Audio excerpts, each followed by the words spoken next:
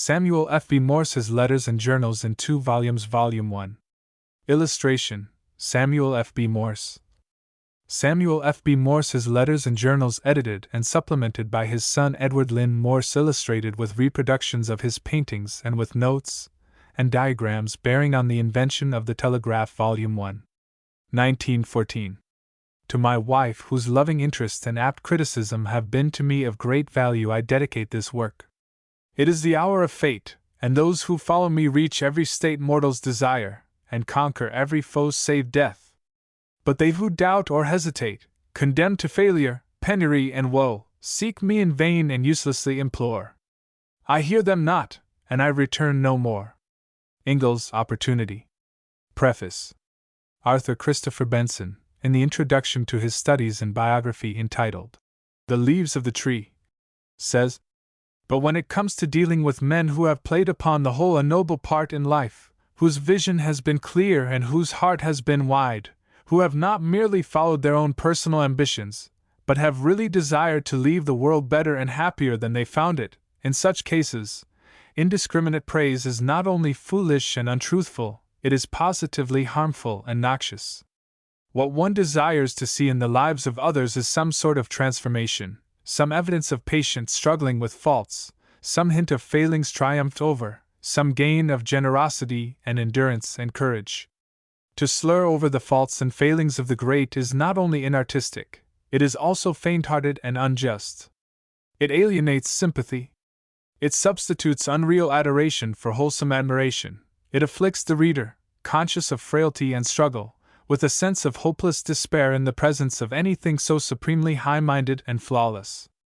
The judgment of a son may, perhaps, be biased in favor of a beloved father. He may unconsciously slur over the faults and failings, and lay emphasis only on the virtues. In selecting and putting together the letters, diaries, etc., of my father, Samuel F. B. Morse, I have tried to avoid that fault. My desire has been to present a true portrait of the man, with both lights and shadows duly emphasized, but I can say with perfect truth that I have found but little to deplore. He was human, he had his faults, and he made mistakes. While honestly differing from him on certain questions, I am yet convinced that, in all his beliefs, he was absolutely sincere, and the deeper I have delved into his correspondence, the more I have been impressed by the true nobility and greatness of the man. His fame is now secure, but like all great men, he made enemies who pursued him with their calumnies even after his death, and others, perfectly honest and sincere, have questioned his right to be called the inventor of the telegraph. I have tried to give credit where credit is due with regard to certain points in the invention, but I have also given the documentary evidence, which I am confident will prove that he never claimed more than was his right. For many years after his invention was a proved success, almost to the day of his death, he was compelled to fight for his rights.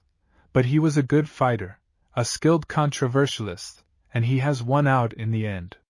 He was born and brought up in a deeply religious atmosphere, in a faith which seems to us of the present day as narrow, but, as will appear from his correspondence, he was perfectly sincere in his beliefs, and unfalteringly held himself to be an instrument divinely appointed to bestow a great blessing upon humanity.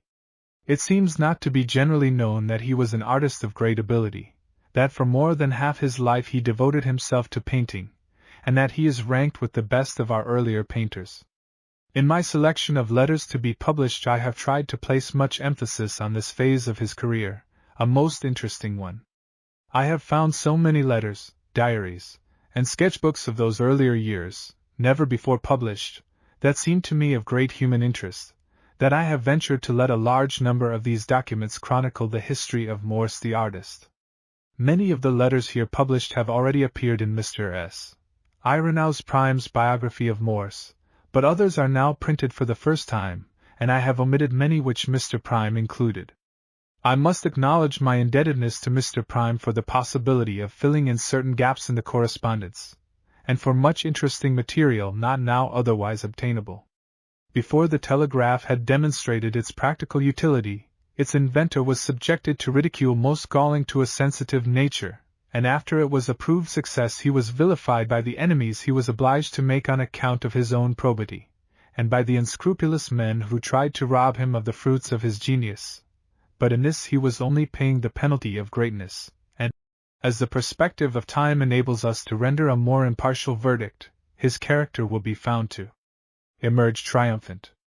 His versatility and abounding vitality were astounding. He would have been an eminent man in his day had he never invented the telegraph. But it is of absorbing interest, in following his career, to note how he was forced to give up one ambition after another, to suffer blow after blow which would have overwhelmed a man of less indomitable perseverance, until all his great energies were impelled into the one channel which ultimately led to undying fame.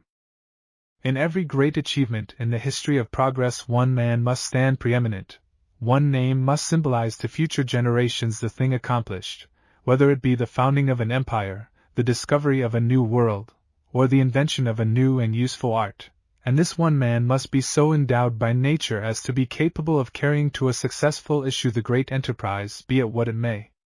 He must, in short, be a man of destiny. That he should call to his assistance other men, that he should legitimately make use of the labors of others, in no wise detracts from his claims to greatness. It is futile to say that without this one or that one the enterprise would have been a failure, that without his officers and his men the general could not have waged a successful campaign. We must, in every great accomplishment which has influenced the history of the world, search out the mastermind to whom, under heaven, the epoch-making result is due, and him must we crown with the laurel wreath. Of nothing is this more true than of invention, for I venture to assert that no great invention has ever sprung Minerva-like from the brain of one man. It has been the culmination of the discoveries, the researches, yes, and the failures, of others, until the time was ripe and the destined man appeared. While due credit and all honor must be given to the other laborers in the field, the niche in the temple of fame must be reserved for the one man whose genius has combined all the known elements, and added the connecting link to produce the great result. As an invention the telegraph was truly epoch-making. It came at a time when steam navigation on land and water was yet in its infancy, and it is idle to speculate on the slow progress which this would have made had it not been for the assistance of the electric spark. The science of electricity itself was but an academic curiosity, and it was not until the telegraph had demonstrated that this mysterious force could be harnessed to the use of man, that other men of genius arose to extend its usefulness in other directions, and this, in turn, stimulated invention in many other fields, and the end is not yet. It has been necessary, in selecting letters, to omit many fully as interesting as those which have been included, barely to touch on subjects of research, or of political and religious discussion, which are worthy of being pursued further, and to omit some subjects entirely. Very probably another more experienced hand would have made a better selection, but my aim has been to give, through characteristic letters and contemporary opinions, an accurate portrait of the man, and a succinct history of his life and labors. If I have succeeded in throwing a new light on some points which are still the subject of discussion, if I have been able to call attention to any facts which until now have been overlooked or unknown, I shall be satisfied. If I have been compelled to use very plain language with regard to some of those who were his open or secret enemies, or who have been posthumously glorified by others, I have done so with regret. Such as it is, I send the book forth in the hope that it may add to the knowledge and appreciation of the character of one of the world's great men, and that it may, perhaps, be an inspiration to others who are striving, against great odds, to benefit their fellow men, or to those who are championing the cause of justice and truth. Edward Lynn Morse. Chapter 1, April 27, 1791, September 8, 1810. Birth of S.F.B. Morse. His parents. Letters of Dr. Belknap and Rev. Mr. Wells. Phillips, Andover. First letter. Letter from his father. Religious letter from Morse to his brothers. Letters from the mother to her sons. Morse enters Yale. His journey there. Difficulty in keeping up with his class. Letter of warning from his mother. Letters of Jedediah Morse to Bishop of London and Lindley Murray. Morse becomes more studious. Bill of expenses. Longing to travel and interest in electricity. Philadelphia and New York. Graduates from college. Wishes to accompany Alston to England, but submits to parents' desires. Chapter 2, October 31st, 1810 to August 17th, 1811. Enters bookshop as clerk. Devotes leisure to painting. Leaves shop. Letter to his brothers on appointments at Yale. Letters from Joseph P. Rossiter. Morse's first love affair. Paints. Landing of the Pilgrims. Prepares to sail with Alston's for England. Letters of introduction from his father. Disagreeable stage ride to New York. Sails on the Lydia. Prosperous voyage. Liverpool. Trip to London. Observations on people and customs. Frequently cheated. Critical time in England. Dr. Letsum. Sheridan's verse. Longing for a telegraph. A ghost. Chapter 3, August 24th, 1811 to December 1st, 1811. Benjamin West. George 3. Morse begins his studies. Introduced to West. Enthusiasms. Smuggling and lotteries. English appreciation of art. Copley. Friendliness of West. Elgin marbles. Cries of London. Custom and knocking. Witnesses balloon ascension. Crowds. Vauxhall Gardens. St. Bartholomew's Fair. Efforts to be economical. Signs of war. Mails delayed. Admitted to Royal Academy. Disturbances, riots, and murders. Chapter 4, January 18th, 1812 to August 6th, 1812. Political opinions. Charles R. Leslie's Reminiscences of Morse, Alston, King, and Coleridge. C.B. King's letter. Sidney E. Morse's letter. Benjamin West's kindness. Sir William Beechey. Murders, robberies, etc. Morse and Leslie paint each other's portraits. The elder Morse's financial difficulties. He deprecates the war talk. The son differs from his father. The Prince Regent. Orders and counsel. Estimate of West. Alarming state of affairs in England. Assassination of Perceval, Prime Minister. Execution of assassin. Morse's love for his art. Stephen Van Rensselaer. Leslie the friend and Alston the master. Afternoon tea. The elder Morse well known in Europe. Lord Castlereagh. The Queen's drawing room. Kemble and Mrs. Siddons. Zachary Macaulay. Warning letter from his parents. War declared. Morse approves. Gratitude to his parents, and to Alston. Chapter 5, September 20th, 1812 to June 13th, 1813. Models the Dying Hercules. Dreams of greatness. Again expresses gratitude to his parents. Begins painting of Dying Hercules. Letter from Jeremiah Everts. Morse upholds righteousness of the war. Henry Thornton. Political discussions. Gilbert Stuart. William Wilberforce. James Wynn's Reminiscences of Morse, Coleridge, Leslie, Alston, and Dr. Abernethy. Letters from his mother and brother. Letters from friends on the state of the fine arts in America. The Dying Hercules. Exhibited at the Royal Academy. Expenses of painting. Receives a Delphi Gold Medal for statuette of Hercules. Mr. Dunlap's Reminiscences. Critics praise Dying Hercules. Chapter 6, July 10th, 1813 to April 6th, 1814. Letter from the father on economies and political views. Morse deprecates lack of spirit in New England and rejoices at Wellington's victories. Alston's poems. Morse coat of arms. Letter of Joseph Hillhouse. Letter of exhortation from his mother. Morse wishes to stay longer in Europe. Amused at mother's political views. The father sends more money for a longer stay. Sidney exalts poetry above painting. His mother warns him against infidels and actors. Bristol. Optimism. Letter on infidels and his own religious observances. Future of American art. He is in good health, but thin. Letter from Mr. Visger. Benjamin Burritt, American prisoner. Efforts in his behalf unsuccessful. Capture of Paris by the Allies. Again expresses gratitude to parents. Writes a play for Charles Matthews. Not produced. Chapter 7, May 2nd, 1814 to October 11th, 1814. Alston writes encouragingly to the parents. Morse unwilling to be mere portrait painter. Ambitious to stand at the head of his profession. desires patronage from wealthy friends. Delay in the mails. Account of entree of Louis XVIII into London. The Prince Regent. Indignation at acts of English. His parents relieved at hearing from him after 7 months' silence. No hope of patronage from America. His brothers. Account of fates. Emperor Alexander, King of Prussia, Blucher, Platoff. Wishes to go to Paris.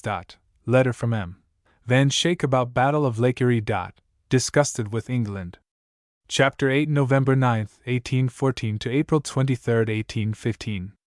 Does not go to Paris. Letter of admonition from his mother. His parents' early economies. Letter from Leslie. Letter from Rev. S.F. Jarvis on politics. The mother tells of the economies of another young American, Dr. Parkman. The son resents constant exhortations to economize, and tells of meanness of Dr. Parkman. Writes of his own economies and industry. Disgusted with Bristol. Prophesies peace between England and America. Estimates of Morse's character by Dr. Romaine and Mr. Van Schaik. The father regrets reproof of son for political views. Death of Mrs. Alston. Disagreeable experience in Bristol. More economies. Napoleon I. Peace. Chapter 9, May 8, 1815 to October 18, 1816. Decides to return home in the fall. Hopes to return to Europe in a year. Ambitions. Paints. Judgment of Jupiter. Not allowed to compete for premium. Mr. Russell's portrait. Reproof of his parents. Battle of Waterloo.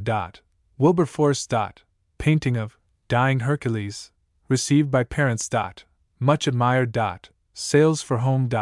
Dreadful voyage lasting 58 days. Extracts from his journal. Home at last. Chapter 10, April 10, 1816 to October 5, 1818. Very little success at home. Portrait of ex-President John Adams. Letter to Alston on sale of his dead man restored to life. Also apologizes for hasty temper.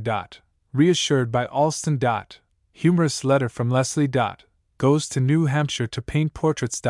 Concord. Meets Miss Lucretia Walker. Letters to his parents concerning her. His parents reply. Engaged to Miss Walker. His parents approve. Many portraits painted. Miss Walker's parents consent. Success in Portsmouth. Morse and his brother invent a pump. Highly endorsed by President Day and Eli Whitney. Miss Walker visits Charlestown. Morse's religious convictions. More success in New Hampshire. Winter in Charleston, South Carolina. John A. Alston. Success. Returns north. Letter from his uncle Dr. Finley. Marriage. Chapter 11, November 19, 1818 to March 31, 1821. Morse and his wife go to Charleston, South Carolina. Hospitably entertained and many portraits painted.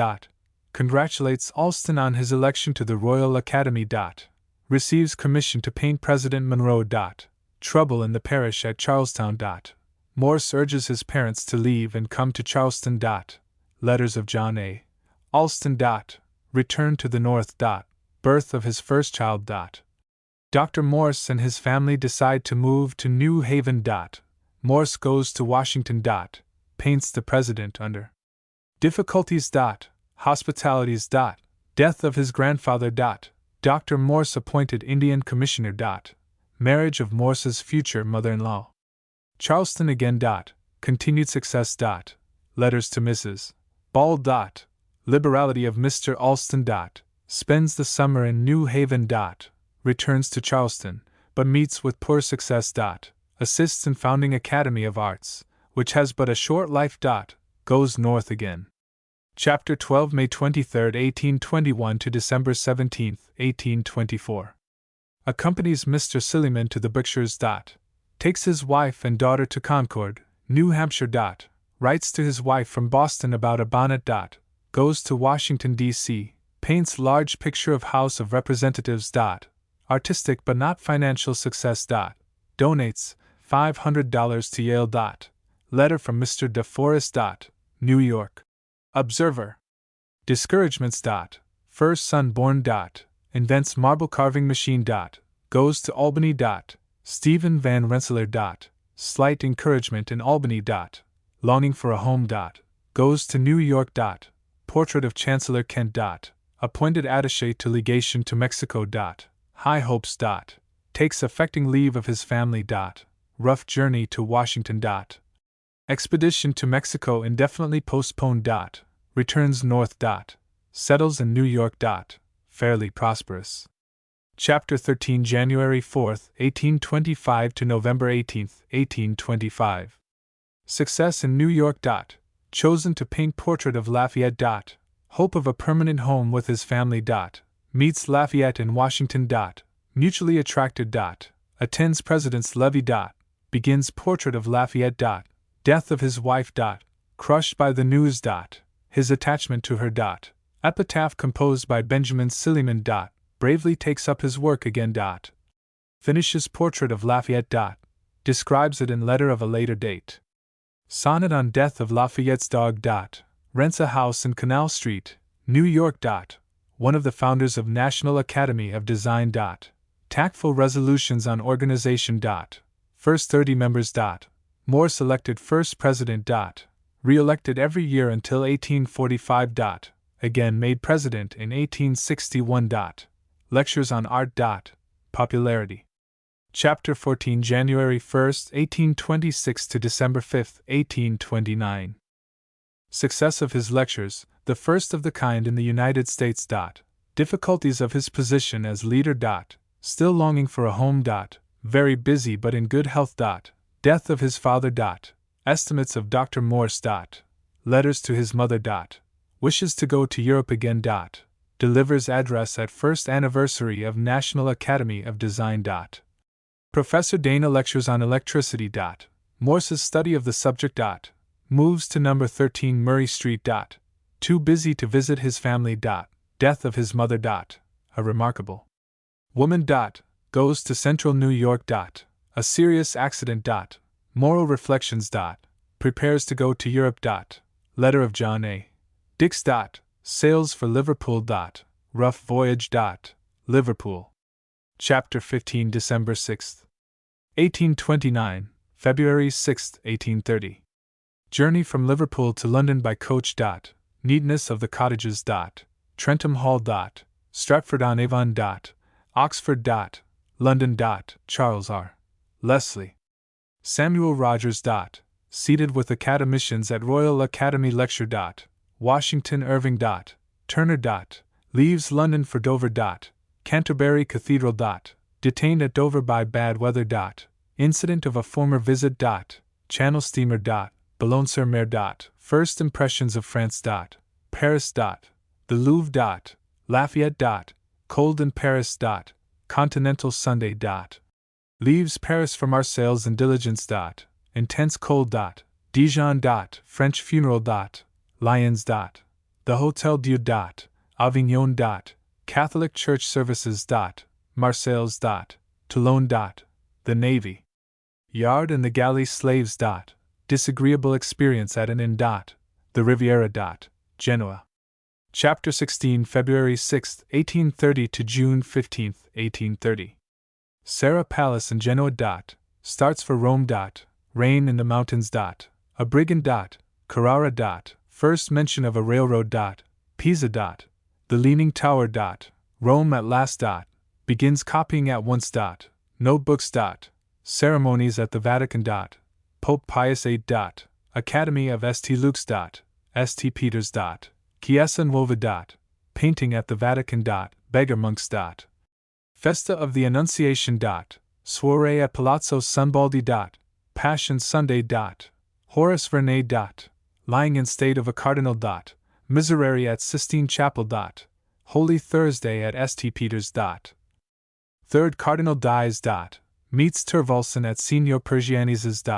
Manners of English, French, and Americans. Landy's pictures. Funeral of a young girl. Trip to Tivoli, Subiaco. Procession of the Corpus Domini. Disagreeable experience. Chapter 17, June 17, 1830 to February 2, 1831. Working hard. Trip to Genzano.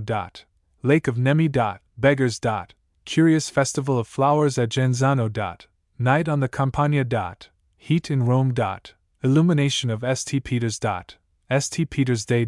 Vaults of the Church. Feebleness of Pope.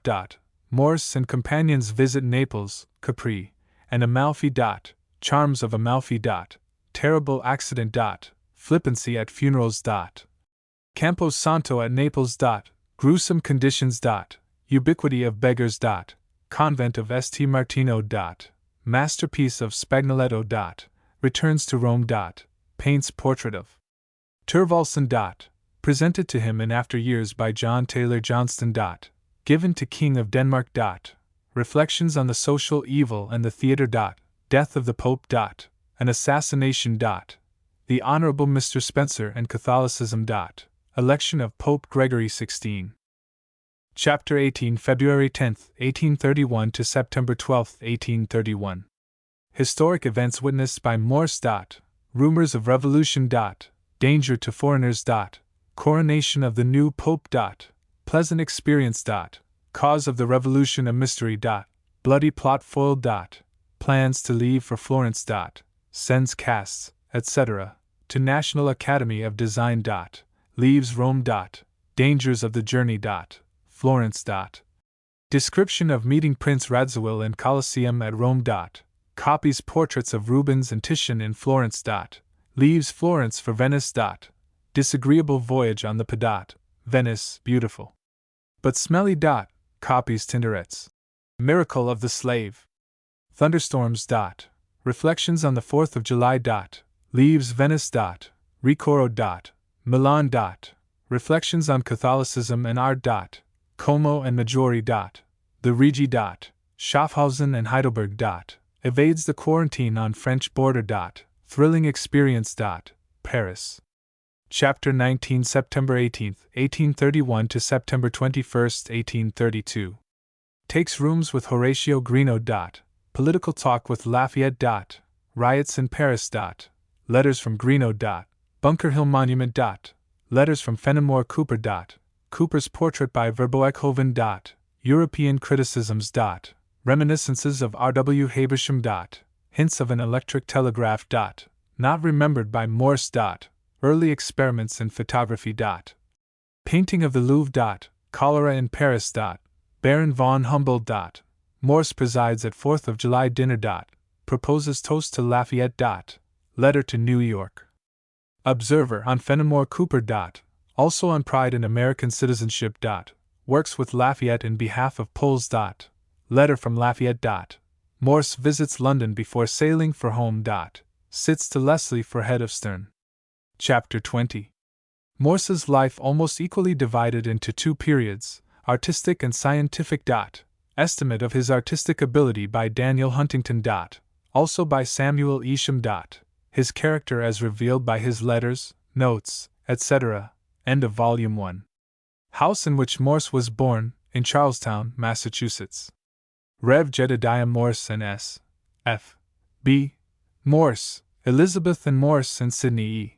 Morse from portraits by a Mr. Sargent, who also painted portraits of the Washington family. The Dying Hercules painted by Morse in 1813. Letter of Morse to his parents, October 18, 1815. Mr. D. C. De Forest, Mrs. D. C. De Forest from paintings by Morse now in the gallery of the Yale School of the Fine Arts. Lucretia Pickering Walker, wife or S. F. B. Morse, and two children painted by Morse. Study for portrait of Lafayette now in New York Public Library. Elizabeth A. Morse painted by Morse. Jeremiah Evarts from a portrait painted by Morse and owned by Sherman Evarts, Esq. DeWitt Clinton painted by Morse. Owned by the Metropolitan Museum, New York. Henry Clay painted by Morse.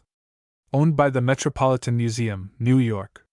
Susan W. Morse.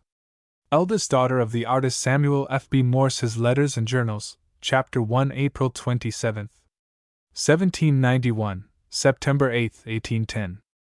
Birth of S. F. B. Morse. His parents. Letters of Dr. Belknap and Rev. Mr. Wells. Phillips, Andover. First letter. Letter from his father. Religious letter from Morse to his brothers. Letters from the mother to her sons. Morse enters Yale. His journey there. Difficulty in keeping up with his class. Letter of warning from his mother. Letters of Jedediah Morse to Bishop of London and Lindley Murray. Morse becomes more studious. Bill of expenses. Longing to travel and interest in electricity. Philadelphia and New York. Graduates from college. Wishes to accompany Alston to England, but submits to parents' desires. Samuel Finley Breese Morse was born in Charlestown, Massachusetts, on the 27th day of April, AD 1791.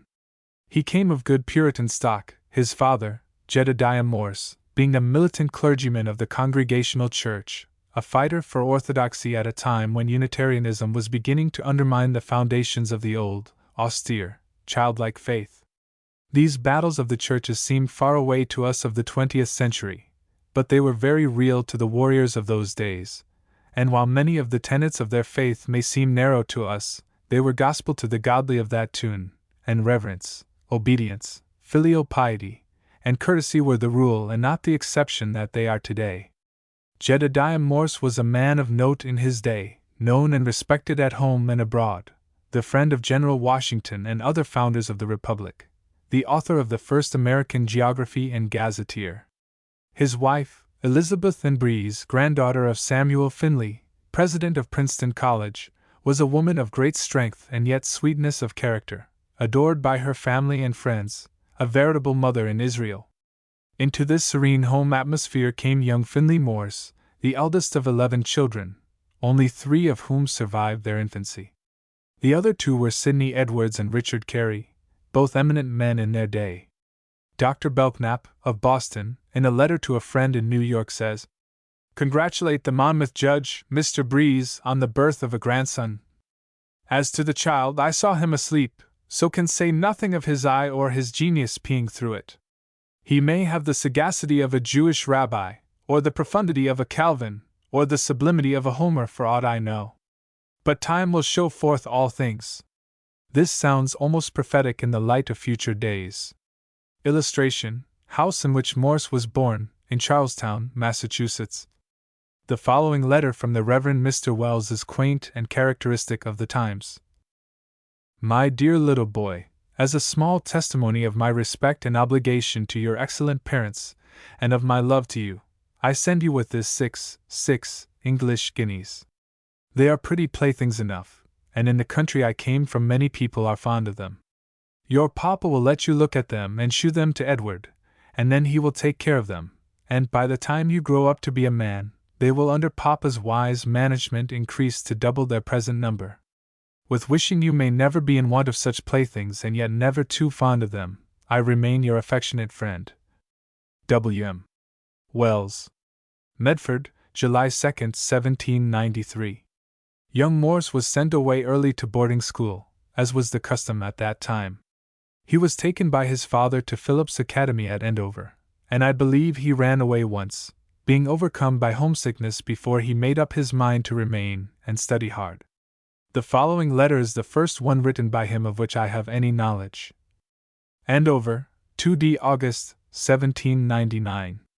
Dear Papa, I hope you are well. I will thank you if you will send me up some quills. Give my love to Mama and Nancy and my little brothers. Please to kiss them for me and send me up some very good paper to write to you. I have as many blackberries as I want. I go and pick them myself. Samuel Finley Breese Morse, your son, 1799. This from his father is characteristic of many written to him and to his brothers while they were at school and college. Charlestown, February 21, 1801. My dear son, you do not write me as often as you ought. In your next you must assign some reason for this neglect. Possibly I have not received all your letters. Nothing will improve you so much in epistolary writing as practice. Take great pains with your letters. Avoid vulgar phrases. Study to have your ideas pertinent and correct and clothe them in an easy and grammatical dress. Pay attention to your spelling, pointing, the use of capitals, and to your handwriting. After a little practice these things will become natural and you will thus acquire a habit of writing correctly and well. General Washington was a remarkable instance of what I have now recommended to you. His letters are a perfect model for epistolary writers. They are written with great uniformity in respect to the handwriting and disposition of the several parts of the letter. I will show you some of his letters when I have the pleasure of seeing you next vacation, and when I shall expect to find you much improved. Your natural disposition, my dear son, renders it proper for me earnestly to recommend to you to attend to one thing at a time. It is impossible that you can do two things well at the same time, and I would, therefore, never have you attempt it. Never undertake to do what ought not to be done, and then, whatever you undertake, endeavor to do it in the best manner. It is said of De Witt, a celebrated statesman in Holland, who was torn to pieces in the year 1672, that he did the whole business of the Republic and yet had time left to go to assemblies in the evening and sup in company. Being asked how he could possibly find time to go through so much business, and yet amuse himself in the evenings as he did, he answered there was nothing so easy, for that it was only doing one thing at a time, and never putting off anything till tomorrow that could be done today. This steady and undissipated attention to one object is a sure mark of a superior genius, as hurry, bustle, and agitation are the never-failing symptoms of a weak and frivolous mind. I expect you will read this letter over several times that you may retain its contents in your memory, and give me your own opinion on the advice I have given you. If you improve this well, I shall be encouraged to give you more as you may need it. Your affectionate parent, J. Morse. This was written to a boy 10 years old. I wonder if he was really able to assimilate it. I shall pass rapidly over the next few years, for, while there are many letters which make interesting reading, there are so many more of the later years of greater historical value that I must not yield to the temptation to linger.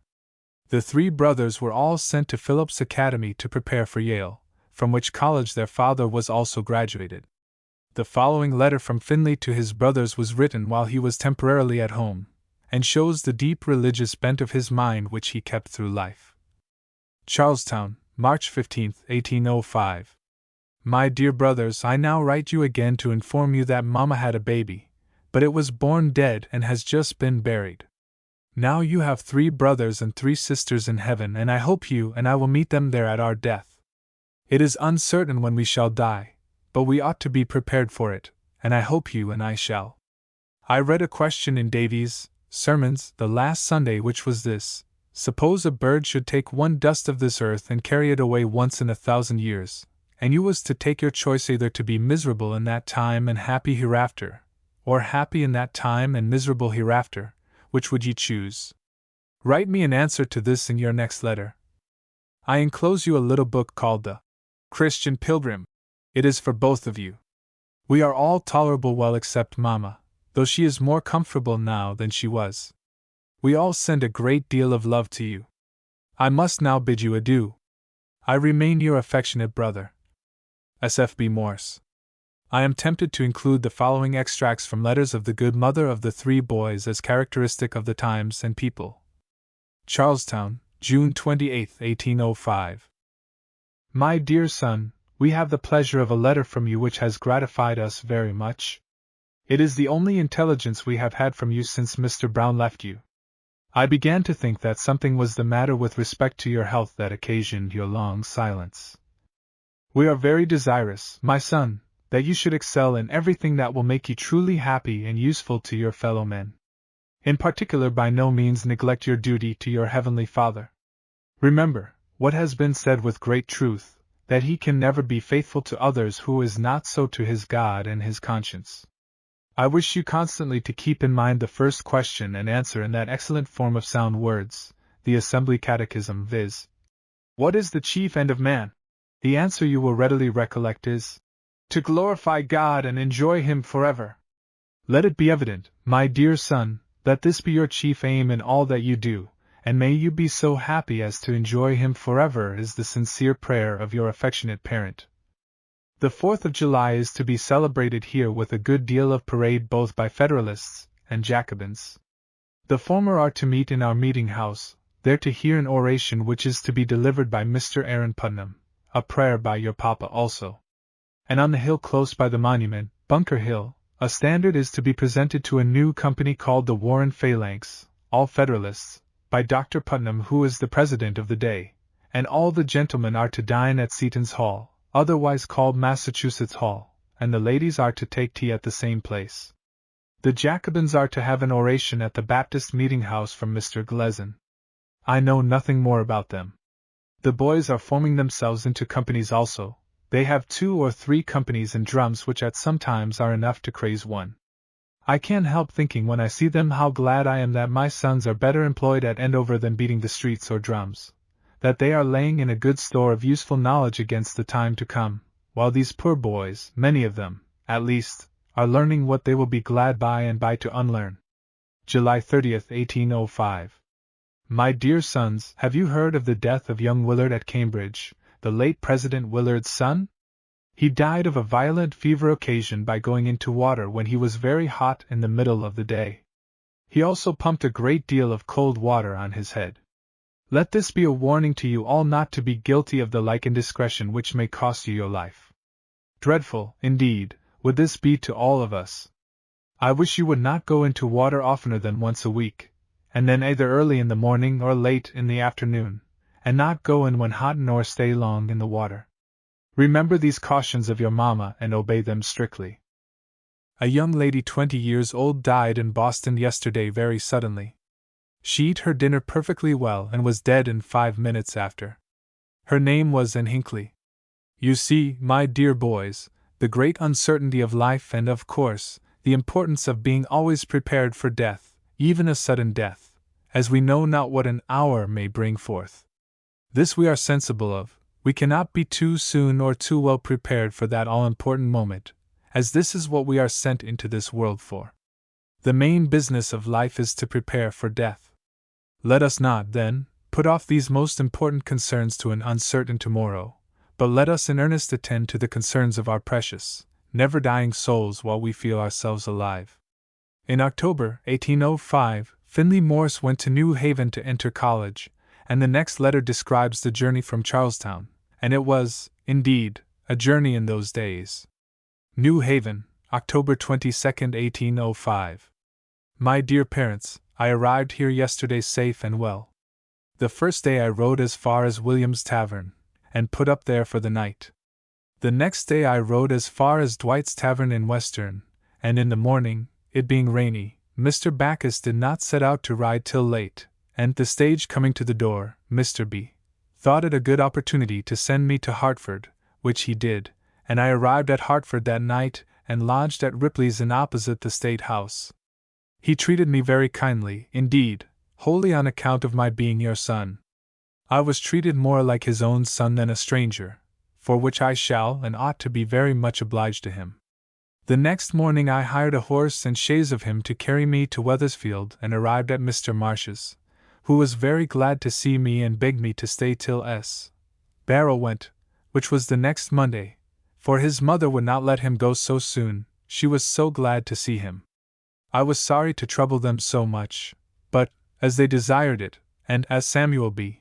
was not to go till then, I agreed to stay and hope you will not disapprove it, and am sorry I could not write you sooner to relieve your minds from your anxiety on my account, and am sorry for giving my good parents so much trouble and expense. You expend and have expended a great deal more money upon me than I deserve, and granted me a great many of my requests, and I am sure I can certainly grant you one, that of being economical, which I shall certainly be and not get money to buy trifling things. I begin to think money of some importance, and too great value to be thrown away. Yesterday morning about 10 o'clock I set out for New Haven with S. Barrow and arrived well a little before dark. I went directly to Dr. Dwight's, which I easily found, and delivered the letter to him, drank tea at his house, and then Mr. Sereno Dwight carried me to Mr. Davis's, who had agreed to take me. While I was at Dr. Dwight's there was a woman there whom the doctor recommended to Sam B. and me to have our mending done, and Mrs. Davis or a washerwoman across the way will do my washing, so I am very agreeably situated. I also gave the letter to Mr. Beers and he has agreed to let me have what you desired. I have got Homer's Iliad in 2 volumes, with Latin translation of him, for $3.25. I need no other books at present. S. Barrow has a room in the North College and, as he says, a very agreeable chum. Next spring I hope you will come on, and fix matters. I long to get into the college, for it appears to me now as though I was not a member of college but fitting for college. I hope next spring will soon come. My whole journey from Charlestown here cost me £2.16_s. And 4_d. A great deal more than either you or I had calculated on. I am sorry to be of so much trouble to you and the cause of so much anxiety in you and especially in Mamma. I wish you to give my very affectionate love to my dear brothers, and tell them they must write me and not be homesick.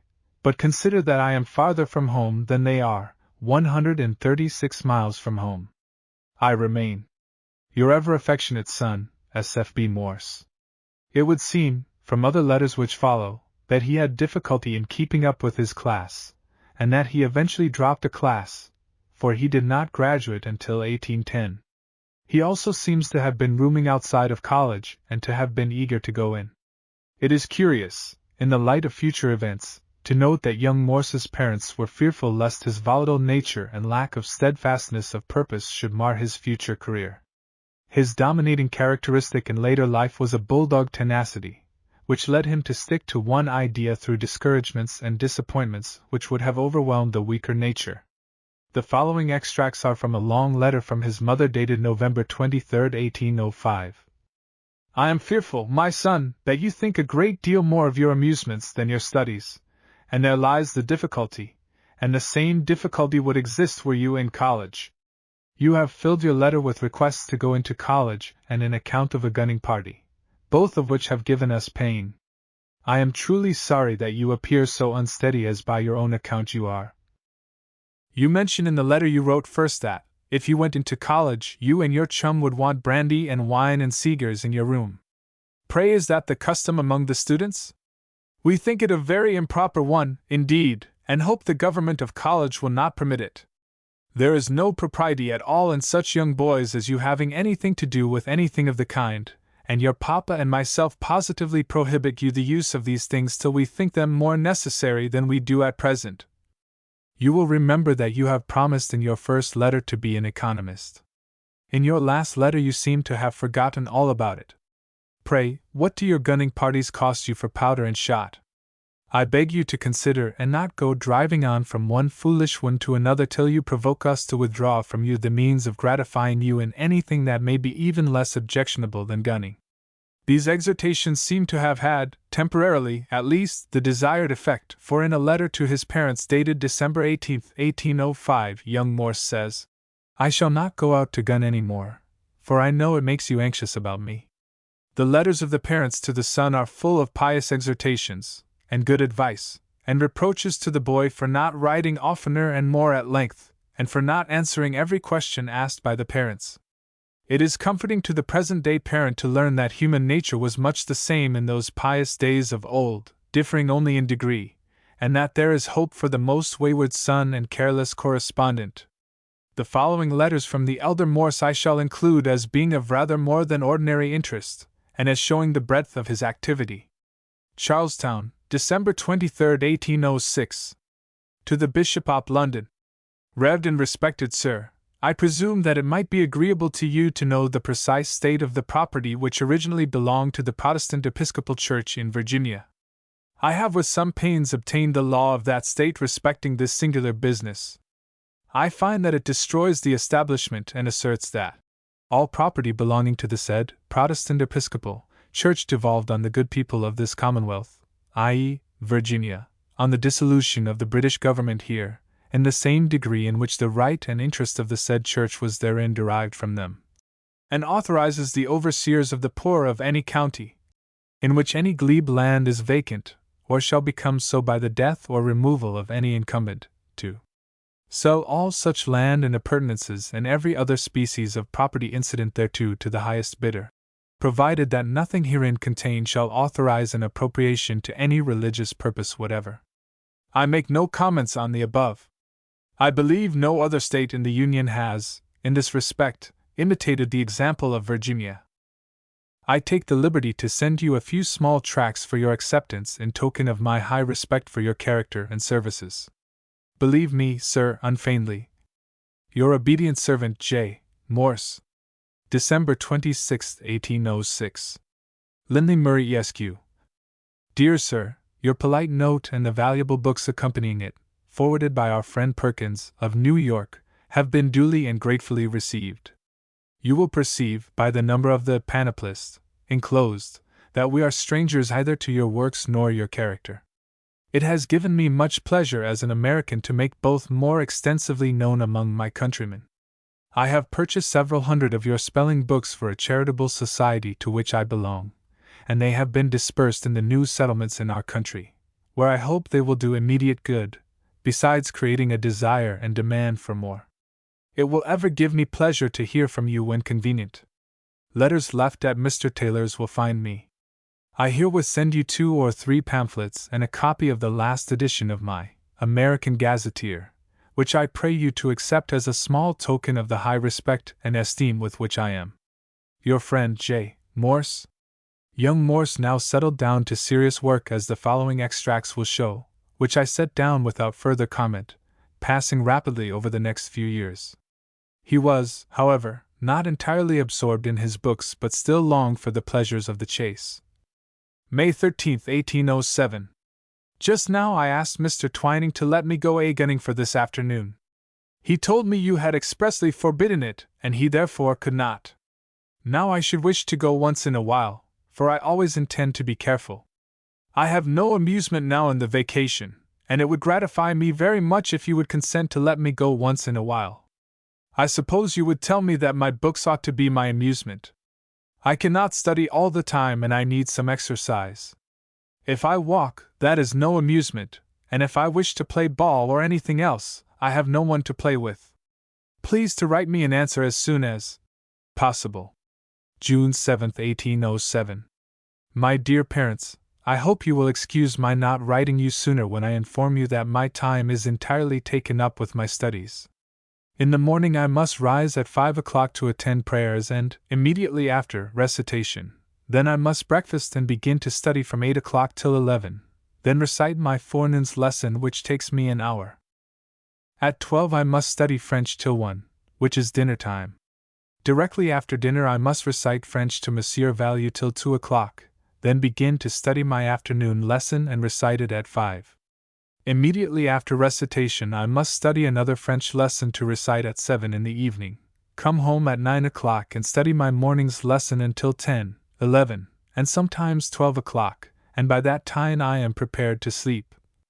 You see now I have enough to do, my hands as full as can be, not 5 minutes' time to take recreation. I am determined to study and, thus far, have not missed a single word. The students call me by the nickname of Geography. June 18, 1807. Last week I went to Mr. Beers and saw a set of Montaigne's essays in French in 8 volumes, duodecimo, handsomely bound in calf and gilt, for $2. The reason they are so cheap is because they are wicked and bad books for me or anybody else to read.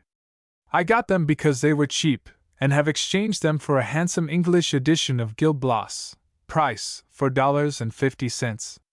In the fall of 1807 Finley Morse returned to college accompanied by his next younger brother, Sidney Edwards. In a letter of March 6, 1808, he says, Edwards and myself are very well and I believe we are doing well, but you will learn more of that from our instructors. In this same letter he says, I find it impossible to live in college without spending money. At one time a letter is to be paid for, then comes up a great tax from the class or society, which keeps me constantly running after money. When I have money in my hand I feel as though I had stolen it, and it is with the greatest pain that I part with it. I think every minute I shall receive a letter from home blaming me for not being more economical, and thus I am kept in distress all the time. The amount of my expenses for the last term was $15, expended in the following manner. Dolls. CTS. Postage $2.05, oil .50, taxes, fines, etc. 3.00, oysters .50, washbowl .37-1/2, skillet .33, axe $1.33, catalogs .121.45, powder and shot 1.12-1/2, cakes, etc. 1.75, wine. Thanks.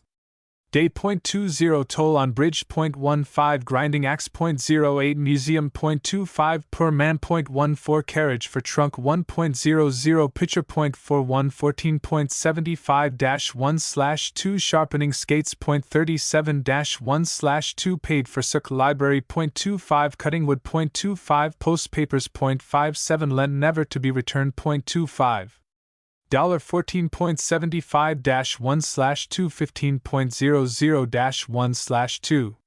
In my expenses I do not include my wood, tuition bills, board or washing bills. How characteristic of all boys of all times the etc., etc., etc. tacked on to the cakes item, and how many boys of the present day would bewail the extravagance of $15 spent in one term on extras. In a postscript in this same letter he says, "The students are very fond of raising balloons at present. I will, with your leave, when I return home make one. They are pleasant sights."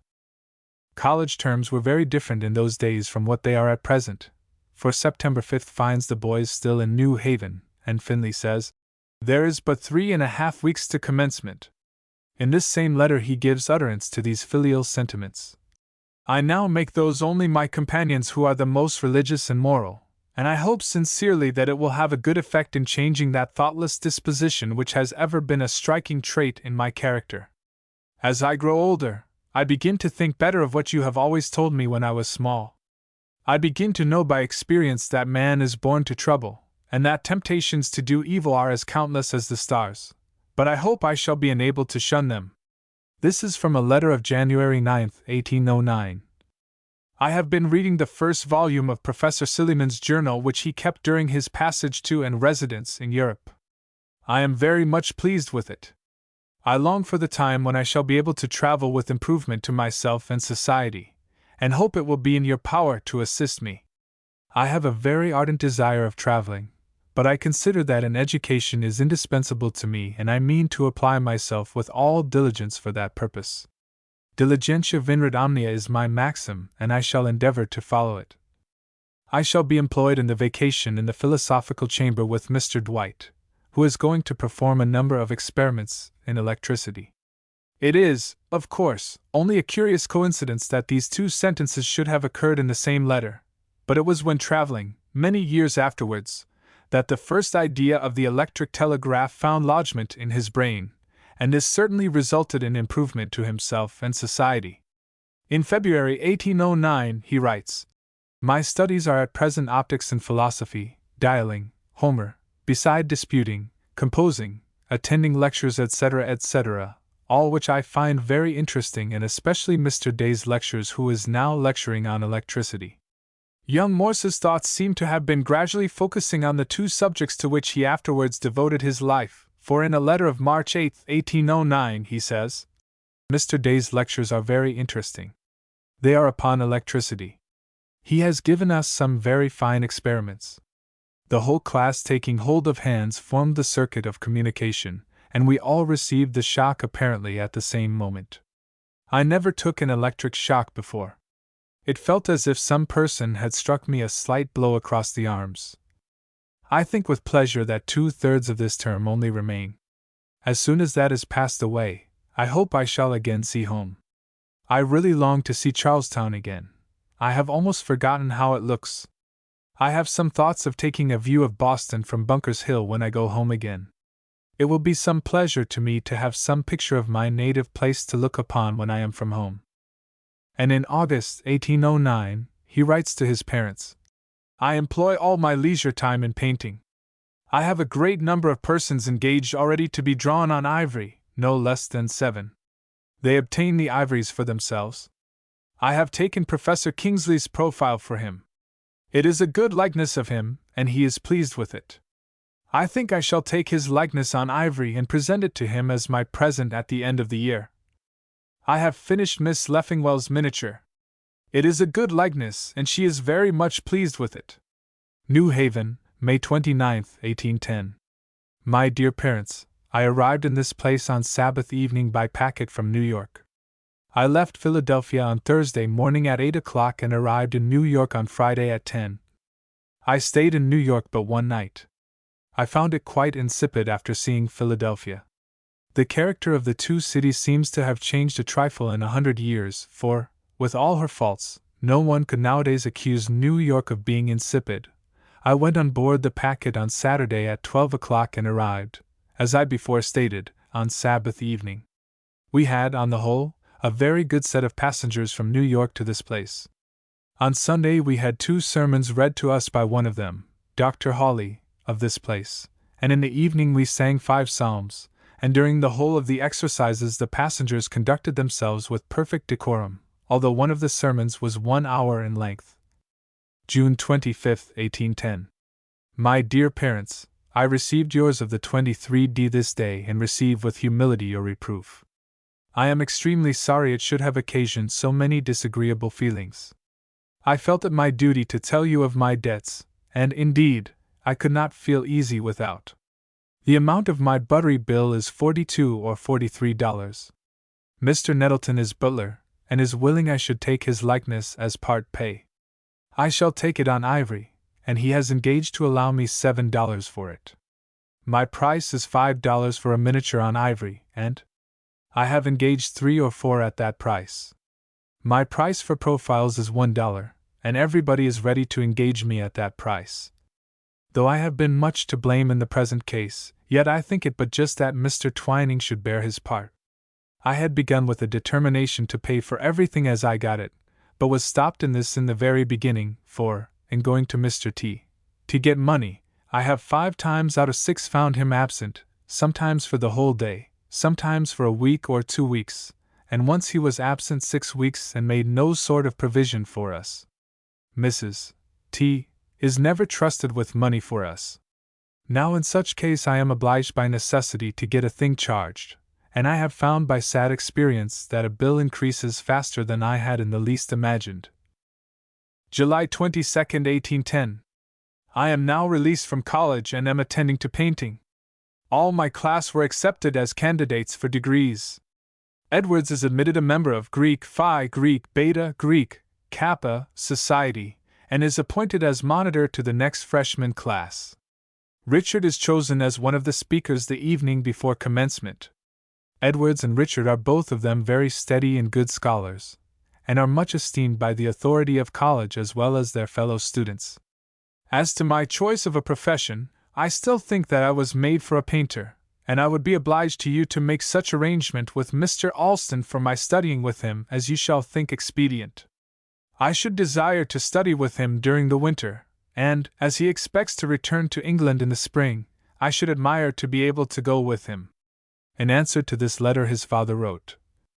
Charlestown, July 26, 1810.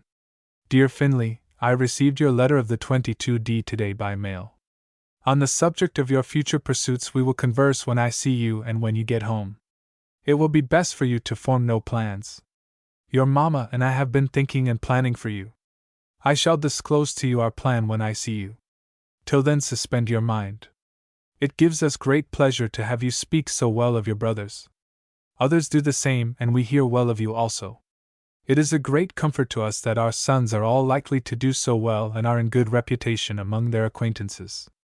Could we have reason to believe you were all pious and had chosen the good part, our joy concerning you all would be full. I hope the Lord in due time will grant us this pleasure. Seek the Lord, my dear son, while he may be found. Your affectionate father, J. Morse. Illustration, Elizabeth and Morse and Sidney E.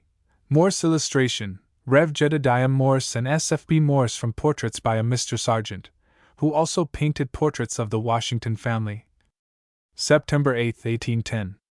Dear Mama, Papa arrived here safely this evening and I need not tell you we were glad to see him.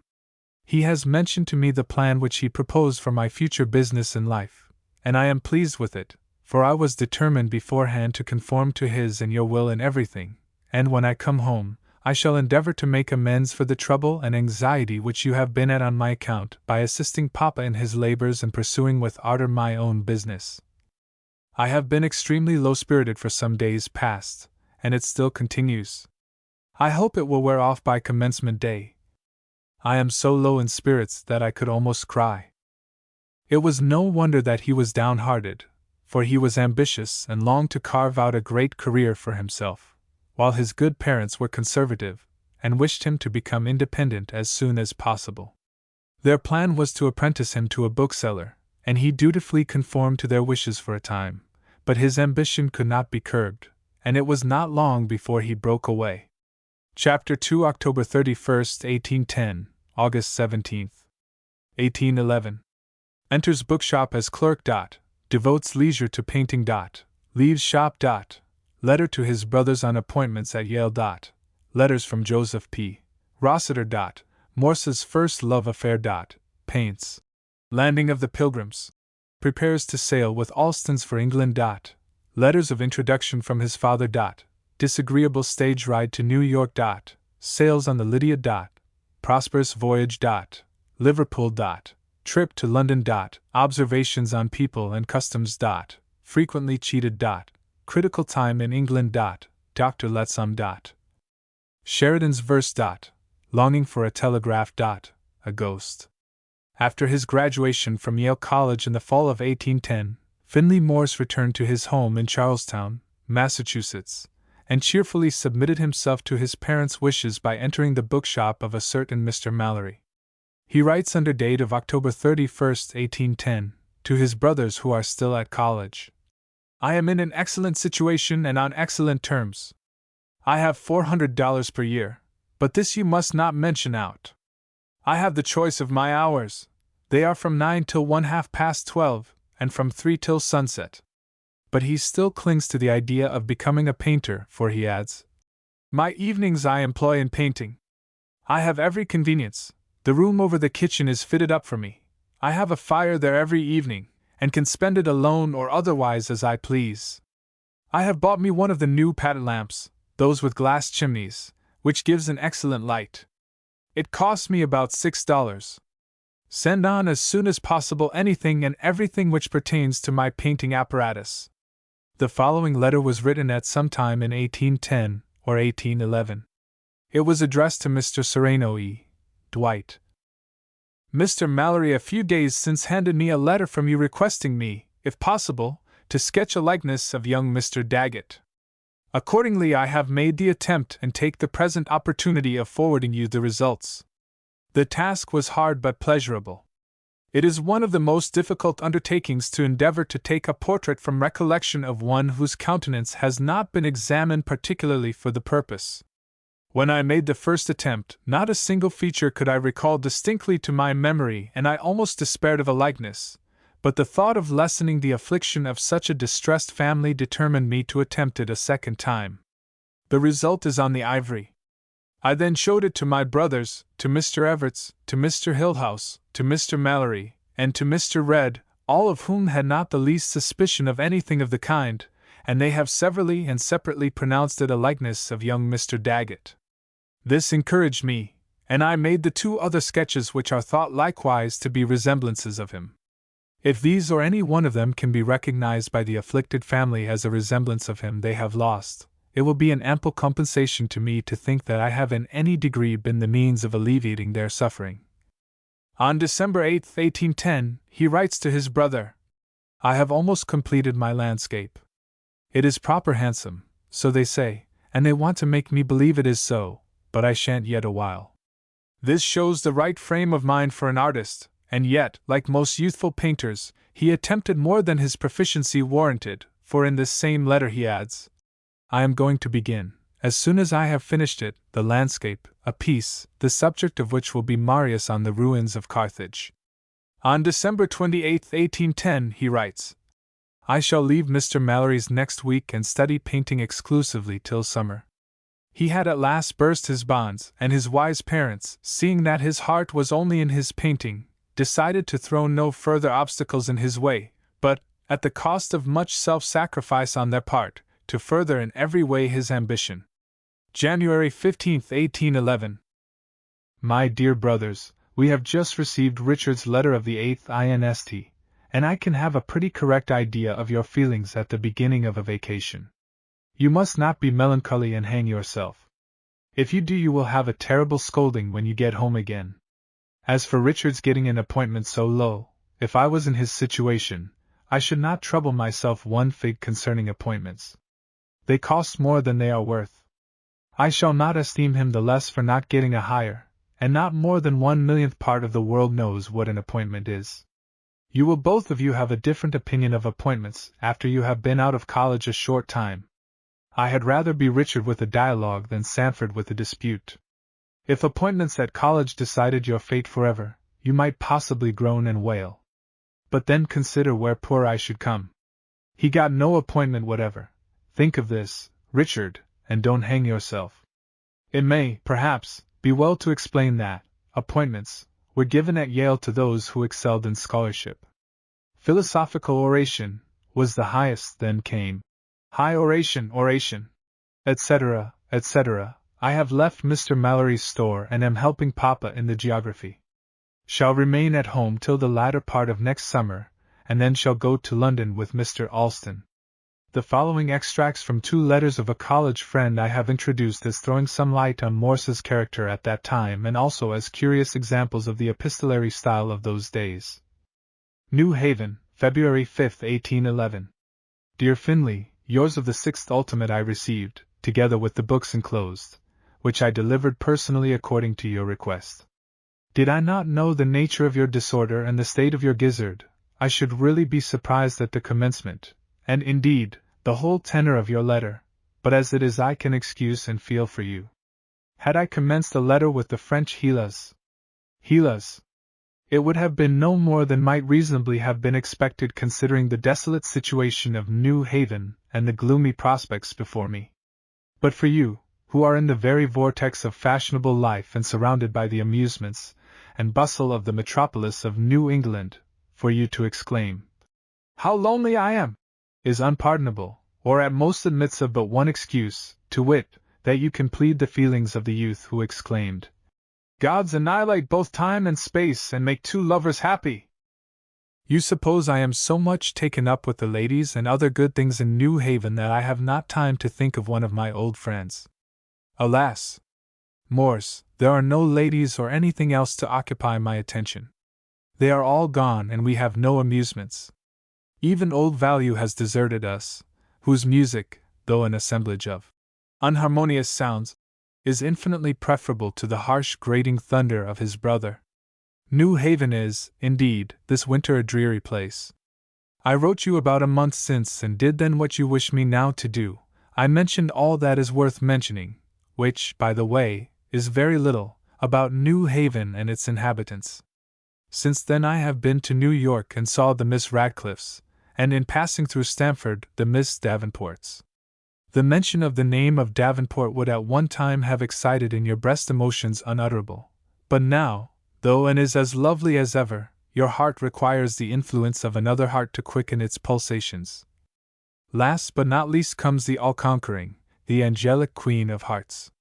I have not seen her since she left New Haven, but have heard from her sister Eliza that she is in good health and is going in April to New York with Mrs. Jarvis, her sister, to spend the summer and perhaps a longer time, where she will probably break many a proud heart and bend many a stubborn knee. I fear, Morse, unless you have her firmly in your toils, I fear she may not be able to withstand every attack, for New York abounds with elegant and accomplished young men. You mention that you have again changed your mind as to the business which you intend to pursue. I really thought that the plan of becoming a bookseller would be permanent because sanctioned by parental authority, but I am now convinced that your mind is so much bent upon painting that you will do nothing else effectually. It is indeed a noble art, and if pursued effectually leads to the highest eminence, for painters rank with poets, and to be placed in the scale with Milton and Homer is an honor that few of mortal mold attain unto. I wish, Finley, that you would paint me a handsome piece for a keepsake as you are going to Europe and may not be back in a hurry. Present my respects to Mr. Hillhouse. His father's family are well. Adieu. Your affectionate friend, Jos. P. Rossiter. From this letter and from others we learn that young Morse's youthful affections were fixed on a certain charming Miss Jeanette Hart, but alas! He proved a faithless lover, for his friend Rossiter thus reproves him in a letter of May 8, 1811. Oh! Most amazing change! Can it be possible? Oh! Love, and all ye cordial powers of passion, forbid it. Still the dreadful words glare on my sight. Alas! Alas! And is it then a fact? If so, 't is pitiful, 't is wondrous pitiful. Cupid, tear off your bandage, new string your bow, and tip your arrows with harder adamant. Oh! Shame upon you! Only hear the words of your exultant votarist. Even love, which according to the proverb conquers all things, when put in competition with painting, must yield the palm and be a willing captive. Oh! Fie, good Master Cupid, you shoot but poorly if a victim so often wounded can talk in terms like these. Poor luckless Jeanette. The epithets divine and heavenly which have so often been applied to thee are now transferred to miserable daubings with oil and clay. Dame Nature, your triumph has been short. Poor foolish beldam, you thought, indeed, when you had formed your masterpiece and named her Jeanette, that unqualified admiration would be extorted from the lips of prejudice itself, and that, at least, till age had worn off the first dazzling luster from your favorite, your sway would have been unlimited and your exultation immeasurable. My good old dame, hear for your comfort what a foolish, fickle youth has dared to say of your darling Jeanette, and that while she is yet in the first blush and bloom of virgin loveliness. Next to painting I love Jeanette the best. Insufferable blasphemy. Hear, O heavens, and be amazed. Tremble, O earth, and be horribly afraid. In spite of this impassioned arraignment, Morse devoted himself exclusively to his art for the next few years, and we have only occasional references in the letters that follow to his first serious love affair. We also hear nothing further of Marius on the ruins of Carthage. But in February 1811 he writes to his brothers, I am painting my large piece, The Landing of Our Forefathers at Plymouth. Perhaps I shall have it finished by the time you come home in the spring. My landscape I finished some time since, and it is framed and hung up in the front parlor. At last, in July 1811, the great ambition of the young man was about to be realized, and he prepared to set sail for England with his friend and master, Washington Allston. His father, having once made up his mind to allow his son to follow his bent, did everything possible to further his ambition and assist him in his student years. He gave him many letters of introduction to well-known persons in England and France, one of which, to His Excellency C.M. Talleyrand, I shall quote in full. Sir, I had the honor to introduce to you, some years since, a young friend of mine, Mr. Wilder, who has since resided in your country. Your civility to him induces me to take the liberty to introduce to you my eldest son, who visits Europe for the purpose of perfecting himself in the art of painting under the auspices of some of your eminent artists. Should he visit France, as he intends, I shall direct him to pay his respects to you, sir, assured that he will receive your protection and patronage so far as you can with convenience afford them. In thus doing you will much oblige, sir, with high consideration, your most obedient servant Jed. Morse. In another letter of introduction, to whom I cannot say, as the address on the copy is lacking, the father says, his parents had designed him for a different profession, but his inclination for the one he has chosen was so strong, and his talents for it, in the opinion of some good judges, so promising, that we thought it not proper to attempt to control his choice. In this country, young in the arts, there are few means of improvement. These are to be found in their perfection only in older countries, and in none, perhaps, greater than in yours. In compliance, therefore, with his earnest wishes and those of his friend and patron, Mr. Allston, with whom he goes to London, we have consented to make the sacrifice of feeling, not a small one, and a pecuniary exertion to the utmost of our ability, for the purpose of placing him under the best advantage of becoming eminent in his profession, in hope that he will consecrate his acquisitions to the glory of God and the best good of his fellow men. Morse arrived in New York on July 6, 1811, after a several days' journey from Charlestown, which he describes as very terrible on account of the heat and dust. People were dying from the heat in New York, where the thermometer reached 98 degrees in the shade. He says, my ride to New Haven was beyond everything disagreeable. The sun beating down upon the stage, the sides of which we were obliged to shut up on account of the sun, which was like an oven, and the wind, instead of being in our faces as Papa supposed, was at our back and brought into our faces such columns of dust as to hinder us from seeing the other side of the stage. I never was so completely covered with dust in my life before. Mamma, perhaps, will think that I experienced some inconvenience from such a fatiguing journey, but I never felt better in my life than now. The optimism of youth when it is doing what it wants to do. He had taken passage on the good ship Lydia with Mr. and Mrs. Alston and some 11 other passengers, and the sailing of the ship was delayed for several days on account of contrary winds, but at last, on July 13th, the voyage was begun. On board the Lydia, off Sandy Hook, July 15, 1811. My dear parents, after waiting a great length of time I have got under way.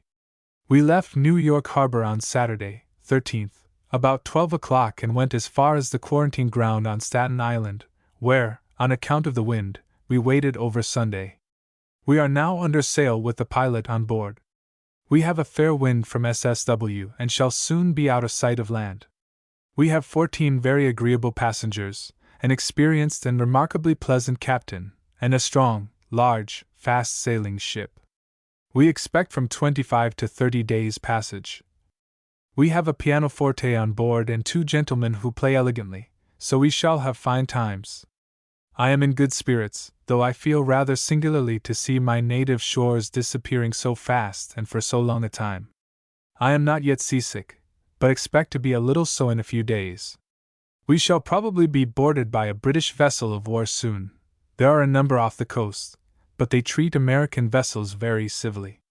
He kept a careful diary of the voyage to England and again resumed it when he returned to America in 1815. The voyage out was most propitious and lasted but 22 days in all, a very short one for that time. As the diary contains nothing of importance relating to the Eastern voyage, being simply a record of good weather, fair winds, and pleasant companions, I shall not quote from it at present. It was all pleasure to the young man, who had never before been away from home, and he sees no reason why people should dread a sea voyage.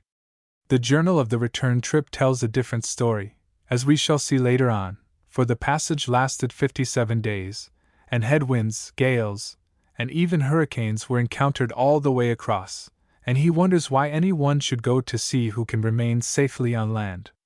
Liverpool, August 7, 1811. My dear parents, you see from the date that I have at length arrived in England. I have had a most delightful passage of 20 days from land to land and 2 in coming up the Channel.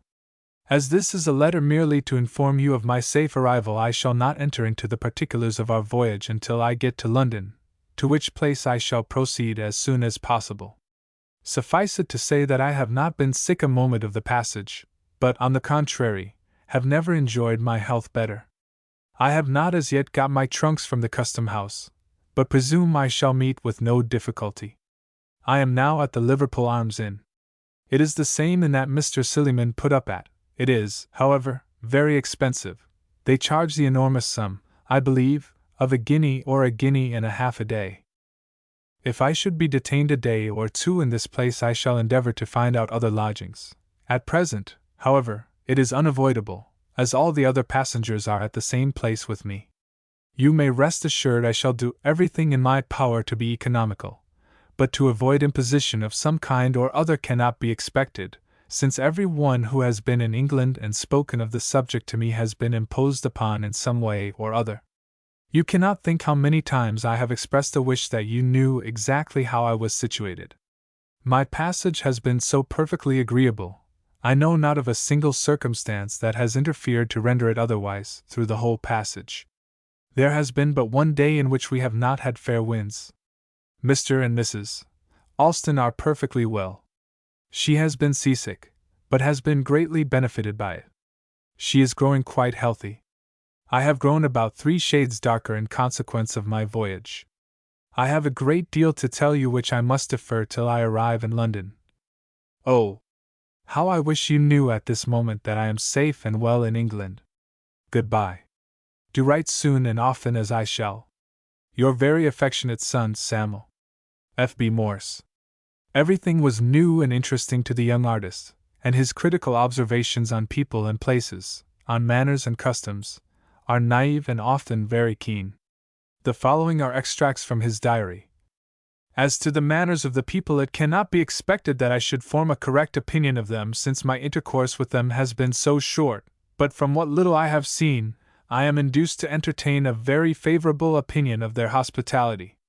The appearance of the women as I met them in the streets struck me on account of the beauty of their complexions. Their faces may be said to be handsome, but their figures are very indifferent, and their gait, in walking, is very bad. On Friday, the 9th of August, I went to the mayor to get leave to go to London. He gave me 10 days to get there, and told me, if he found me in Liverpool after that time, he should put me in prison, at which I could not help smiling. His name is Drinkwater, but from the appearance of his face I should judge it might be Drink Brandy. On account of his limiting us to 10 days, we prepared to set out for London immediately, as we should be obliged to travel slowly. Mr. and Mrs. Alston and myself ordered a post-chaise, and at 12 o'clock we set out for Manchester, intending to stay there the first night. The people, great numbers of whom we passed, had cheerful, healthy countenances. They were neat in their dress and appeared perfectly happy. Much has been said concerning the miserable state in which the lower class of people live in England, but especially in large manufacturing cities. That they are so unhappy as some would think I conceive to be erroneous. We are apt to suppose people are unhappy for the reason that, were we taken from our present situation of independence and placed in their situation of dependence, we should be unhappy, not considering that contentment is the foundation of happiness. As far as my own observation extends, and from what I can learn on inquiry, the lower class of people generally are contented. I have altered my opinion since writing this. Thus far on our journey we have had a very pleasant time. There is great difference I find in the treatment of travelers. They are treated according to the style in which they travel. If a man arrives at the door of an inn in a stagecoach, he is suffered to alight without notice, and it is taken for granted that common fare will answer for him. But if he comes in a post-chaise, the whole inn is in an uproar, the whole house come to the door, from the landlord down to boots. One holds his hand to help you to alight, another is very officious in showing you to the parlor, and another gets in the baggage, whilst the landlord and landlady are quite in a bustle to know what the gentleman will please to have. This attention, however, is very pleasant. You are sure to be waited upon well and can have everything you will call for, and that of the nicest kind. It is the custom in this country to hire no servants at inns. They, on the contrary, pay for their places, and the only wages they get is from the generosity of travelers. This circumstance at first would strike a person unacquainted with the customs of England as a very great imposition.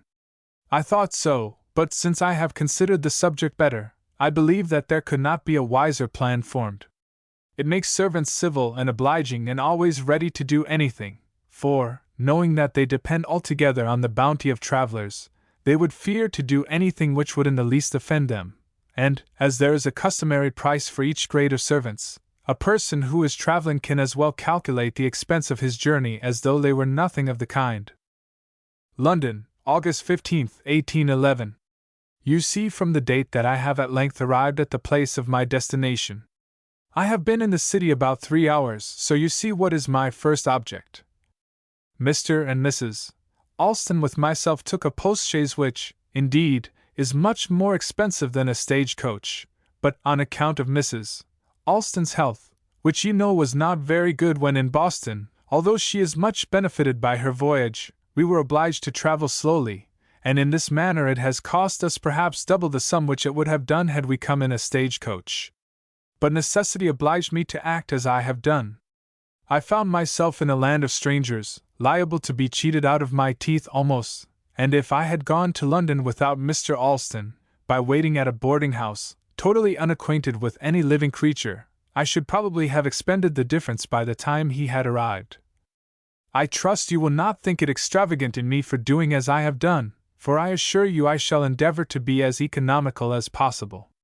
I also mentioned in my letter that I could scarcely expect to steer free from imposition, since none of my predecessors have been able to do it. Since writing that letter I have found, in spite of all my care to the contrary, my observation true. In going from the Liverpool Arms to Mr. Woolsey's, which is over a mile, I was under the necessity of getting into a hackney coach. Upon asking what was to pay, he told me a shilling. I offered him half a guinea to change, which I knew to be good, having taken it at the Hank in New York. He tossed it into the air and caught it in his mouth very dexterously, and handing it to me back again, told me it was a bad one. I looked at it, and told him I was sure it was good, but, appealing to a gentleman who was passing, I found it was bad. Of course I was obliged to give him other money. When I got to my lodgings I related the circumstance to some of my friends, and they told me he had cheated me in this way, that it was common for them to carry bad money about them in their mouths, and when this fellow had caught the good half-guinea in his mouth, he changed it for a bad one. This is one of the 1,000 tricks they play every day. I have likewise received 11 bad shillings on the road between Liverpool and this place, and it is hardly to be wondered at, for the shilling pieces here are just like old buttons without eyes, without the sign of an impression on them, and one who is not accustomed to this sort of money will never know the difference. I find, as Mamma used to tell me, that I must watch my very teeth or they will cheat me out of them. Friday, 16th, 1811. This morning I called on Mr. Bromfield and delivered my letters. He received me very cordially, inquired after you particularly, and invited me to dine with him at 5 o'clock, which invitation I accepted. I find I have arrived in England at a very critical state of affairs. If such a state continues much longer, England must fall. American measures affect this country more than you can have any idea of. The embargo, if it had continued 6 weeks longer, it is said would have forced this country into any measures. Saturday, 17th. I have been unwell today in some degree, so that I have not been able to go out all day. It was a return of the colic. I sent my letter of introduction to Dr. Letsom with a request that he would call on me, which he did and prescribed a medicine which cured me in an hour or two, and this evening I feel well enough to resume my letter. Dr. Letsom is a very singular man. He looks considerably like the print you have of him. He is a moderate Quaker, but not precise and stiff like the Quakers of Philadelphia. He is a very pleasant and sociable man, and withal very blunt in his address. He is a man of excellent information and is considered among the greatest literary characters here. There is one peculiarity, however, which he has in conversation, that of using the verb in the third person singular with the pronoun in the first person singular and plural, as instead of I show or we show, he says I shows, we shows, etc., upon which peculiarity the famous Mr. Sheridan made the following lines in ridicule of him. If patients call, both one and all I bleeds them and I sweats them, and if they die, why what care I? Let some. This is a liberty I suppose great men take with each other. Perhaps you may have been struck at the lateness of the hour set by Mr. Bromfield for dinner, 5 o'clock, but that is considered quite early in London. I will tell you the fashionable hours. A person to be genteel must rise at 12 o'clock, breakfast at 2, dine at 6, and sup at the same time, and go to bed about 3 o'clock the next morning. This may appear extravagant, but it is actually practiced by the greatest of the fashionables of London. I think you will not complain of the shortness of this letter. I only wish you now had it to relieve your minds from anxiety, for, while I am writing, I can imagine Mamma wishing that she could hear of my arrival, and thinking of thousands of accidents that may have befallen me, and I wish that in an instant I could communicate the information. But 3,000 miles are not passed over in an instant, and we must wait 4 long weeks before we can hear from each other. The italics are mine, for on the outside of this letter written by Morse and pencil are the words. A longing for the telegraph even in this letter. There has a ghost made its appearance a few streets only from me which has alarmed the whole city. It appears every night in the form of shriekings and groanings. There are crowds at the house every night, and although they all hear the noises, none can discover from whence they come. The family have quitted the house. I suppose 'tis only a hoax by some rogue which will be brought out in time. Chapter 3, August 24th, 1811, December 1st. 1811. Benjamin West. George 3. Morse begins his studies. Introduced to West. Enthusiasms. Smuggling and lotteries. English appreciation of art. Copley. Friendliness of West. Elgin marbles. Cries of London. Custom and knocking. Witnesses balloon ascension. Crowds. Vauxhall Gardens. St. Bartholomew's Fair. Efforts to be economical. Signs of war. Mails delayed. Admitted to Royal Academy. Disturbances, riots, and murders. At this time Benjamin West the American was president of the Royal Academy, and at the zenith of his power and fame. Young Morse, admitted at once into the great man's intimacy through his connection with Washington Allston and by letters of introduction, was dazzled and filled with enthusiasm for the works of the master. He considered him one of the greatest of painters, if not the greatest, of all times. The verdict of posterity does not grant him quite so exalted a niche in the temple of fame, but his paintings have many solid merits, and his friendship and favor were a source of great inspiration to the young artist. Mr. Prime in his biography of Morse relates this interesting anecdote. During the War of American Independence, West, remaining true to his native country, enjoyed the continued confidence of the king, and was actually engaged upon his portrait when the Declaration of Independence was handed to him. Mr. Morse received the facts from the lips of West himself, and communicated them to me in these words. I called upon Mr. West at his house in Newman Street one morning, and in conformity with the order given to his servant, Robert, always to admit Mr. Leslie and myself, even if he was engaged in his private studies, I was shown into his studio. As I entered, a half-length portrait of George III stood before me upon an easel, and Mr. West was sitting with back toward me copying from it upon canvas. My name having been mentioned to him, he did not turn, but pointing with the pencil he had in his hand to the portrait from which he was copying, he said, "Do you see that picture, Mr. Morse?" "Yes, sir," I said. "I perceive it is the portrait of the king." "Well," said Mr. West, "the king was sitting to me for that portrait when the box containing the American Declaration of Independence was handed to him."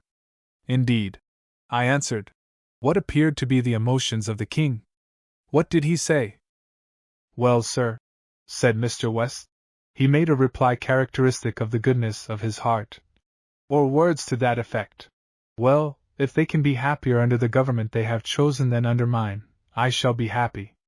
On August 24, 1811, Morse writes to his parents, "I have begun my studies, the first part of which is drawing.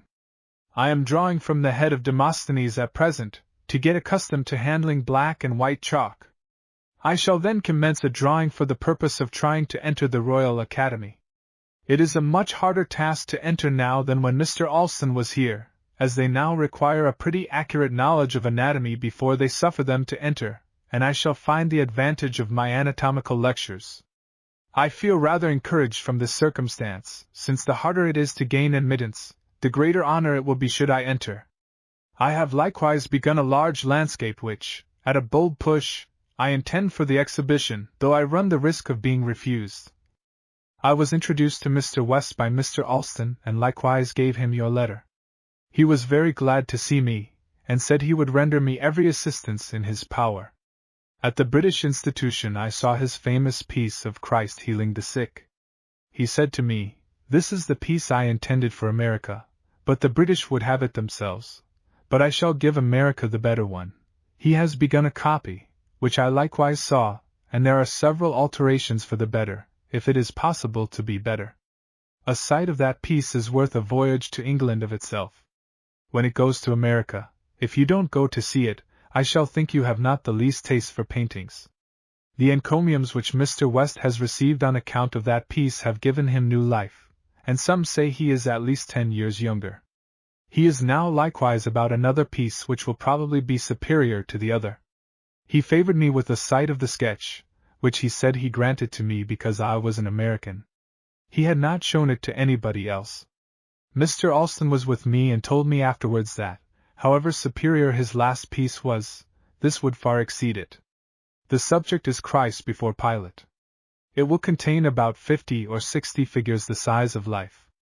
Mr. West is in his 76th year, I think, but to see him, you would suppose him only about 45. He is very active. A flight of steps at the British Gallery he ran up as nimbly as I could. I walked through his gallery of paintings of his own productions. There were upward of 200, consisting principally of the original sketches of his large pieces. He has painted in all upwards of 600 pictures, which is more than any artist ever did with the exception of Rubens, the celebrated Dutch painter. I was surprised on entering the gallery of paintings in the British Institution, at seeing 8 or 10 ladies as well as gentlemen, with their easels and palettes and oil colors, employed in copying some of the pictures. You can see from this circumstance in what estimation the art is held here, since ladies of distinction, without hesitation or reserve, are willing to draw in public. By the way, I digress a little to inform you how I got my cigars on shore. When we first went ashore I filled my pockets and hat as full as I could and left the rest in the top of my trunk intending to come and get them immediately. I came back and took another pocket load and left about 8 or 9 dozen on the top of my clothes. I went up into the city again and forgot the remainder until it was too late either to take them out or hide them under the clothes. So I waited trembling, for contraband goods subject the whole trunk to seizure, but the custom house officer, being very good-natured and clever, saw them and took them up. I told him they were only for my own smoking and there were so few that they were not worth seizing. Oh, says he, I shan't touch them. I won't know they are here, and then shut down the trunk again. As he smoked, I gave him a couple of dozen for his kindness. What a curious commentary on human nature it is that even the most pious, up to our own time, can see no harm in smuggling and bribery. And, as another instance of how the standards of right and wrong change with the changing years, further on in this same letter to his strict and pious parents young Morse says, I have just received letters and papers from you by the Galen which has arrived. I was glad to see American papers again. I see by them that the lottery is done drawing. How has my ticket turned out? If the weight will not be too great for one shipload, I wish you would send the money by the next vessel. The lottery was for the benefit of Harvard College. September 3, 1811. I have finished a drawing which I intended to offer at the Academy for admission. Mr. Alston told me it would undoubtedly admit me, as it was better than 2/3 of those generally offered, but advised me to draw another and remedy some defects in handling the chalks, to which I am not at all accustomed, and he says I shall enter with some eclat. I showed it to Mr. West, and he told me it was an extraordinary production, that I had talent, and only wanted knowledge of the art to make a great painter. In a letter to his friends Mr. and Mrs. Jarvis, dated September 17, 1811, he says, I was astonished to find such a difference in the encouragement of art between this country and America. In America it seemed to lie neglected, and only thought to be an employment suited to a lower class of people, but here it is the constant subject of conversation, and the exhibitions of the several painters are fashionable resorts. No person is esteemed accomplished or well educated unless he possesses almost an enthusiastic love for paintings. To possess a gallery of pictures is the pride of every nobleman, and they seem to vie with each other in possessing the most choice and most numerous collection. I visited Mr. Copley a few days since. He is very old and infirm. I think his age is upward of 70, nearly the age of Mr. West. His powers of mind have almost entirely left him. His late paintings are miserable. It is really a lamentable thing that a man should outlive his faculties. He has been a first-rate painter, as you well know. I saw at his rooms some exquisite pieces which he painted 20 or 30 years ago, but his paintings of the last 4 or 5 years are very bad. He was very pleasant, however, and agreeable in his manners. Mr. West I visit now and then. He is very liberal to me and gives me every encouragement. He is a very friendly man. He talked with me like a father and wished me to call and see him often and be intimate with him. Age, instead of impairing his faculties, seems rather to have strengthened them, as his last great piece testifies. He is soon coming out with another which Mr. Alston thinks will far surpass even this last. The subject is Christ before Pilate.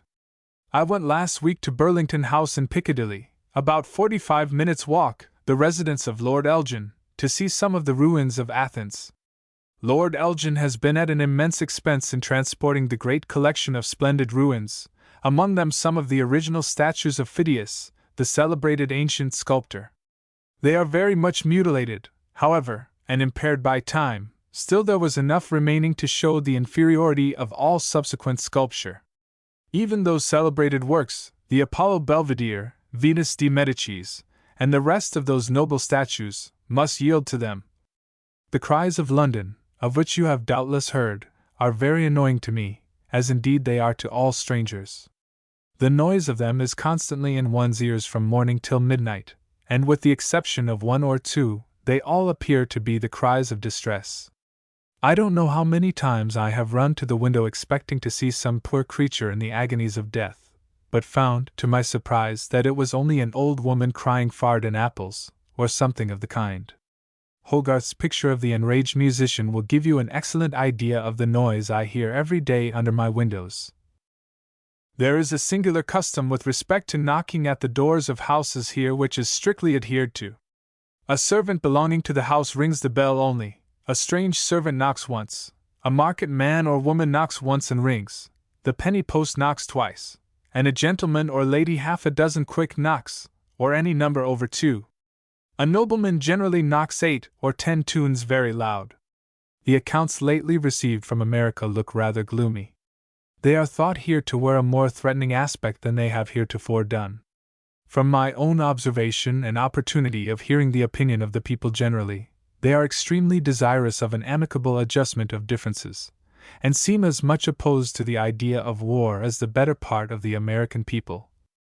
In this letter you will perceive all the variety of feeling which I have had for a fortnight past, sometimes in very low, sometimes in very high spirits, and sometimes a balance of each, which latter, though very desirable, I seldom have, but generally am at one extreme or the other.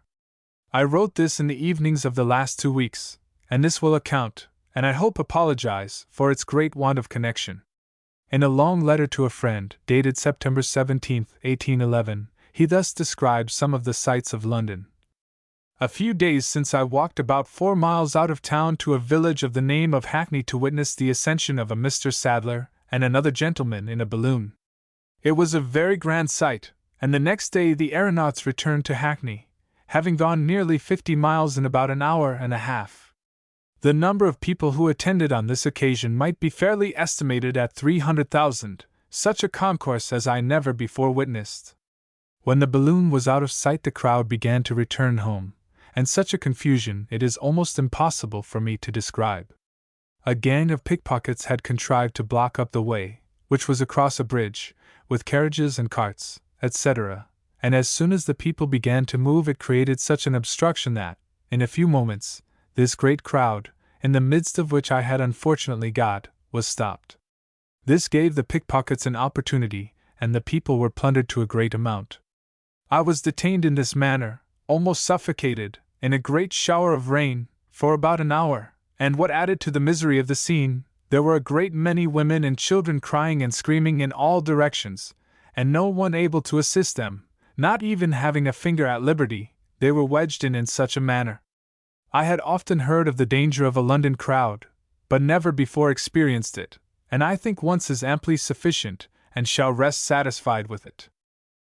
A few evenings since I visited the celebrated Vauxhall Gardens, of which you have doubtless often heard. I must say they far exceeded my expectations. I never before had an idea of such splendor.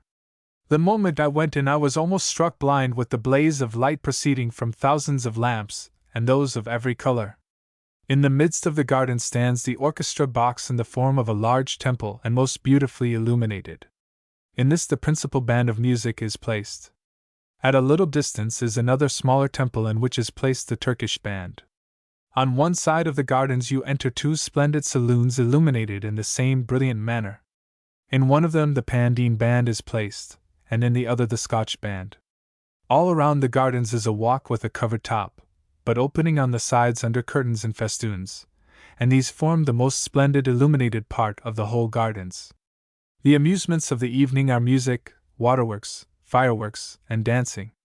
The principal band plays till about 10 o'clock, when a little bell is rung, and the whole concourse of people, the greater part of which are females, run to a dark part of the gardens where there is an admirable deception of waterworks.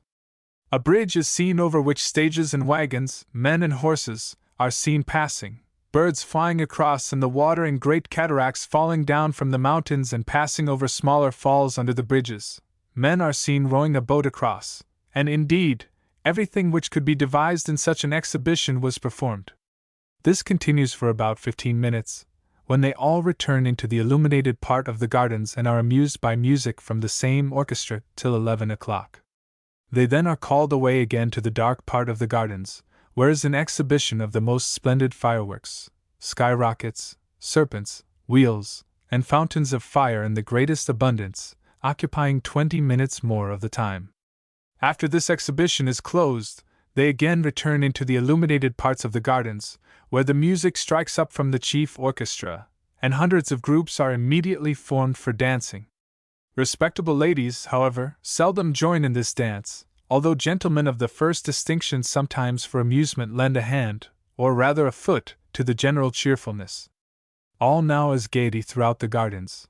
Every one is in motion, and care, that bane of human happiness, for a time seems to have lost her dominion over the human heart. Had the Eastern sage, who is in search of the land of happiness, at this moment been introduced into Vauxhall, I think his most exalted conceptions of happiness would have been surpassed, and he would rest contented in having at last found the object of his wishes. In a few minutes the chief orchestra ceases and is relieved in turn by the other bands, the company following the music. The Scotch band principally plays Scotch reels and dances. The music and this course of dancing continue till about 4 o'clock in the morning, when the lights are extinguished and the company disperses. On this evening, which was by no means considered as a full night, the company consisted of perhaps 3,000 persons. I had the pleasure a few days since of witnessing one of the oddest exhibitions, perhaps, in the world. It was no other than St. Bartholomew's Fair. It is held here in London once a year and continues 3 days. There is a ceremony in opening it by the Lord Mayor, which I did not see. At this fair the lower orders of society are let loose and allowed to amuse themselves in any lawful way they please. The fair is held in Smithfield Market, about the centre of the city. The principal amusement appeared to be swinging. There were large boxes capable of holding 5 or 6 suspended in large frames in such manner as to vibrate nearly through a semicircle. There were, to speak within bounds, 300 of these. They were placed all round the square, and it almost made me giddy only to see them all in motion. They were so much pressed for room that one of these swings would clear another but about 2 inches, and it seemed almost miraculous to me that they did not meet with more accidents than they did. Another amusement were large wheels, about 30 or 40 feet in diameter, on the circumference of which were 4 and sometimes 6 boxes capable of holding 4 persons. These are set in slow motion, and they gradually rise to the top of the wheel and as gradually descend, and so on in succession. There were various other machines on the same principle which I have not time to describe. In the center of the square was an assemblage of everything in the world: theaters, wild beasts, lusus naturae, mountebanks, buffoons, dancers on the slack wire, fighting and swearing, pocket-picking and stealing, music and dancing, and hubbub and confusion in every confused shape. The theaters are worth describing. They are temporary buildings put up and ornamented very richly on the exteriors to attract attention, while the interiors, like many persons' heads, are but very poorly furnished. Strolling companies of players occupy these, and between the plays the actors and actresses exhibit themselves on a stage before the theater in all their spangled robes and false jewels, and strut and flourish about till the theater is filled. Then they go in and turn, perhaps, a very serious tragedy into one of the most ridiculous farces. They occupy about 15 minutes in reciting a play, and then a fresh audience is collected, and so they proceed through the 3 days and nights, so that the poor actors and actresses are killed about 50 times in the course of a day. A person who goes into one of these theaters must not expect to hear a syllable of the tragedy. If he can look upon the stage, it is as much as he can expect, for there is such a confused noise without of drums and fifes, clarionets, bassoons, hautboys, triangles, fiddles, bass viols, and, in short, every possible instrument that can make a noise, that if a person gets safe from the fair without the total loss of his hearing for 3 weeks, he may consider himself fortunate. Contiguous to the theaters are the exhibition rooms of the jugglers and buffoons, who also between their exhibitions display their tricks on stages before the populace, and show as many antics as so many monkeys. But were I to attempt a description of everything I saw at Bartholomew Fair, my letter, instead of being a few sheets, would swell to as many quires, so I must close it. I shall probably soon witness an exhibition of a more interesting nature. I mean a coronation. The king is now so very low that he cannot survive more than a week or two longer, and immediately on his death the ceremony of the coronation takes place. If I should see it, I shall certainly describe it to you. The King George III did not, however, die until 1820. In a letter of September 20th to his parents he says, "I endeavor to be as economical as possible and am getting into the habit very fast. It must be learned by degrees. I shall not say, as Salmagundi says, I shall spare no expense in discovering the most economical way of spending money, but shall endeavor to practice it immediately." September 24, 1811. You will see by the papers which accompany this what a report respecting the capture of the U.S. frigate President by Melampus frigate prevails here. It is sufficient to say it is not in the least credited. In case of war I shall be ordered out of the country. If so, instead of returning home, had I not better go to Paris, as it is cheaper living there even than in London, and there are great advantages there? I only ask the question in case of war. I am going on swimmingly. Next week on Monday the Royal Academy opens and I shall present my drawing. October 21st, 1811. I wrote you by the Galen about 3 weeks ago and have this moment heard she was still in the Downs. I was really provoked. There is great deception about vessels. They advertise for a certain day and perhaps do not sail under a month after. The Galen has been going and going till I am sick of hearing she hasn't gone. November 6, 1811. After leaving this letter so long, as you see by the different dates, I again resume it. Perhaps you will be surprised when I tell you that but yesterday I heard that the Galen is still windbound. It makes my letters which are on board of her about 5 or 6 weeks old, besides the prospect of a long voyage. However, it is not her fault. There are 300 or 400 vessels in the same predicament. The wind has been such that it has been impossible for any of them to get under way, but I must confess I feel considerably anxious on your account. I mentioned in one of my other letters that I had drawn a figure, the gladiator, to admit me into the academy. After I had finished it I was displeased with it, and concluded not to offer it, but to attempt another.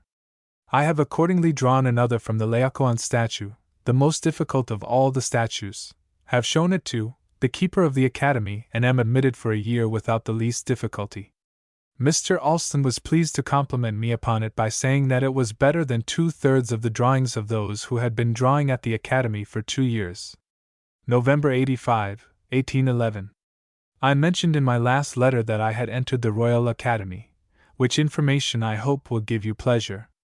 I now employ my days in painting at home and in the evenings in drawing at the academy, as is customary. I have finished a landscape and almost finished a copy of a portrait which Mr. West lent me. Mr. Alston has seen it and complimented me by saying it was just 100 tunes better than he had any idea I could do, and that I should astonish Mr. West very much. I have also begun a landscape, a morning scene at sunrise, which Mr. Alston is very much pleased with. All these things encourage me, and, as every day passes away, I feel increased enthusiasm. Distresses are increasing in this country, and disturbances, riots, etc., have commenced, as you will see by the papers which accompany this. They are considered very alarming. December 1st, 1811. I am pursuing my studies with increased enthusiasm, and hope, before the 3 years are out, to relieve you from further expense on my account. Mr. Alston encourages me to think thus from the rapid improvement he says I have made. You may rest assured I shall use all my endeavors to do it as soon as may be. This country appears to me to be in a very bad state. I judge from the increasing disturbances at Nottingham, and more especially from the startling murders lately committed in this city. A few mornings since was published an account of the murder of a family consisting of 4 persons, and this moment there is another account of the murder of one consisting of 3 persons, making the 12th murder committed in that part of the city within 3 months, and not one of the murderers as yet has been discovered, although a reward of more than £700 has been offered for the discovery. The inhabitants are very much alarmed, and hereafter I shall sleep with pistols at the head of my bed, although there is little to apprehend in this part of the city. Still, as I find many of my acquaintance adopting that plan, I choose rather to be on the safe side and join with them. Chapter 4 January 18, 1812, August 6, 1812. Political Opinions. Charles E. Leslie's Reminiscences of Morse, Alston, King, and Coleridge. C. B. King's Letter. Sidney E. Morse's Letter. Benjamin West's Kindness. Sir William Beechey. Murders, robberies, etc. Morse and Leslie paint each other's portraits. The elder Morse's financial difficulties. He deprecates the war talk. The son differs with his father. The Prince Regent. Orders and Council. Estimate of West. Alarming state of affairs in England. Assassination of Perceval, Prime Minister. Execution of assassin. Morse's love for his art. Stephen Van Rensselaer. Leslie the friend and Alston the master. Afternoon tea. The elder Morse well known in Europe. Lord Castlereagh. The Queen's drawing room. Kemble and Mrs. Siddons. Zachary Macaulay. Warning letter from his parents. War declared. Morse approves. Gratitude to his parents, and to Alston. The years from 1811 to 1815 which were passed by Morse in the study of his art in London are full of historical interest, for England and America were at war from 1812 to 1814, and the campaign of the Allied European powers against Napoleon Bonaparte culminated in Waterloo, and the Treaty of Paris in 1815. The young man took a deep interest in these affairs and expressed his opinions freely and forcibly in his letters to his parents. His father was a strong Federalist and bitterly deprecated the declaration of war by the United States. The son, on the contrary, from his point of vantage in the enemy's country saw things from a different point of view and stoutly upheld the wisdom, nay, the necessity, of the war. His parents and friends urged him to keep out of politics and to be discreet, and he seems, at any rate, to have followed their advice in the latter respect, for he was not in any way molested by the authorities. At the same time he was making steady progress in his studies and making friends, both among the Americans who were his fellow students or artists of established reputation, and among distinguished Englishmen who were friends of his father. Among the former was Charles R. Leslie, his roommate and devoted friend, who afterwards became one of the best of the American painters of those days. In his autobiography Leslie says, "My new acquaintances Alston, King, and Morse were very kind, but still they were new acquaintances. I thought of the happy circle round my mother's fireside, and there were moments in which, but for my obligations to Mr. Bradford and my other kind patrons, I could have been content to forfeit all the advantages I expected from my visit to England and return immediately to America. The 2 years I was to remain in London seemed, in prospect, an age." Mr. Morse, who was but a year or two older than myself, and who had been in London but 6 months when I arrived, felt very much as I did, and we agreed to take apartments together. For some time we painted in one room, he at one window and I at the other. We drew at the Royal Academy in the evening and worked at home in the day. Our mentors were Alston and King, nor could we have been better provided. Alston, a most amiable and polished gentleman, and a painter of the purest taste, and King, warm-hearted, sincere, sensible, prudent, and the strictest of economists. When Alston was suffering extreme depression of spirits after the loss of his wife, he was haunted during sleepless nights by horrid thoughts, and he told me that diabolical imprecations forced themselves into his mind. The distress of this to a man so sincerely religious as Alston may be imagined. He wished to consult Coleridge, but could not summon resolution. He desired, therefore, that I should do it, and I went to Highgate where Coleridge was at that time living with Mr. Gilman. I found him walking in the garden, his hat in his hand, as it generally was in the open air, for he told me that, having been one of the Bluecoat boys, among whom it is the fashion to go bareheaded, he had acquired a dislike to any covering of the head. I explained the cause of my visit, and he said, Alston should say to himself, "Nothing is me but my will. These thoughts, therefore, that force themselves on my mind are no part of me and there can be no guilt in them. If he will make a strong effort to become indifferent to their recurrence, they will either cease or cease to trouble him. He said much more, but this was the substance, and after it was repeated to Alston, I did not hear him again complain of the same kind of disturbance. Mr. C.B. King, the other friend mentioned by Leslie, returned to America in 1812, and writes from Philadelphia, January 3, 1813. My dear friends, this will be handed you by Mr. Payne, of Boston, who intends passing some time in England. I have not been here sufficiently long to forget the delightful time when we could meet in the evening with novels, coffee, and music by Morse, with the conversation of that dear fellow Alston. The reflection that it will not again take place comes across my mind accompanied with the same painful sensation as the thought that I must die. That Morse was not forgotten by the good people at home is evidenced by a letter from his brother, Sidney Edwards, of January 18, 1812, part of which I transcribe. Dear brother, I am sitting in the parlor in the armchair on the right of the fireplace, and, as I hold my paper in my hand, with my feet sprawled out before the fire, and with my body reclining in an oblique position against the back of the chair, I am penning you a letter such as it is, and for the inverted position of the letters of which I beg to apologize.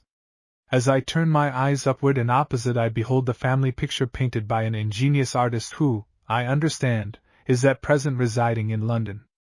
If you are acquainted with him, give my love to him and my best wishes for his prosperity and success in the art to which, if report says true, he has devoted himself with much diligence. Richard sits before me writing to you, and Mamma says, for I have just asked her the question, that she is engaged in the same business.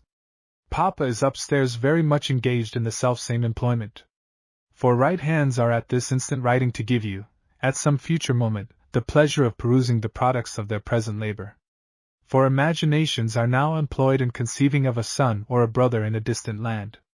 Therefore we may draw the conclusion that you are not universally forgotten, and consequently all do not forget you. I have written you this long letter because I knew that you would be anxious for the information it contains, because Papa told me I must write, because Mamma said I had better write, because I had nothing else to do, and because I hadn't time to write a shorter. I trust for these special reasons you will excuse me for this once, especially when you consider that you asked me to write you long letters, when you consider that it is my natural disposition to express my sentiments fully, that I commonly say most when I have least to say, that I promise reformation in future, and that you shall hereafter hear from me on this subject. As to news, I am sorry to say we are entirely out. We sent you the last we had by the Sally, and we hope to get some ready by the time the next ship sails, and then we will furnish you with the best the country affords. From a letter of January 30, 1812, to his parents I select the following passages. On Tuesday last I dined at Mr. West's, who requested to be particularly remembered to you. He is extremely attentive and polite to me. He called on me a few days ago, which I consider a very marked attention as he keeps so confined that he seldom pays any visits. I have changed my lodgings to number 82 in the same street, Great Titchfield Street, and have rooms with young Leslie of Philadelphia who has just arrived. He is very promising and a very agreeable roommate. We are in the same stage of advancement in art. I have painted 5 pieces since I have been here, 2 landscapes and 3 portraits, one of myself, one a copy from Mr. West's copy from Van Dyck, and the other a portrait of Mr. Leslie, who is also taking mine. I called a day or 2 since on Sir William Beechey, an artist of great eminence, to see his paintings. They are beautiful beyond anything I ever imagined. His principal excellence is in coloring, which, to the many, is the most attractive part of art. Sir William is considered the best colorist now living. You may be apt to ask, if Sir William is so great and even the best, what is Mr. West's great excellence? Mr. West is a bad colorist in general, but he excels in the grandeur of his thought. Mr. West is to painting what Milton is to poetry, and Sir William Beechey to Mr. West as Pope to Milton, so that by comparing, or rather illustrating the one art by the other, I can give you a better idea of the art of painting than in any other way.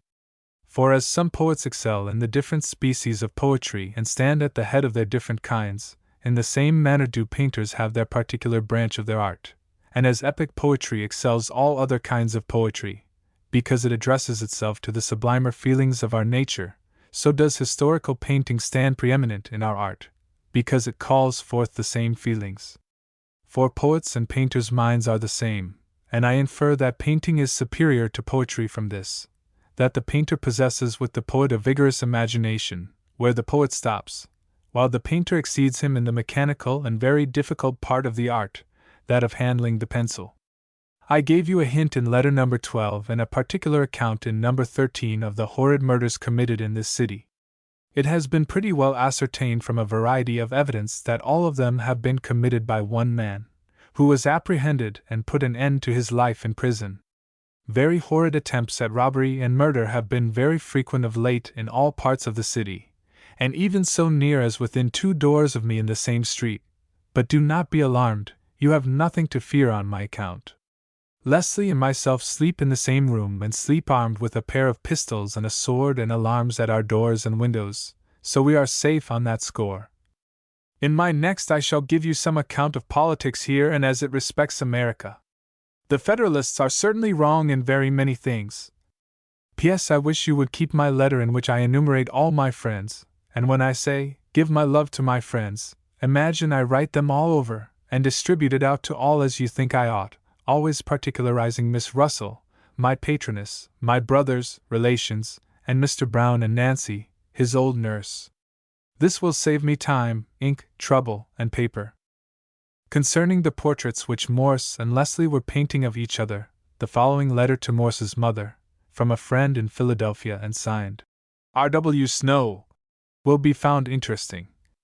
My dear friend, I have this moment received a letter from Miss Vaughan in London, dated February 20th, 1812, and, knowing the passage below would be interesting to you, I transcribe it with pleasure, and add my very sincere wish that all your hopes may be realized.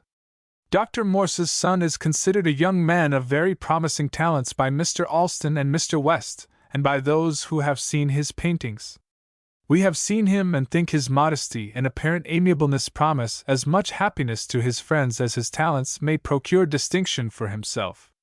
He is peculiarly fortunate, not only in having Mr. Alston for an adviser and friend, but in his companion in painting, Mr. Leslie, a young man from Philadelphia highly recommended by my uncle there, and whose extreme diffidence adds to the most promising talents the patient industry and desire of improvement which are necessary to bring them to perfection. They have been drawing each other's pictures. Mr. Leslie is in the Spanish costume and Mr. Morse in Highland dress. They are in an unfinished state, but striking resemblances. This Highland lad I hope, my dear friend, you will see, and in due time be again blessed with the interesting original.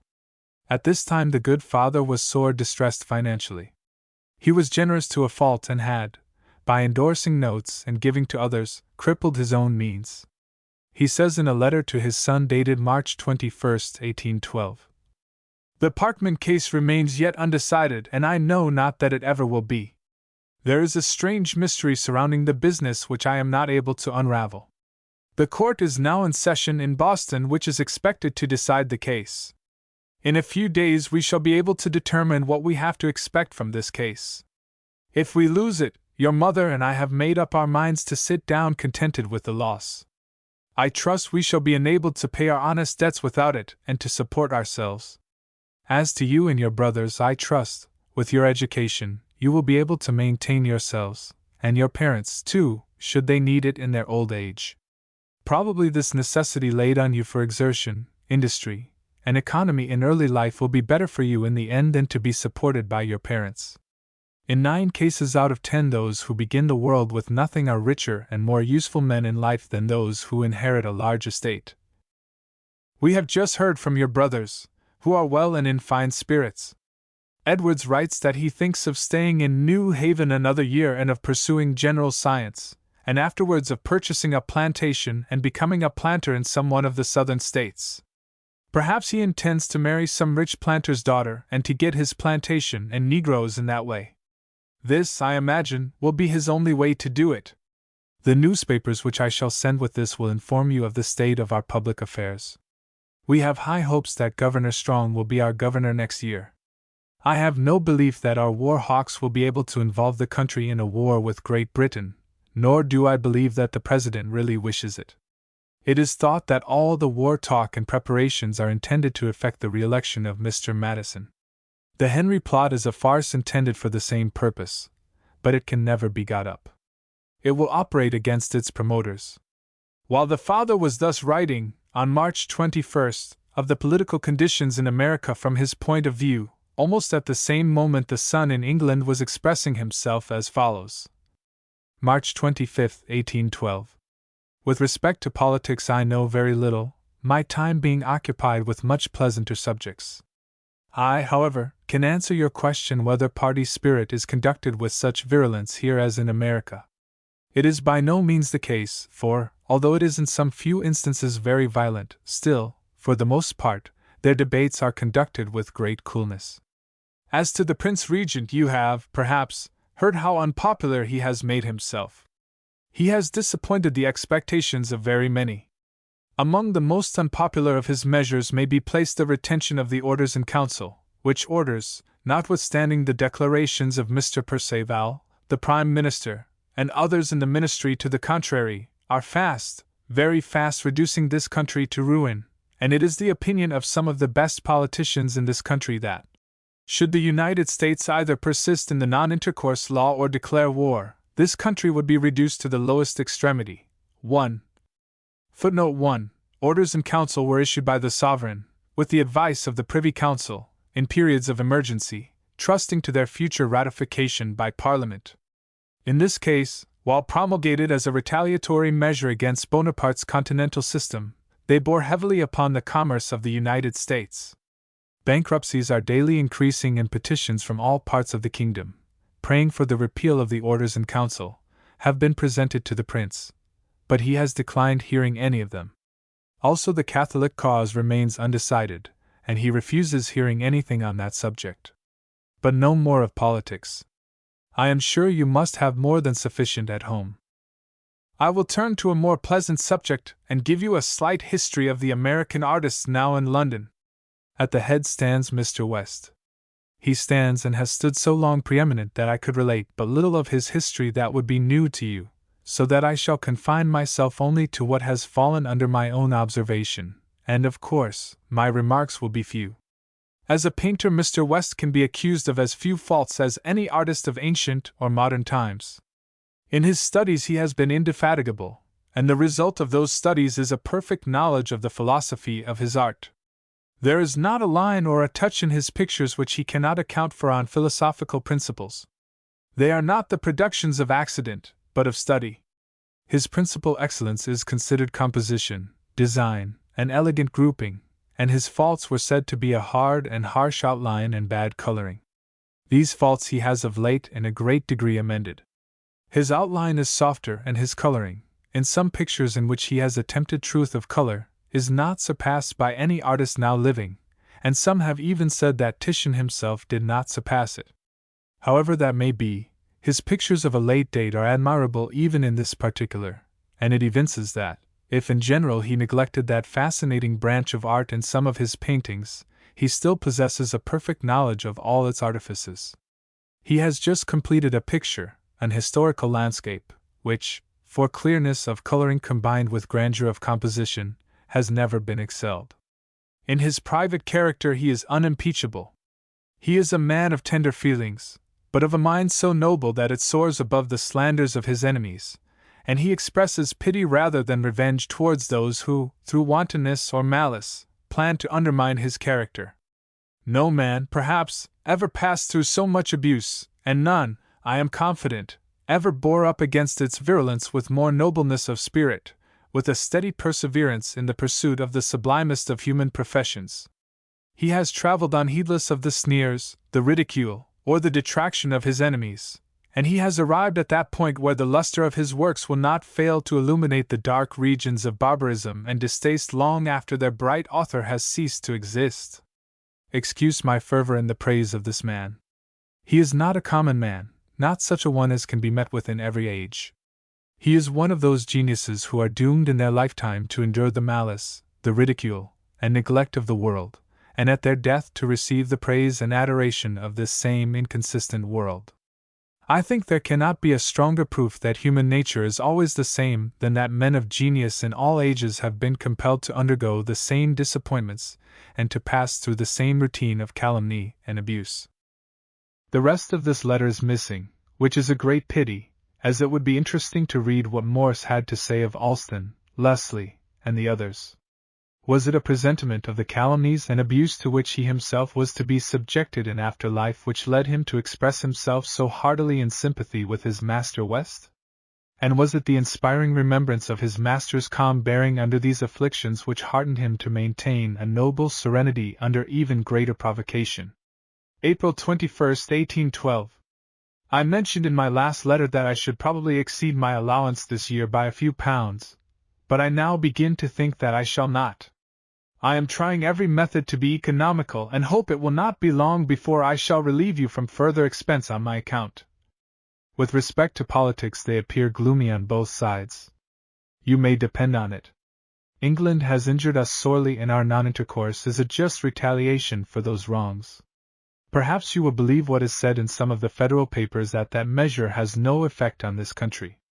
You may be assured the effects are great and severe. I am myself an eyewitness of the effects. The country is in a state of rebellion from literal starvation. Accounts are daily received which grow more and more alarming from the great manufacturing towns. Troops are in motion all over the country, and but last week measures were adopted by Parliament to prevent this metropolis from rising to rebellion, by ordering troops to be stationed round the city to be ready at a moment's warning. This I call an alarming period. Everybody thinks so, and Mr. Perceval himself is frightened, and a committee is appointed to take into consideration the orders in council. Now, when you consider that I came to this country prejudiced against our government and its measures, and that I can have no bad motive in telling you these facts, you will not think hard of me when I say that I hope that our non-intercourse law will be enforced with all its rigor, as I firmly believe it is the only way to bring this country to terms, and that, if persisted in, it will certainly bring them to terms. I know it must make some misery at home, but it will be followed by a corresponding happiness after it. Some of you at home, I suppose, will call me a Democrat, but facts are stubborn things, and I can't deny the truth of what I see every day before my eyes. A man to judge properly of his country must, like judging of a picture, view it at a distance. May 12, 1812. I write in great haste to inform you of a dreadful event which happened here last evening, and rumors of which will probably reach you before this. Not to keep you in suspense, it is no less than the assassination of Mr. Perceval, the Prime Minister of Great Britain. As he was entering the House of Commons last evening a little past 5 o'clock, he was shot directly through the heart by a man from behind the door. He staggered forward and fell, and expired in about 10 minutes. I have just returned from the House of Commons. There was an immense crowd assembled and very riotous. In the hall was written in large letters, "Peace, or the head of the Regent." This country is in a very alarming state, and there is no doubt but great quantities of blood will be spilled before it is restored to order. Even while I am writing, a party of Life Guards is patrolling the streets. London must soon be the scene of dreadful events. Last night I had an opportunity of studying the public mind. It was at the theatre. The play was Venice Preserved, or The Plot Discovered. If you will take the trouble just to read the first act, you will see what relation it has to the present state of affairs. When Pierre says to Jaffier, "Canst thou kill a senator?" there were 3 cheers, and so through the whole. Whenever anything was said concerning conspiracy and in favor of it, the audience applauded, and when anything was said against it, they hissed. When Pierre asked the conspirators if Brutus was not a good man, the audience was in a great uproar, applauding so as to prevent for some minutes the progress of the performance. This, I think, shows the public mind to be in great agitation. The play of Venice Preserved is not a moral play, and I should not ask you to read any part of it if I could better explain to you the feelings of the public. A few days later, on May 17th, he says in a letter to his brothers, "The assassin Bellingham was immediately taken into custody. He was tried on Friday and condemned to be executed tomorrow morning, Monday 18th. I shall go to the place to see the concourse of people, for to see him executed I know I could not bear." In a postscript written the day after he says, "I went this morning to the execution. A very violent rain prevented so great a crowd as was expected. A few minutes before 8 o'clock Bellingham ascended the scaffold. He was very genteelly dressed. He bowed to the crowd, who cried out, "God bless you," repeatedly. I saw him draw the cap over his face and shake hands with the clergyman. I stayed no longer, but immediately turned my back and was returning home. I had taken but a few steps when the clock struck 8, and on turning back, I saw the crowd beginning to disperse. I have felt the effects of this sight all day, and shall probably not get over it for weeks. It was a dreadful sight. There were no accidents. In spite of all these momentous occurrences, the young artist was faithfully pursuing his studies, for in this same letter to his brothers he says, "But enough of this, you will probably hear the whole account before this reaches you. I am wholly absorbed in the studies of my profession. It is a slow and arduous undertaking. I never knew till now the difficulties of art, and no one can duly appreciate it unless he has tried it. Difficulties, however, only increase my ardor and make me more determined than ever to conquer them. Mr. West is very kind to me. I visit him occasionally of a morning to hear him converse on art. He appears quite attached to me, as he is, indeed, to all young American artists. It seems to give him the greatest pleasure to think that one day the arts will flourish in America. He says that Philadelphia will be the Athens of the world. That city certainly gives the greatest encouragement of any place in the United States. Boston is most backward, so, if ever I should return to America, Philadelphia or New York would probably be my place of abode. I have just seen Mr. Stephen Van Rensselaer, who you know was at college with us, and with whom I was intimate. He was very glad to see me and calls on me every day while I am painting. He keeps his carriage and horses and is in the first circles here. I ride out occasionally with him, shall begin his portrait next week. Like a breath of fresh air, in all the heat and dust of these troublous times, comes this request from his gentle mother in a letter of May 8, 1812. Miss C. Dexter requests the favor of you to take a sketch of the face of Mr. Southey and send it her. He is a favorite writer with her, and she has a great desire to see the style of his countenance. If you can get it, enclose it in a genteel note to her with a brief account of him, his age and character, etc. The next letter of May 25, 1812, is from Morse to his parents. I have told you in former letters that my lodgings are at 82 Great Titchfield Street, and that my roommate is Leslie, the young man who is so much talked of in Philadelphia. We have lived together since December and have not, as yet, had a falling out. I find his thoughts of art agree perfectly with my own. He is enthusiastic, and so am I, and we have not time, scarcely, to think of anything else.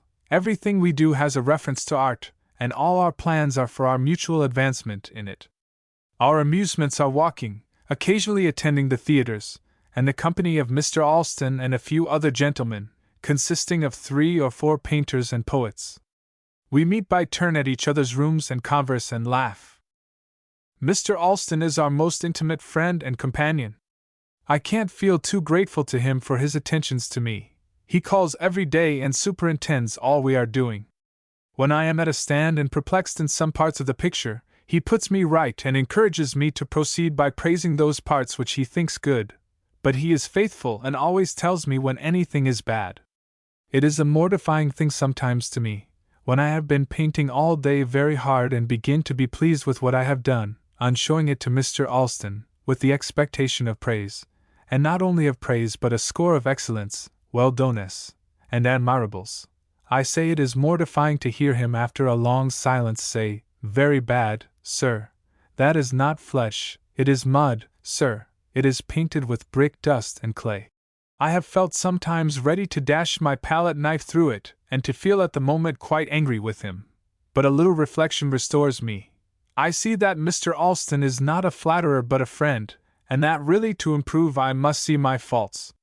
What he says after this always puts me in good humor again. He tells me to put a few flesh tints here, a few gray ones there, and to clear up such and such a part by such and such colors. And not only that, but takes the palette and brushes and shows me how, and in this way he assists me. I think it one of the greatest blessings that I am under his eye. I don't know how many errors I might have fallen into if it had not been for his attentions. I am painting portraits alone at present. Our sitters are among our acquaintances. We paint them if they defray the expense of canvas and colors.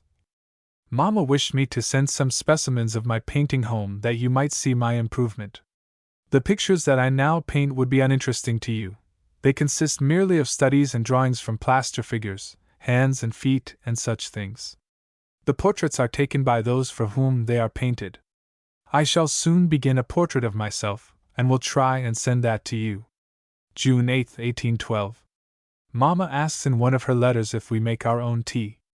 We do.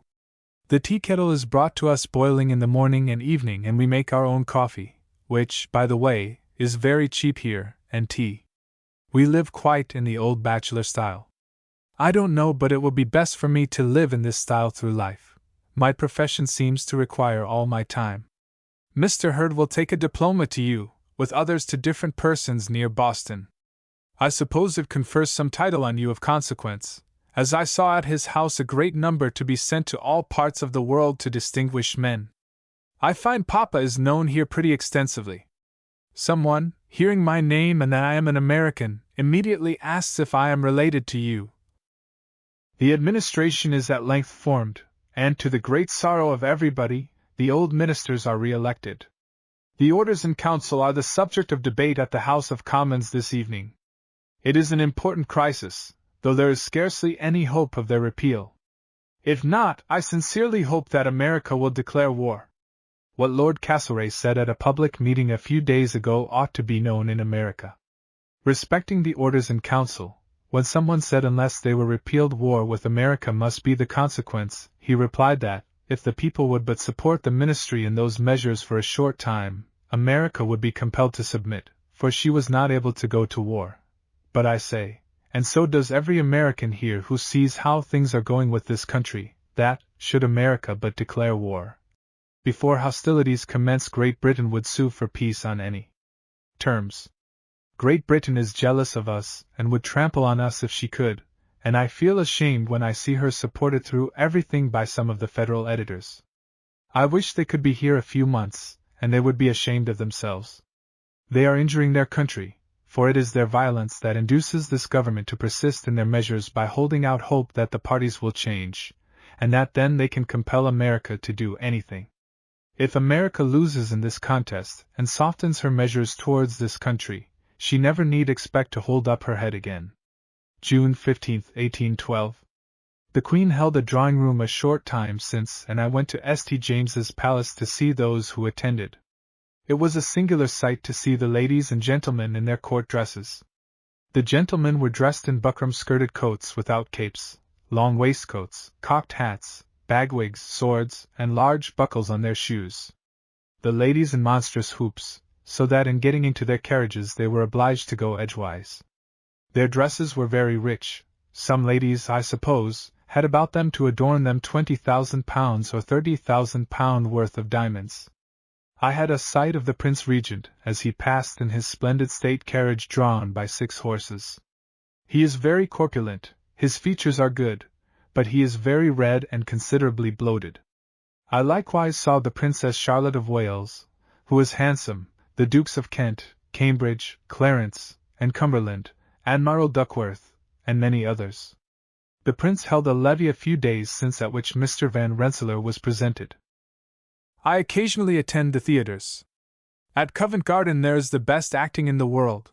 Mr. Kemble is the first tragic actor now in England. Cook was a rival and excelled him in some characters. Mrs. Siddons is the first tragic actress, perhaps, that ever lived. She is now advanced in life and is about to retire from the stage. On the 29th of this month she makes her last appearance. I must say I admire her acting very much. She is rather corpulent, but has a remarkably fine face. The Grecian character is finely portrayed in it. She excels to admiration in deep tragedy. In Mrs. Beverley, in the play of the Gamesters a few nights ago, she so arrested the attention of the house that you might hear your watch tick in your fob, and, at the close of the play, when she utters an hysteric laugh for joy that her husband was not a murderer, there were different ladies in the boxes who actually went into hysterics and were obliged to be carried out of the theatre. This, I think, is proof of good acting. Mrs. Siddons is a woman of irreproachable character and moves in the first circles. The stage will never again see her equal. You mustn't think because I praise the acting that I am partial to theaters. I think in a certain degree they are harmless, but too much attended, they dissipate the mind. There is no danger of my loving them too much. I like to go once in a while after studying hard all day. Last night, as I was passing through Tottenham Court Road, I saw a large collection of people of the lower class making a most terrible noise by beating on something of the sounding genus. Upon going nearer and inquiring the cause, I found that a butcher had just been married, and that it is always the custom on such occasions for his brethren by trade to serenade the couple with marrow bones and cleavers. Perhaps you have heard of the phrase musical as marrow bones and cleavers. This is the origin of it. If you wish to experience the sound, let each one in the family take a pair of tongs and a shovel, and then, standing all together, let each one try to outdo the other in noise, and this will give you some idea of it. How this custom originated I don't know. I hope it is not symbolical of the harmony which is to exist between the parties married. Among those eminent Englishmen to whom young Morse had letters of introduction was Zachary Macaulay, editor of the Christian Observer, and father of the historian. The following note from him will be found of a delightful old-time flavor. Mr. Macaulay presents his compliments to Mr. Morse and begs to express his regret at not having yet been so fortunate as to meet with him. Mr. Macaulay will be particularly happy if it should suit Mr. Morse to dine with him at his house at Clapham on Saturday next at 5 o'clock. Mr. M.'s house is 5 doors beyond the Plough at the entrance of Clapham Common.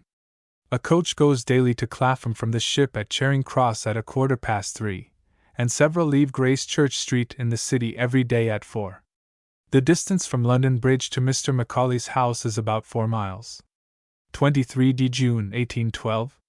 In a letter from his mother of June 28, 1812, the anxious parent says, "Although we long to see you, yet we rejoice that you are so happily situated at so great a distance from our, at present, wretched, miserably distracted country, whose mad rulers are plunging us into an unnecessary war with a country that I shall always revere as doing more to spread the glorious gospel of Jesus Christ to the benighted heathen, and those that are famishing from lack of knowledge, than any other nation on the globe. Our hearts bleed at every pore to think of again being at war. We have not yet forgotten the wormwood and gall of the last revolution. We hope you will steer clear of any of the difficulties of the contest that is about to take place. We wish you to be very prudent and guarded in all your conversation and actions, and not to make yourself a party man on either side. Have your opinions, but have them to yourself, and be sure you do not commit them to paper. It may do you great injury either on one side or the other, and you are not in your present situation as a politician but as an artist." In this same letter his father adds, "The die is cast and our country plunged in war. There is great opposition to it in the country. The papers, which you will have opportunity to see, will inform you of the state of parties. Your mother has given you sound advice as respects the course you should pursue. Be the artist wholly and let politics alone. I rejoice that you are where you are at the present time. You will do what you can without delay to support yourself, as I know not how we shall be able to procure funds to transmit to you, and if we had them, how we could transmit them should the war continue." To this the son answers in a letter of August 6, 1812, "I am improving, perhaps, the last opportunity I shall have for some time to write you. Mr. Wheeler, an American, who has been here some time studying portrait painting, has kindly offered to deliver this to you. Our political affairs, it seems, have come to a crisis, which I sincerely hope will turn to the advantage of America. It certainly will not to this country. War is an evil which no man ought to think lightly of, but if ever it was just, it now is. The English acknowledge it, and what can be more convincing proof than the confession of an enemy? I was sorry to hear of the riotous proceedings in Boston. If they knew what an injury they were doing their country in the opinion of foreign nations, they certainly would refrain from them. I assert, because I have proof, that the Federalists in the northern states have done more injury to their country by their violent opposition measures than even a French alliance could. Their proceedings are copied into the English papers, read before Parliament, and circulated through the country, and what do they say of them? Do they say the Federalists are patriots and are firm in asserting the rights of their country? No, they call them cowards, a base set, say they are traitors to their country and ought to be hanged like traitors. These things I have heard and read, and therefore must believe them. I wish I could have a talk with you, Papa. I am sure I could convince you that neither Federalists nor Democrats are Americans, that war with this country is just, and that the present administration of our country has acted with perfect justice in all their proceedings against this country. To observe the contempt with which America is spoken of, and the epithets of a nation of cheats, sprung from convicts, pusillanimous, cowardly, and such like, these I think are sufficient to make any true American's blood boil. These are not used by individuals only, but on the floor of the House of Commons. The good effects of our declaration of war begin to be perceived already. The tone of their public prints here is a little softer and more submissive. Not one has called in question the justice of the declaration of war. All say, we are in the wrong and we shall do well to get out of it as soon as possible. I could tell you volumes, but I have not time, and it would, perhaps, be impolitic in the present state of affairs. I only wish that among the infatuated party men I may not find my father, and I hope that he will be neutral rather than oppose the war measure, for, if he will believe a son who loves him and his country better the longer and farther he is away from them, this war will re-establish that character for honor and spirit which our country has lost through the proceedings of Federalists. But I will turn from this subject. My health and spirits are excellent, and my love for my profession increases. I am painting a small historical piece. The subject is Marius in prison, and the soldier sent to kill him who drops his sword as Marius says, "Durst thou kill Caius Marius?" The historical fact you must be familiar with. I am taking great pains with it, and may possibly exhibit it in February at the British Gallery. I never think of my situation in this country but with gratitude to you for suffering me to pursue the profession of my choice, and for making so many sacrifices to gratify me. I hope I shall always feel grateful to the best of parents, and be able soon to show them I am so. In the meantime, if industry and application on my part can make them happy, be assured I shall use my best endeavors to be industrious, and in any other way to give them comfort. One of my greatest blessings here is Mr. Alston. He is like a brother to me, and not only is a most agreeable and entertaining companion, but he has been the means of giving me more knowledge, practical as well as theoretical, in my art than I could have acquired by myself in 3 years.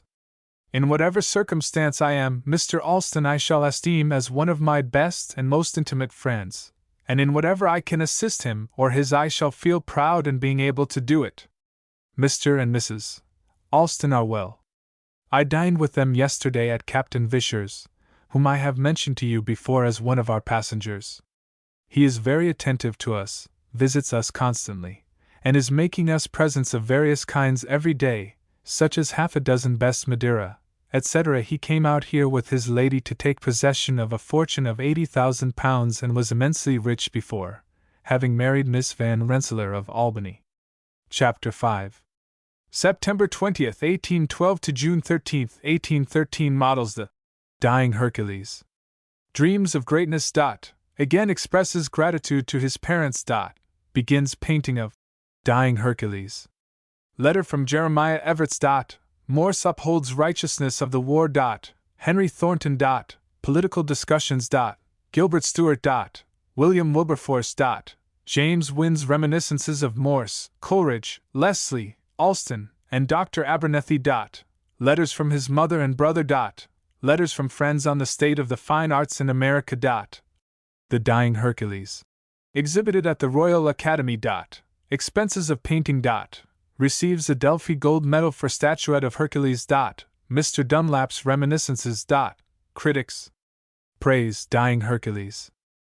The young artist's letters to his parents at this period are filled with patriotic sentiments, and he writes many pages descriptive of the state of affairs in England and of the effects of the war on that country. He strongly upholds the justice of that war and pleads with his parents and brothers to take his view of the matter. They, on the other hand, strongly disapprove of the American administration's position and of the war, and are inclined to censure and to laugh at the enthusiastic young man's heroics. As we are more concerned with Morse's career as an artist than with his political sentiments, and as these latter, I fear, had no influence on the course of international events, I shall quote but sparingly from that portion of the correspondence, just enough to show that, whatever cause he espoused then, and at all times during his long life, he threw himself into it heart and soul, and thoroughly believed in its righteousness. He was absolutely sincere, although he may sometimes have been mistaken. In a letter dated September 20, 1812, he says, "I have just finished a model in clay of a figure, the Dying Hercules, my first attempt at sculpture. Mr. Alston is extremely pleased with it. He says it is better than all the things I have done since I have been in England put together, and says I must send a cast of it home to you, and that it will convince you that I shall make a painter. He says also that he will write to his friends in Boston to call on you and see it when I send it." Mr. West also was extremely delighted with it. He said it was not merely an academical figure, but displayed mind and thought. He could not have made me a higher compliment. Mr. West would write you, but he has been disabled from painting or writing for a long time with the gout in his right hand. This is a great trial to him. I am anxious to send you something to show you that I have not been idle since I have been here. My passion for my art is so firmly rooted that I am confident no human power could destroy it. And yet, as we shall see later on, human injustice so discouraged him that he dropped the brush forever. The more I study it, the greater I think is its claim to the appellation of divine, and I never shall be able sufficiently to show my gratitude to my parents for their indulgence in so greatly enabling me to pursue that profession, without which I am sure I would be miserable. If ever it is my destiny to become great and worthy of a biographical memoir, my biographer will never be able to charge upon my parents that bigoted attachment to any individual profession, the exercise of which spirit by parents toward their children has been the ruin of some of the greatest geniuses, and the biography of men of genius has too often contained that reflection on their parents. If ever the contrary spirit was evident, it has certainly been shown by my parents towards me. Indeed, they have been almost too indulgent. They have watched every change of my capricious inclinations, and seem to have made it an object to study them with the greatest fondness. But I think they will say that, when my desire for change did cease, it always settled on painting. I hope that one day my success in my profession will reward you, in some measure, for the trouble and inconvenience I have so long put you to. I am now going to begin a picture of the death of Hercules from this figure, as large as life. The figure I shall send to you as soon as it is practicable, and also one of the same to Philadelphia, if possible in time for the next exhibition in May. I have enjoyed excellent health and spirits, and am perfectly contented. The war between the two countries has not been productive of any measures against resident American citizens. I hope it will produce a good effect towards both countries. He adds in a postscript that he has removed from 82 Great Titchfield Street to No. 8 Buckingham Place, Fitzroy Square. The following extract from a letter to Morse written by his friend, Mr. Jeremiah Evarts, father of William M. Evarts, dated Charlestown, October 7, 1812, is interesting. I am happy that you are so industriously and prosperously engaged in the prosecution of your profession. I hope you will let politics entirely alone for many reasons, not the least of which is a regard to the internal tranquility of your own mind. I never yet knew a man made happy by studying politics, nor useful, unless he has great duties to perform as a citizen. You will receive this advice, I know, with your accustomed good nature. The next letter, dated November 1, 1812, is a very long one, over 18 large pages, and is an impassioned appeal to his father to look at the war from the son's point of view. I shall quote only a few sentences. Your last letter was of October 2nd, via Halifax, accompanying your sermon on Fast Day. The letter gave me great pleasure, but I must confess that the sentiments in the sermon appeared very strange to me, knowing what I, as well as every American here does, respecting the causes of the present war. 'Tis the character of Englishmen to be haughty, proud, and overbearing. If this conduct meets with no resistance, their treatment becomes more imperious, and the more submissive and conciliating is the object of their imperiousness, the more tyrannical are they towards it. This has been their uniform treatment towards us, and this character pervades all ranks of society, whether in public or private life. The only way to please John Bull is to give him a good beating, and such is the singularity of his character that, the more you beat him, the greater is his respect for you, and the more he will esteem you. If, after all I have now written, you still think that this war is unjust, and think it worth the trouble in order to ascertain the truth, I wish Papa would take a trip across the Atlantic. If he is not convinced of the truth of what I have written in less than 2 months, I will agree to support myself all the time I am in England after this date, and never be a farthing's more expense to you. I was glad to hear that cousin Samuel Breeze is in the Navy. I really envy him very much. I hope one day, as a painter, I may be able to hand him down to posterity as an American Nelson. As to my letters of introduction, I find that a painter and a visitor cannot be united. Were I to deliver my letters, the acquaintance could not be kept up, and the bare thought of encountering the English reserve is enough to deter anyone. This objection, however, might be got over did it not take up so much time. Every moment is precious to me now. I don't know how soon I may be obliged to return home for want of means to support me, for the difficulties which are increasing in this country take off the attention of the people from the fine arts, and they withhold that patronage from young artists which they would, from their liberality, in other circumstances freely bestow. You mention that some of the Ralston family are in Boston on a visit, and that Mr. Codman is attached to Eliza. Once in my life, you know, if you had told me this and I had been a very bloody-minded young man, who knows but Mr. Codman might have been challenged. But I suppose he takes advantage of my being in England. If it is as you say, I am very happy to hear it, for Elizabeth is a girl whom I very much esteem, and there is no doubt that she will make an excellent wife. In a letter from his mother of July 6, 1818, she thus reassures him. Mr. Codman is married. He married a Miss Wheeler, of Newburyport, so you will have no need of challenging him on account of Eliza Ralston. In a postscript to the letter of November 1st, Morse adds, I have just read the political parts of this letter to my good friend Mr. N., and he not only approves of the sentiments in it, but pays me a compliment by saying that I have expressed the truth and nothing but the truth in a very clear and proper manner, and hopes it may do good. Among young Morse's friends in England at that time was Henry Thornton, philanthropist and member of Parliament. In a letter to his parents of January 1, 1813, he says, Last Thursday week I received a very polite invitation from Henry Thornton, Esq., to dine with him, which I accepted. I had no introduction to him, but, hearing that your son was in the country, he found me out and has shown me every attention. He is a very pleasant, sensible man, but his character is too well known to you to need any eulogium from me.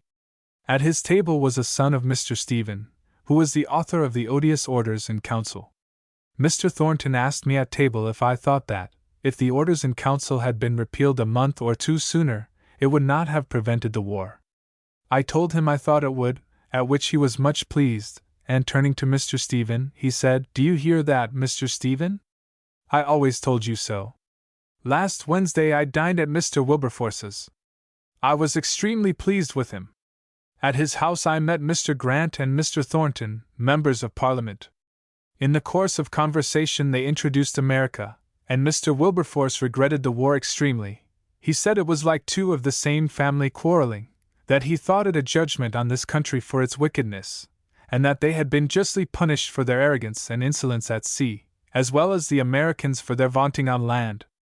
As Mr. Thornton was going, he invited me to spend a day or 2 at his seat at Clapham, a few miles out of town. I accordingly went and was very civilly treated. The reserve which I mentioned in a former letter was evident, however, here, and I felt a degree of embarrassment arising from it which I never felt in America. The second day I was a little more at my ease. At dinner were the 2 sons of the Mr. Grant I mentioned above. They are, perhaps, the most promising young men in the country, and you may possibly one day hear of them as at the head of the nation. One of these young men was afterwards raised to the peerage as Lord Glenelg. After dinner I got into conversation with them and with Mr. Thornton, when America again became the topic. They asked me a great many questions respecting America which I answered to the best of my ability. They at length asked me if I did not think that the ruling party in America was very much under French influence. I replied no, that I believed on the contrary that 9/10 of the American people were prepossessed strongly in favor of this country. As a proof, I urged the universal prevalence of English fashions in preference to French, and English manners and customs, the universal rejoicings on the success of the English over the French, the marked attention shown to English travelers and visitors, the neglect with which they treated their own literary productions on account of the strong prejudice in favor of English works, that everything, in short, was enhanced in its value by having attached to it the name English. On the other hand, I told them that the French were a people almost universally despised in America, and by at least one half hated. As in England, they were esteemed the common enemies of mankind, that French fashions were discountenanced and loathed, that a Frenchman was considered as a man always to be suspected, that young men were forbidden by their parents, in many instances, to associate with them, they considering their company and habits as tending to subvert their morals, and to render them frivolous and insincere. I added that in America as well as everywhere else there were bad men, men of no principles, whose consciences never stand in the way of their ambition or avarice, but that I firmly believed that, as a body, the American Congress was as pure from corruption and foreign influence as any body of men in the world. They were much pleased with what I told them, and acknowledged that America and American visitors generally had been treated with too much contempt and neglect. In the course of the day I asked Mr. Thornton what were the objects that the English government had in view when they laid the orders in council. He told me in direct terms, the universal monopoly of commerce, that they had long desired an excuse for such measures as the orders in council, and that the French decrees were exactly what they wished, and the opportunity was seized with avidity the moment it was offered. They knew that the orders in council bore hard upon the Americans, but they considered that as merely incidental. To this I replied that, if such was the case as he represented it, what blame could be attached to the American government for declaring war? He said that it was urged that America ought to have considered the circumstances of the case, and that Great Britain was fighting for the liberties of the world, that America was, in a great degree, interested in the decision of the contest, and that she ought to be content to suffer a little. I told him that England had no right whatever to infringe on the neutrality of America, or to expect because she, England, supposed herself to have justice on her side in the contest with France, that, of course, the Americans should think the same. The moment America declared this opinion, her neutrality ceased. Besides, said I, how can they have the face to make such a declaration when you just now said that their object was universal monopoly, and they longed for an excuse to adopt measures to that end? I told him that it showed that all the noise about England's fighting for the liberties of mankind proved to be but a thirst, a selfish desire for universal monopoly. This, he said, seemed to be the case. He could not deny it. He was going on to observe something respecting the French decrees when we were interrupted, and I have not been able again to resume the conversation. I returned to town with him shortly after in his carriage, where, as there were strangers, I could not introduce it again. After this follow 2 long pages giving further reasons for the stand he has taken, which I shall not include, only quoting the following sentences towards the end of the letter. You will have heard before this arrives of the glorious news from Russia. Bonaparte is for once defeated, and will probably never again recover from it.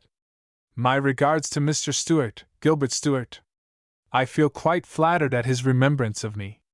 Tell him that, by coming to England, I know how more justly to appreciate his great merits. There is really no one in England who equals him. Accompanying this are some newspapers, some of Cobbett's, a man of no principle and a great rascal, yet a man of sense, and says many good things. I have quoted at length from this letter in order that we may gain a clearer insight into the character of the man. While in no wise neglecting his main objects in life, he yet could not help taking a deep interest in public affairs. He was frank and outspoken in his opinions, but courteous withal. He abhorred hypocrisy and vice and was unsparing in his condemnation of both. He enjoyed a controversy and was quick to discover the weak points in his opponent's arguments, and to make the most of them. These characteristics he carried with him through life, becoming, however, broader-minded and more tolerant as he grew in years and experience. Morse's father had given him many letters of introduction to eminent men in England. Most of these he neglected to deliver, pleading in extenuation of his apparent carelessness that he could not spare the time from his artistic studies to fulfill all the duties that would be expected of him in society, and that he also could not afford the expenses necessary to a well-dressed man. The following note from William Wilberforce explains itself, but there seems to be some confusion of dates, for Morse had just said in his letter of January 1st that he dined at Mr. Wilberforce's over a week before. Kensington Gore, January 4, 1813. Sir, I cannot help entertaining some apprehension of my not having received some letter or some card which you may have done me the favor of leaving at my house. Be this, however, as it may, I gladly avail myself of the sanction of a letter from your father for introducing myself to you, and, as many calls are mere matters of form, I take the liberty of begging the favor of your company at dinner on Wednesday next, at 5:15, at Kensington Gore, 1 mile from Hyde Park Corner, and of thereby securing the pleasure of an acquaintance with you. The high respect which I have always entertained for your father, in addition to the many obliging marks of attention which I have received from him, render me desirous of becoming personally known to you, and enable me with truth to assure you I am, with good will, sir, your faithful servant, W. Wilberforce. Among Morse's friends in London during the period of his student years were Coleridge, Rogers, Lamb, and others whose names are familiar ones in the literary world. While the letters of those days give only hints of the delightful intercourse between these congenial souls, the recollection of them was enshrined in the memory of some of their contemporaries, and the following reminiscences, preserved by Mr. James Wynne and recorded by Mr. Prune in his biography, will be found interesting. Coleridge, who was a visitor at the rooms of Leslie and Morse, frequently made his appearance under the influence of those fits of despondency to which he was subject. On these occasions, by a preconcerted plan, they often drew him from this state to one of brilliant imagination. I was just wishing to see you, said Morse on one of these occasions when Coleridge entered with a hesitating step, and replied to their frank salutations with a gloomy aspect and deep-drawn sighs. Leslie and myself have had a dispute about certain lines of beauty. Which is right? And then each argued with the other for a few moments until Coleridge became interested, and rousing from his fit of despondency, spoke with an eloquence and depth of metaphysical reasoning on the subject far beyond the comprehension of his auditors. Their point, however, was gained, and Coleridge was again the eloquent, the profound, the gifted being which his remarkable productions show him to be. On one occasion, said Morse, I heard him improvise for half an hour in blank verse what he stated to be a strange dream, which was full of those wonderful creations that glitter like diamonds in his poetical productions. All of which, remarked I, is undoubtedly lost to the world. Not all, replied Mr. Morse, for I recognize in the Ancient Mariner some of the thoughts of that evening, but doubtless the greater part, which would have made the reputation of any other man, perished with the moment of inspiration, never again to be recalled. When his tragedy of Remorse, which had a run of 21 nights, was first brought out, Washington Allston, Charles King, Leslie, Lamb, Morse, and Coleridge went together to witness the performance. They occupied a box near the stage, and each of the party was as much interested in its success as Coleridge himself. The effect of the frequent applause upon Coleridge was very manifest, but when, at the end of the piece, he was called for by the audience, the intensity of his emotions was such as none but one gifted with the fine sensibilities of a poet could experience. Fortunately, the audience was satisfied with a mere presentation of himself. His emotions would have precluded the idea of his speaking on such an occasion. Allston soon after this became so much out of health that he thought a change of air and a short residence in the country might relieve him. He accordingly set out on his journey accompanied by Leslie and Morse. When he reached Salt Hill, near Oxford, he became so ill as to be unable to proceed, and requested Morse to return to town for his medical attendant, Dr. Tuthill, and Coleridge, to whom he was ardently attached. Morse accordingly returned, and procuring a post-chaise, immediately set out for Salt Hill, a distance of 22 miles, accompanied by Coleridge and Dr. Tuthill.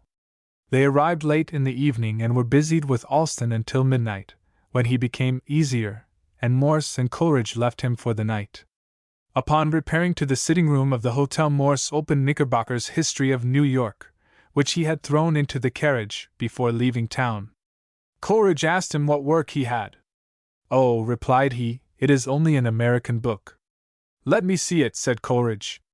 He accordingly handed it to him, and Coleridge was soon buried in its pages.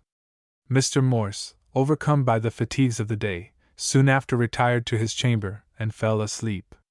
On awakening next morning he repaired to the sitting-room, when what was his astonishment to find it still closed, with the lights burning, and Coleridge busy with the book he had lent him the previous night.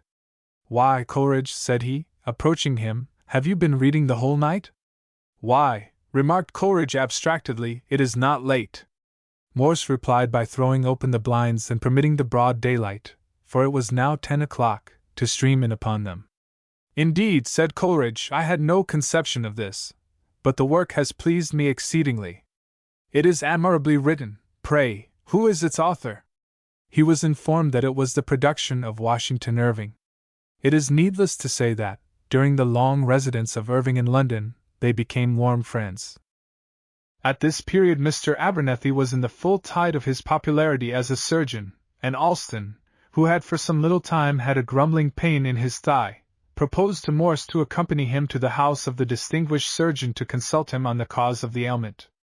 As Alston had his hand on the bell-pull, the door was opened and a visitor passed out, immediately followed by a coarse-looking person with a large, shaggy head of hair, whom Alston at once took for a domestic. He accordingly inquired if Mr. Abernethy was in.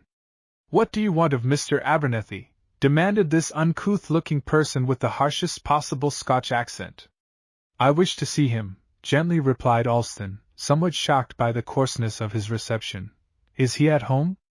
Come in, man," said the same uncouth personage. "But he may be engaged," responded Alston. "Perhaps I had better call another time." "Come in, man, I say," replied the person addressed, and partly by persuasion and partly by force, Alston, followed by Morse, was induced to enter the hall, which they had no sooner done than the person who admitted them closed the street door, and placing his back against it, said, "Now tell me what is your business with Mr. Abernethy?" "I am Mr. Abernethy." "I have come to consult you," replied Alston, "about an affection." "What the dial hay I to do with your affections?" bluntly interposed Abernethy. "Perhaps, Mr. Abernethy," said Alston, by this time so completely overcome by the apparent rudeness of the eminent surgeon as to regret calling on him at all, "you are engaged at present, and I had better call again." Dial the bit, man," said Abernethy. Come in, and he preceded them to his office, and examined his case, which proved to be a slight one, with such gentleness as almost to lead them to doubt whether Abernethy within his consulting-room, and Abernethy whom they had encountered in the passage, was really the same personage. While Morse was enjoying all these new experiences in England, the good people at home were jogging along in their accustomed ruts, but were deeply interested in the doings of the absent son and brother. His mother writes on January 11, 1813, "Your letters are read with great pleasure by your acquaintance. I do not show those in which you say anything on politics, as I do not approve your change, and think it would only prejudice others. For that reason I do not wish you to write on that subject, as I love to read all your observations to your friends. We cannot get Edwards to be a ladies' man at all. He will not visit among the young ladies. He is as old as 50, at least." This same youthful misogynist and philosopher also writes to his brother on January 11th, "I intend soon writing another letter in which I shall prove to your satisfaction that poetry is much superior to painting. You asserted the contrary in one of your letters, and brought an argument to prove it. I shall show the fallacy of that argument, and bring those to support my doctrine which are incontrovertible." A letter from his friend Mrs.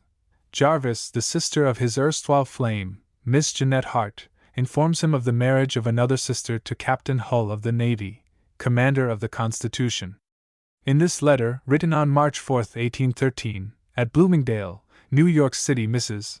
Jarvis says, "I am in general proud of the spirit of my countrymen, but there is too little attention paid to the fine arts, to men of taste and science.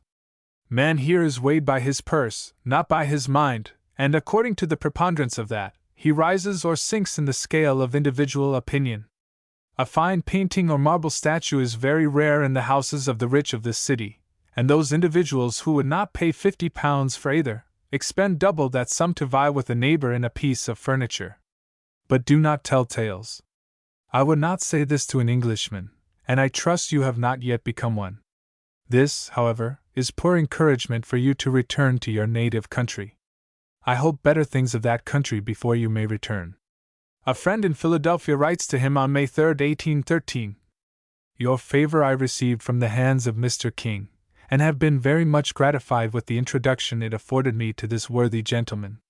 You have doubtless heard of his safe arrival in our city, and of his having commenced his career in America, where, I am sorry to say, the arts are not, as yet, so much patronized as I hope to see them. Those of us who love them are too poor, and those who are wealthy regard them but little. I think, however, I have already witnessed an improvement in this respect, and the rich merchants and professional men are becoming more and more liberal in their patronage of genius, when they find it among native Americans. From the favorable circumstances under which your studies are progressing, from the unrivaled talents of the gentleman who conducts them, and without flattery, suffer me to add, from the early proofs of your own genius, I anticipate, in common with many of our fellow citizens, the addition of one artist to our present roll whose name shall stand high among those of American painters. In your companion Leslie we also calculate on a very distinguished character. Our Academy of Fine Arts has begun the all-important study of the live figure. Mr. Sully, Mr. Peel, Mr. Fainan, Mr. King, and several others have devoted much attention to this branch of the school, and I hope to see it in their hands highly useful and improving. The last annual exhibition was very splendid for us. Some very capital landscapes were produced, many admirable portraits, and one or two historical pictures. The most conspicuous paintings were Mr. Peel's picture of the Roman Charity, or, if you please, the Grecian Daughter, for Murphy has it so, and Mr. Sully's Lady of the Lake. In a letter of May 30, 1818, to a friend, Morse says, You ask in your letter what books I read and what I am painting. The little time that I can spare from painting I employ in reading and studying the old poets, Spenser, Chaucer, Dante, Tasso, etc. These are necessary to a painter. As to painting, I have just finished a large picture, 8 feet by 6 feet 6 inches, the subject, The Death of Hercules, which is now in the Royal Academy Exhibition at Somerset House. I have been flattered by the newspapers which seldom praise young artists, and they do me the honor to say that my picture, with that of another young man by the name of Monroe, form a distinguishing trait in this year's exhibition. This praise I consider much exaggerated. Mr. West, however, who saw it as soon as I had finished it, paid me many compliments, and told me that, were I to live to his age, I should never make a better composition. This I consider but a compliment, and as meant only to encourage me, and as such I receive it. I mention these circumstances merely to show that I am getting along as well as can be expected, and if any credit attaches to me, I willingly resign it to my country, and feel happy that I can contribute a mite to her honor. The American character stands high in this country as to the production of artists, but in nothing else, except, indeed, I may now say bravery. Mr. West now stands at the head, and has stood ever since the arts began to flourish in this country, which is only about 50 years. Mr. Copley next, then Colonel Trumbull. Stewart in America has no rival here. As these are now old men and going off the stage, Mr. Alston succeeds in the prime of life, and will, in the opinion of the greatest connoisseurs in this country, carry the art to greater perfection than it ever has been carried either in ancient or modern times. After him is a young man from Philadelphia by the name of Leslie, who is my roommate. How fallible is contemporary judgment on the claims of so-called genius to immortality! For many are called, but few are chosen. In another letter to his parents written about this time, after telling of his economies in order to make the money, advanced so cheerfully but at the cost of so much self-sacrifice on their part, last as long as possible, he adds, My greatest expense, next to living, is for canvas, frames, colors, etc., and visiting galleries. The frame of my large picture, which I have just finished, cost nearly £20, besides the canvas and colors, which cost nearly £8 more, and the frame was the cheapest I could possibly get. Mr. Alston's frame cost him 60 guineas. Frames are very expensive things, and on that account, I shall not attempt another large picture for some time, although Mr. West advises me to paint large as much as possible. The picture which I have finished is the Death of Hercules. The size is 8 feet by 6 feet 6 inches. This picture I showed to Mr. West a few weeks ago, and he was extremely pleased with it, and paid me very many high compliments. But as praise comes better from another than from oneself, I shall send you a complimentary note which Mr. West has promised to send me on the occasion.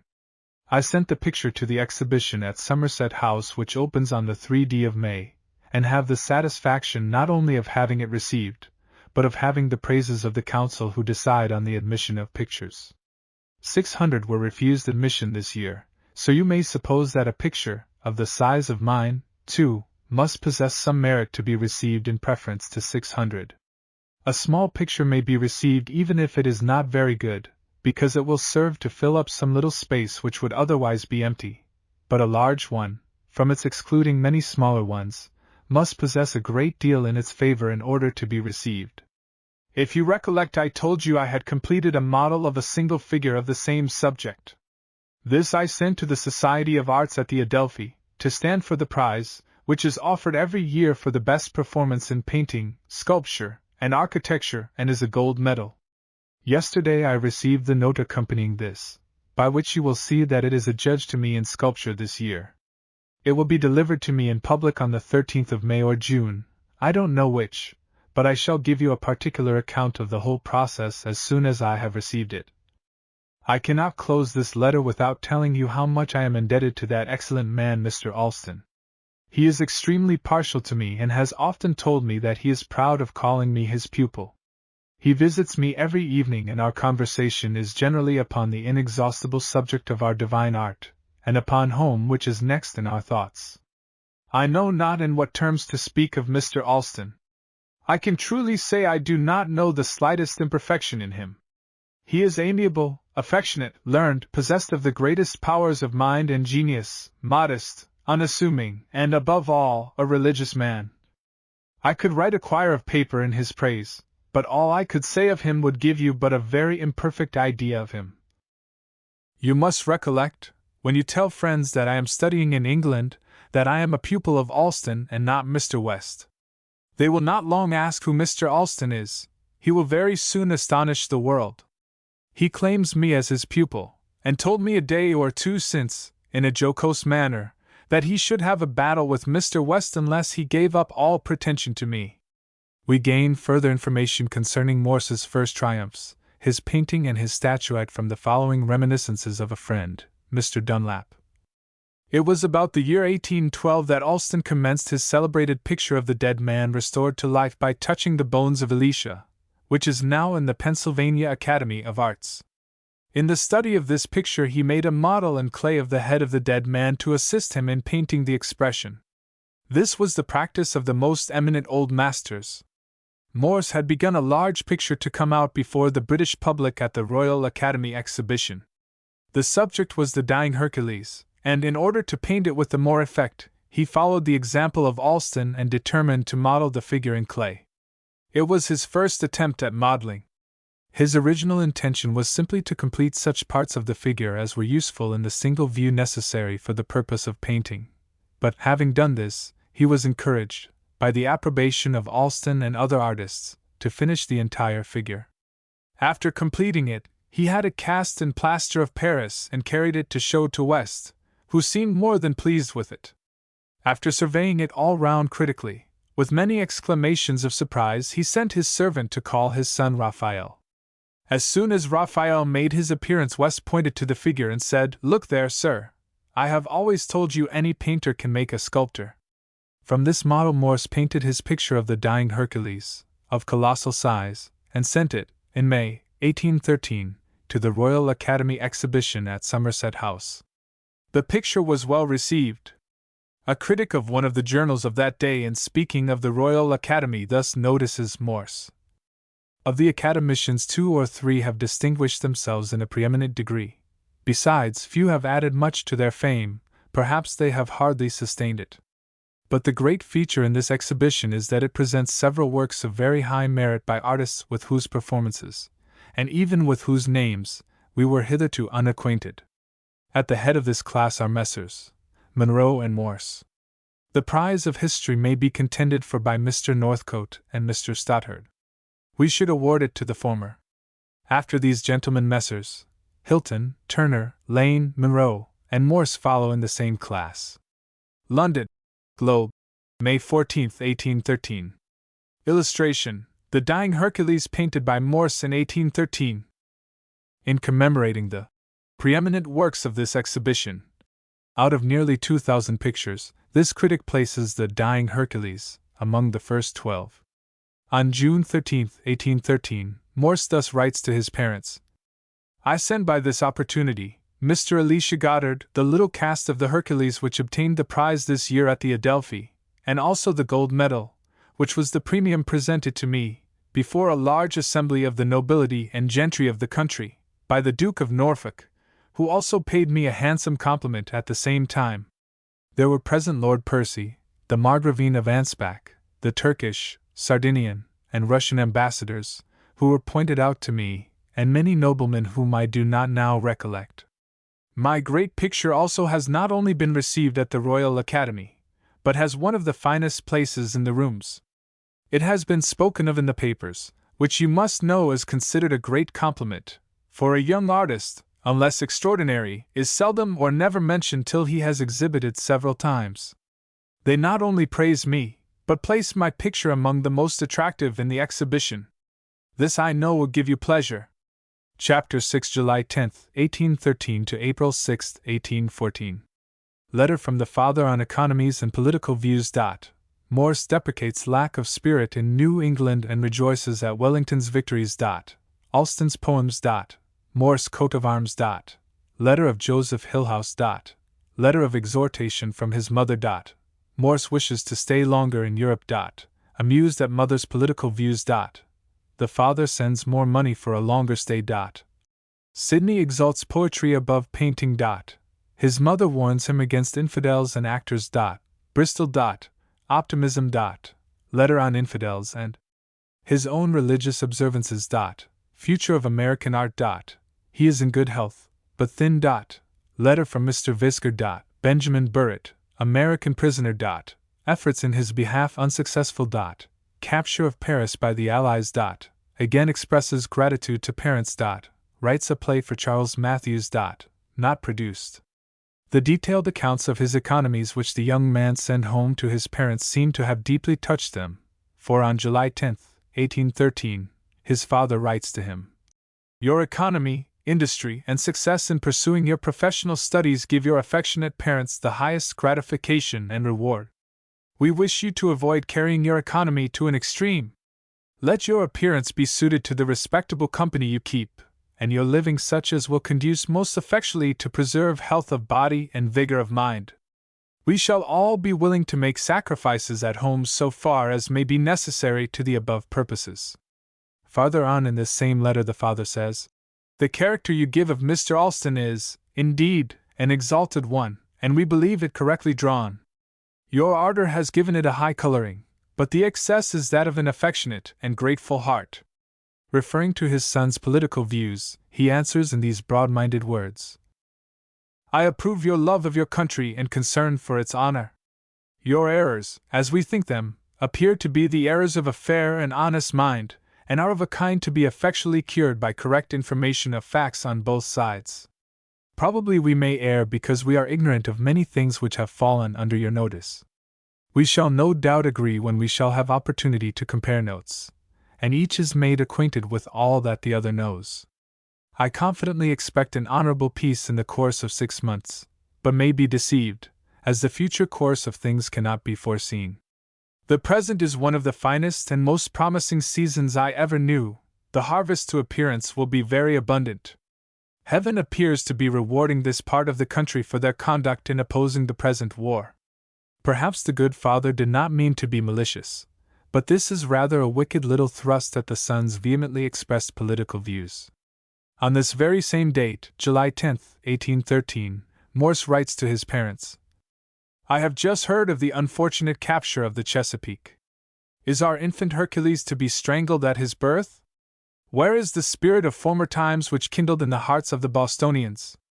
Will they still be unmoved, or must they learn from more bitter experience that Britain is not for peace, and that the only way to procure it is to join heart and hand in a vigorous prosecution of the war?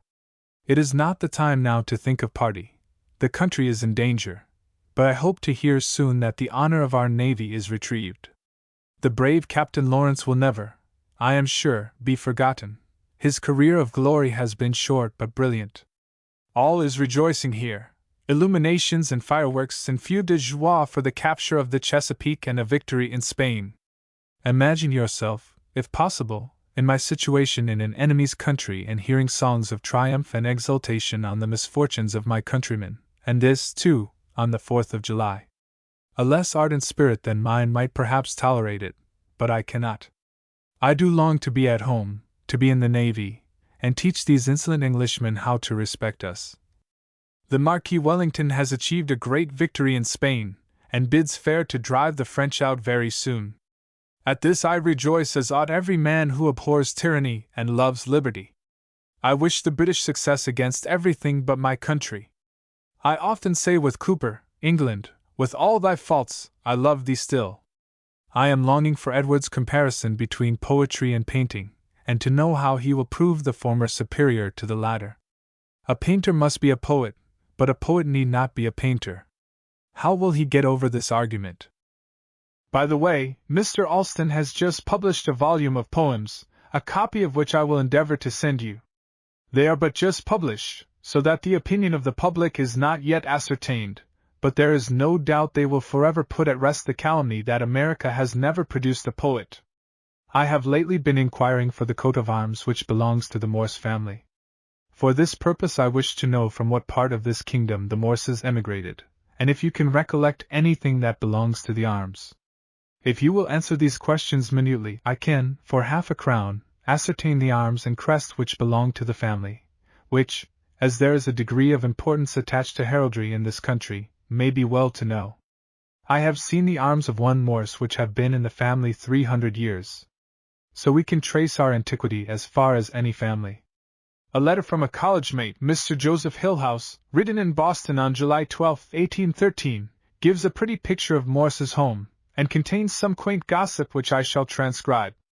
On Saturday afternoon the beauty of the weather invited my cousin Catherine Borland, my sister Mary, who is here on a visit, and myself to take a walk over to Charlestown for the purpose of paying a visit to your good parents. We found them just preparing tea, and at once concluded to join the family party. Present to the eye of your fancy the closing in of a fine, blue-skied, sunny American Saturday evening, whose tranquility and repose rendered it the fit precursor of the Sabbath. Imagine the tea-table placed in your sitting parlor, all the windows open, and round it, first, the housekeeper pouring out tea, next her, Miss C. Borland, next her, your mother, whose looks spoke love as often as you were mentioned, and that was not infrequently, I assure you. On your mother's right sat my sister, next whom was your father in his long green-striped study gown, his apostolic smile responding to the eye of your mother when his dear son was his theme. I was placed, and an honorable post I considered it, at his right hand. There the scene for you. Can you paint it? Neither of your brothers was at home. In home news we have little variety. The sister of your quondam flame, Miss and Hart, bestowed her hand last winter on victory as personified in our little fat captain, Isaac Hull, who is now reposing in the shade of his laurels, and amusing himself in directing the construction of a 74 at Portsmouth. Where the fair excellence, Miss Jeanette herself, is at present, I am unable to say.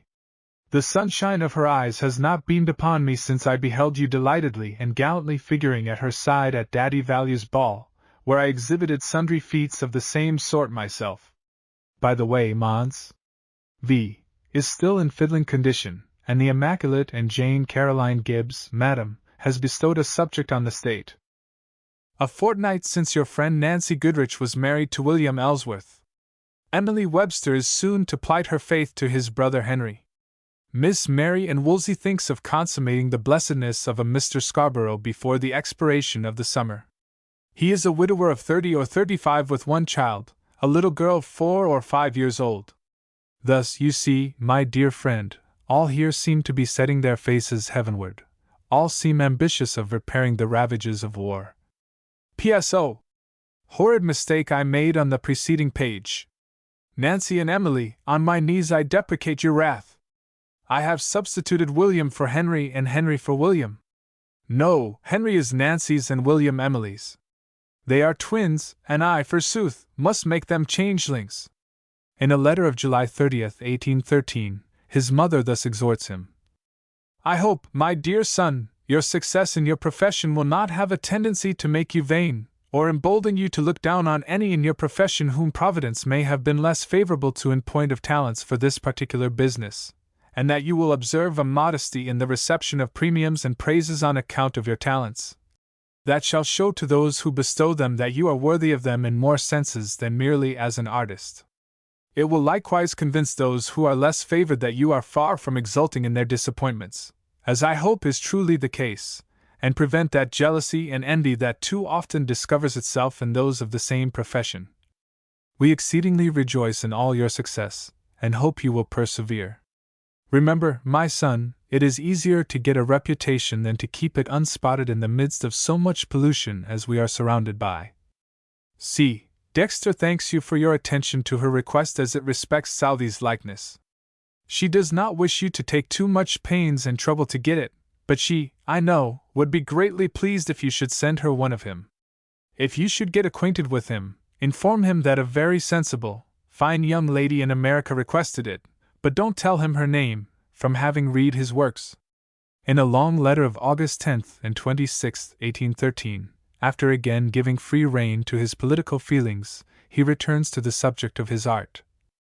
Mr. West promised me a note to you, but he is an old man and very forgetful, and I suppose he has forgotten it. I don't wish to remind him of it directly, but if in the course of conversation I can contrive to mention it, I will. With respect to returning home next summer, Mr. Alston and Mr. West think it would be an injury to me. Mr. Alston says I ought not to return till I am a painter. I long to return as much as you can wish to have me, but if you can spare me a little longer, I should wish it. I abide your decision, however, completely. Mr. Alston will write you fully on this subject, and I will endeavor to persuade Mr. West also to do it. France I could not, at present, visit with advantage, that is to say for, perhaps, a year. Mr. Alston thinks I ought to be previously well grounded in the principles of the English school to resist the corruptions of the French school, for they are corrupt in the principles of painting, as in religion and everything else. But when well grounded in the good principles of this school, I could study and select the few beauties of the French without being in danger of following their many errors. The Louvre also would, in about a year, be of the greatest advantage to me, and also the fine works in Italy. Mamma has amused me very much in her letter where she writes on politics. She says that, next to changing one's religion, she would dislike a man for changing his politics. Mamma, perhaps, is not aware that she would in this way shut the door completely to conviction in anything. It would imply that, because a man is educated in error, he must forever live in error. I know exactly how Mamma feels. She thinks, as I did when at home, that it was impossible for the Federalists to be in the wrong. But, as all men are fallible, I think they may stand a chance of being wrong as well as any other class of people. Mamma thinks my error arises from wrong information. I will ask Mamma which of us is likely to get at the truth. I, who am in England and can see and hear all their motives for acting as they have done, or Mamma, who gets her information from the Federal papers, second hand, with numerous additions and improvements made to answer party purposes, distorted and misrepresented. But to give you an instance. In the Massachusetts Remonstrance they attribute the repeal of the Orders in Council to the kind disposition of the English government, and a wish on their part to do justice, whereas it is notorious in this country that they repealed them on account of the injury it was doing themselves, and took America into consideration about as much as they did the inhabitants of Kamchatka. The conditional repeal of the Berlin and Milan decrees was a back door for them, and they availed themselves of it to sneak out of it. This necessity, this act of dire necessity, the Federal papers cry up as evincing a most forbearing spirit towards us, and really astonished the English themselves who never dreamt that it could be twisted in that way. Mamma assigns as a reason for my thinking well of the English that they have been very polite to me, and that it is ingratitude in me if I do otherwise. A few individuals have treated me politely, and I do feel thankful and gratified for it. But a little politeness from an individual of one nation to an individual of another is certainly not a reason that the former's government should be esteemed incapable of wrong by the latter. I esteem the English as a nation, I rejoice in their conquests on the continent, and would love them heartily, if they would let me, but I am afraid to tell them this, they are already too proud. Their treatment of America is the worse for it. They are like a poor man who has got a lottery ticket and draws a great prize, and when his poor neighbor comes sincerely to congratulate him on his success, he holds up his head, and turning up his nose, tells him that now he is his superior and then kicks him out of doors. Papa says he expects peace in 6 months. It may be in the disposition of America to make peace, but not in the will of the English. It is in the power of the Federalists to force her to peace, but they will not do it, so she will force us to do it. As in most discussions, political or otherwise, either party seems to have been convinced by the arguments of the other, for the parents continue to urge him to leave politics alone. Indeed, they insist on his doing so. They also urge him to make every effort to support himself, if he should decide to spend another year abroad, for they fear that they will be unable to send him any more money. However, the father, when he became convinced that it was really to his son's interest to spend another year abroad, contrived to send him another $1,000. This was done at the cost of great self-sacrifice on the part of himself and his family, and was all the more praiseworthy on that account. In a letter from his brother Edwards, written also on the 17th of November, is this passage. I must defer giving my reasons for thinking poetry superior to painting. I will mention only a few of the principles upon which I found my judgment. Genius in both these arts is the power of making impressions. The question then is, which is capable of making the strongest impression, which can impress upon the mind most strongly a sublime or a beautiful idea? Does the sublimest passage in Milton excite a stronger sensation in the mind of a man of taste than the sublimest painting of Michelangelo? Or, to make the parallel more complete, does Michelangelo convey to you a stronger impression of the Last Judgment, by his painting, than Milton could by his poetry? Could Michelangelo convey a more sublime idea of death by his painting than Milton has in his Paradise Lost? These are the principles upon which your divine art is to be degraded below poetry. This was rather acute reasoning for a boy of 20 who had spent his life in the Boston and New Haven of those early days. The fact that he had never seen a great painting, whereas he had greedily read the poets, will probably account for his strong partisanship. The pious mother writes on November 25, 1813. With regard to the Americans being despised and hated in England, you were apprised by your uncle Salisbury and others before you left this country that was the case, and you ought not to be surprised when you realized it. The reason given was that a large portion of those who visit Europe are dissipated infidels, which has justly given the English a bad opinion of us as a nation.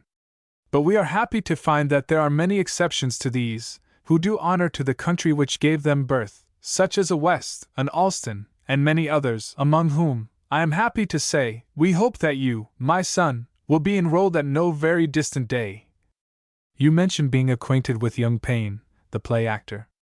I would guard you against any acquaintance with that description of people, as it will, sooner or later, have a most corrupting effect on the morals, and, as a man is known by the company he keeps, I should be very sorry to have you enrolled with such society, however pure you may believe his morals to be. Your father and myself were 11 days in company with him in coming from Charleston, South Carolina. His behavior was quite unexceptionable then, but he is in a situation to ruin the best morals.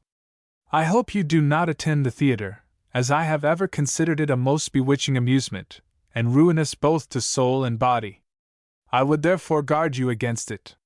His brother Richard joined the rest of the family in urging the young and impulsive artist to leave politics alone, as we learn from the following words which begin a letter of November 27, 1813. My dear brother, your letters by the Neptune, and also the Medal, gave us great pleasure. The politics, however, were very disagreeable and occupied no inconsiderable part of your letters. Your kind wishes for our reformation we must beg leave to retort by hoping for your speedy amendment. There are gaps in the correspondence of this period. Many of the letters from both sides of the Atlantic seem never to have reached their destination, owing to the disturbed state of affairs arising from the war between the two countries.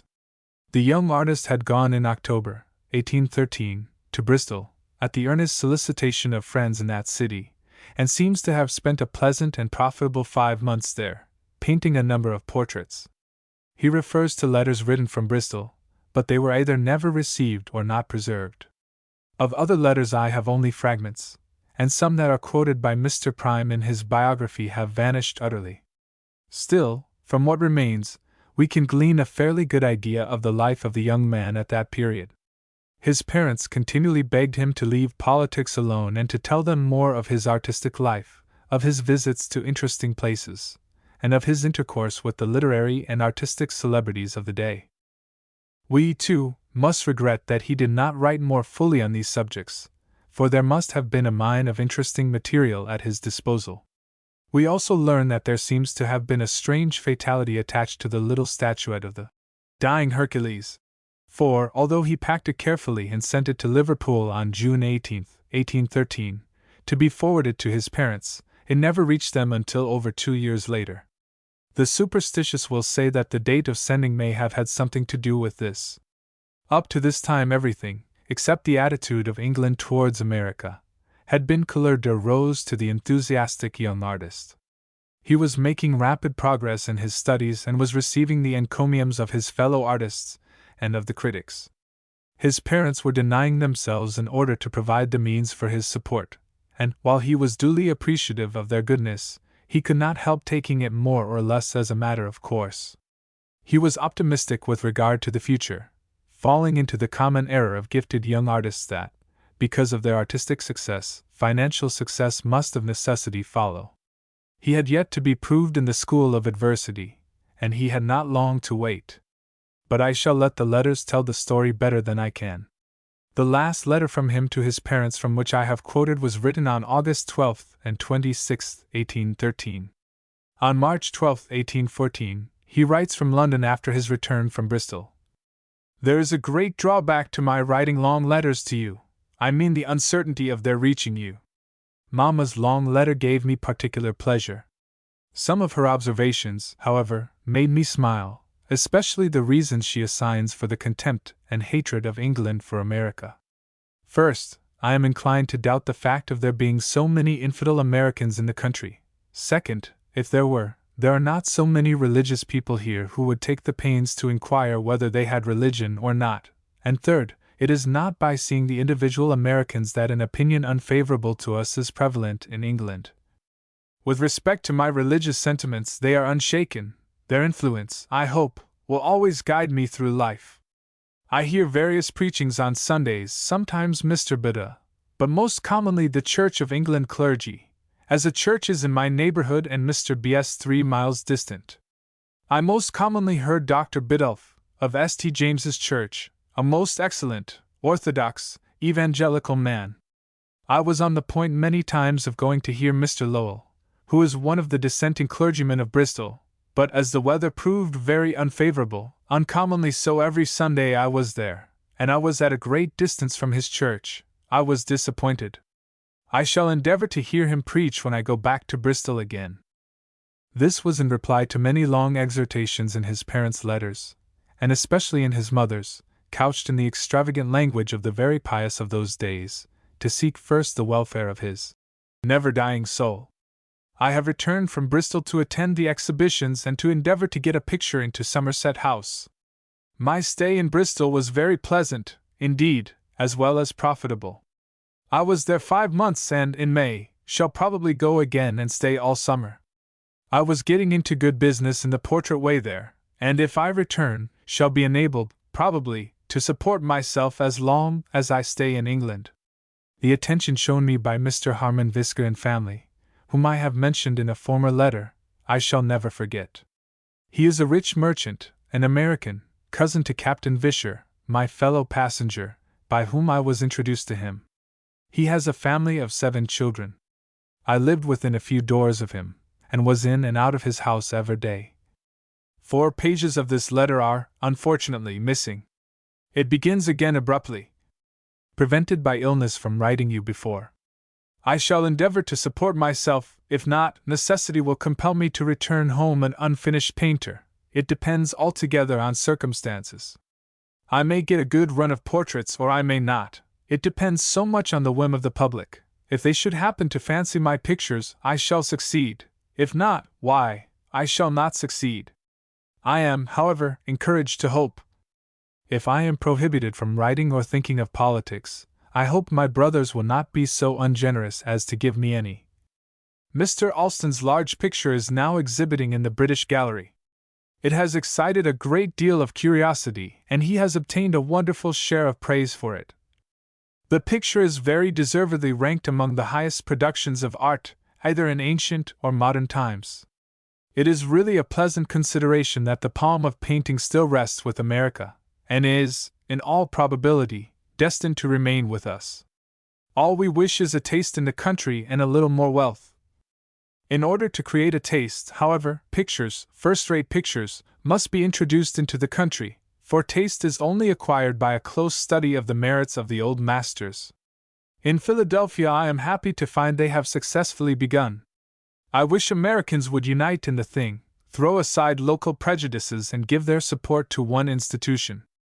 Let it be in Philadelphia, since it is so happily begun there, and let every American feel a pride in supporting that institution. Let it be a national, not a city institution. Then might the arts be so encouraged that Americans might remain at home and not, as at present, be under the painful necessity of exiling themselves from their country and their friends. This will come to pass in the course of time, but not in my day, I fear, unless there is more exertion made to forward the arts than at present. In this he proved a true prophet, and, as we shall see later, his exertions were a potent factor in establishing the fine arts on a firm basis in New York. I am in very good health and I hope I feel grateful for it. I have not been ill for 2 days together since I have been in England. I am, however, of the walking stick order, and think I am thinner than I was at home. They all tell me so. I'm not so good looking either, I am told. I have lost my color, grown more sallow, and have a face approaching to the hatchet class. But none of these things concern me.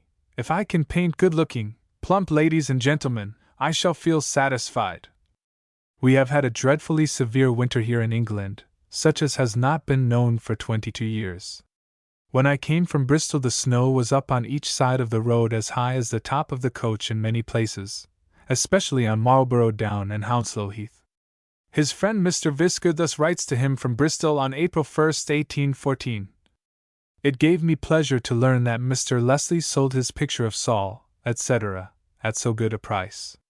I hope it will stimulate a friend of his to use his best exertions and time to endeavor even to excel the Witch of Endor. I think I perceive a few symptoms of amendment in him, and the request of his father that he must support himself is, in the opinion of his friends here, the best thing that could have befallen him. He will now have the pleasure to taste the sweets of his own labor, and I hope will, in reality, know what true independence is. Let him not despair, and he will certainly succeed. Excuse my having taken up so much of your time in reading what I have written about Mr. Leslie's friend. I hope it will not make the pencil work less smoothly. It gave us all great pleasure to hear that Mr. Alston's dead and alive man got the prize. It would be a great addition to our pleasure to hear that those encouragers of the fine arts have offered him 1,500 or 2,000 guineas for it. There is an old lady waiting your return to have her portrait painted. Bengali says 1 or 2 more are inquiring for Mr. Morse. You seem to have forgotten your friend in Stapleton Prison. Did you not succeed in obtaining his release? This refers to a certain Mr. Benjamin Burritt, an American prisoner of war. Morse used every effort, through his friend Henry Thornton, to secure the release of Mr. Burritt. On December 30, 1813, he wrote to Mr. Thornton from Bristol. Respected Sir, I take the liberty of addressing you in behalf of an American prisoner of war now in the Stapleton Depot, and I address you, Sir, under the conviction that a petition in the cause of humanity will not be considered by you as obtrusive. The prisoner I allude to is a gentleman of the name of Burritt, a native of New Haven, in the state of Connecticut. His connections are of the highest respectability in that city, which is notorious for its adherence to federal principles. His friends and relatives are among my father's friends, and although I was not, until now, personally acquainted with him, yet his face is familiar to me, and many of his relatives were my particular friends while I was receiving my education at Yale College in New Haven. From that college he was graduated in the year. A classmate of his was the Reverend Mr. Stewart, who is one of the professors of the Andover Theological Institution, and of whom, I think, my father has spoken in some of his letters to Mr. Wilberforce. Mr. Burritt, after he left college, applied himself to study, so much so as to injure his health, and by the advice of his physicians, he took to the sea as the only remedy left for him. This had the desired effect, and he was restored to health in a considerable degree. Upon the breaking out of the war with this country, all the American coasting trade being destroyed, he took a situation as second mate in the schooner Revenge, bound to France, and was captured on the 10th of May 1813. Since that time he has been a prisoner, and from the enclosed certificates, you will ascertain what has been his conduct. He is a man of excellent religious principles, and I firmly believe, of the strictest integrity. So well assured am I of this that, in case it should be required, I will hold myself bound to answer for him in my own person. His health is suffering by his confinement, and the unprincipled society, which he is obliged to endure, is peculiarly disagreeable to a man of his education. My object in stating these particulars to you, sir, is, if possible and consistent with the laws of the country, to obtain for him, through your influence, his liberty on his parole of honor. By so doing you will probably be the means of preserving the life of a good man, and will lay his friends, my father, and myself under the greatest obligations. Trusting to your goodness to pardon this intrusion upon your time, I am, sir, with the highest consideration, your most humble, obedient servant, Samuel F. B. Morse. To this Mr. Thornton replied, Dear sir, you will perceive by the enclosed that there is, unhappily, no prospect of our effecting our wishes in respect to your poor friend at Bristol. I shall be glad to know whether you have had any success in obtaining a passport for Dr. Cushing. I am, dear sir, yours, etc. H. Thornton. The enclosure referred to by Mr. Thornton was the following letter addressed to him by Lord Melville. Sir, Mr. Hay having communicated to me a letter which he received from you on the subject of Benjamin Burritt, an American prisoner of war in the depot at Stapleton, I regret much that, after consulting on this case with Sir Rupert George, and ascertaining the usual course of procedure in similar instances, I cannot discover any circumstances that would justify a departure from the rules observed toward other prisoners of the same description. There can be no question that his case is a hard one, but I am afraid that it is inseparable from a state of war. It is not only not a solitary instance among the French and American prisoners, but unless we were prepared to adopt the system of releasing all others of the same description, we should find that the number who might justly complain of undue partiality to this man would be very considerable. I have the honor to be, sir, your most obedient and very humble servant, Melville. This was a great disappointment to Morse, who had set his heart on being the means of securing the liberty of this unfortunate man. He was compelled to bow to the inevitable, however, and after this he did what he could to make the unhappy situation of the prisoner more bearable by extending to him financial assistance, although he had but little to spare at that time himself, and could but ill afford the luxury of giving. Great events were occurring on the continent at this time, and it is interesting to note how the intelligence of them was received in England by an enthusiastic student, not only of the fine arts, but of the humanities, who felt that, in this case, his sympathies and those of his family were in accord. April 6, 1814. My dear parents, I write in much haste, but it is to inform you of a most glorious event, no less than the capture of Paris by the Allies.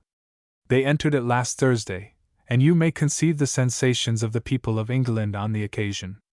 As the cartel is the first vessel which will arrive in America to carry the news, I hope I shall have the great satisfaction of hearing that I am the first who shall inform you of this great event. The particulars you will see nearly as soon as this. I congratulate you and the rest of the good people of the world on the occasion. Despotism and usurpation are fallen, never, I hope, to rise again. But what gives me the greatest pleasure in the contemplation of this occurrence is the spirit of religion, and consequently, of humanity, which has constantly marked the conduct of the Allies.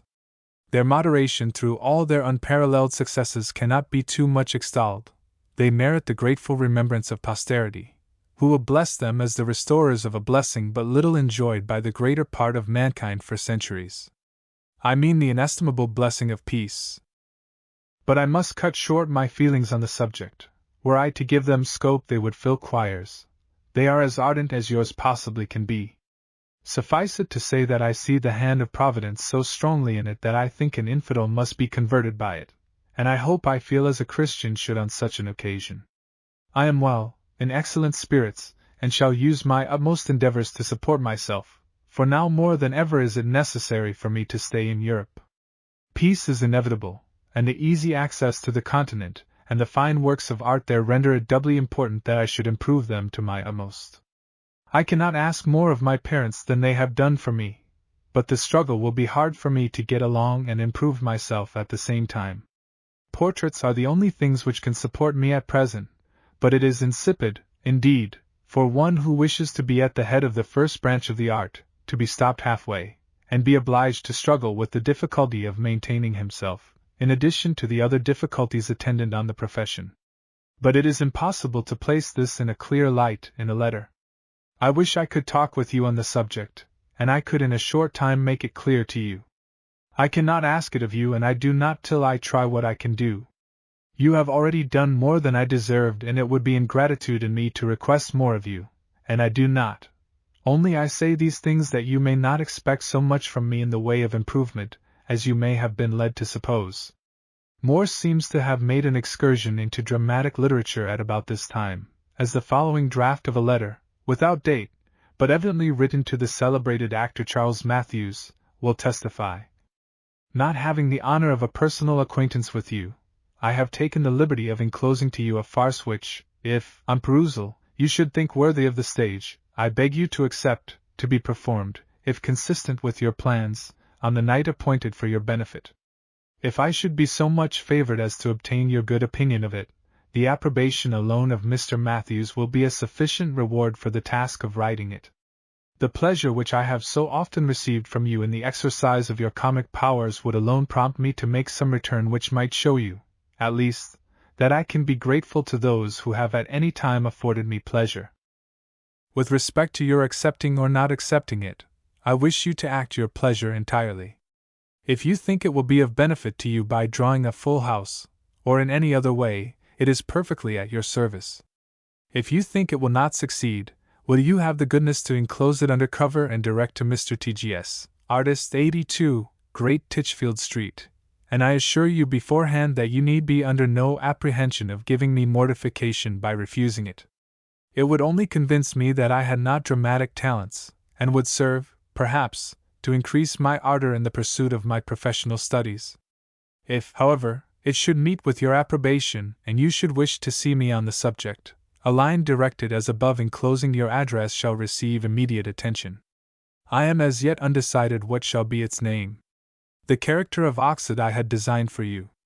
The farce is a first attempt, and has received the approbation, not only of my theatrical friends generally, but of some confessed critics by whom it has been commended. With sentiments of respect and esteem I remain, your most obedient humble servant, T.G.S. As no further mention of this play is made, I fear that the great Charles Matthews did not find it available. There is also no trace of the play itself among the papers, which is rather to be regretted. We can only surmise that Morse came to the conclusion, very wisely, that he had no dramatic talents, and that he turned to the pursuit of his professional studies with increased ardor. Chapter 7, May 2, 1814 to October 11, 1814. Alston writes encouragingly to the parents. Morse, unwilling to be mere portrait painter. Ambitious to stand at the head of his profession. Desires patronage from wealthy friends. Delay in the mails. Account of entree of Louis XVIII into London. The Prince Regent. Indignation at acts of English. His parents relieved at hearing from him after 7 months' silence. No hope of patronage from America. His brothers. Account of fates. Emperor Alexander, King of Prussia, Blucher, Platov. Wishes to go to Paris. Letter from M. Van Schaik about Battle of Lake Erie. Disgusted with England. Morse had now spent nearly 3 years in England. He was maturing rapidly in every way, and what his master thought of him is shown in this extract from a letter of Washington Allston to the anxious parent at home. With regard to the progress which your son has made, I have the pleasure to say that it is unusually great for the time he has been studying, and indeed such as to make me proud of him as a pupil and to give every promise of future eminence. Should he be obliged to return now to America, I much fear that all which he has acquired would be rendered abortive. It is true he could there paint very good portraits, but I should grieve to hear at any future period that, on the foundation now laid, he shall have been able to raise no higher superstructure than the fame of a portrait painter. I do not intend here any disrespect to portrait painting. I know it requires no common talent to excel in it. In addition to this professional report, I have the sincere satisfaction to give my testimony to his conduct as a man, which is such as to render him still worthy of being affectionately remembered by his moral and religious friends in America. This is saying a great deal for a young man of 22 in London, but is not more than justice requires me to say of him. On May 2, 1814, Morse writes home. You ask if you are to expect me the next summer. This leads me to a little enlargement on the peculiar circumstances in which I am now placed.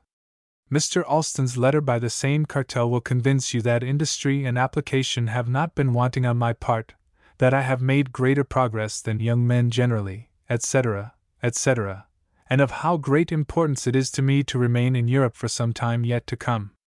Indeed, I feel it so much so myself that I shall endeavor to stay at all risks. If I find that I cannot support myself, that I am contracting debts which I have no prospect of paying, I shall then return home and settle down into a mere portrait painter for some time, till I can obtain sufficient to return to Europe again, for I cannot be happy unless I am pursuing the intellectual branch of the art. Portraits have none of it, landscape has some of it, but history has it wholly. I am certain you would not be satisfied to see me sit down quietly, spending my time in painting portraits, throwing away the talents which Heaven has given me for the higher branches of art, and devoting my time only to the inferior. I need not tell you what a difficult profession I have undertaken. It has difficulties in itself which are sufficient to deter any man who has not firmness enough to go through with it at all hazards, without meeting with any obstacles aside from it. The more I study it, the more I am enchanted with it, and the greater my progress, the more am I struck with its beauties, and the perseverance of those who have dared to pursue it through the thousands of natural hindrances with which the art abounds. I never can feel too grateful to my parents for having assisted me thus far in my profession.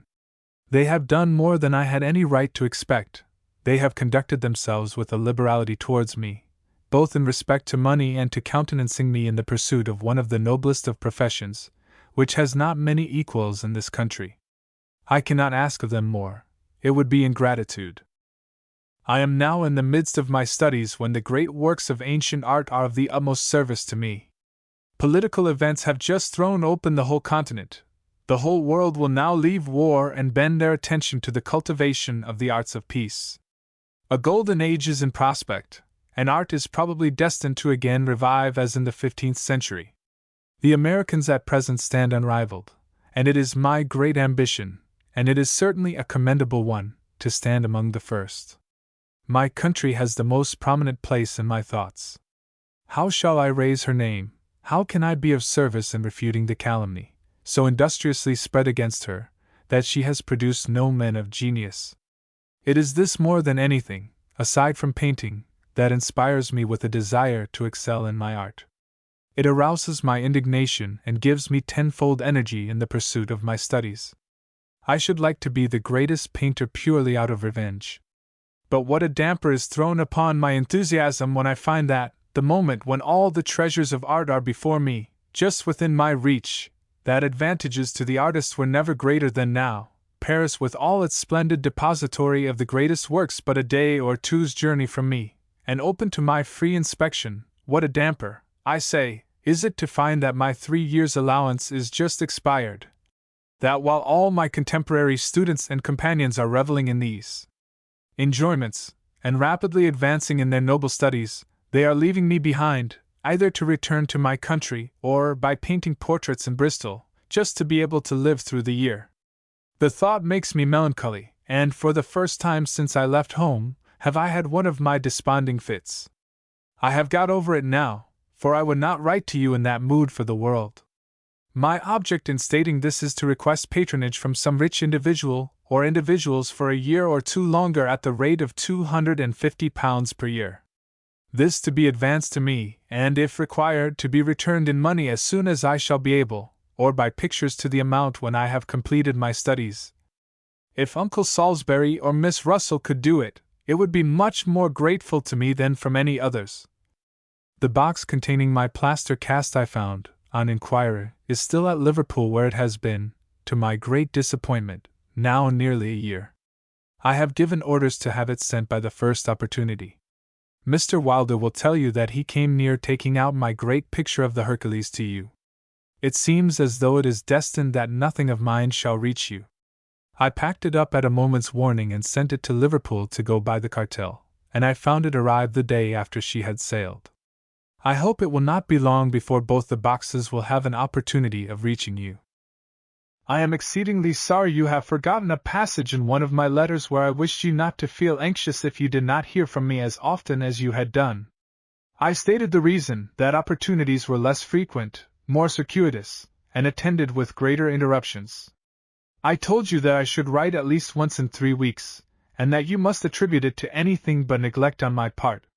Your last letter has hurt me considerably, for, owing to some accident or other, my letters have miscarried, and you upbraid me with neglect, and fear that I am not as industrious or correct as formerly. I know you don't wish to hurt me, but I cannot help feeling hurt when I think that my parents have not the confidence which I thought they had in me, that some interruptions, which all complain of and which are natural to a state of warfare, having prevented letters, which I have written, from being received. Instead of making allowances for these things, to have them attributed to a falling off in industry and attention wounds me a great deal. Mrs. Alston, to her great surprise, received just such a letter from her friends, and it hurt her so that she was ill in consequence. I dine at Mr. Macaulay's at 5 o'clock today, and shall attend the House of Commons tomorrow evening, where I expect to hear Mr. Wilberforce speak on the slave trade, with reference to the propriety of making the universal abolition of it an article in the pending negotiations. If I have time in this letter I will give you some account of it. In the meantime I will give you a slight account of some scenes of which I have been a happy witness in the great drama now acting in the theatre of Europe. You will probably, before this reaches you, hear of the splendid entree of Louis XVIII into London. I was a spectator of this scene. On the morning of the day, about 10 o'clock, I went into Piccadilly, through which the procession was to pass. I did not find any great concourse of people at that hour except before the Pulteney Hotel, where the sister of Emperor Alexander resides on a visit to this country, the Grand Duchess of Oldenburg. I thought it probable that, as the procession would pass this place, there would be some uncommon occurrence taking place before it, so I took my situation directly opposite, determined, at any rate, to secure a good view of what happened. I waited 4 or 5 hours, during which time the people began to collect from all quarters.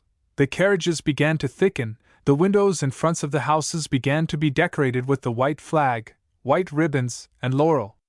Temporary seats were fitted up on all sides, which began to be filled, and all seemed to be in preparation. About this time the King's splendid band of music made its appearance, consisting, I suppose, of more than 50 musicians, and to my great gratification, placed themselves directly before the hotel. They began to play, and soon after the Grand Duchess, attended by several Russian noblemen, made her appearance on the balcony, followed by the Queen of England, the Princess Charlotte of Wales, the Princess Mary, Princess Elizabeth, and all the female part of the royal family.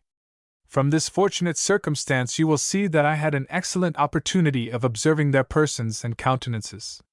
The Duchess of Oldenburg is a common-sized woman of about 4 or 5 and 20. She has rather a pleasant countenance, blue eyes, pale complexion, regular features, her cheekbones high, but not disagreeably so. She resembles very much her brother the Emperor, judging from his portrait. She had with her her little nephew, Prince Alexander, a boy of about 3 or 4 years old. He was a lively little fellow, playing about, and was the principal object of the attention of the royal family. The Queen, if I was truly directed to her, is an old woman of very sallow complexion, and nothing agreeable either in her countenance or deportment, and if she was not called a queen, she might as well be any ugly old woman. The Princess Charlotte of Wales I thought pretty. She has small features, regular, pale complexion, great amiability of expression and condescension of manners. The Princess Elizabeth is extremely corpulent, and from what I could see of her face, was agreeable though nothing remarkable. One of the others, I think it was the Princess Mary, appeared to have considerable vivacity in her manners. She was without any covering to her head. Her hair was sandy, which she wore cropped. Her complexion was probably fair originally, but was rather red now. Her features were agreeable. It now began to grow late. The people were beginning to be tired, wanting their dinners, and the crowd to thicken, when a universal commotion and murmur through the crowd and from the housetops indicated that the procession was at hand. This was followed by the thunder of artillery and the huzzas of the people toward the head of the street, where the houses seemed to be alive with the twirling of hats and shaking of handkerchiefs. This seemed to mark the progress of the king, for, as he came opposite each house, these actions became most violent, with cries of Vive les Bourbons! Vive le Roi! Vive Louis! etc. I now grew several inches taller. I stretched my neck and opened my eyes. One carriage appeared drawn by 6 horses, decorated with ribbons, and containing some of the French noblesse. Another, of the same description, with some of the French royal family. At length came a carriage drawn by 8 beautiful Arabian cream-colored horses.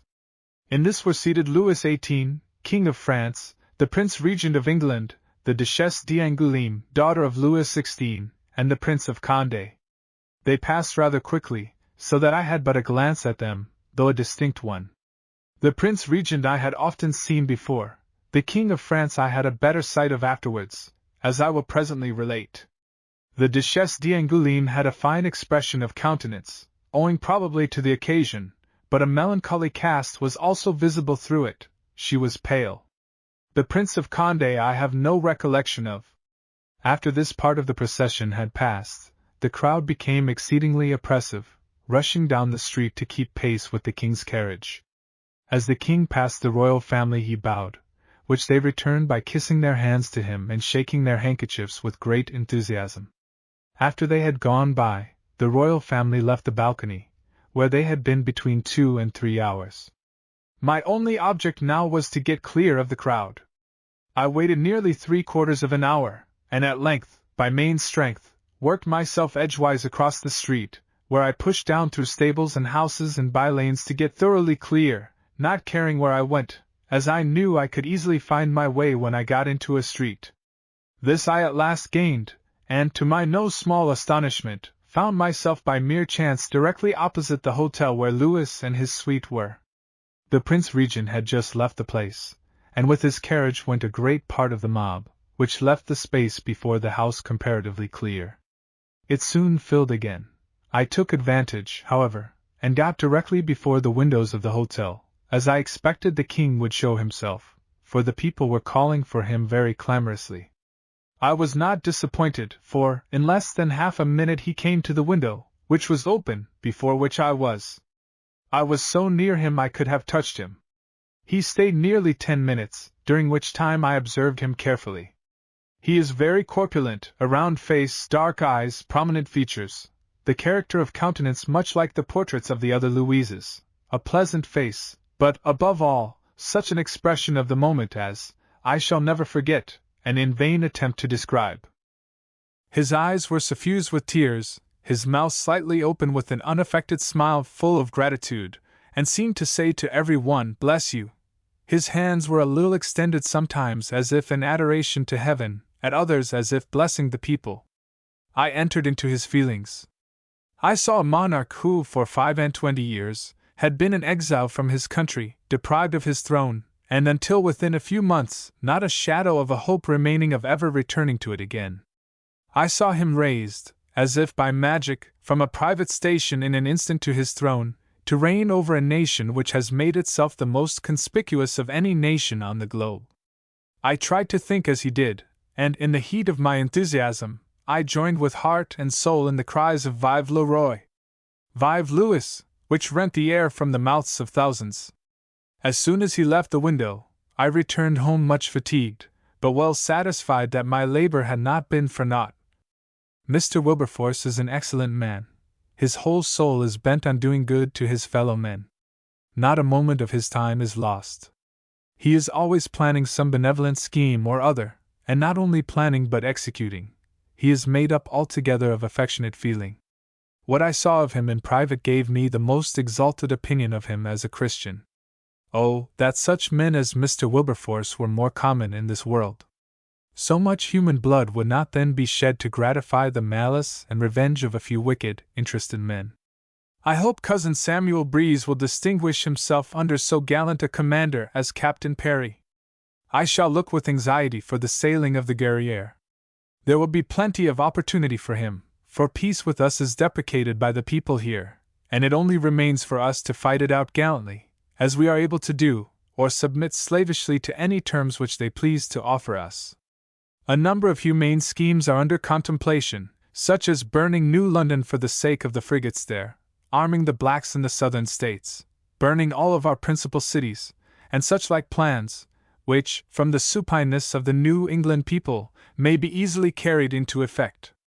But no, the humane, generous English cannot do such base things. I hope not, let the event show it. It is perhaps well I am here, for, with my present opinions, if I were at home, I should most certainly be in the army or navy. My might is small, but when my country's honor demands it, it might help to sustain it. There can now be no French party. I wish very much to know what effect this series of good news will have at home. I congratulate you as well as all other good people on the providential events which have lately happened. They must produce great changes with us. I hope it will be for the best. I am in excellent health, and am painting away. I am making studies for the large picture I contemplate for next year. It will be as large, I think, as Mr. Alston's famous one, which was 10 feet by 14. It can hardly be wondered at that the parents should have been somewhat anxious, when we learned from letters of June, 1814, that they had not heard from their son for 7 months.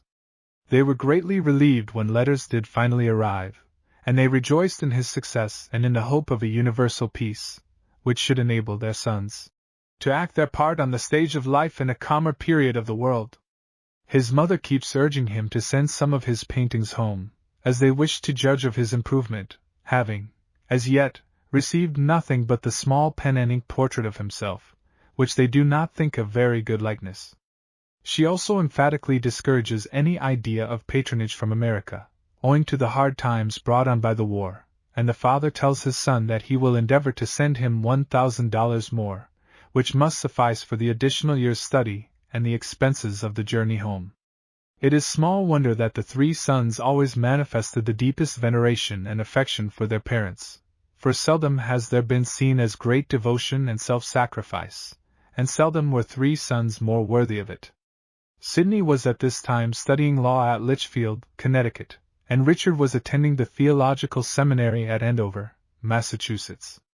Both became eminent in after life, though, curiously enough, either in the law nor in the ministry. But we shall have occasion to treat more specifically of this later on. The 3 brothers were devotedly attached to each other to the very end of their long lives, and were mutually helpful as their lives now diverged and now came together again. The next letter from Morse to his parents, written on June 15, 1814, gives a further account of the great people who were at that time in London. I expected at this time to have been in Bristol with Mr. and Mrs. Alston, who are now there, but the great fates in honor of the peace, and the visit of the Allied sovereigns, have kept me in London till all is over. There are now in London upward of 20 foreign princes, also the great Emperor Alexander and the King of Prussia. A week ago yesterday they arrived in town, and contrary to expectation, came in a very private manner. I went to see their entree, but was disappointed with the rest of the people, for the Emperor Alexander, disliking all show and parade, came in a private carriage and took an indirect route here. The next and following day I spent in endeavoring to get a sight of them.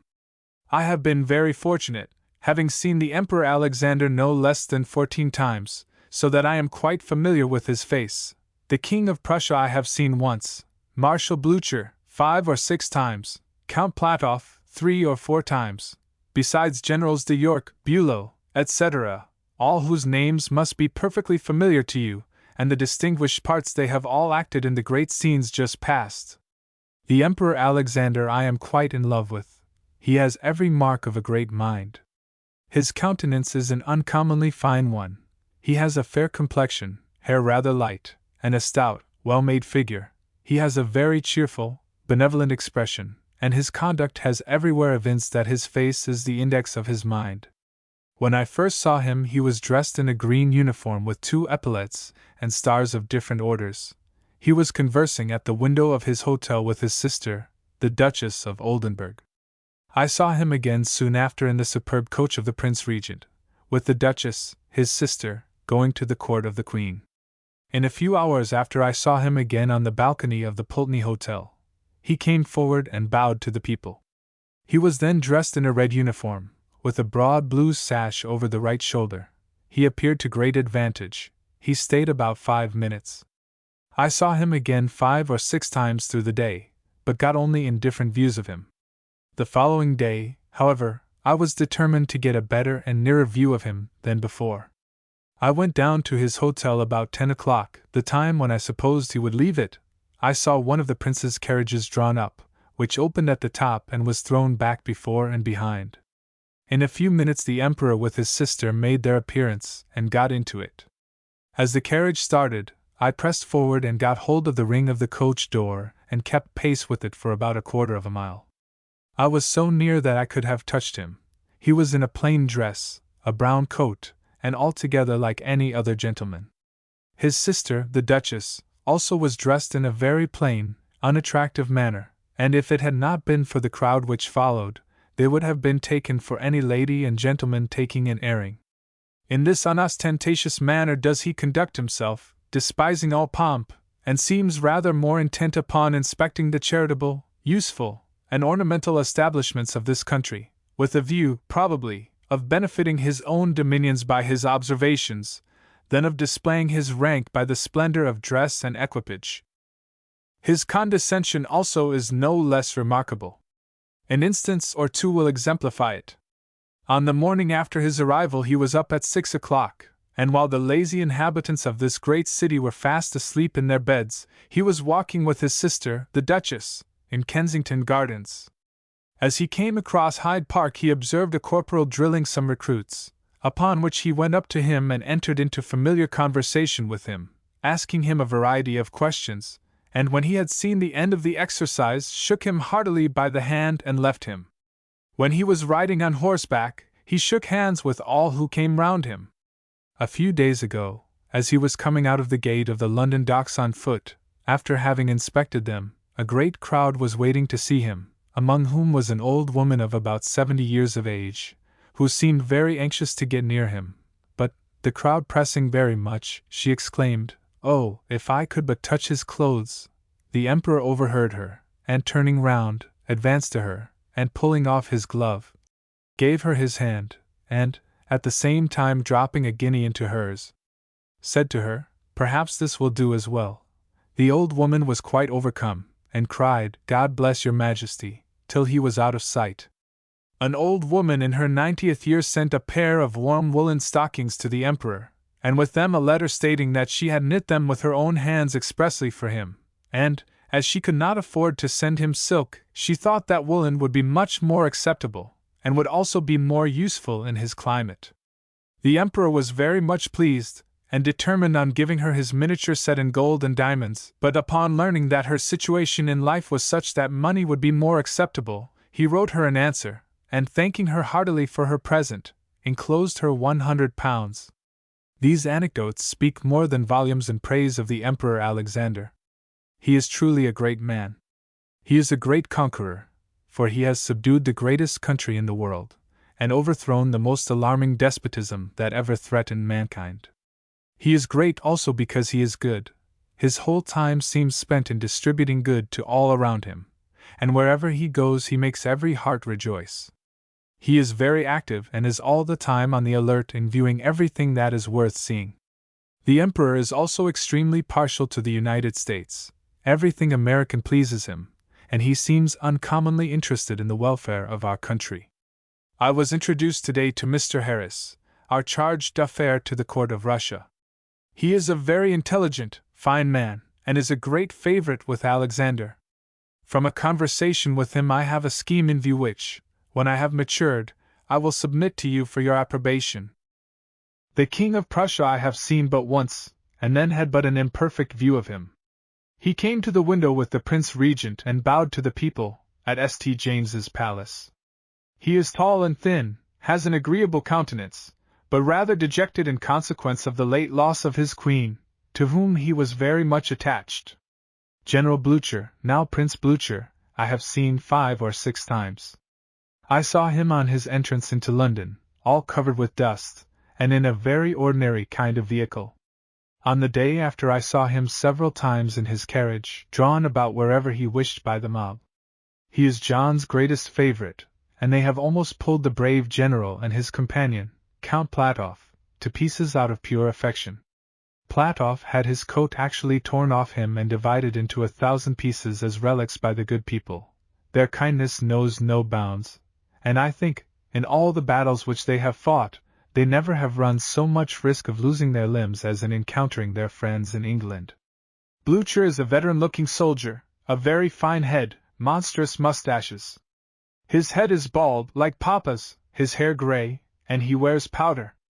Understanding that he was to be at Covent Garden Theatre, I went, as the best place to see him, and I was not disappointed. He was in the Prince's box, and I had a good view of him during the whole entertainment, being directly before him for 3 or 4 hours. A few nights since I also went to the theatre to see Platoff, the headman, chief, of the Cossacks. He has also a very fine countenance, a high and broad forehead, dark complexion, and dark hair. He is tall and well-made, as I think the Cossacks are generally. He was very much applauded by a crowded house, the most part collected to see him. The following letter is from Washington Alston, written in Bristol, on July 5, 1814. My dear Sir, I received your last on Saturday and should have answered your first letter but for 2 reasons. First, that I had nothing to say, which, I think, metaphysicians allow to be the most natural as well as the most powerful cause of silence. Second, that, if I had had anything to say, the daily expectation which I entertained of seeing you allowed no confidence in the hope that you would hear what I had to say should I have said it. I thank you for your solicitude, and can assure you that both Mrs. Alston and myself are in every respect better than when we left London. Mr. King received me, as I wished, with undiminished kindness, and was greatly pleased with the pictures. He has not, however, seen the large one, which, to my agreeable surprise, I have been solicited from various quarters to exhibit, and that, too, without my having given the least intimation of such a design. I have taken Merchant Taylor's Hall, a very large room, for this purpose, and shall probably open it in the course of next week. Perhaps you will be surprised to hear that I have been retouching it. I have just concluded a fortnight's hard work upon it, and have the satisfaction to add that I have been seldom better satisfied than with my present labor. I have repainted the greater part of the draperies, indeed, those of all the principal figures, excepting the dead man, with powerful and positive colors, and added double strength to the shadows of every figure, so that for force and distinctness you would hardly know it for the same picture. The Morning Chronicle would have no reason now to complain of its one red. I am sorry that Parliament has been so impolite to you in procrastinating the fireworks. But they are an unpolished set, and will still be in the dark age of incivility notwithstanding their late illuminations. However, I am in great hopes that the good people of England will derive no small degree of moral embellishment from their pure admiration of the illustrious General B, who, it is said, for drinking and gaming has no equal. Bristol, September 9, 1814. My dear parents, your kind letters of June last I have received, and return you 1,000 thanks for them. They have relieved me from a painful state of anxiety with respect to my future prospects. I cannot feel too thankful for such kind parents who have universally shown so much indulgence to me. Accept my gratitude and love, they are all I can give. You allow me to stay in Europe another year. Your letters are not in answer to some I have subsequently sent requesting leave to reside in Paris. Mr. Alston, as well as all my friends, think it by all means necessary I should lose no time in getting to France to improve myself for a year in drawing, a branch of art in which I am very deficient. I shall therefore set out for Paris in about 2 weeks, unless your letters in answer to those sent by Doctors Hayward and Gushing should arrive and say otherwise. Since coming to Bristol I have not found my prospects so good as I before had reason to expect, owing in a great degree to political irritation.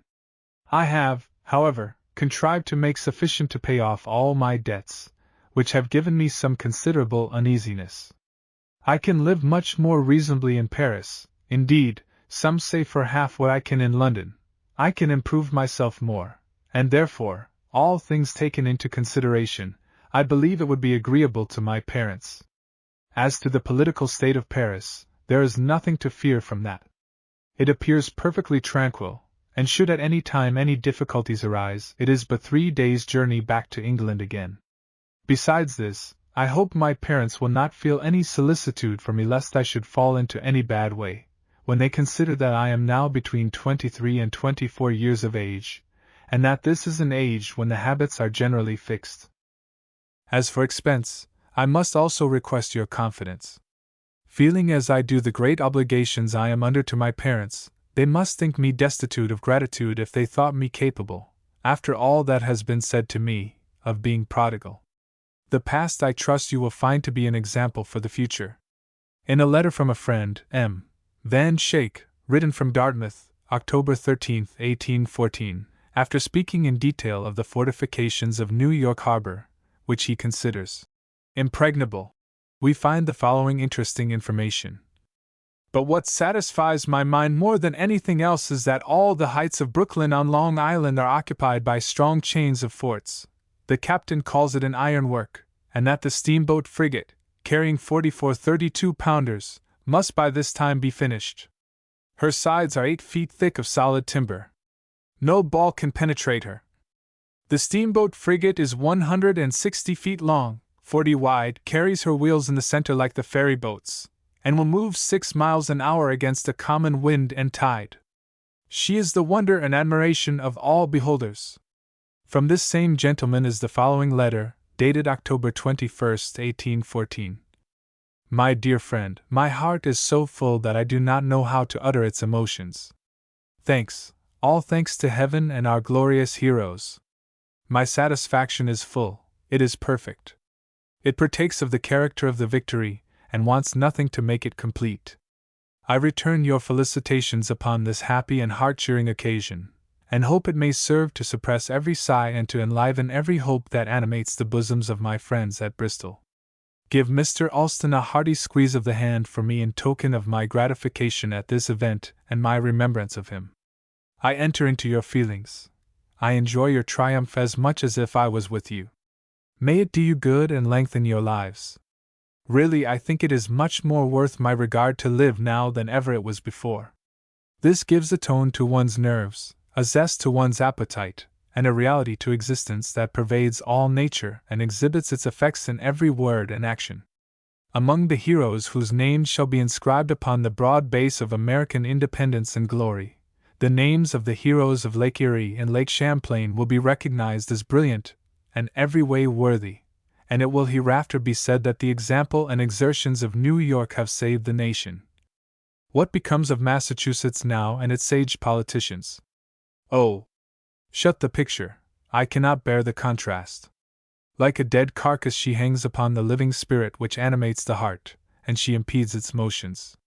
Her consequence is gone, and I am sorry for it, because I have been accustomed to admire the noble spirit she once displayed, and the virtues which adorned her brighter days. We sail on Sunday or Monday. I have received the box. Everything is right. Heaven bless you. Going back a few days in point of time, the following letter was written to his parents. Bristol, October 11, 1814. Your letters to the 31st of August have been received, and I have again to express to you my thanks for the sacrifices you are making for me. One day I hope it will be in my power to repay you for the many acts of indulgence to me. Your last letters mention nothing about my going to France. I perceive you have got my letters requesting leave, but you are altogether silent on the subject. Everything is in favor of my going, my improvement, my expenses, and last though not least, the state of my feelings. I shall be ruined in my feelings if I stay longer in England. I cannot endure the continued and daily insults to my feelings as an American. But on this head I promise not to write anything more. Still allow me to say but a few words. On second thoughts, however, I will refer you entirely to Dr. Romaine. If it is possible, as you value my comfort, see him as speedily as possible. He will give you my sentiments exactly, and I fully trust that, after you have heard him converse for a short time, you will completely liberate me from the imputation of error. Mr. Bromfield, the merchant through whom he received his allowance, thinks I had better wait until I receive positive leave from you to go to France. Do write me soon and do give me leave. I long to bury myself in the Louvre in a country at least not hostile to mine, and where guns are not firing and bells ringing for victory over my countrymen. Where is American patriotism? How long shall England, already too proud, glory in the blood of my countrymen? Oh, for the genius of Washington! Had I but his talents, with what alacrity would I return to the relief of that country which, without affectation, my dear parents, is dearer to me than my life. Willingly, I speak with truth and deliberation, willingly would I sacrifice my life for her honor. Do not think ill of me for speaking thus strongly. You cannot judge impartially of my feelings until you are placed in my situation. Do not say I suffer myself to be carried away by my feelings. Your feelings could never have been tried as mine have. You cannot see with the eyes I do. You cannot have the means of ascertaining facts on this side of the water that I have. But I will leave this subject and only say see Dr. Romaine. I find no encouragement whatever in Bristol in the way of my art. National feeling is mingled with everything here. It is sufficient that I am an American, a title I would not change with the greatest king in Europe. I find it more reasonable, living in Bristol, or I should go to London immediately. Mr. and Mrs. Alston are well and send you their respects. They set out for London in a few days after some months' unsuccessful, between ourselves, residence here. All public feeling is absorbed in one object, the conquest of the United States. No time to encourage an artist, especially an American artist.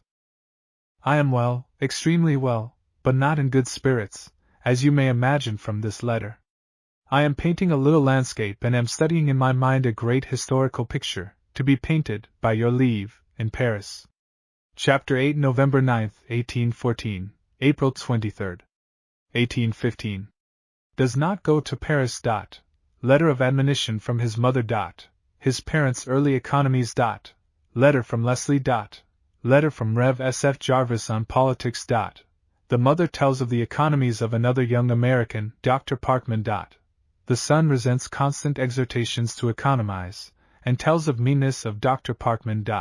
Writes of his own economies and industry. Disgusted with Bristol.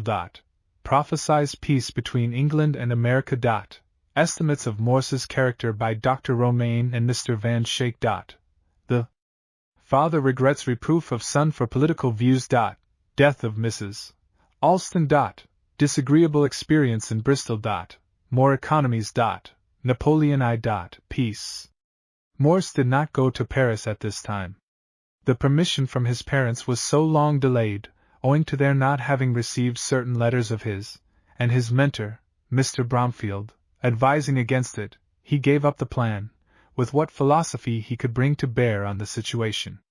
His mother continued to give him careful advice, covering many pages, in every letter. On November 9, 1814, she says, "We wished to know what the plan was that you said you were maturing in regard to the Emperor of Russia. You must not be a schemer, but determine on a steady, uniform course. It is an old adage that a rolling stone never gathers any moss, so a person that is driving about from pillar to post very seldom lays up anything against a rainy day.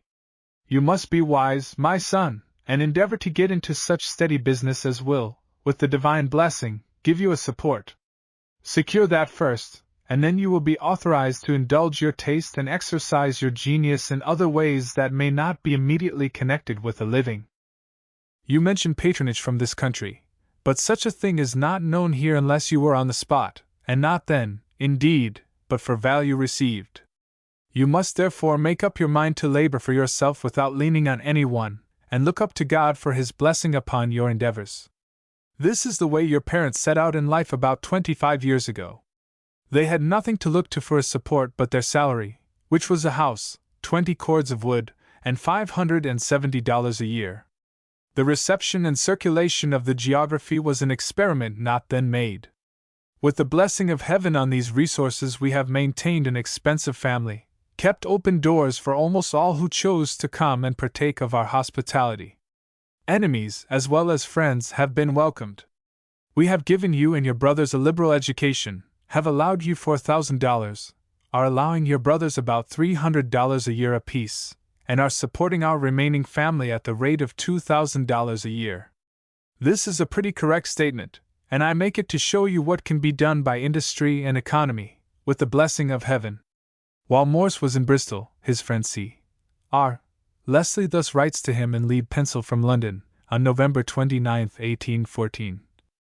Most potent, grave and reverend Doctor, I take up my pencil to make 10,000 apologies for addressing you in humble black lead. Deeply impressed as I am with the full conviction that you deserve the very best Japan ink, the only excuse I can make to you is the following. It is, perhaps, needless to remind you that the tools with which ink is applied to paper, in order to produce writing, are made from goose quills, which quills I am goose enough not to keep a supply of, and not having so much money at present in my breeches pocket as will purchase one, I am forced to betake myself to my pencil, an instrument which, without paying myself any compliment, I am sure I can wield better than a pen. I am glad to hear that you are so industrious, and that Mr. Alston is succeeding so well with portraits. I hope he will bring all he has painted to London. I am looking out for you every day. I think we form a kind of family here, and I feel in an absence from Mr. and Mrs. Alston and yourself as I used to do when away from my mother and sisters. By the by, I have not had any letters from home for more than a month. It seems the Americans are all united, and we shall now have war in earnest. I am glad of it for many reasons.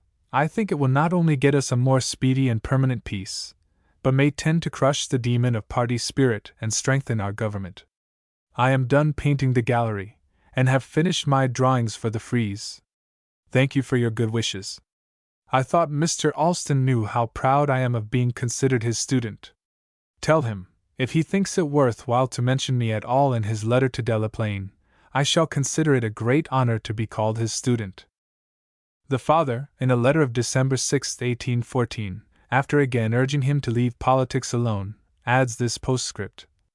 P.S. If you can make up your mind to remain in London and finish your great picture for the exhibition, to suppress your political feelings, and resolutely turn a deaf ear to everything which does not concern your professional studies, not to talk on politics and preserve a conciliating course of conduct and conversation, make as many friends as you can, and behave as a good man ought to in your situation, and put off going to France till after your exhibition, this plan would suit us best. But with the observations and advice now before you, we leave you to judge for yourself. Let us early know your determination and intended plans. You must rely on your own resources after this year. The following letter is from his warm friend, the Reverend Samuel F. Jarvis, written in New York, December 14, 1814. I am not surprised at the feelings you express with regard to England or America. The English in general have so contemptuous an opinion of us, and one so exalted of themselves, that every American must feel a virtuous indignation when he hears his country traduced and belied. But, my dear sir, it is natural, on the other hand, for an exile from his native land to turn with fond remembrance to its excellences and forget its defects. You will be able some years hence to speak with more impartiality on this subject than you do at present. The men who have involved the country in this war are wicked and corrupt.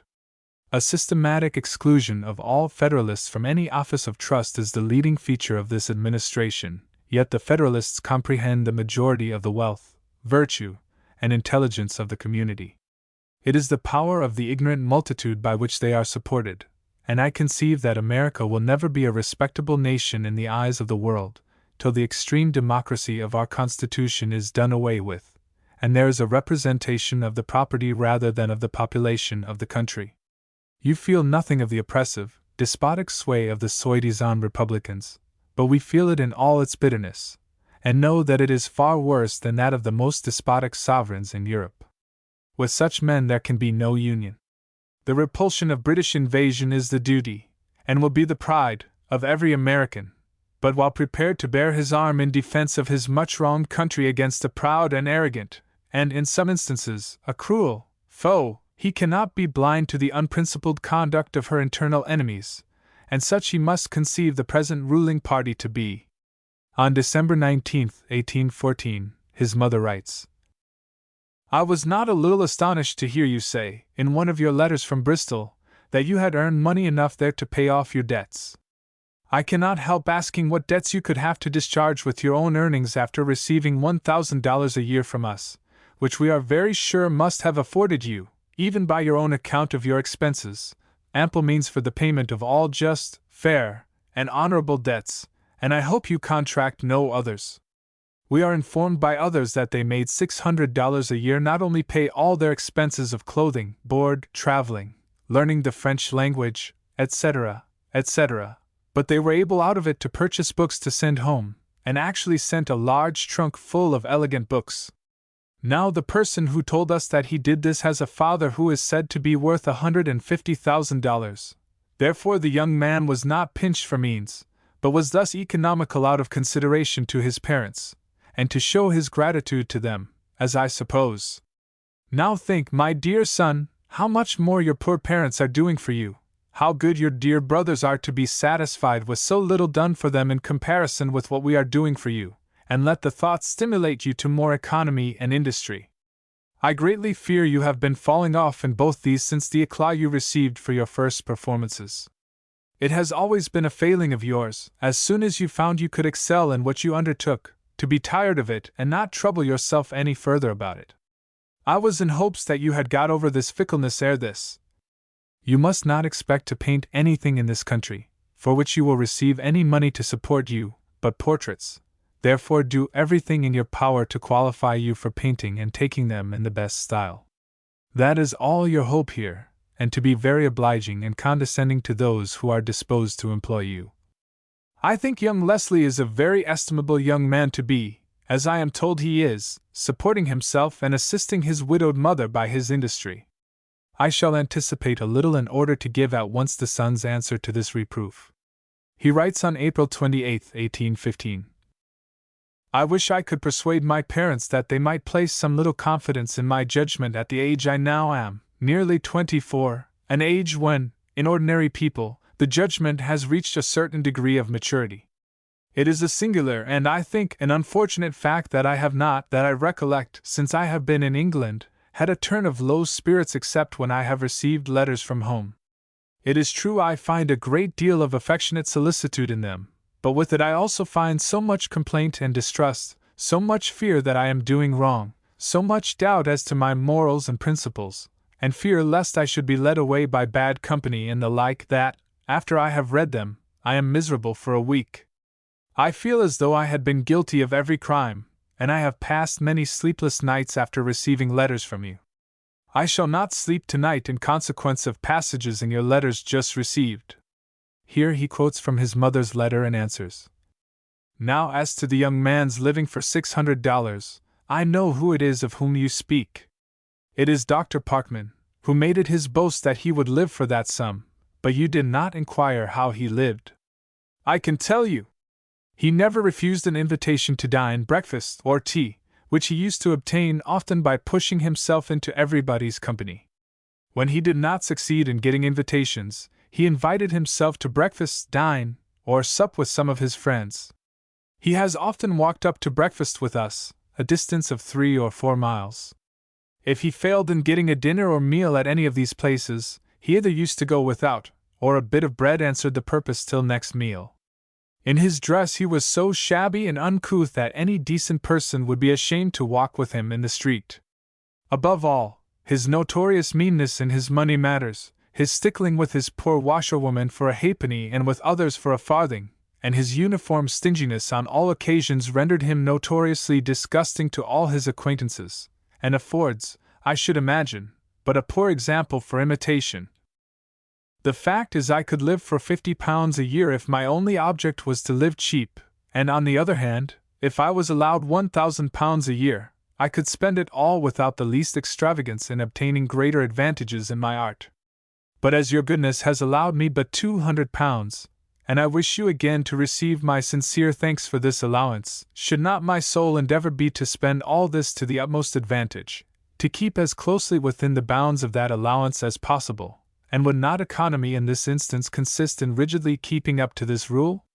If this is a true statement of the case, then have I been perfectly economical, for I have not yet overrun my allowance, and I think I shall be able to return home without having exceeded it a single shilling. If I have done this, and still continue to do it, why, in every letter I receive from home, is the injunction repeated of being economical? It makes me exceedingly unhappy, especially when I am conscious of having used my utmost endeavors, ever since I have been in England, to be rigidly so. As to industry, in which Mamma fears I am falling off, I gave you an account in my last letter, by Mr. Ralston, of the method I use in parcelling out my time. Since writing that letter, the spring and summer are approaching fast, and the days increasing. Of course, I can employ more of the time than in the winter.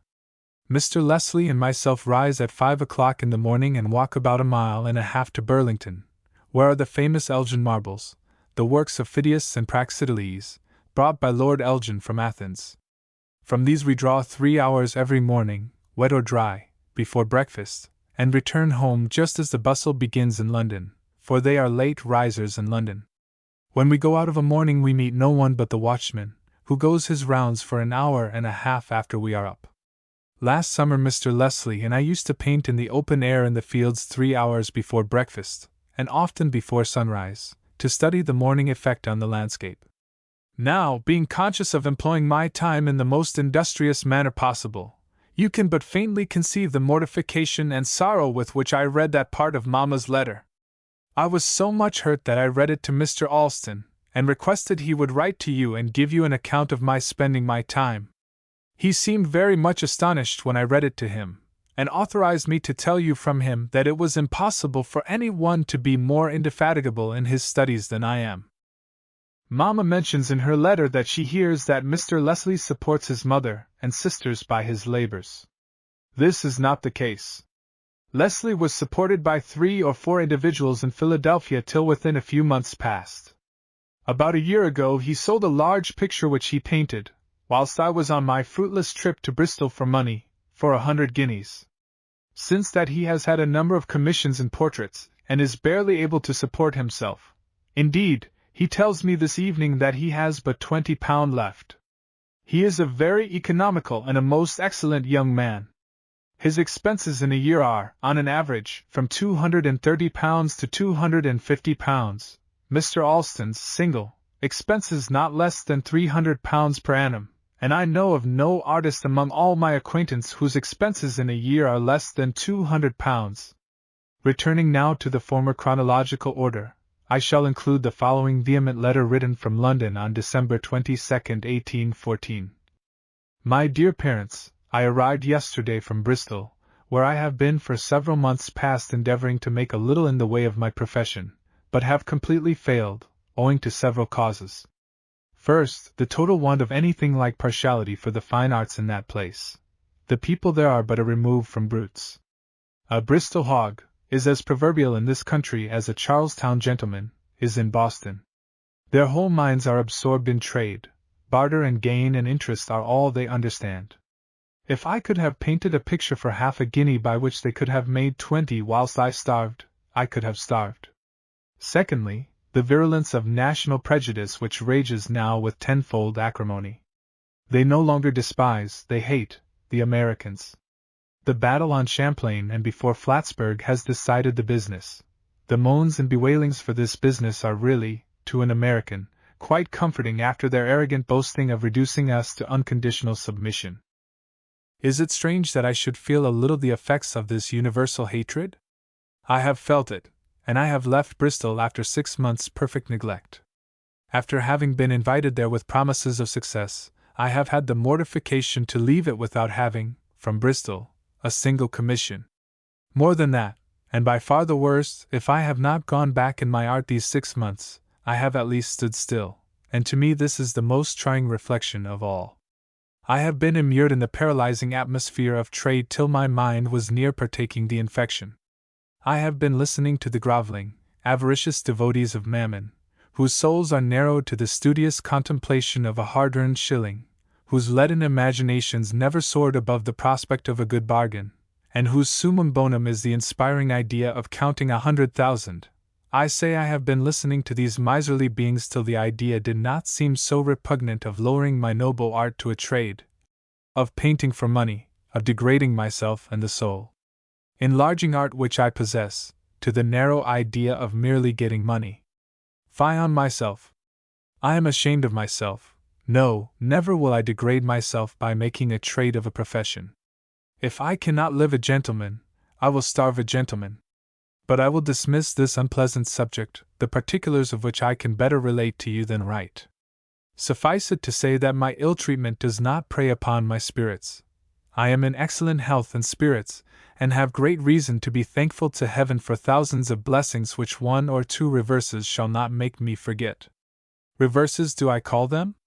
How trifling are my troubles to the millions of my fellow creatures who are afflicted with all the dreadful calamities incident to this life. Reverses do I call them? No, they are blessings compared with the miseries of thousands. Indeed, I am too ungrateful.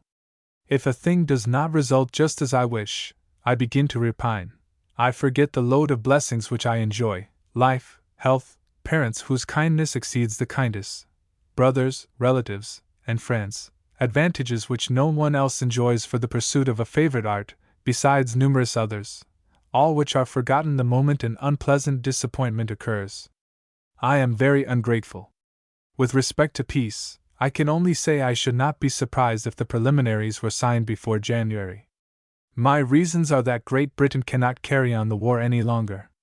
She may talk of her inexhaustible resources, but she well knows that the great resource, the property tax, must fail next April. The people will not submit any longer. They are taking strong measures to prevent its continuance, and without it they cannot continue the war. Another great reason why I think there will be peace is the absolute fear which they express of us. They fear the increase of our navy. They fear the increase of the army. They fear for Canada, and they are in dread of the further disgrace of their national character. Mr. Monroe's plan for raising 100,000 men went like a shock through the country. They saw the United States assume an attitude which they did not expect, and the same men who cried for war, war, thrashed the Americans, now cry most lustily for peace. The union of the parties also has convinced them that we are determined to resist their most arrogant pretensions.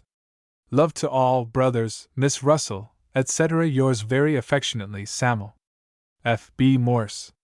He ends the letter thus abruptly, probably realizing that he was beginning to tread on forbidden ground, but being unable to resist the temptation. While from this letter and others we can form a just estimate of the character and temperament of the man, it is also well to learn the opinion of his contemporaries.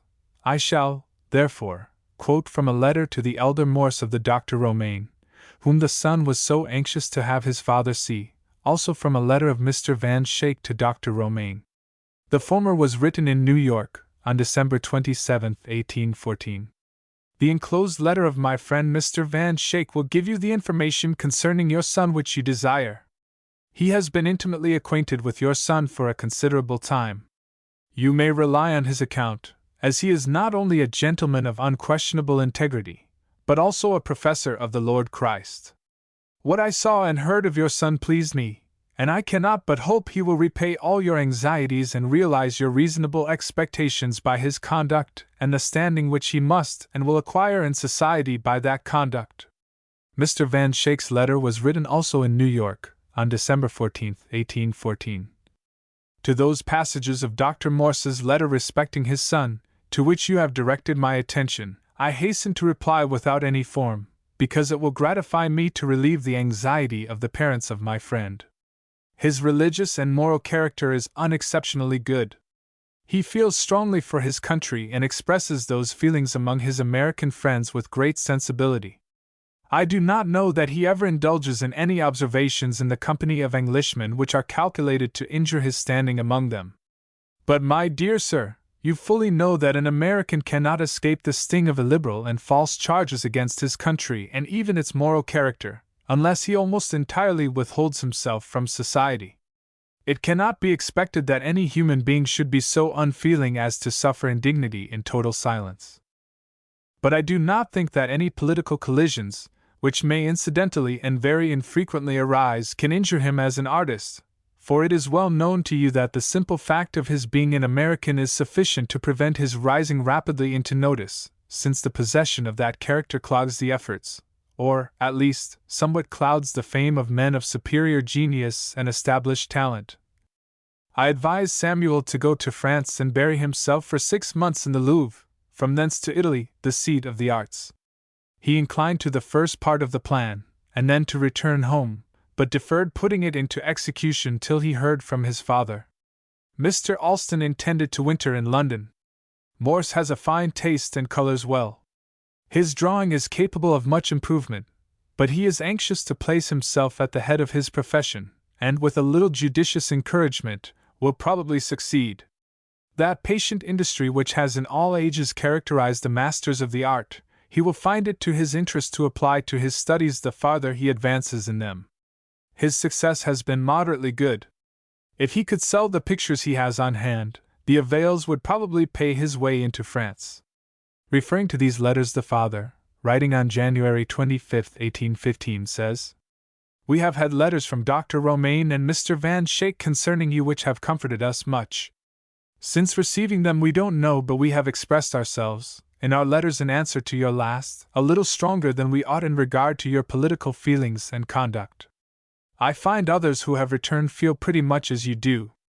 But it should be remembered that your situation as an artist is different from theirs. It is your wisdom to leave politics to politicians and be solely the artist. But if you are in France, these cautions will probably not be necessary, as you will have no temptation to enter into any political discussions." On the 3d of February 1815, Morse, in writing to his parents, has a very sad piece of news to communicate to them. "I write in great haste and much agitation. Mrs. Alston, the wife of our beloved friend, died last evening, and the event overwhelmed us all in the utmost sorrow. As for Mr. Alston, for several hours after the death of his wife he was almost bereft of reason. Mr. Leslie and I are applying our whole attention to him, and we have so far succeeded as to see him more composed." This was a terrible grief to all the little coterie of friends, for whom the Alston house had been a home. One of them, Mr. J. Morgan, in a long letter to Morse written from Wiltshire, thus expresses himself: "Gracious God! Unsearchable, indeed, are thy ways! The insensible, the brutish, the wicked are powerful and everywhere, in everything successful, while Alston, who is everything that is amiable, kind, and good, has been bruised, blow after blow, and now, indeed, his cup is full. I am too unwell, too little recovered from the effect of your letter, to write much. Coleridge intends writing today. I hope he will. Alston may derive some little relief from knowing how much his friends partake of his grief." This was a time of great discouragement to the young artist. Through the failure of some of his letters to reach his parents in time, he had not received their permission to go to France until it was too late for him to go. The death of Mrs.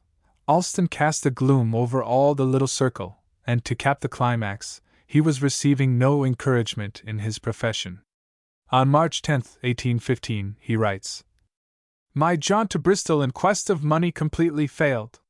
When I was first there I expected, from the little connection I got into, I should be able to support myself. I was obliged to come to town on account of the exhibitions, and stayed longer than I expected, intending to return to Bristol. During this time I received 2 pressing letters from Mr. Vischer, which I will show you, inviting me to come down, saying that I should have plenty of business. I accordingly hurried off. A gentleman, for whom I had before painted 2 portraits, had promised, if I would let him have them for 10 guineas apiece, 12 being my price, that he would procure me 5 sitters. This I acceded to. I received 20 guineas and have heard nothing from the man since, though I particularly requested Mr. Vischer to inquire and remind him of his promise. Yet he never did anything more on the subject. I was there 3 months, gaining nothing in my art, and without a single commission.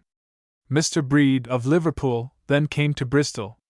He took 2 landscapes which I had been amusing myself with, for I can say nothing more of them, at 10 guineas each. I painted 2 more landscapes which are unsold.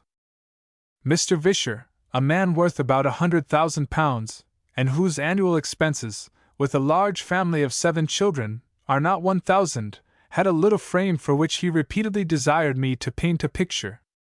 I told him I would as soon as I had finished one of my landscapes. I began it immediately, without his knowing it, and determined to surprise him with it. I also had 2 frames which fitted Mr. Breed's pictures, and which I was going to give to Mr. Breed with his pictures. But Mr. Vischer was particularly pleased with the frames, as they were a pair, and told me not to send them to Mr. Breed as he should like to have them himself, and wished I would paint him pictures to fit them, the 2 other landscapes before mentioned. I accordingly was employed 3 months longer in painting these 3 pictures. I finished them. He was very much pleased with them, all his family were very much pleased with them, all who saw them were pleased with them.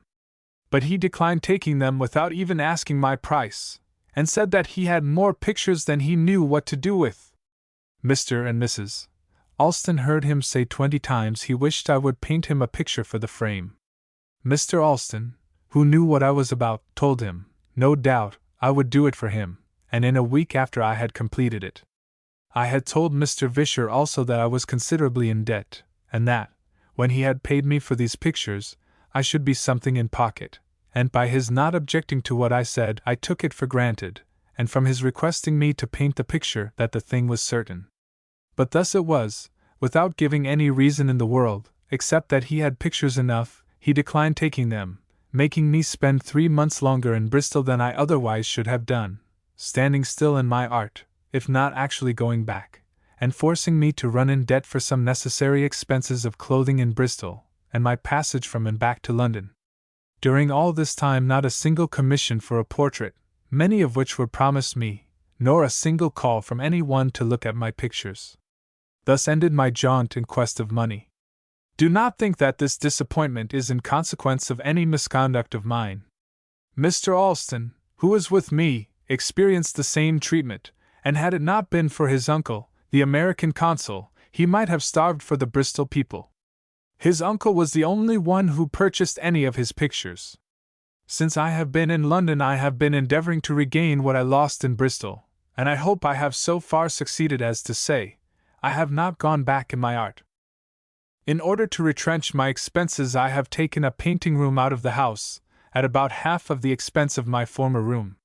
Though inconvenient in many respects, yet my circumstances require it, and I willingly put up with it. As for economy, do not be at any more pains in introducing that personage to me. We have long been friends and necessary companions. If you could look in on me and see me through a day, I think you would not tell me in every letter to economize more. It is impossible, I cannot economize more. I live on as plain food and as little as is for my health. Less and plainer would make me ill, for I have given it a fair experiment. As for clothes, I have been decent, and that is all. If I visited a great deal, this would be a heavy expense, but the less I go out, the less need I care for clothes, except for cleanliness. My only heavy expenses are colors, canvas, frames, etc., and these are heavy. A number of pages of this letter are missing, much to my regret. He must have been telling of some of the great events which were happening on the continent, probably of the return from Elba, for it begins again abruptly. When he might have avoided it by quietness, by undertaking so bold an attempt as he has done without being completely sure of success, and having laid his plans deeply. And thirdly, I knew the feelings of the French people were decidedly in his favor, more especially the military. They feel as though Louis XVIII was forced upon them by their conquerors. They feel themselves a conquered nation, and they look to Bonaparte as the only man who can retrieve their character for them. All these reasons rushing into my mind at the time, I gave it as my opinion that Napoleon would again be Emperor of the French, and again set the world by the ears, unless he may have learned a lesson from his adversity. But this cannot be expected. I fear we are apt yet to see a darker and more dreadful storm than any we have yet seen. This is, indeed, an age of wonders. Let what will happen in Europe, let us have peace at home, among ourselves more particularly. But the character we have acquired among the nations of Europe in our late contest with England has placed us on such high ground that none of them, England least of all, will wish to embroil themselves with us. This was written just after peace had been established between England and America, and in a letter from his mother, written about the same time in March 1815, she thus comments on the joyful news. We have now the heartfelt pleasure of congratulating you on the return of peace between our country and Great Britain. May it never again be interrupted, but may both countries study the things that make for peace, and love as brethren. It never has been interrupted up to the present day, for, as I am pursuing my pleasant task of bringing these letters together for publication, in the year of our Lord 1911, the newspapers are agitating the question of a fitting commemoration of 100 years of peace between Great Britain and the United States. Further on in this same letter the mother makes this request of her son. When you return we wish you to bring some excellent black or Corbeau cloth to make your good father and brothers each a suit of clothes. Your papa also wishes you to get made a handsome black cloth cloak for him, one that will fit you he thinks will fit him. Be sure and attend to this. Your mamma would like some grave-colored silk for a gown, if it can be had but for little. Don't forget that your mother is no dwarf, and that a large pattern suits her better than a small one. The letter of April 28th, from which I have already quoted, has this sentence at the beginning. Your letters suppose me in Paris, but I am not there. You hope that I went in October last. I intended going and wished it at that time exceedingly, but I had not leave from you to go, and Mr. Bromfield advised me by no means to go until I heard from you. You must perceive from this case how impossible it is for me to form plans, and transmit them across the Atlantic for approbation, thus letting an opportunity slip which is irrecoverable. Chapter 9, May 3rd. 1815, October 18th, 1816. Decides to return home in the fall. Hopes to return to Europe in a year. Ambitions. Paints. Judgment of Jupiter. Not allowed to compete for premium. Mr. Russell's portrait. Reproof of his parents. Battle of Waterloo. Wilberforce. Painting of dying Hercules. Received by parents. Much admired. Sails for home. Dreadful voyage lasting 58 days. Extracts from his journal. Home at last. It was with great reluctance that Morse made his preparations to return home. He thought that, could he but remain a year or two longer in an atmosphere much more congenial to an artist than that which prevailed in America at that time, he would surely attain to greater eminence in his profession. He, in common with many others, imagined that, with the return of peace, an era of great prosperity would at once set in. But in this he was mistaken, for history records that just the opposite occurred. The war had made demands on manufacturers, farmers, and provision dealers which were met by an increase in inventions and in production, and this meant wealth and prosperity to many. When the war ceased, this demand suddenly fell off, the soldiers returning to their country swelled the army of the unemployed, and there resulted increased misery among the lower classes, and a check to the prosperity of the middle and upper classes. It would seem, therefore, that fate dealt more kindly with the young man than he, at that time, realized, for, had he remained, his discouragements would undoubtedly have increased, whereas, by his return to his native land, although meeting with many disappointments and suffering many hardships, he was gradually turned into a path which ultimately led to fame and fortune.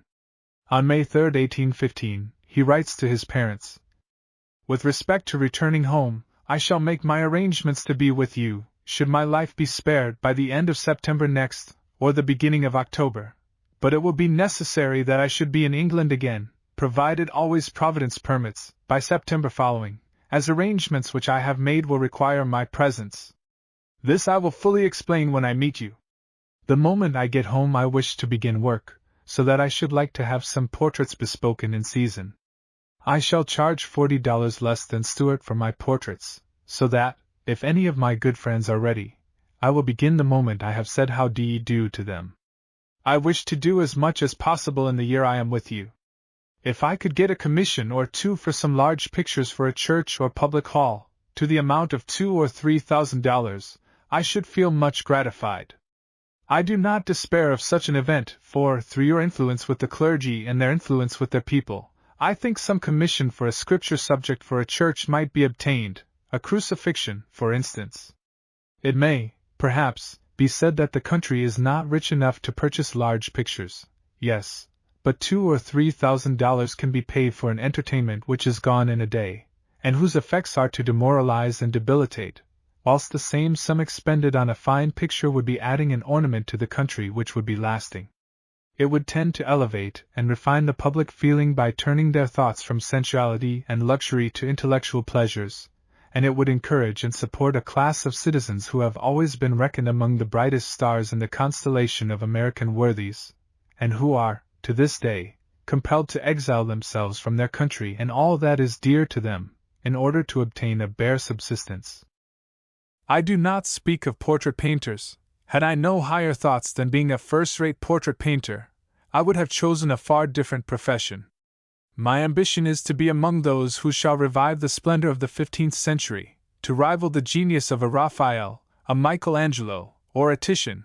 My ambition is to be enlisted in the constellation of genius now rising in this country. I wish to shine, not by a light borrowed from them, but to strive to shine the brightest. If I could return home and stay a year visiting my friends in various parts of the Union, and by painting portraits, make sufficient to bring me to England again at the end of the year, whilst I obtain commissions enough to employ me and support me while in England, I think, in the course of a year or two, I shall have obtained sufficient credit to enable me to return home, if not for the remainder of my life, at least to pay a good long visit. In all these plans I wish you to understand me as always taking into consideration the will of Providence, and in every plan for future operation, I hope I am not forgetful of the uncertainty of human life, and I wish always to say should I live I will do this or that. I perceive by your late letters that you suppose I am painting a large picture. I did think of it some time ago, and was only deterred on account of the expenses attending it. All this I will explain to your entire satisfaction when I see you, and why I do not think it expedient to make an exhibition when I return. I perceive also that you are a little too sanguine with respect to me and expect a little too much from me. You must recollect I am yet but a student and that a picture of any merit is not painted in a day. Experienced as Mr. West is, and he also paints quicker than any other artist, his last large picture cost him between 3 and 4 years' constant attention. Mr. Alston was nearly 2 years in painting his large picture. Young Haydon was 3 years painting his large picture, is now painting another on which he has been at work 1 year and expects to be 2 years more on it. Leslie was 10 months painting his picture, and my Hercules cost me nearly a year's study. So you see that large pictures are not the work of a moment. All these matters we will talk over one of these days, and all will be set right. I had better paint Miss Russell's, Aunt Salisbury's, and Dr. Bartlett's pictures at home for a very good reason I will give you. He did, however, complete a large historical, or rather mythological, painting before leaving England. Whether it was begun before or after writing the foregoing letter, I do not know, but Mr. Dunlap, whom I have already quoted, has this to say about it. Encouraged by the flattering reception of his first works in painting and in sculpture, the young artist redoubled his energies in his studies and determined to contend for the highest premium in historical composition offered by the Royal Academy at the beginning of the year 1814. The subject was the judgment of Jupiter in the case of Apollo, Marpessa and Idas. The premium offered was a gold medal and 50 guineas. The decision was to take place in December of 1815. The composition containing 4 figures required much study, but by the exercise of great diligence, the picture was completed by the middle of July. Our young painter had now been in England 4 years, 1 year longer than the time allowed him by his parents, and he had to return immediately home. But he had finished his picture under the conviction, strengthened by the opinion of West, that it would be allowed to remain and compete with those of the other candidates. To his regret, the petition to the Council of the Royal Academy for this favor, handed in to them by West and advocated strongly by him and Fuseli, was not granted. He was told that it was necessary, according to the rules of the Academy, that the artist should be present to receive the premium. It could not be received by proxy. Fuseli expressed himself in very indignant terms at the narrowness of this decision. Thus disappointed, the artist had but one mode of consolation. He invited West to see his picture before he packed it up, at the same time requesting Mr. West to inform him through Mr. Leslie, after the premium should be adjudged in December, what chance he would have had if he had remained. Mr. West, after sitting before the picture for a long time, promised to comply with the request, but added, "You had better remain, sir." In a letter quoted, without a date, by Mr. Prime, which was written from Bristol, but which seems to have been lost, I find the following. James Russell, Esq., has been extremely attentive to me. He has a very fine family consisting of 4 daughters and, I think, a son who is absent in the East Indies. The daughters are very beautiful, accomplished, and amiable, especially the youngest, Lucy. I came very near being at my old game of falling in love, but I find that love and painting are quarrelsome companions, and that the house of my heart is too small for both of them, so I have turned Mrs. Love out of doors. Time enough, thought I, with true old bachelor complacency, time enough for you these 10 years to come. Mr. Russell's portrait I have painted as a present to Miss Russell, and will send it to her as soon as I can get an opportunity. It is an excellent likeness of him. He must either have said more in this letter, or have written another after the family verdict, that terrible family verdict, had been pronounced, for in the letter of April 23, 1815, from which I have already quoted, he refers to this portrait as follows. As to the portrait which I painted of Mr. Russell, I am sorry you mentioned it to Miss Russell, as I particularly requested that you would not, because, in case of failure, it would be a disappointment to her. But as you have told her, I must now explain. In the first place, it is not a picture that will do me any credit. I was unfortunate in the light which I chose to paint him in. I wished to make it my best picture, and so made it my worst, for I worked too timidly on it. It is a likeness, indeed, a very strong likeness, but the family are not pleased with it, and they say that I have not flattered him, that I have made him too old. So I determined I would not send it. Indeed, I promised them I would not send it, but, notwithstanding, as I know Miss Russell will be good enough to comply with my conditions, I will send it directly, for, as it is a good likeness, every one except the family knowing it instantly, and Mr. Alston saying that it is a very strong likeness, it will on that account be a gratification to her. But I particularly and expressly request that it be kept in a private room to be shown only to friends and relations, and that I may never be mentioned as the painter, and moreover, that no artist or miniature painter be allowed to see it. On these conditions I send it, taking for granted they will be complied with, and without waiting for an answer. The parents of that generation were not frugal of counsel and advice, even when their children had reached years of discretion and had flown far away from the family nest. The father, in a letter of May 20, 1815, thus gently reproves his son. Today we have received your letters to March 23. You evidently misconceived our views in the letters to which you allude, and felt much too strongly our advice and remarks in respect to your writing us so much on politics.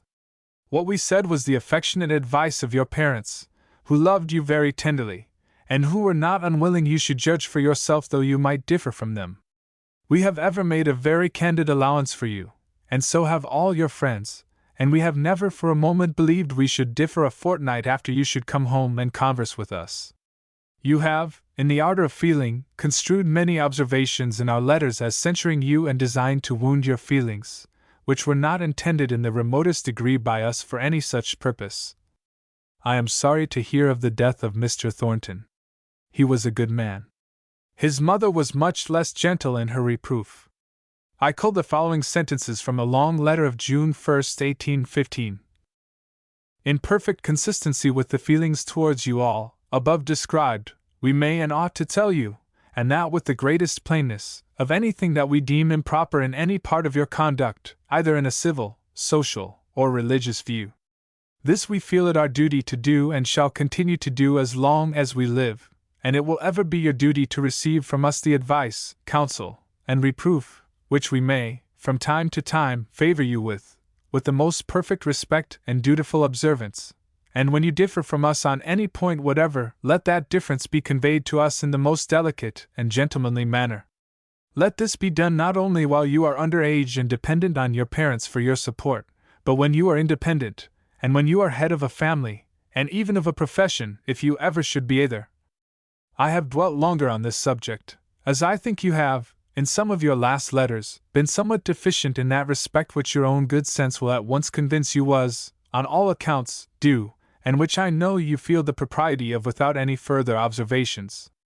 On June 2, 1815, the father writes: We have just received a letter from your uncle, James E.B. Finley, of Carolina. He fears you will remain in Europe, but hopes you have so much amor patrice as to return and display your talents in raising the military and naval glory of the nation, by exhibiting on canvas some of her late naval and land actions, and also promote the fine arts among us. He is, you know, an enthusiastic Republican and patriot and a warm approver of the late war, but an amiable, excellent man. I am by no means certain that it would not be best for you to come home this fall and spend a year or two in this country in painting some portraits, but especially historical pieces and landscapes. You might, I think, in this way succeed in getting something to support you afterwards in Europe for a few years. I hope the time is not distant when artists in your profession, and of the first class, will be honorably patronized and supported in this country. In this case you can come and live with us, which would give us much satisfaction. The young man still took a deep interest in affairs political, and speculated rather keenly on the outcome of the tremendous happenings on the continent. On June 26, 1815, he writes: You will have heard of the dreadful battle in Flanders before this reaches you. The loss of the English is immense, indeed almost all their finest officers and the flower of their army, not less than 800 officers and upwards of 15,000 men, some say 20,000. But it has been decisive, if the news of today be true, that Napoleon has abdicated. What the event of these unparalleled times will be no mortal can pretend to foresee. I have much to tell you when I see you.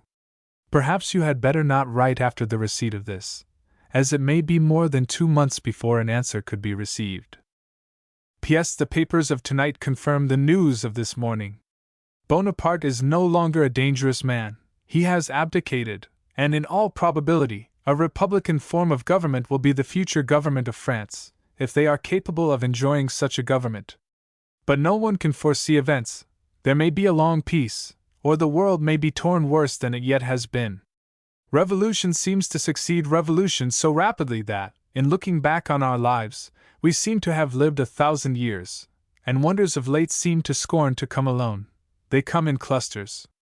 The battle in Flanders was the Battle of Waterloo, which was fought on the 18th day of June, and on the 6th of July the Allied armies again entered Paris. Referring to these events many years later, Morse said, It was on one of my visits, in the year 1815, that an incident occurred which well illustrates the character of the great philanthropist, Mr. Wilberforce. As I passed through Hyde Park on my way to Kensington Gore, I observed that great crowds had gathered, and rumors were rife that the Allied armies had entered Paris, that Napoleon was a prisoner, and that the war was virtually at an end, and it was momentarily expected that the park guns would announce the good news to the people. On entering the drawing-room at Mr. Wilberforce's I found the company, consisting of Mr. Thornton. His memory must have played him false in this particular, as Mr. Thornton died some time before, Mr. Macaulay, Mr. Grant, the father, and his 2 sons Robert and Charles, and Robert Owen of Lanark, in quite excited conversation respecting the rumors that prevailed. Mr. Wilberforce expatiated largely on the prospects of a universal peace in consequence of the probable overthrow of Napoleon, whom naturally he considered the great disturber of the nations. At every period, however, he exclaimed, It is too good to be true, it cannot be true. He was altogether skeptical in regard to the rumors. The general subject, however, was the absorbing topic at the dinner table. After dinner the company joined the ladies in the drawing-room. I sat near a window which looked put in the direction of the distant park. Presently a flash and a distant dull report of a gun attracted my attention, but was unnoticed by the rest of the company. Another flash and report assured me that the park guns were firing, and at once I called Mr. Wilberforce's attention to the fact. Running to the window, he threw it up in time to see the next flash and hear the report. Clasping his hands in silence, with the tears rolling down his cheeks, he stood for a few moments perfectly absorbed in thought, and, before uttering a word, embraced his wife and daughters, and shook hands with every one in the room. The scene was one not to be forgotten. We learn from a letter of his mother's dated June 27, 1815, that the painting of the dying Hercules had at last been received, but that the plaster cast of the same subject was still mysteriously missing. The painting was much admired, and the mother says, "Your friend Mr. Tisdale says the picture of the Hercules ought to be in Boston as the beginning of a gallery of paintings, and that the Bostonians ought not to permit it to go from here. Whether they will or not, I know not. I place no confidence in them, but they may take a fit into their heads to patronize the fine arts, and in that case, they have it in their power undoubtedly to do as much as any city in this country towards their support." Morse had now made up his mind to return home, although his parents, in their letters of that time, had given him leave to stay longer if he thought it would be for his best interests. But his father had made it clear that he must, from this time forth, depend on his own exertions. He hoped that, Providence permitting, he need only spend a year at home in earning enough money to warrant his returning to Europe. Providence, however, willed otherwise, and he did not return to Europe until 14 years later. The next letter is dated from Liverpool, August 8, 1815, and is but a short one. I shall quote the first few sentences. "I have arrived thus far on my way home. I left London the 5th and arrived in this place yesterday the 7th, at which time, within an hour, 4 years ago, I landed in England. I have not yet determined by what vessel to return. I have a choice of a great many. The Ceres is the first that sails, but I do not like her accommodations. The Liverpool packet sails about the 25th, and, as she has always been a favorite ship with me, it is not improbable I may return in her." He decided to sail in the Ceres, however, to his sorrow, for the voyage home was a long and dreadful one. The record of those terrible 58 days, carefully set down in his journal, reads like an odyssey of misfortune and almost of disaster. To us of the present day, who crossed the ocean in a floating hotel, in a few days, arriving almost on the hour, the detailed account of the dangers, discomforts, and privations suffered by the travelers of an earlier period seems almost incredible.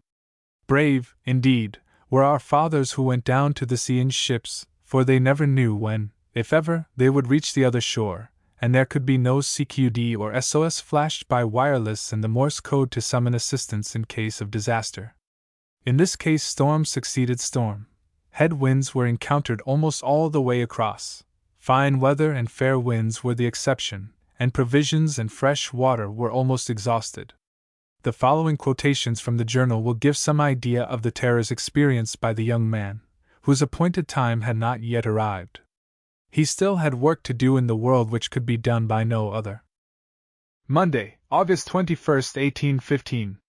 After waiting 14 days in Liverpool for a fair wind, we set sail at 3 o'clock in the afternoon with the wind at southeast, in company with upwards of 200 sail of vessels, which formed a delightful prospect. We gradually lost sight of different vessels as it approached night, and at sunset they were dispersed all over the horizon. In the night the wind sprung up strong and fair, and in the morning we were past Holyhead. Tuesday, 22d August. Wind directly ahead, beating all day, thick weather and gales of wind, passengers all sick and I not altogether well. Little progress today. Wednesday, 23d August. A very disagreeable day, boisterous, head winds and rainy.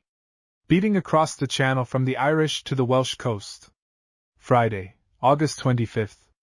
Dreadful still, blowing harder and harder, quite a storm and a lee shore, breakers in sight, tacked and stood over again to the Irish shore under close-reefed topsails. At night saw Waterford light again. Monday, August 28th. A fair wind springing up, 10 o'clock. Going at the rate of 7 knots on our true course.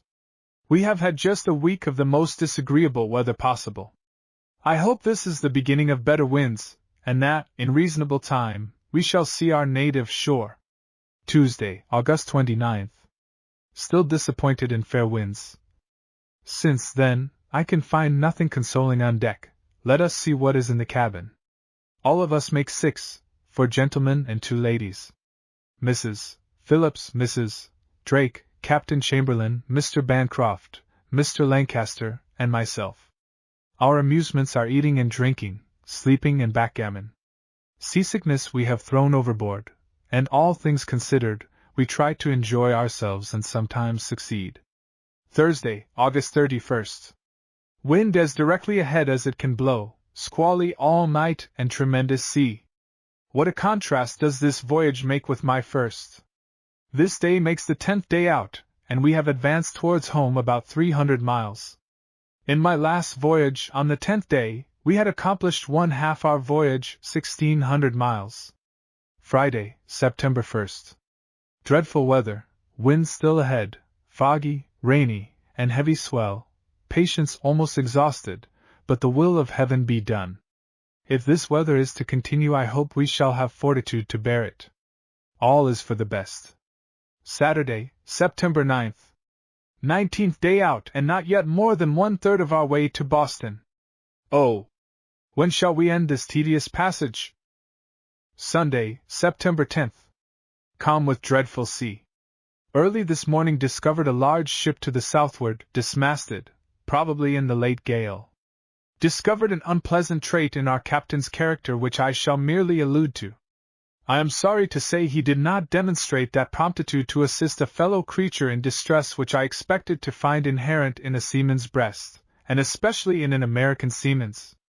It was not till after 3 or 4 hours' delay, and until the entreaties of his passengers and some threatening murmurs on my part of a public exposure in Boston of his conduct, that he ordered the ship to bear down upon the wreck, and then with slackened sail and much grumbling. A ship and a brig were astern of us, and though farther by some miles from the distressed ship than we were, they instantly bore down for her, and rendered her this evening the assistance we might have done at noon. We are now standing on our way with a fair wind springing up at southeast, which I suppose will last a few hours. Spent the day in religious exercises, and was happy to observe on the part of the rest of the passengers a due regard for the solemnity of the day.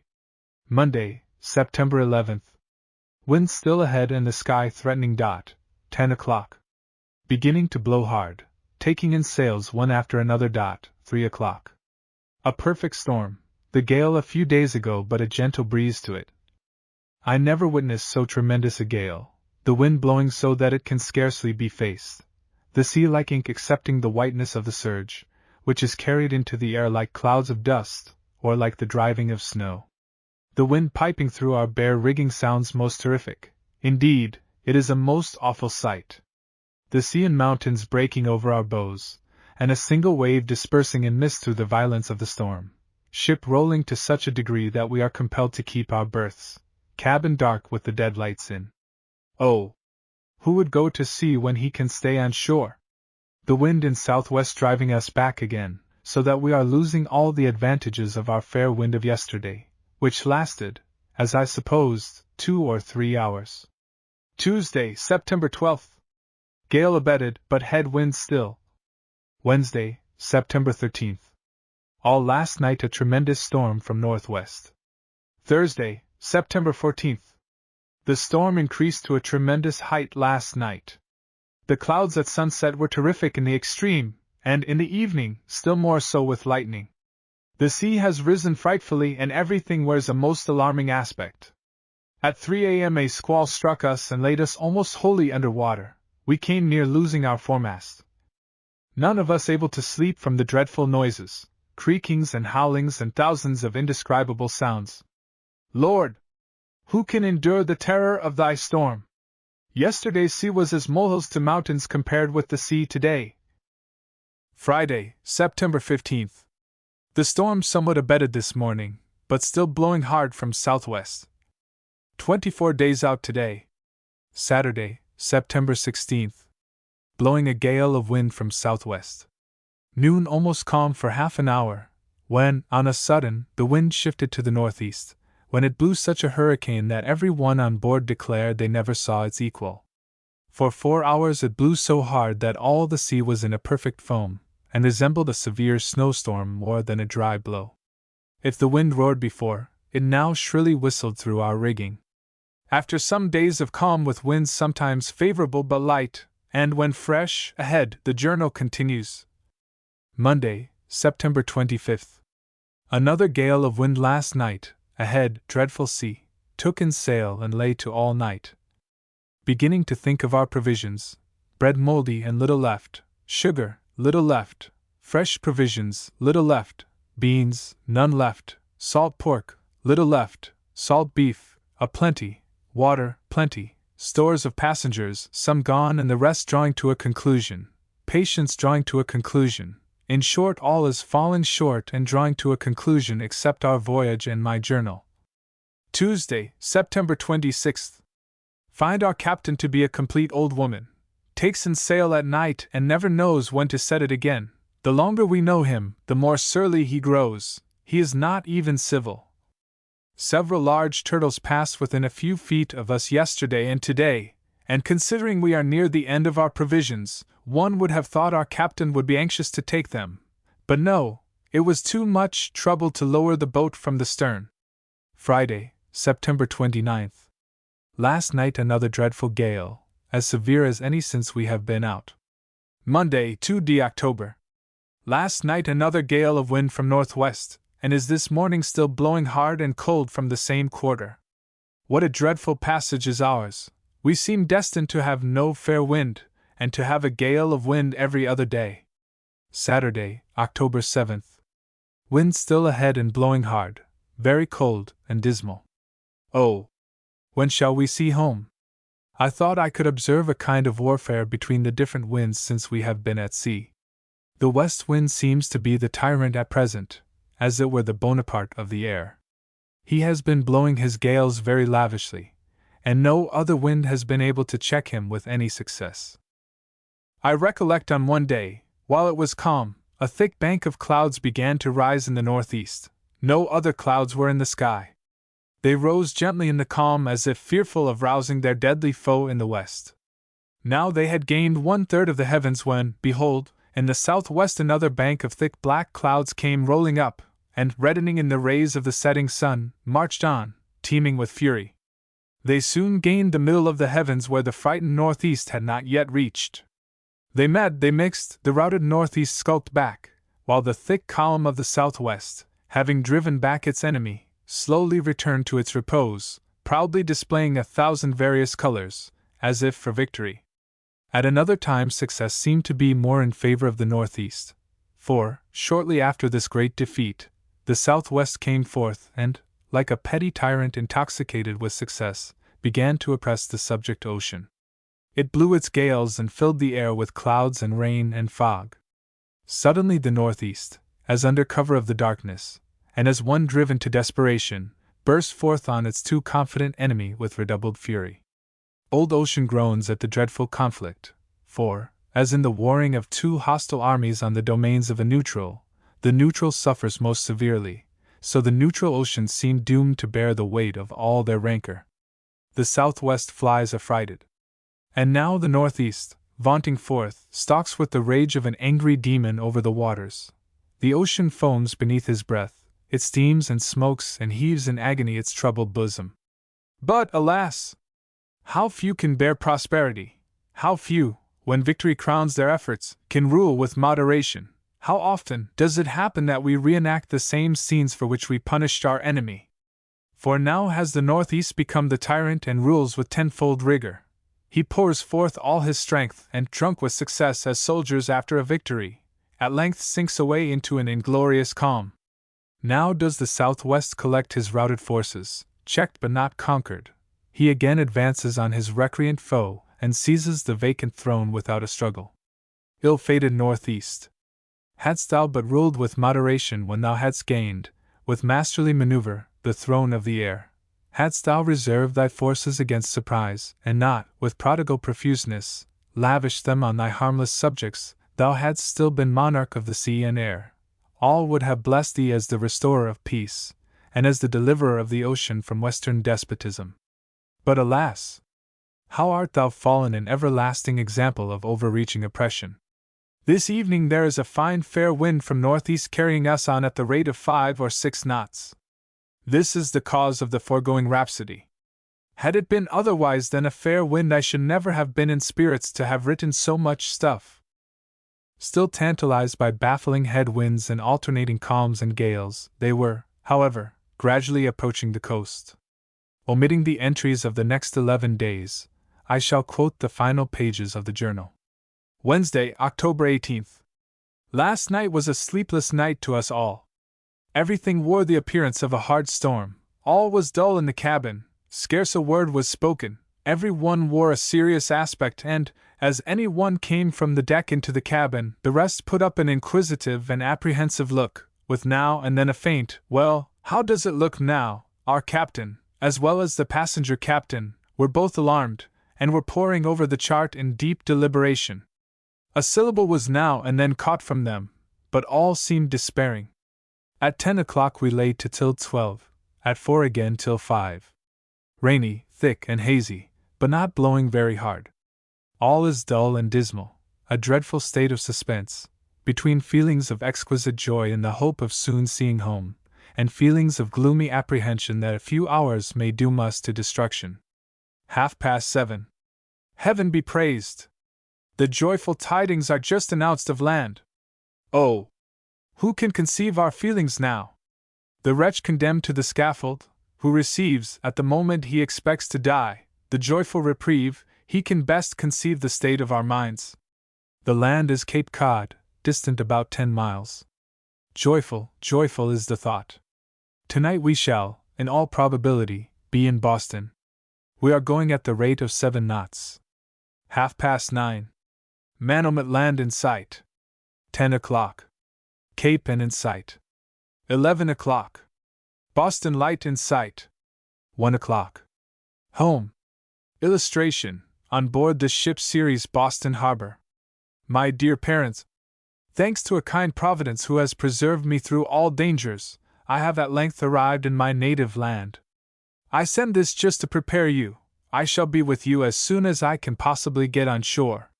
We have had 58 days' passage, long, boisterous, and dangerous, but more when I see you. Pray tell me by the bearer if I shall find all well. Your very affectionate son, Samuel B. Morse. October 18, 1875. Chapter 10, April 10, 1816 to October 5, 1818. Very little success at home. Portrait of ex-President John Adams. Letter to Alston on sale of his dead man restored to life. Also apologizes for hasty temper.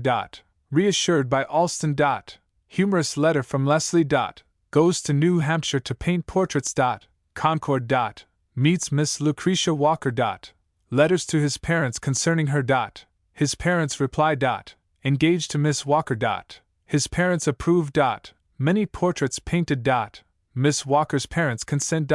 Success in Portsmouth. Morse and his brother invent a pump.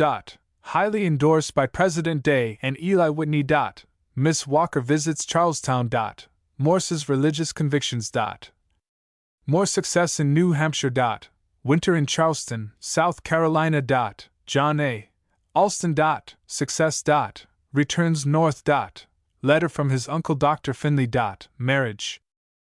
There is no record of the meeting of the parents and the long-absent son, but it is easy to picture the joy of that occasion, and to imagine the many heart-to-heart conversations when all differences, political and otherwise, were smoothed over. He remained at home that winter, but seems to have met with but slight success in his profession. His Judgment of Jupiter was much admired, but found no purchaser, nor did he receive any commissions for such large historical paintings as it was his ambition to produce. He was asked by a certain Mr. Joseph Delaplane, of Philadelphia, to paint a portrait of ex-President John Adams for half price, the portrait to be engraved and included in Delaplane's repository of the lives and portraits of distinguished American characters. And from letters of a later date, I believe that Morse consented to this. It appears that he must also have received but few, if any, orders for portraits, for, in the following summer, he started on a painting tour through New Hampshire, which proved to be of great moment to him in more ways than one. Before we follow him on that tour, however, I shall quote from a letter written by him to his friend Washington Allston. Boston, April 10, 1816. My dear Sir, I have but one moment to write you by a vessel which sails tomorrow morning. I wrote Leslie by a new packet some months since and am hourly expecting an answer. I congratulate you, my dear Sir, on the sale of your picture of the dead man. I suppose you will have received notice, before this reaches you, that the Philadelphia Academy of Arts have purchased it for the sum of $3,500. Bravo for our country! I am sincerely rejoiced for you and for the disposition which it shows of future encouragement. I really think the time is not far distant when we shall be able to settle in our native land with profit as well as pleasure. Boston seems struggling in labor to bring forth an institution for the arts, but it will miscarry. I find it is all forced. They can talk, and say what a fine thing it would be, but nothing is done. I find by experience that what you have often observed to me with respect to settling in Boston is well founded. I think it will be the last in the arts, though, without doubt, it is capable of being the first, if the fit would only take them. Oh, how I miss you, my dear Sir! I long to spend my evenings again with you and Leslie. I shall certainly visit Italy, should I live and no unforeseen event take place, in the course of a year or 18 months. Could there not be some arrangement made to meet you and Leslie there? He lived, but the unforeseen event occurred to make him alter all his plans. Further on in this same letter he says, My conscience accuses me, and hardly too, of many instances of pettishness and ill humor towards you, which make me almost hate myself that I could offend a temper like yours. I need not ask you to forgive it. I know you cannot harbor anger a minute, and perhaps have forgotten the instances, but I cannot forget them. If you had failings of the same kind and I could recollect any instances where you had spoken pettishly or ill-natured to me, our accounts would then have been balanced, they would have called for mutual forgetfulness and forgiveness. But when, on reflection, I find nothing of the kind to charge you with, my conscience severely upbraids me with ingratitude to you, to whom, under heaven, I owe all the little knowledge of my art which I possess. But I hope still I shall prove grateful to you. At any rate, I feel my errors and must mend them. Mr. Allston thus answers this frank appeal for forgiveness. My dear Sir, I will not apologize for having so long delayed answering your kind letter, being, as you well know, privileged by my friends to be a lazy correspondent. I was sorry to find that you should have suffered the recollection of any hasty expressions you might have uttered to give you uneasiness. Be assured that they never were remembered by me a moment after, nor did they ever in the slightest degree diminish my regard or weaken my confidence in the sincerity of your friendship or the goodness of your heart. Besides, the consciousness of warmth in my own temper would have made me inexcusable had I suffered myself to dwell on an inadvertent word from another. I therefore beg you will no longer suffer any such unpleasant reflections to disturb your mind, but that you will rest assured of my unaltered and sincere esteem. Your letter and one I had about the same time from my sister Mary brought the first intelligence of the sale of my picture, it being near 3 weeks later when I received the account from Philadelphia. When you recollect that I considered the dead man, from the untoward fate he had hitherto experienced, almost literally as a caput mortuum, you may easily believe that I was most agreeably surprised to hear of the sale. But pleased as I was on account of the very seasonable pecuniary supply it would soon afford me, I must say that I was still more gratified at the encouragement it seemed to hold out for my return to America. His friend Leslie, in a letter from London of May 7, 1816, writes, Mr. West said your picture would have been more likely than any of them to obtain the prize had you remained. In another letter from Leslie of September 6, 1816, occurs this amusing passage. The catalogue raisonné appeared according to promise, but is not near so good as the one last year. At the conclusion the author says that Mr. Payne Knight told the directors it was the custom of the Greek nobility to strip and exhibit themselves naked to the artists in various attitudes, that they might have an opportunity of studying fine form.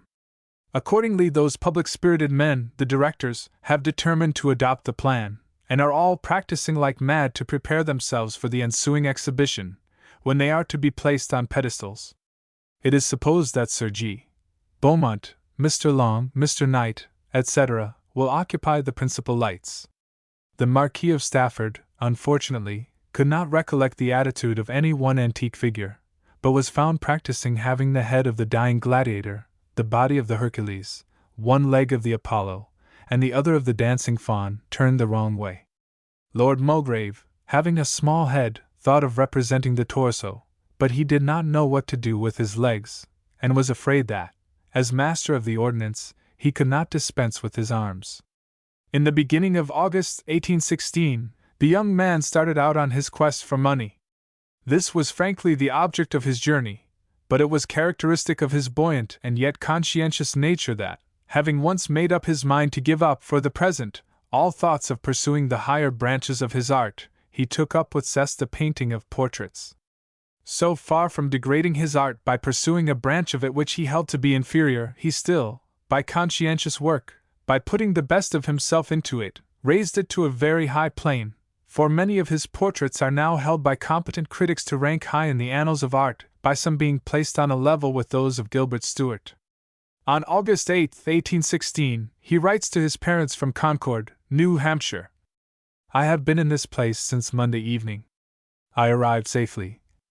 Massabesic Pond is very beautiful, though seen on a dull day. I think that one or two elegant views might be made from it, and I think I must sketch it at some future period. I have as yet met with no success in portraits, but hope, by perseverance, I shall be able to find some. My stay in this place depends on that circumstance. If none offer, I shall go for Hanover on Saturday morning. The scenery is very fine on the Merrimack. Many fine pictures could be made here alone. I made a little sketch near Kentucky Falls yesterday. I go this morning with Dr. McFarlane to see some views. Colonel Kent's family are very polite to me, and I never felt in better spirits. The weather is now fine and I feel as though I was growing fat. Concord, August 16, 1816. I am still here and am passing my time very agreeably. I have painted 5 portraits at $15 each and have 2 more engaged and many more talked of. I think I shall get along well.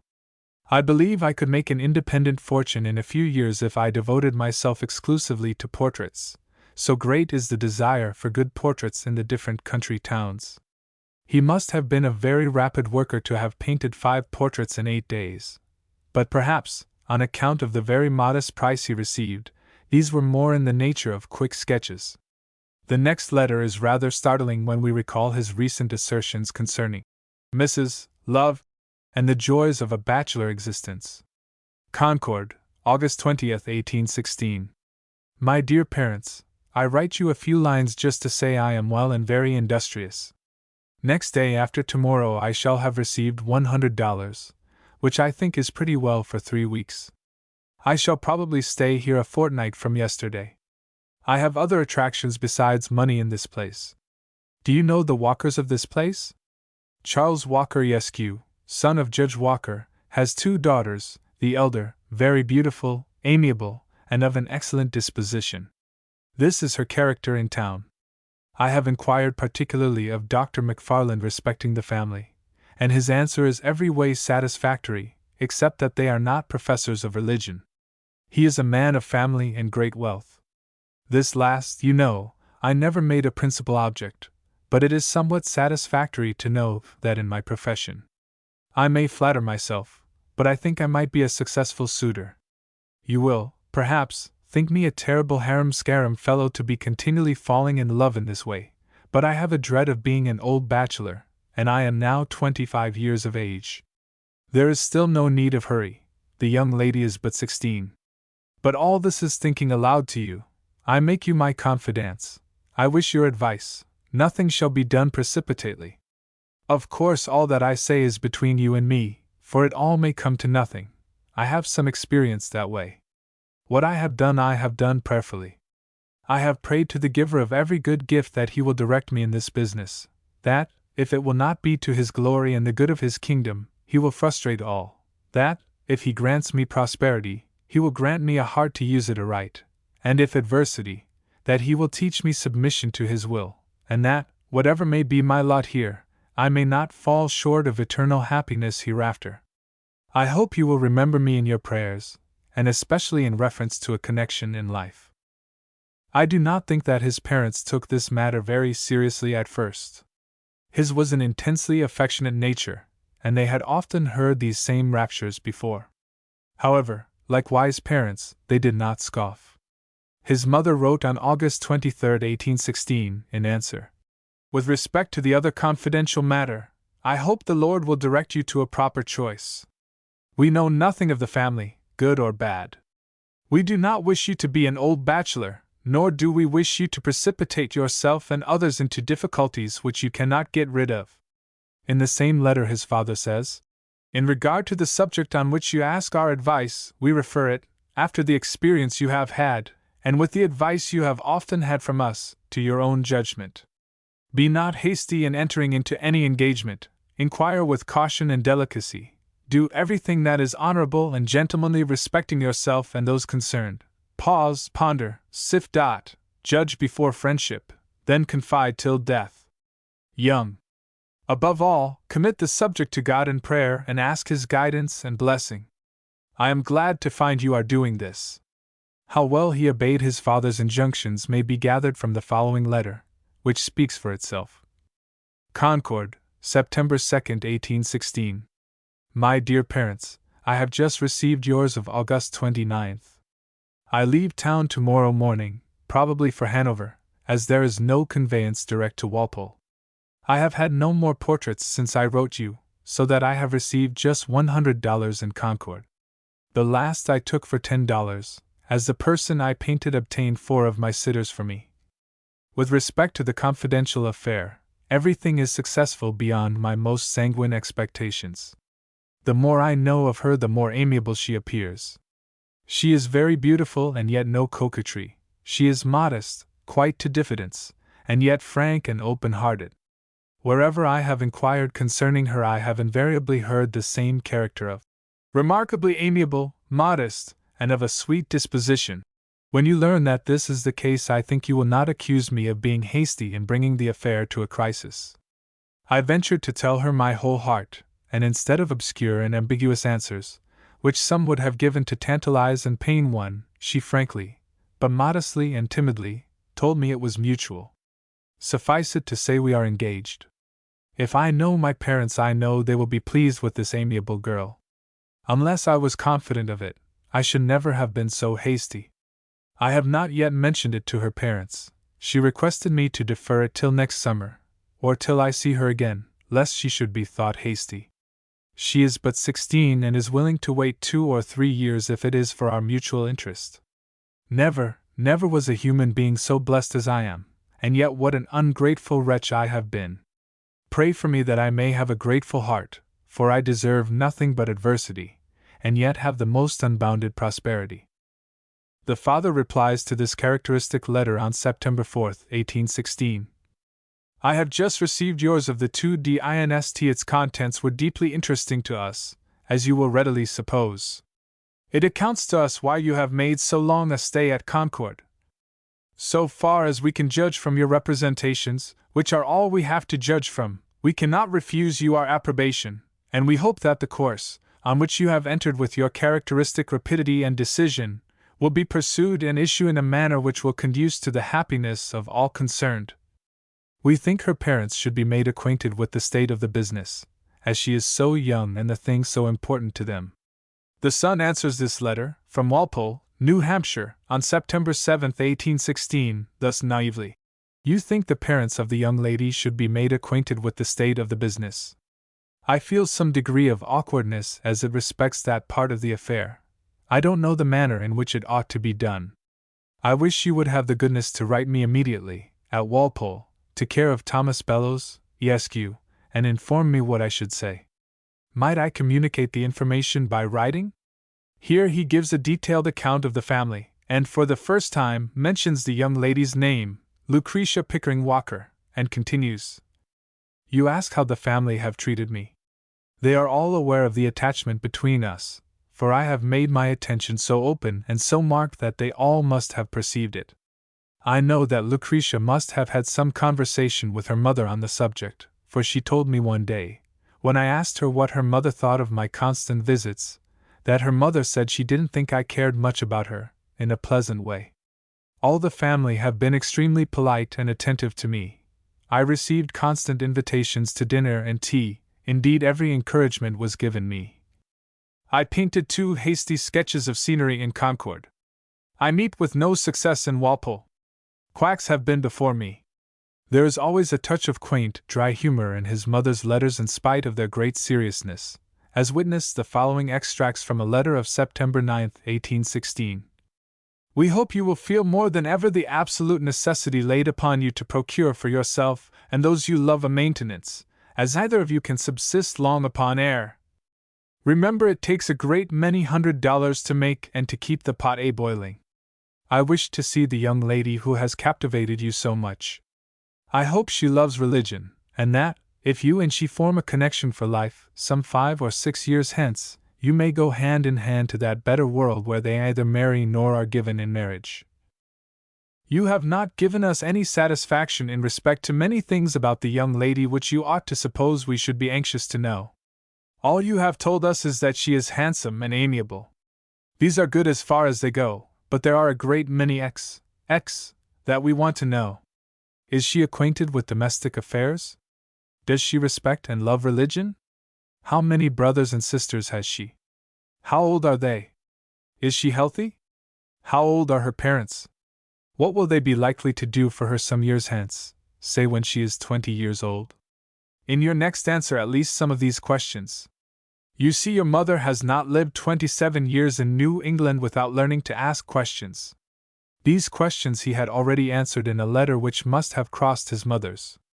On September 23, 1816, he writes from Windsor, Vermont.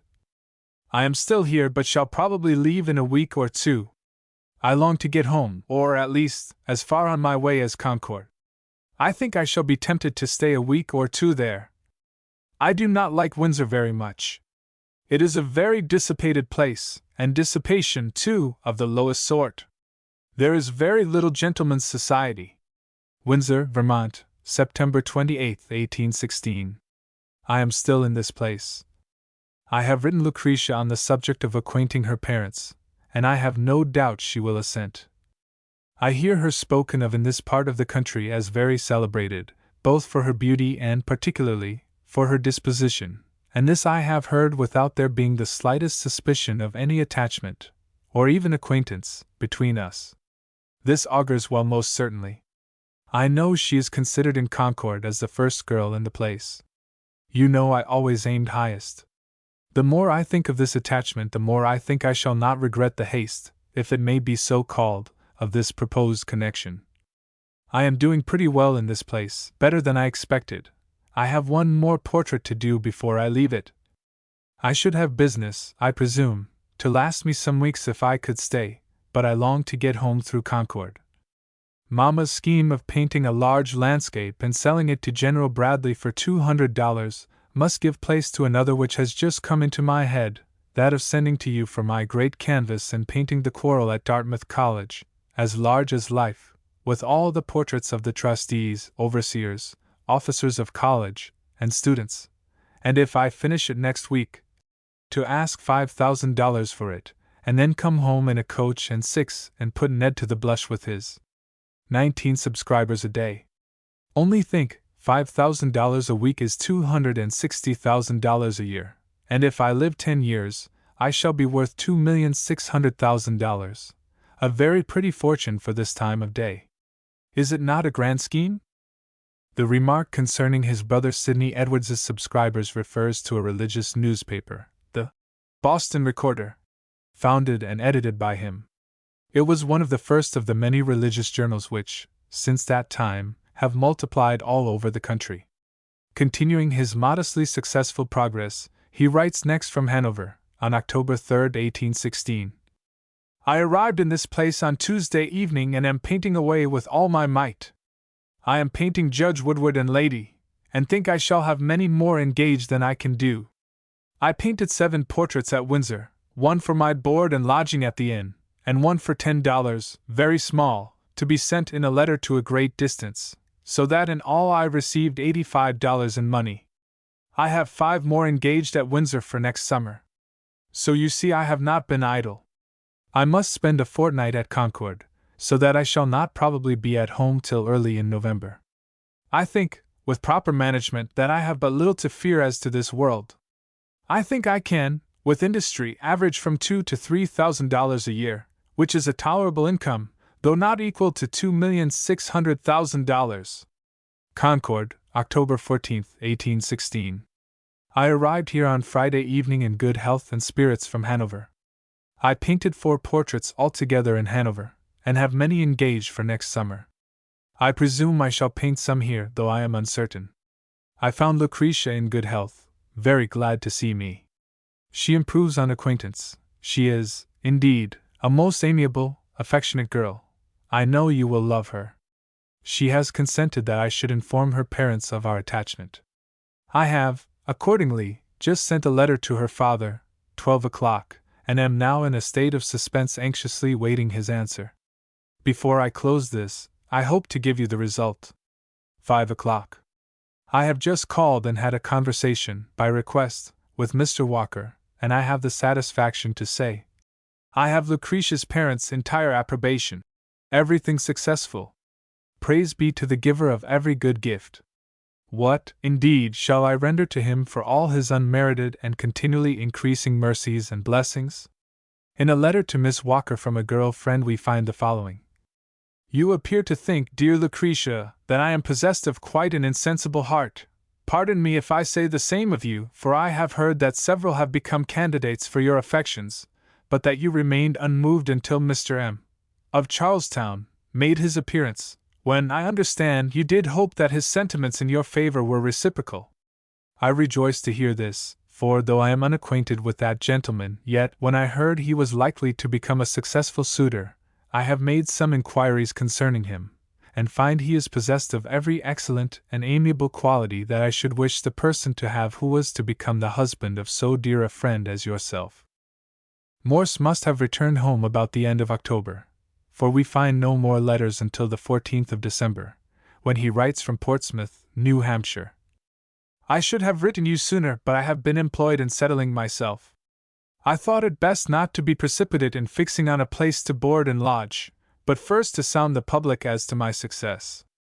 Every one thinks I shall meet with encouragement, and on the strength of this, I have taken lodgings and a room at Mrs. Hinge's in Jaffrey Street, a very excellent and central situation. I shall commence on Monday morning with Governor Langdon's portrait. He is very kind and attentive to me, as, indeed, are all here, and will do everything to aid me. I wish not to raise high expectations, but I think I shall succeed tolerably well. About this time Finley Morse and his brother Edwards had jointly devised and patented a new, flexible piston pump, from which they hoped great things. Edwards, always more or less of a wag, proposed to call it Morse's patent metallic double-headed ocean drinker and deluge spouter valve pump boxes. It was to be used in connection with fire engines, and seems really to have been an excellent invention, for President Jeremiah Day, of Yale College, gave the young inventors his written endorsement, and Eli Whitney, the inventor of the cotton gin, thus recommends it. Having examined the model of a fire engine invented by Mr. Morse, with pistons of a new construction, I am of opinion that an engine may be made on that principle, being more simple and much less expensive, which would have a preference to those in common use. In the letters of the year 1817 and of several following years, even in the letters of the young man to his fiancée, many long references are made to this pump and to the varying success in introducing it into general use. I shall not, however, refer to it again, and only mention it to show the bent of Morse's mind towards invention. He spent some time in the early part of 1817 in Portsmouth, New Hampshire, meeting with success in his profession. Miss Walker was also their visiting friends, so we may presume that his stay was pleasant as well as profitable. In February of that year he accompanied his fiancée to Charlestown, his parents, naturally, wishing to make the acquaintance of the young lady, and then returned to Portsmouth to finish his work there. The visit of Miss Walker to Charlestown gave great satisfaction to all concerned. On March 4, 1817, Morse writes to his parents from Portsmouth, I am under the agreeable necessity, shall I say, of postponing my return, in consequence of a press of business. I shall have 3 begun tonight. 1 sat yesterday, a large one, and 2 will sit today, small, and 3 more have it in serious contemplation. This unexpected occurrence will deprive me of the pleasure of seeing you this week at least. And on the next day, March 5th, he writes, the unexpected application of 3 sitters at a time completely stopped me. Since I wrote, I have taken a first sitting of a 4th, large, and a 5th, large, sits on Friday morning, so you see I am over head and ears in business. As it is necessary to a clear understanding of Morse's character to realize the depth of his religious convictions, I shall quote the following from this same letter of March 5th. I wish much to know the progress of the revival, how many are admitted next communion, and any religious news. I have been in the house almost ever since I came from home sifting the scheme of universal salvation to the bottom. What occasioned this was an occurrence on the evening of Sunday before last. I heard the bell ring for lecture and concluded it was at Mr. Putnam's. I accordingly sallied out to go to it, when I found that it was in the Universalist meeting house. As I was out and never in a Universalist meeting, I thought, from mere curiosity, I would go in. I went into a very large meeting house. The meeting was overflowing with people of both sexes, and the singing the finest I have heard in Portsmouth. I was struck with the contrast it made to Mr. Putnam's sacramental lecture, 15 or 16 persons thinly scattered over the house, and the choir consisting of 4 or 5 whose united voice could scarcely be heard in the farthest corner of the church, and when heard, so out of harmony as to set one's teeth on edge. The reflections which this melancholy contrast caused I could not help communicating to Mr. Putnam in the words of Mr. Spring's sermon, something must be done. He agreed it was a dreadful state of society here, but almost gave up as hopeless. I told him he never should yield a post like this to the devil without a struggle, and, at any rate, I told him that the few Christians that there were, and indeed, they are but as 1 to 1,000, could pray, and I thought it was high time. I told him I would do all in my power to assist him in any scheme where I could be of use. The year 1817 was spent by the young man in executing the commissions which had been promised him the year before in New Hampshire. In all his journeyings back and forth the road invariably led through Concord, and the pure love of the young people for each other increased as the months rolled by. I shall not profane the sacredness of this love by introducing any of the more intimate passages of their letters of this and of later years. The young girl responded readily to the religious exhortations of her fiancé and became a sincere and devout Christian. It will not be necessary to follow him in this journey, as the experiences were but a repetition of those of the year before. He painted many portraits in Concord, Hanover, and other places, and finally concluded to venture on a trip to Charleston, South Carolina, where his kinsman, Dr. Finley, and Mr. John A. Alston had urged him to come, assuring him good business. On January 27, 1818, he arrived in that beautiful southern city and thus announced his arrival to his parents. I find myself in a new climate, the weather warm as our May. I have been introduced to a number of friends. I think my prospects are favorable. At first, however, the promised success did not materialize, and it was not until after many weeks of waiting that the tide turned. But it did turn, for an excellent portrait of Dr. Finley, one of the best ever painted by Morse, aroused the enthusiasm of the Charlestonians, and orders began to pour in, so that in a few weeks he was engaged to paint 150 portraits at $60 each. Quite an advance over the meager $15 he had received in New England. But for some of his more elaborate productions he received even more, as the following extract from a letter of Mr. John A. Alston, dated April 7, 1818, will prove. I have just received your favor of the 30th ultimo, and thank you very cordially for your goodness in consenting to take my daughter's full-length likeness in the manner I described, say 24 inches in length. I will pay you most willingly the $200 you require for it, and will consider myself a gainer by the bargain. I shall expect you to decorate this picture with the most superb landscape you are capable of designing, and that you will produce a masterpiece of painting. I agree to your taking it with you to the northward to finish it. Be pleased to represent my daughter in the finest attitude you can conceive. Mr. Alston was a generous patron and paid the young artist liberally for the portraits of his children. In recognition of this, Morse presented him with his most ambitious painting. The Judgment of Jupiter. Mr. Alston prized this picture highly during his lifetime, but after his death it was sold and for many years was lost sight of. It was purchased long afterwards in England by an American gentleman, who, not knowing who the painter was, gave it to a niece of Morse's, Mrs. Parmalee, and it is still, I believe, in the possession of the family. While he was in Charleston, his father wrote to him of the dangerous illness of his mother with what he called a parapneumonia, which, from the description, must have been the term used in those days for pneumonia. Her life was spared, however, and she lived for many years after this. In June of the year 1818, Morse returned to the North and spent the summer in completing such portraits as he had carried with him in an unfinished state, and in painting such others as he could procure commissions for. He planned to return to Charleston in the following year, but this time with a young wife to accompany him. His uncle, Dr. Finley, writing to him on June 16, says, "Your letter of 2d instant, conveying the pleasing intelligence of your safe and very short passage and happy meeting with your affectionate parents at your own home, came safe to hand in due time. And so Lucretia was expected and you intended to surprise her by your unlooked-for presence. Finley, I am afraid you will be too happy. You ought to meet a little rub or two, or you will be too much in the clouds and forget that you are among mortals. Let me see if I cannot give you a friendly twist downwards. Your pictures, I suppose I should speak of them and what is said of them during your absence. I will perform the office of him who was placed near the triumphal car of the conqueror to abuse him lest he should be too elated. Well, his pictures, say people, are undoubtedly good likenesses, but he paints carelessly and in too much haste, and his draperies are not well done. He must be more attentive, or he will lose his reputation. See, say others, how he flatters.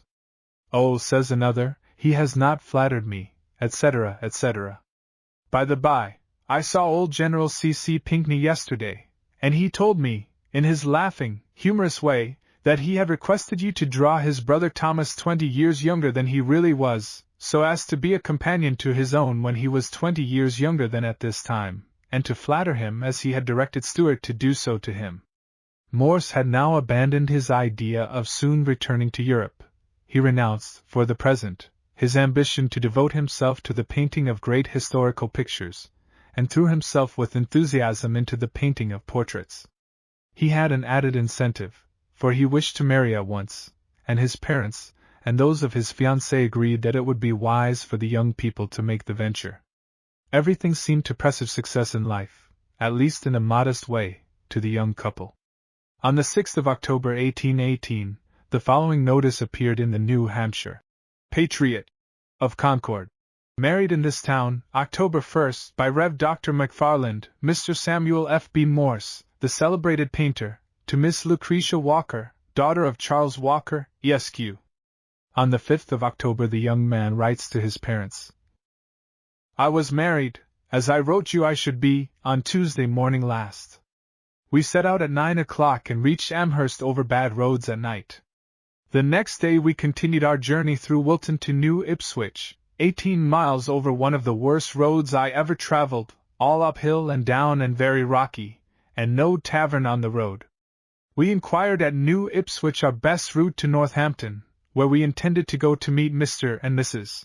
Cornelius, but we found on inquiry that there were nothing but cross roads and these very bad, and no taverns where we could be comfortably accommodated. Our horse also was tired, so we thought our best way was to return. Accordingly, the next day we started for Concord, and arrived on Friday evening safe home again. Lucretia wishes to spend this week with her friends, so that I shall return, Providence permitting, on this day week, and reach home by Tuesday noon, probably to dinner. We are both well and send a great deal of love to you all. Mr. and Mrs. Walker wish me to present their best respects to you. We had delightful weather for traveling, and got home just in season to escape Saturday's rain. Chapter 11, November 19, 1818 to March 31, 1821. Morse and his wife go to Charleston, South Carolina. Hospitably entertained and many portraits painted. Congratulates Alston on his election to the Royal Academy. Receives commission to paint President Monroe. Trouble in the parish at Charlestown. Morse urges his parents to leave and come to Charleston. Letters of John A. Alston. Return to the North. Birth of his first child. Dr. Morse and his family decide to move to New Haven. Morse goes to Washington. Paints the president under difficulties. Hospitalities. Death of his grandfather. Dr. Morse appointed Indian commissioner. Marriage of Morse's future mother-in-law. Charleston again. Continued success. Letters to Mrs. Ball. Liberality of Mr. Alston. Spends the summer in New Haven. Returns to Charleston, but meets with poor success. Assists in founding Academy of Arts, which has but a short life. Goes north again. The young couple decided to spend the winter in Charleston, South Carolina, where Morse had won a reputation the previous winter as an excellent portrait painter, and where much good business awaited him. The following letter was written to his parents. Schooner Tontine, at anchor off Charleston Lighthouse, Thursday, November 19, 1818, 5:00 p.m. We have arrived thus far on our voyage safely through the kind protection of Providence. We have had a very rough passage attended with many dangers and more fears, but have graciously been delivered from them all. It is 7 days since we left New York. If you recollect, that was the time of my last passage in this same vessel. She is an excellent vessel and has the best captain and accommodations in the trade. Lucretia was a little seasick in the roughest times, but on the whole, bore the voyage extremely well. She seems a little downcast this afternoon in consequence of feeling as if she was going among strangers, but I tell her she will overcome it in 10 minutes' interview with Uncle and Aunt Finley and family. She is otherwise very well and sends a great deal of love to you all. Please let Mr. and Mrs. Walker know of our arrival as soon as may be. I will leave the remainder of this until I get up to town. We hope to go up when the tide changes in about an hour. Friday morning, 20th, at Uncle Finley's. We are safely housed under the hospitable roof of Uncle Finley, where they received us, as you might expect, with open arms. He has provided lodgings for us at $10 per week. I have not yet seen them, shall go directly. I received a letter from Richard at Savannah. He writes in fine spirits, and feels quite delighted with the hospitable people of the South. This refers to his brother Richard Carey Morse, who is still pursuing his theological studies. The visit of the young couple to Charleston was a most enjoyable one, and the artist found many patrons eager to be immortalized by his brush. On December 22, 1818, he writes to his parents. Lucretia is well and contented. She makes many friends, and we receive as much attention from the hospitable Carolinians as we can possibly attend to. She is esteemed quite handsome here. She has grown quite fleshy and healthy, and we are as happy in each other as you can possibly wish us. There are several painters arrived from New York, but I fear no competition. I have as much as I can do. As a chronicle of fair weather, favorable winds, and blue skies is apt to grow monotonous, I shall pass rapidly over the next few years, only selecting from the voluminous correspondence of that period a few extracts which have more than a passing interest. On February 4, 1819, he writes to his friend and master, Washington Alston, who had now returned to Boston. Excuse my neglect in not having written you before this according to my promise before I left Boston. I can only plead as apology. What I know will gratify you, a multiplicity of business. I am painting from morning till night and have continual applications. I have added to my list, this season only, to the amount of $3,000. That is since I left you. Among them are 3 full lengths to be finished at the North, I hope in Boston, where I shall once more enjoy your criticisms. I am exerting my utmost to improve. Every picture I try to make my best, and in the evening I draw 2 hours from the antique as I did in London, for I ought to inform you that I fortunately found a fine Venus de Medicis without a blemish, imported from Paris some time since by a gentleman of this city who wished to dispose of it, also a young Apollo which was so broken that he gave it to me, saying it was useless. I have, however, after a great deal of trouble, put it together entirely, and these 2 figures, with some fragments, hands, feet, etc., make a good academy. Mr. Fraser, Mr. Cogdell, Mr. Fisher, of Boston, and myself meet here of an evening to improve ourselves. I feel as much enthusiasm as ever in my art and love it more than ever. A few years, at the rate I am now going on, will place me independent of public patronage. Thus much for myself, for you told me in one of your letters from London that I must be more of an egotist, or you should be less of one in your letters to me, which I should greatly regret. And now, permit me, my dear sir, to congratulate you on your election to the Royal Academy. I know you will believe me when I say I jumped for joy when I heard it. Though it cannot add to your merit, yet it will extend the knowledge of it, especially in our own country, where we are still influenced by foreign opinion, and more justly, perhaps, in regard to taste in the fine arts than in any other thing. On March 1, 1819, the Common Council of Charleston passed the following resolution. Resolved unanimously that His Honor the Intendant be requested to solicit James Monroe, President of the United States, to permit a full-length likeness to be taken for the city of Charleston, and that Mr. Morse be requested to take all necessary measures for executing the said likeness on the visit of the President to this city. Resolved unanimously that the sum of $750 be appropriated for this purpose. Extract from the minutes. William Roach, Jr., Clerk of Council. This portrait of President Monroe was completed later on, and still hangs in the City Hall of Charleston. I shall have occasion to refer to it again.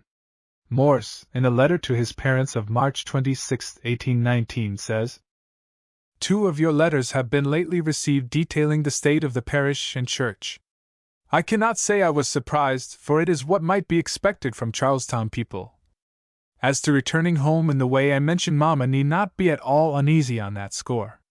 It is necessary I should visit Washington, as the President will stay so short a time here that I cannot complete the head unless I see him in Washington. Now as to the parish and church business, I hope all things will turn out right yet, and I can't help wishing that nothing may occur to keep you any longer in that nest of vipers and conspirators. I think with Edwards decidedly that, on Mamma's account alone, you should leave a place which is full of the most unpleasant associations to all the family, and retire to some place of quiet to enjoy your old age. Why not come to Charleston? Here is a fine place for usefulness, a pleasant climate especially for persons advanced in life, and your children here, for I think seriously of settling in Charleston. Lucretia is willing, and I think it will be much for my advantage to remain through the year. Richard can find a place here if he will, and Edwards can come on and be bishop or president or professor in some of the colleges, for I can't think of him in a less character, after he has graduated. I wish seriously you would think of this. Your friends here would greatly rejoice, and an opening could be found, I have no doubt. Christians want their hands strengthened, and a veteran soldier, like Papa, might be of great service here in the infancy of the Unitarian hydra, who finds a population too well adapted to receive and cherish its easy and fascinating tenets. All this refers to a movement organized by the enemies of Dr. Morse to oust him from his parish in Charlestown. He was a militant fighter for orthodoxy and an uncompromising foe to Unitarianism, which was gradually obtaining the ascendancy in and near Boston. The movement was finally successful, as we shall see later, but they did not go as far from their old haunts as Charleston. I shall not attempt to argue the rights and wrongs of the case, which seem to have been rather complicated, for Dr. Morse, more than a year after this, in writing to a friend says, the events of the last 15 months are still involved in impenetrable mystery, which I doubt not will be unraveled in due time. The winter and spring of 1819 were spent by the young couple both pleasantly and profitably in Charleston. The best society of that charming city opened its arms to them, and orders flowed in a steady stream. Mr. John A. Alston was a most generous patron, ordering many portraits of his children and friends, and sometimes insisting on paying the young man even more than the price agreed upon. In a letter to Morse he says, "Which of my friends was it who lately observed to you that I had a picture mania? You made, I understand, a most excellent reply. You wished I would come to town, then, and bite a dozen. Indeed, my very good sir, was it in my power to excite in them a just admiration of your talents, I would readily come to town and bite the whole community." And in another letter of April 10, 1819, Mr. Alston says, "Your portrait of my daughter was left in Georgetown, South Carolina, at the house of a friend.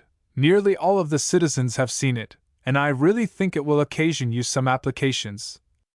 Every one thought himself at liberty to make remarks. Some declared it to be a good likeness, while others insisted it was not so, and several who made such remarks, I knew had never seen my daughter.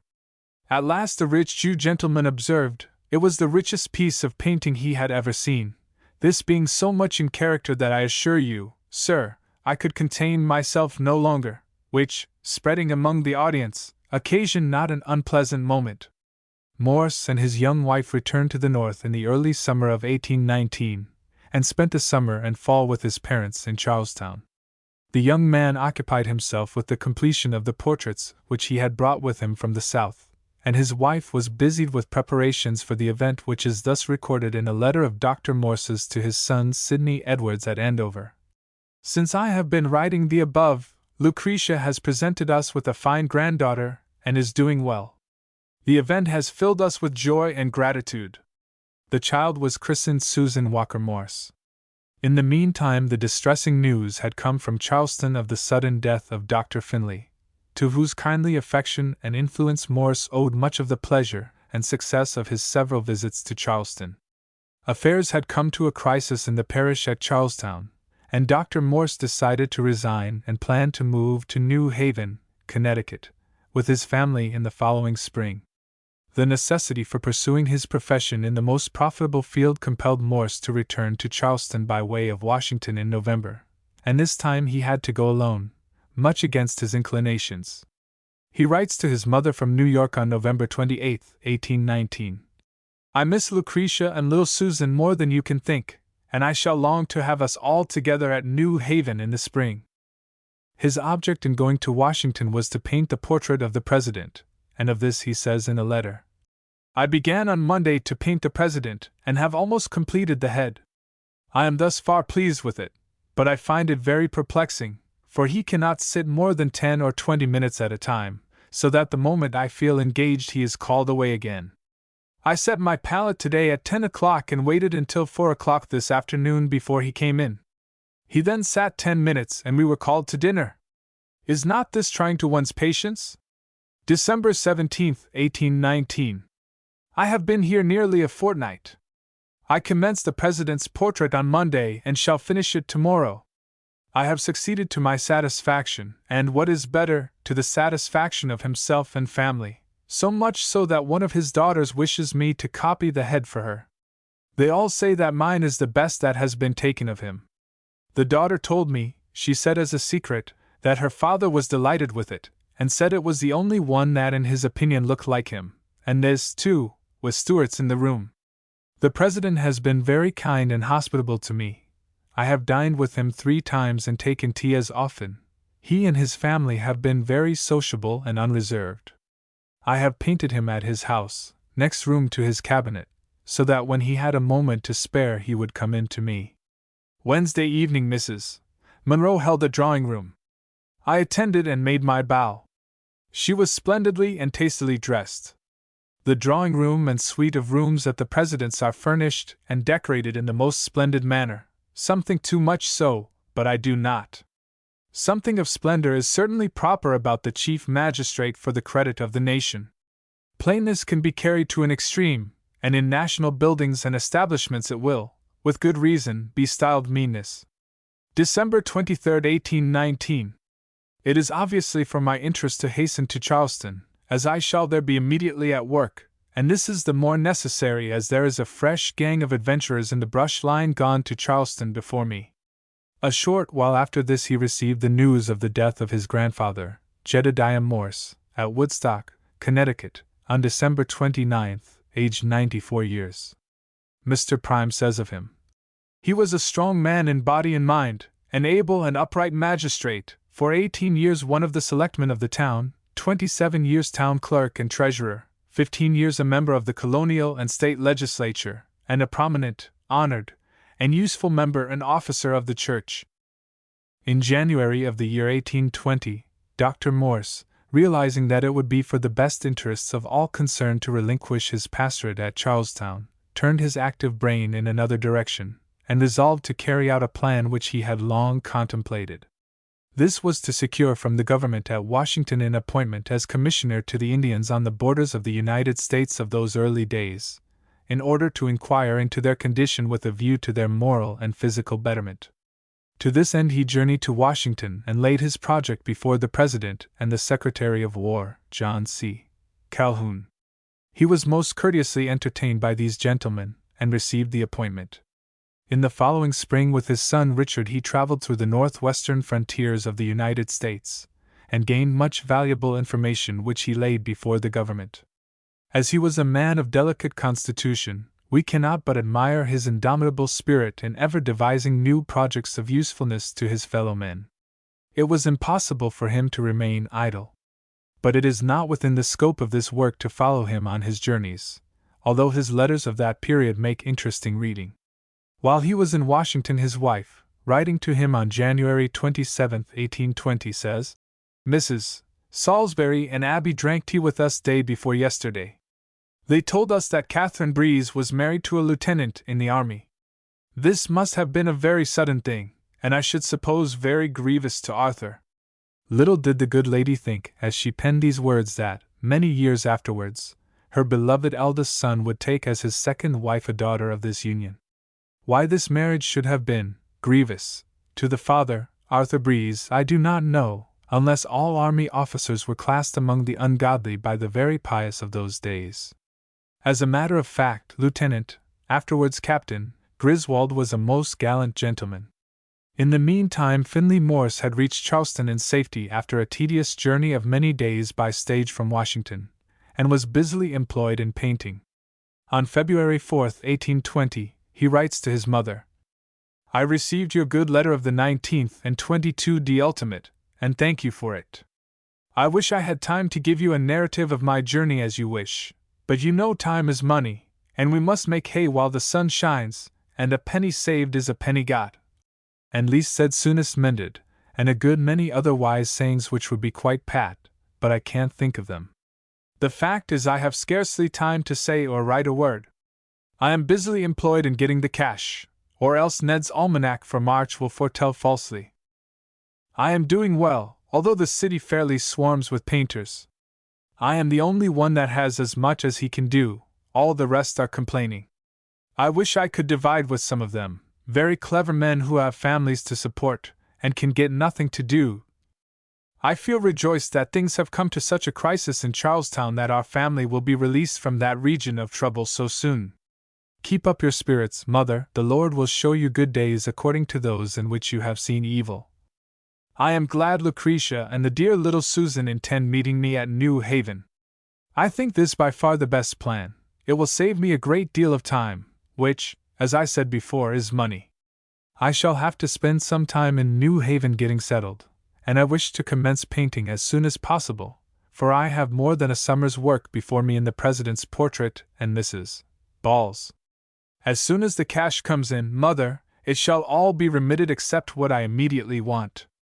You may depend upon it that nothing shall be left undone on my part to help you and the rest of us from that hole of vipers. I think it very probable I shall return by the middle of May. It will depend much on circumstances, however.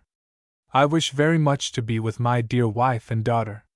I must contrive to bring them with me next season to Charleston, though it may be more expensive, yet I do not think that should be a consideration. I think that a man should be separated from his family but very seldom, and then under cases of absolute necessity, as I consider the case to be at present with me, that is, I think they should not be separated for any length of time. If I know my own disposition, I am of a domestic habit, formed to this habit, probably, by the circumstances that have been so peculiar to our family in Charlestown.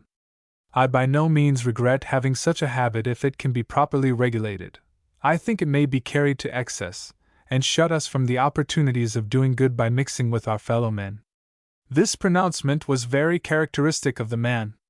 He was always, all through his long life, happiest when at home surrounded by all his family, and yet he never shirked the duty of absenting himself from home, even for a prolonged period, when by so doing he could accomplish some great or good work.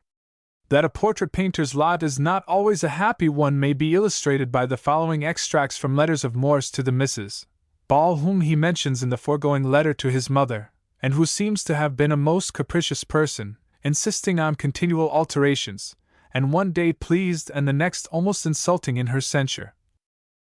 Madam, supposing that I was dealing not only with a woman of honor, but from her professions, with a Christian, I ventured in my note of the 18th inst. To make an appeal to your conscience in support of the justness of my demand of the $400 still due from you for your portrait. By your last note I find you are disposed to take an advantage of that circumstance of which I did not suppose you capable. My sense of the justness of my demand was so strong, as will appear from the whole tenor of that note, that I venture this appeal, not imagining that any person of honor, of the least spark of generous feeling, and more especially of Christian principle, could understand anything more than the enforcing my claim by an appeal to that principle which I knew should be the strongest in a real Christian. Whilst, however, you have chosen to put a different construction on this part of the note, and suppose that I left you to say whether you would pay me anything or nothing, you have, doubtless unconsciously, shown that your conscience has decided in favor of the whole amount which is my due, and which I can never voluntarily relinquish. You affirm in the first part of your note that, after due consideration, you think the real value of the picture is $400, without the frame, yet, had your crop been good, your conscience would have adjudged me the remaining $400 without hesitation, and again, if your crop should be good, you could pay me the $400 next season. Must I understand from this, madam, that the goodness or badness of your crop is the scale on which your conscience measures your obligation to pay a just debt, and that it contracts or expands as your crop increases or diminishes? Pardon me, madam, if I say that this appears to be the case from your letter. My wish throughout this whole business has been to accommodate the time and terms of payment as much to your convenience as I could consistently with my duty to my family and myself.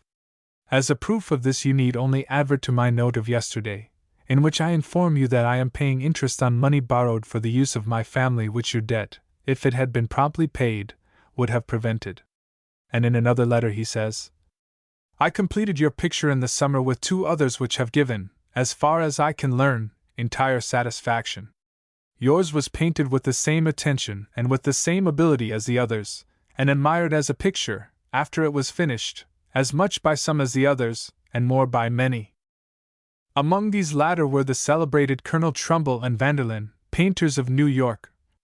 You cannot but recollect, madam, that when you yourself with your children visited it, notwithstanding you expressed yourself before them in terms so strong against it and so wounding to my feelings, yet all your children dissented from you, the youngest saying it was mamma, and the eldest, I am sure, mother, it is very like you.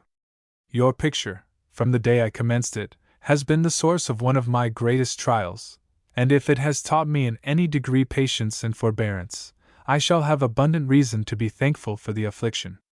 In the end he consented to take less than had been agreed upon in order to close the incident. As a happy contrast to this episode we have the following quotation from a letter to his wife written on February 17, 1820.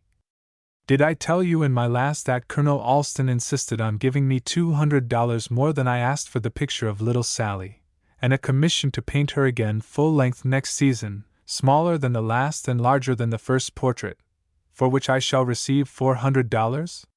He intimates also that I am to paint a picture annually for him. Is not he a strange man? As people say here. I wish some more of the great fortunes in this part of the country would be as strange and encourage other artists who are men of genius and starving for want of employment. Morse returned to the North in the spring of 1820 and joined his mother and his wife and daughter in New Haven, where they had preceded him and where they were comfortably and agreeably settled, as will appear from the following sentence in a letter to his good friend and mentor, Henry Bromfield, of London, dated August, 1820. You will perceive by the heading of this letter that I am in New Haven. My father and his family have left Charlestown, Massachusetts, and are settled in this place. My own family also, consisting of wife and daughter, are pleasantly settled in this delightful spot. I have built me a fine painting room attached to my house in which I paint my large pictures in the summer, and in the winter I migrate to Charleston, South Carolina, where I have commissions sufficient to employ me for some years to come. He returned to Charleston in the fall of 1820 and was again compelled to go alone. He writes to his wife on December 27th, I feel the separation this time more than ever, and I felt the other day, when I saw the steamship start for New York, that I had almost a mind to return in her. From this sentence we learn that the slow schooner of the preceding years had been supplanted by the more rapid steamship, but that is, unfortunately, all he has to say of this great step forward in human progress. Further on in this same letter he says, I am occupied fully so that I have no reason to complain. I have not a press like the first season or like the last, but still I can say I am all the time employed. My president pleases very much. I have heard no dissatisfaction expressed. It is placed in the great hall in a fine light and place. Mrs. Ball wants some alterations, that is to say every 5 minutes she would like it to be different. She is the most unreasonable of all mortals. Derangement is her only apology. I can't tell you all in a letter, must wait till I see you. I shall get the rest of the cash from her shortly. Just at this time the wave of prosperity on which the young man had so long floated began to subside, for he writes to his wife on January 28, 1821. I wish I could write encouragingly as to my professional pursuits, but I cannot. Notwithstanding the diminished price and the increase of exertion to please, and although I am conscious of painting much better portraits than formerly, which, indeed, stands to reason if I make continual exertion to improve, yet with all I receive no new commissions, cold and procrastinating answers from those to whom I write and who had put their names on my list. I give less satisfaction to those whom I have painted. I receive less attention also from some of those who formerly paid me much attention, and none at all from most. But with his usual hopefulness, he says later on in this letter, why should I expect my sky to be perpetually unclouded, my sun to be never obscured? I have thus far enjoyed more of the sunshine of prosperity than most of my fellow men.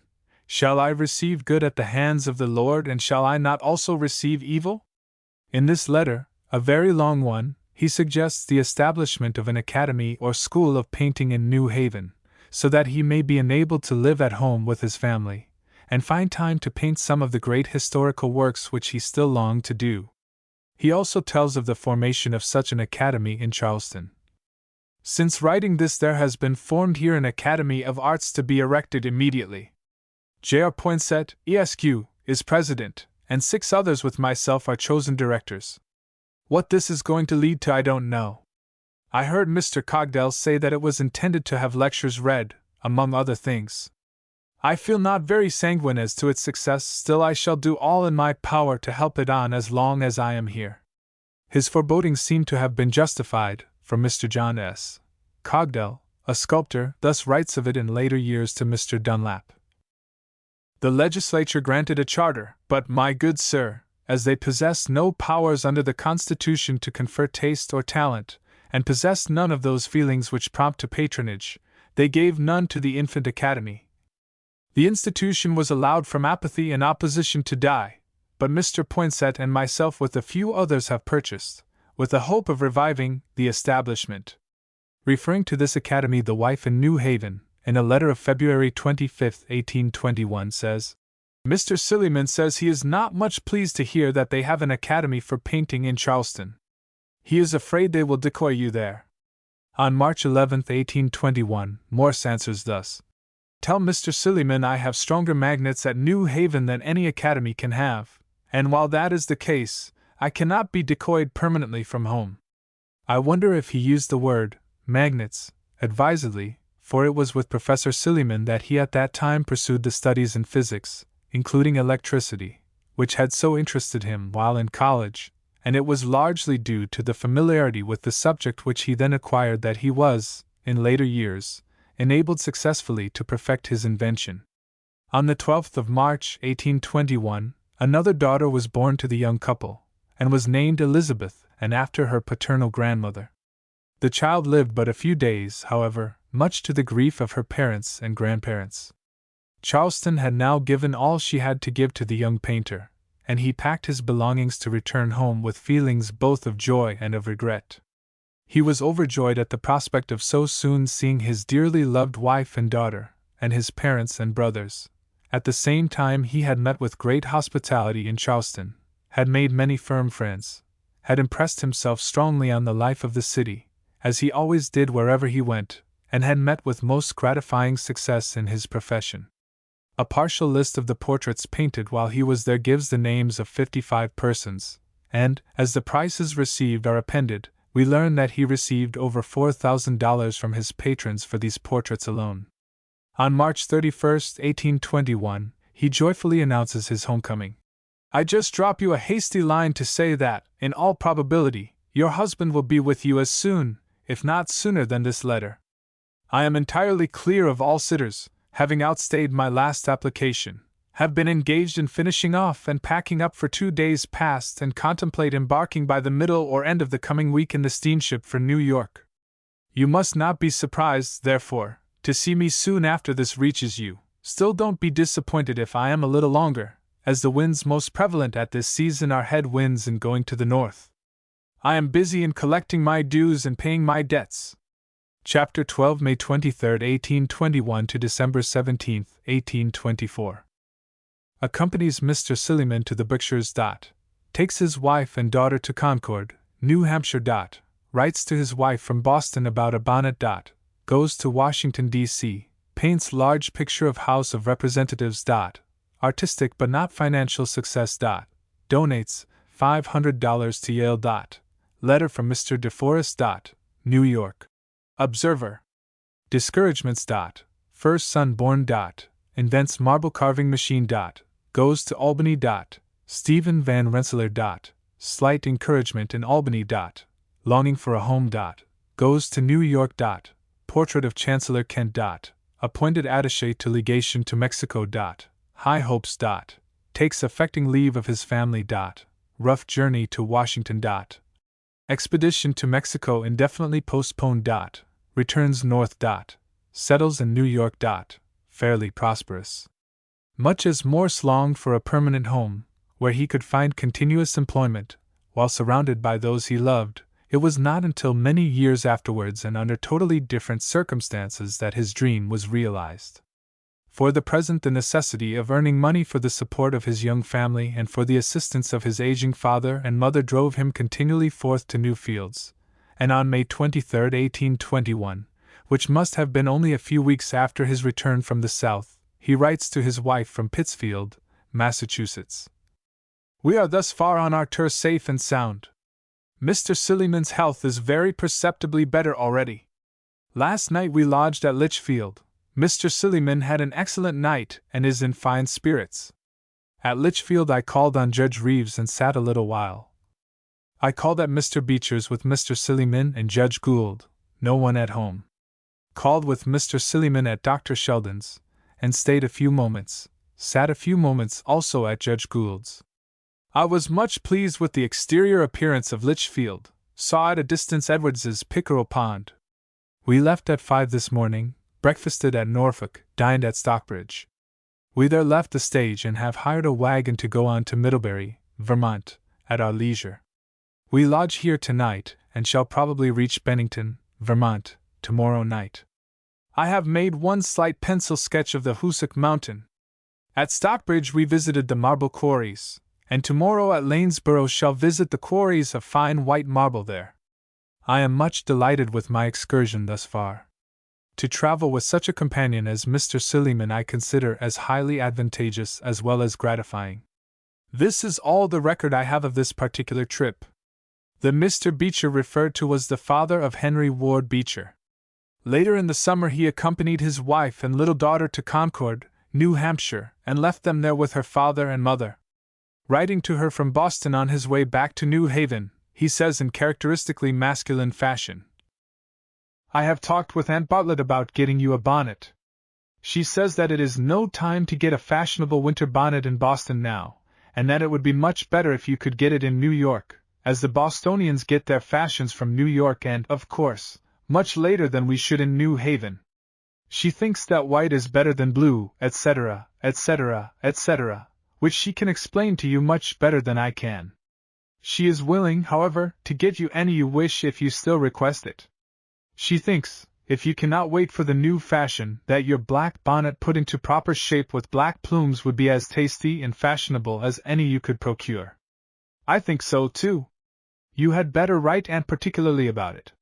While Morse had conscientiously tried to put the best of himself into the painting of portraits, and had succeeded better than he himself knew, he still longed for wider fields, and in November, 1821, he went to Washington, D.C., to begin a work which he for some time had had in contemplation, and which he now felt justified in undertaking.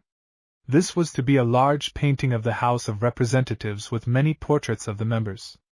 The idea was well received at Washington, and he obtained the use of one of the rooms at the Capitol for a studio, making it easy for the members to sit for him. It could not have been all plain sailing, however, for his wife says to him in a letter of December 28, 1821, "Knowing that perseverance is a trait in your character, we do not any of us feel surprised to hear you have overcome so many obstacles. You have undertaken a great work. Everyone thinks it must be a very popular subject, and that you will make a splendid picture of it." Writing to his wife, he says, "I am up at daylight, have my breakfast and prayers over, and commence the labors of the day long before the workmen are called to work on the Capitol by the bell.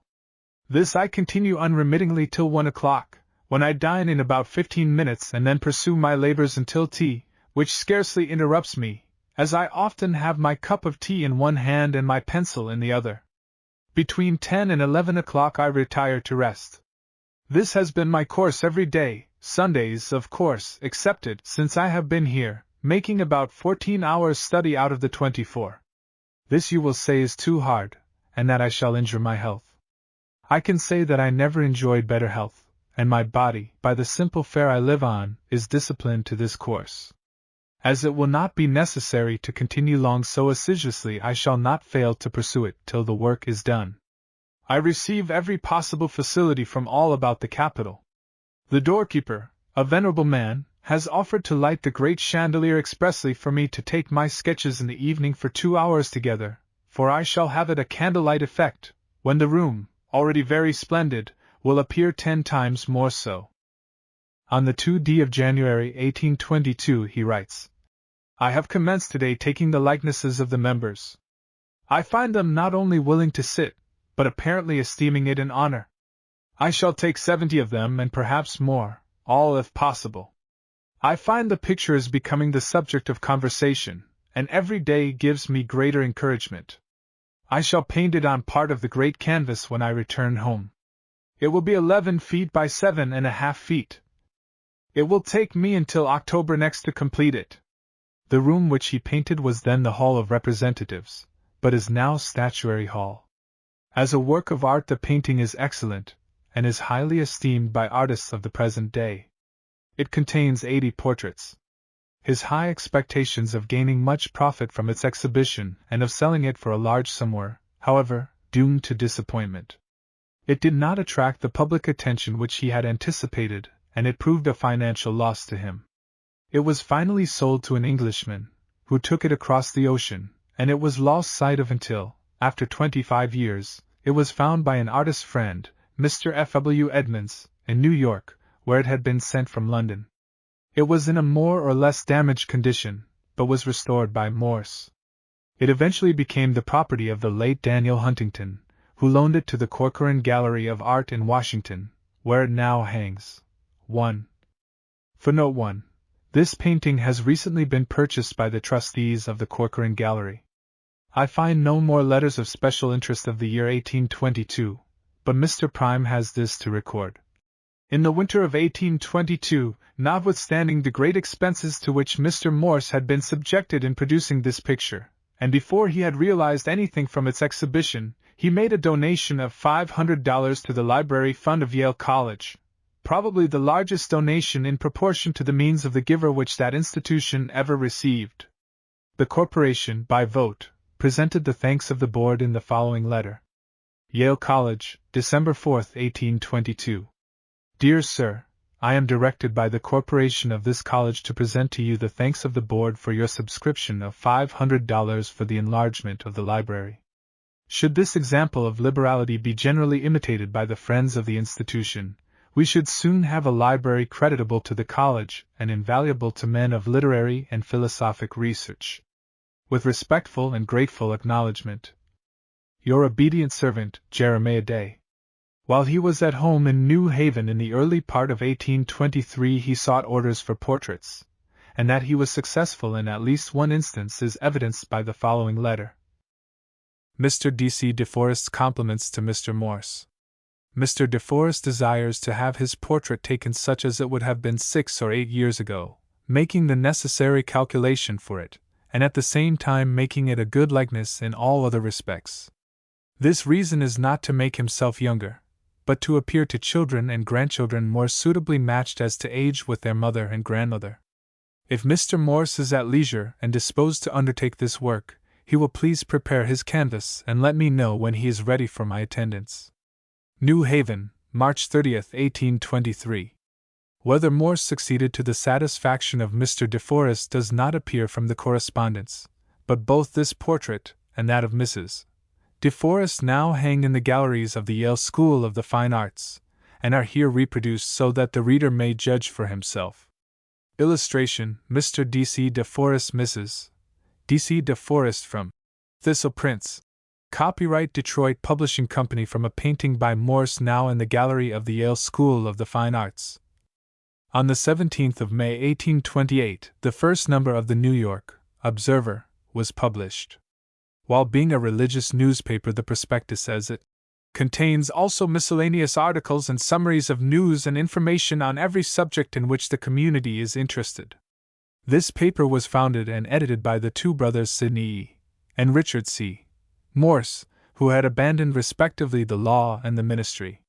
It was very successful, and became at one time a power in the community, and is still in existence. The editorial offices were first established at 50 Wall Street, but later the brothers bought a lot and erected a building at the corner of Nassau and Beekman Streets, and that edifice had an important connection with the invention of the telegraph. On the same site now stands the Morse Building, a pioneer skyscraper now sadly dwarfed by its gigantic neighbors. The year 1823 was one of mingled discouragement and hope. Compelled to absent himself from home for long periods in search of work, always hoping that in some place he would find enough to do to warrant his bringing his family and making for them a permanent home, his letters reflect his varying moods, but always with the underlying conviction that Providence will yet order all things for the best. The letters of the young wife are pathetic in their expressions of loneliness during the absence of her husband, and yet of forced cheerfulness and submission to the will of God. On the 17th of March, 1823, another child was born, a son, who was named for his maternal grandfather, Charles Walker. The child was at first very delicate, and this added to the anxieties of the fond mother and father, but he soon outgrew his childish ailments. Morse's active mind was ever bent on invention, and in this year he devised and sought to patent a machine for carving marble statues. Perfect copies of any model. He had great hopes of pecuniary profit from this invention, and it is mentioned many times in the letters of this and the following year, but he found, on inquiry, that it was not patentable, as it would have been an infringement on the machine of Thomas Blanchard which was patented in 1820. So once more were his hopes of independence blasted, as they had been in the case of the pump and fire engine. He longed, like all artists, to be free from the petty cares and humiliations of the struggle for existence, free to give full rein to his lofty aspirations, secure in the confidence that those he loved were well provided for. But, like most other geniuses, he was compelled to drink still deeper of the bitter cup, to drain it to the very dregs. In the month of August, 1823, he went to Albany, hoping through his acquaintance with the patroon, Stephen Van Rensselaer, to establish himself there. He painted the portrait of the patroon, confident that, by its exhibition, he would secure other orders. In a letter to his wife he says, "I have found lodgings, a large front room on the second story, 25 by 18 feet, and 12 feet high, a fine room for painting, with a neat little bedroom, and every convenience, and board, all for $6 a week, which I think is very reasonable. My landlord is an elderly Irish gentleman with 3 daughters, once in independent circumstances but now reduced. Everything bears the appearance of old-fashioned gentility which you know I always liked. Everything is neat and clean and genteel. Bishop Hobart and a great many acquaintances were on board of the boat upon which I came up to this city. I can form no idea as yet of the prospect of success in my profession here. If I get enough to employ me, I shall go no farther. If not, I may visit some of the smaller towns in the interior of the state. I await with some anxiety the result of experiments with my machine. I hope the invention may enable me to remain at home. 16th of August. I have not as yet received any application for a portrait. Many tell me I have come at the wrong time, the same tune that has been rung in my ears so long. I hope the right tune will come by and by. The winter, it is said, is the proper season, but as it is better in the South at that season and it will be more profitable to be there, I shall give Albany a thorough trial and do my best. If I should not find enough to employ me here, I think I shall return to New York and settle there. This I had rather not do at present, but it may be the best that I can do. Roaming becomes more and more irksome. Imperious necessity alone drives me to this course. Don't think by this I am faint-hearted. I shall persevere in this course, painful as is the separation from my family, until Providence clearly points out my duty to return. August 22nd. I have something to do. I have one portrait in progress and the promise of more. $100 will pay all my expenses here for 3 months, so that the 2 I am now painting will clear me in that respect, and all that comes after will be clear gain. I am, therefore, easier in my mind as to this. The portrait I am now painting is Judge Moss Kent, brother of the Chancellor. He says that I shall paint the Chancellor when he returns to Albany, and his niece also, and from these particulars you may infer that I shall be here for some little time longer, just so long as my good prospects continue. But should they fail, I am determined to try New York City, and sit down there in my profession permanently. I believe I have now attained sufficient proficiency to venture there. My progress may be slow at first, but I believe it will be sure. I do not like going south, and I have given up the idea of New Orleans or any southern city, at least for the present. Circumstances may vary this determination, but I think a settlement in New York is more feasible now than ever before.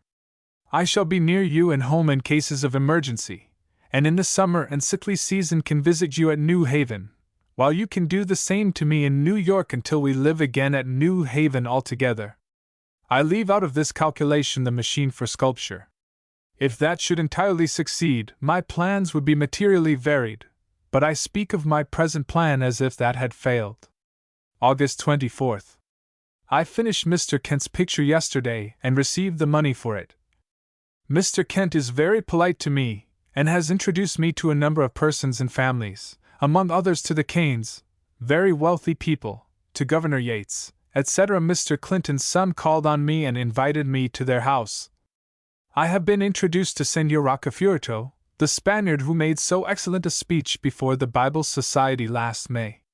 He is a very handsome man, very intelligent, full of wit and vivacity.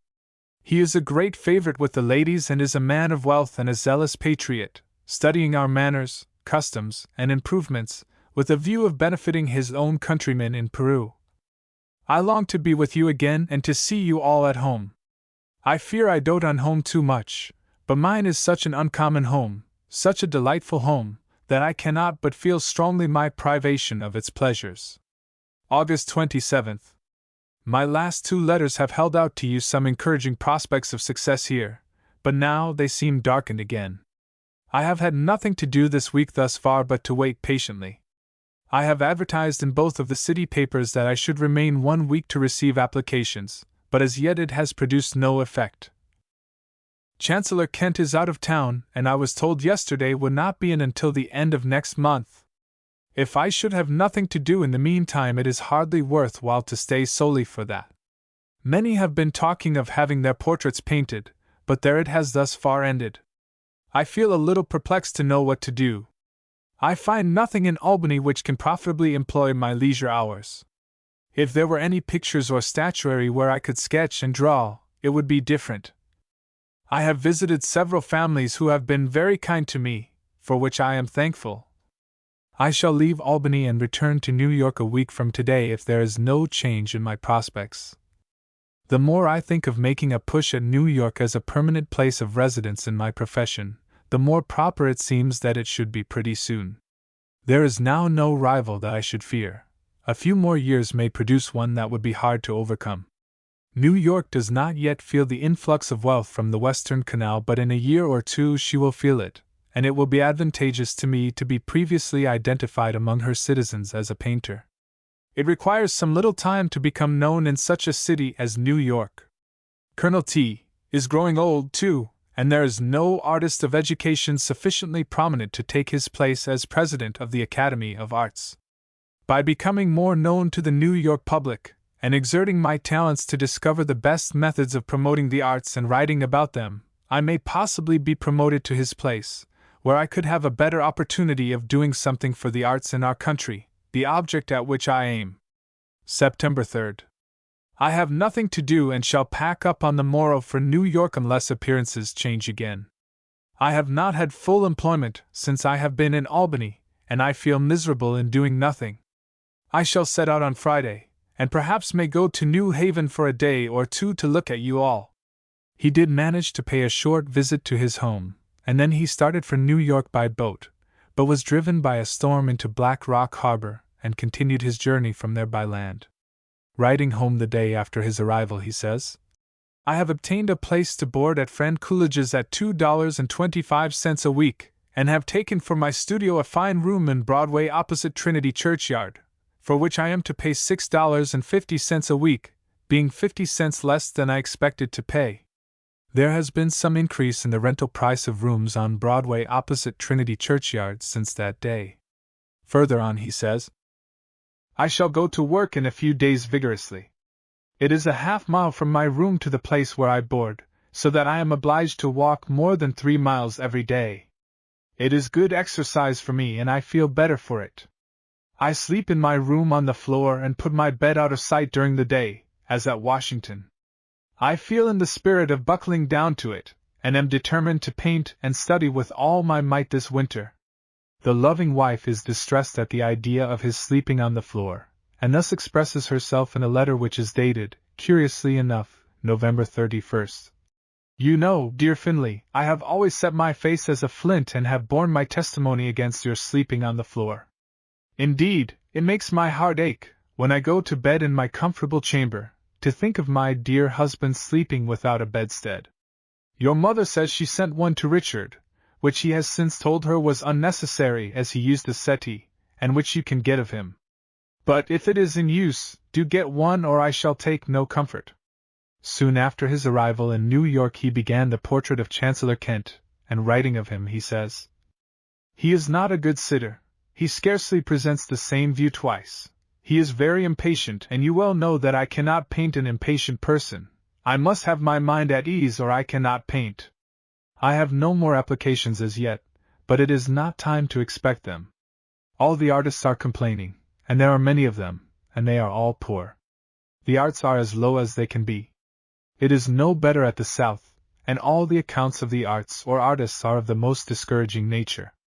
The portrait of the Chancellor seems not to have brought him more orders, for a little later he writes to his wife, I waited many days in the hope of some application in my profession, but have been disappointed until last evening I called and spent the evening with my friend Mr. Van Schaik, and told him I had thought of painting some little design from the sketch-book, so as not to be idle, and mentioned the subject of Ichabod Crane discovering the headless horseman. He said, Paint it for me and another picture of the same size, and I will take them of you. So I am now employed. My secret scheme is not yet disclosable, but I shall let you know as soon as I hear anything definite. Still later he says, I have seen many of the artists. They all agree that little is doing in the city of New York. It seems wholly given to commerce. Every man is driving at one object, the making of money, not the spending of it. My secret scheme looks promising, but I am still in suspense. You shall know the moment it is decided one way or the other. His brother, Sidney Edwards, in a letter to his parents of December 9, 1823, says, Finley is in good spirits again, not because he has any prospect of business here, but he is dreaming of the gold mines of Mexico. As his secret was now out, he explains it fully in the following letter to his wife, dated December 21, 1823. My cash is almost gone and I begin to feel some anxiety and perplexity to know what to do. I have advertised, and visited, and hinted, and pleaded, and even asked one man to sit, but all to no purpose. My expenses, with the most rigid economy, too, are necessarily great. My rent tomorrow will amount to $33, and I have nothing to pay it with. What can I do?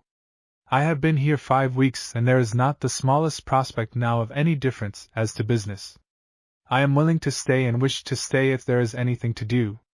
The pictures that I am painting for Mr. Van Schaik will not pay my expenses if painted here. My rent and board would eat it all up.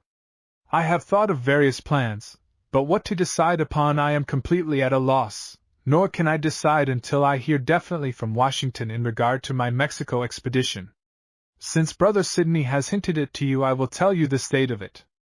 I wrote to General Van Rensselaer, Mr. Poinsett, and Colonel Hayne, of the Senate, applying for some situation in the legation to Mexico soon to be sent thither. I stated my object in going and my wish to go free of expense and under government protection. I received a letter a few days ago from General Van Rensselaer in which he says, I immediately laid your request before the President and seconded it with my warmest recommendations. It is impossible to predict the result at present.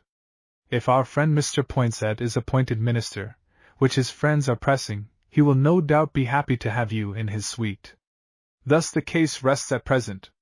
If Mr. Poinsett is appointed, I shall probably go to Mexico. If not, it will be more doubtful. If I go, I should take my picture of the House of Representatives, which, in the present state of favorable feeling towards our country, I should probably dispose of to advantage. All accounts that I hear from Mexico are in the highest degree favorable to my enterprise, and I hear much from various quarters. As can well be imagined, his wife did not look with unalloyed pleasure on this plan.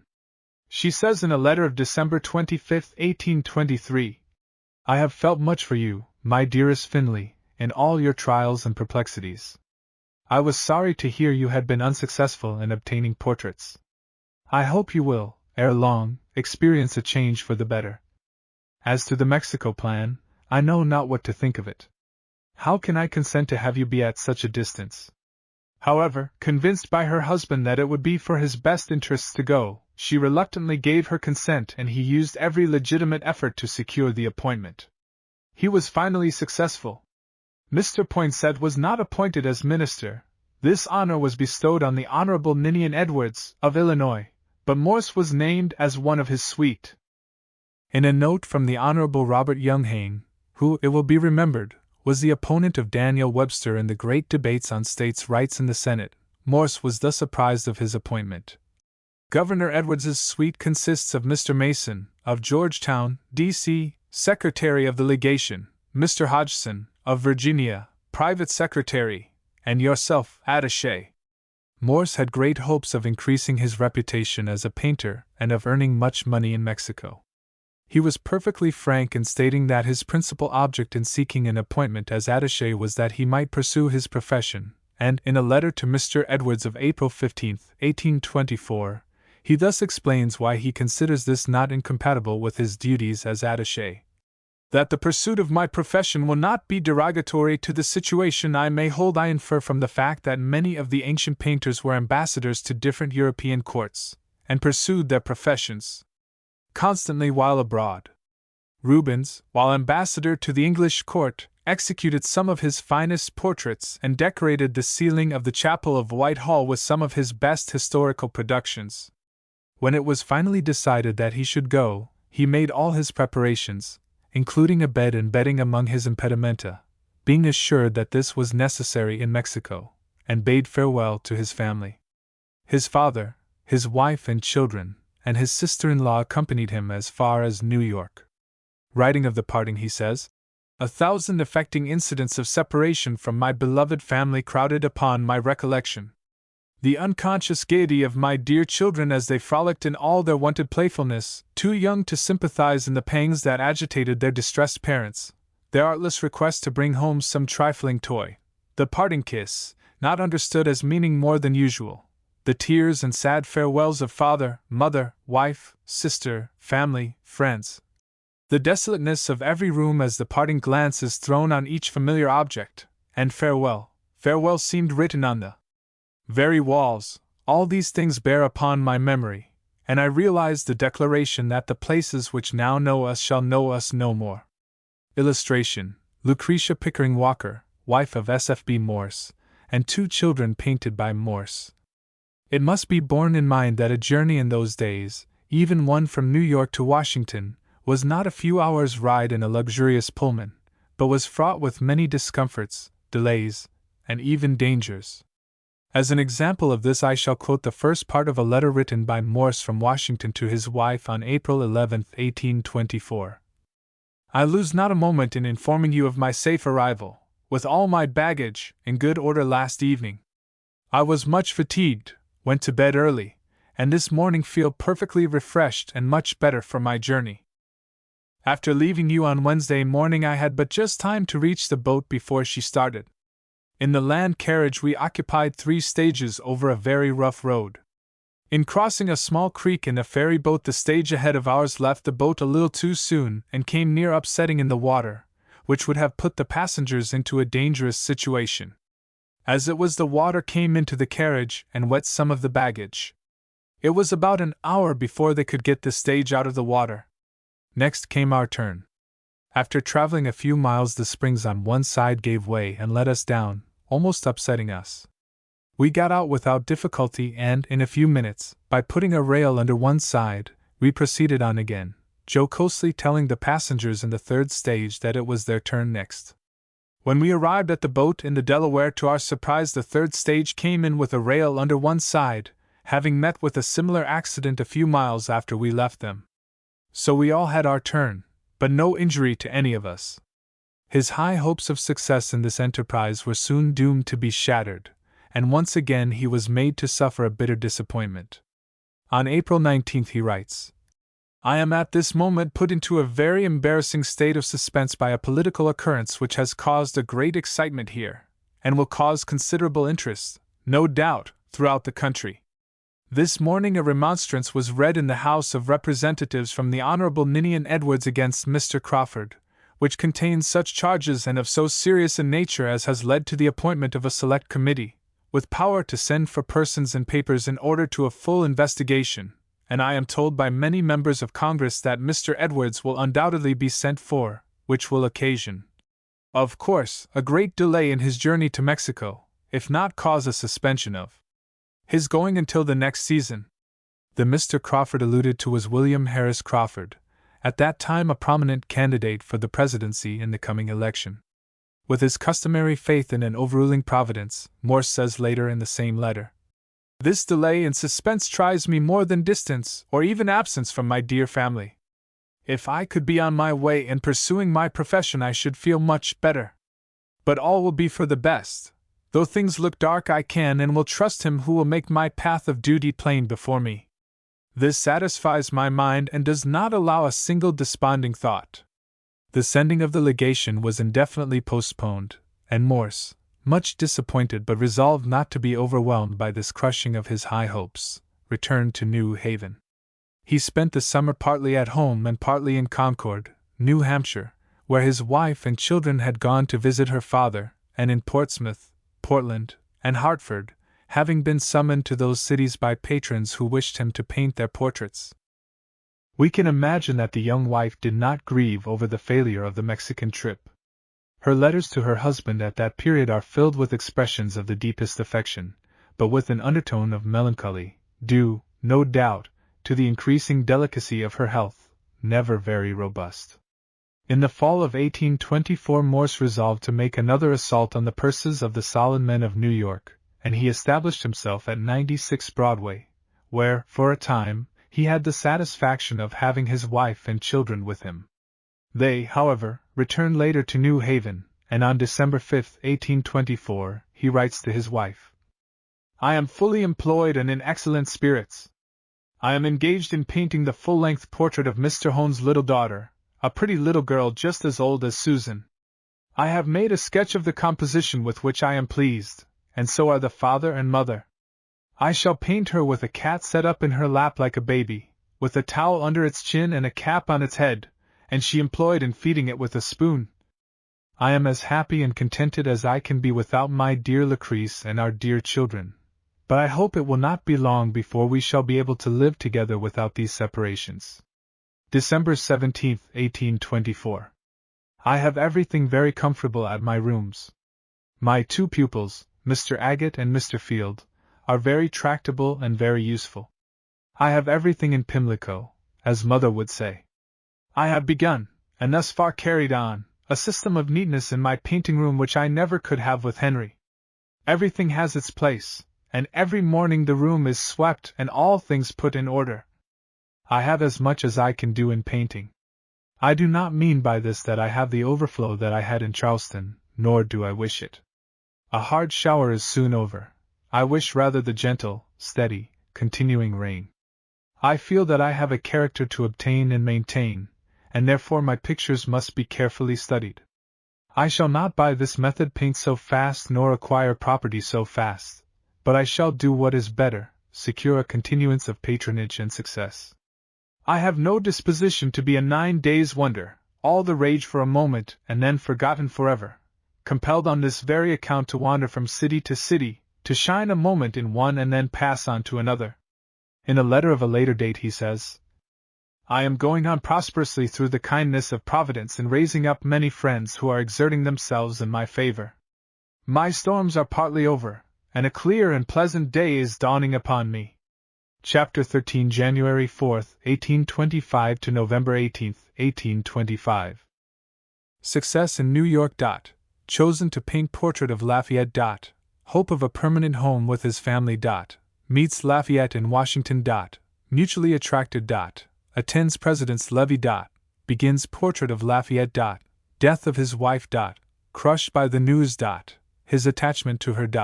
Epitaph composed by Benjamin Silliman. Bravely takes up his work again.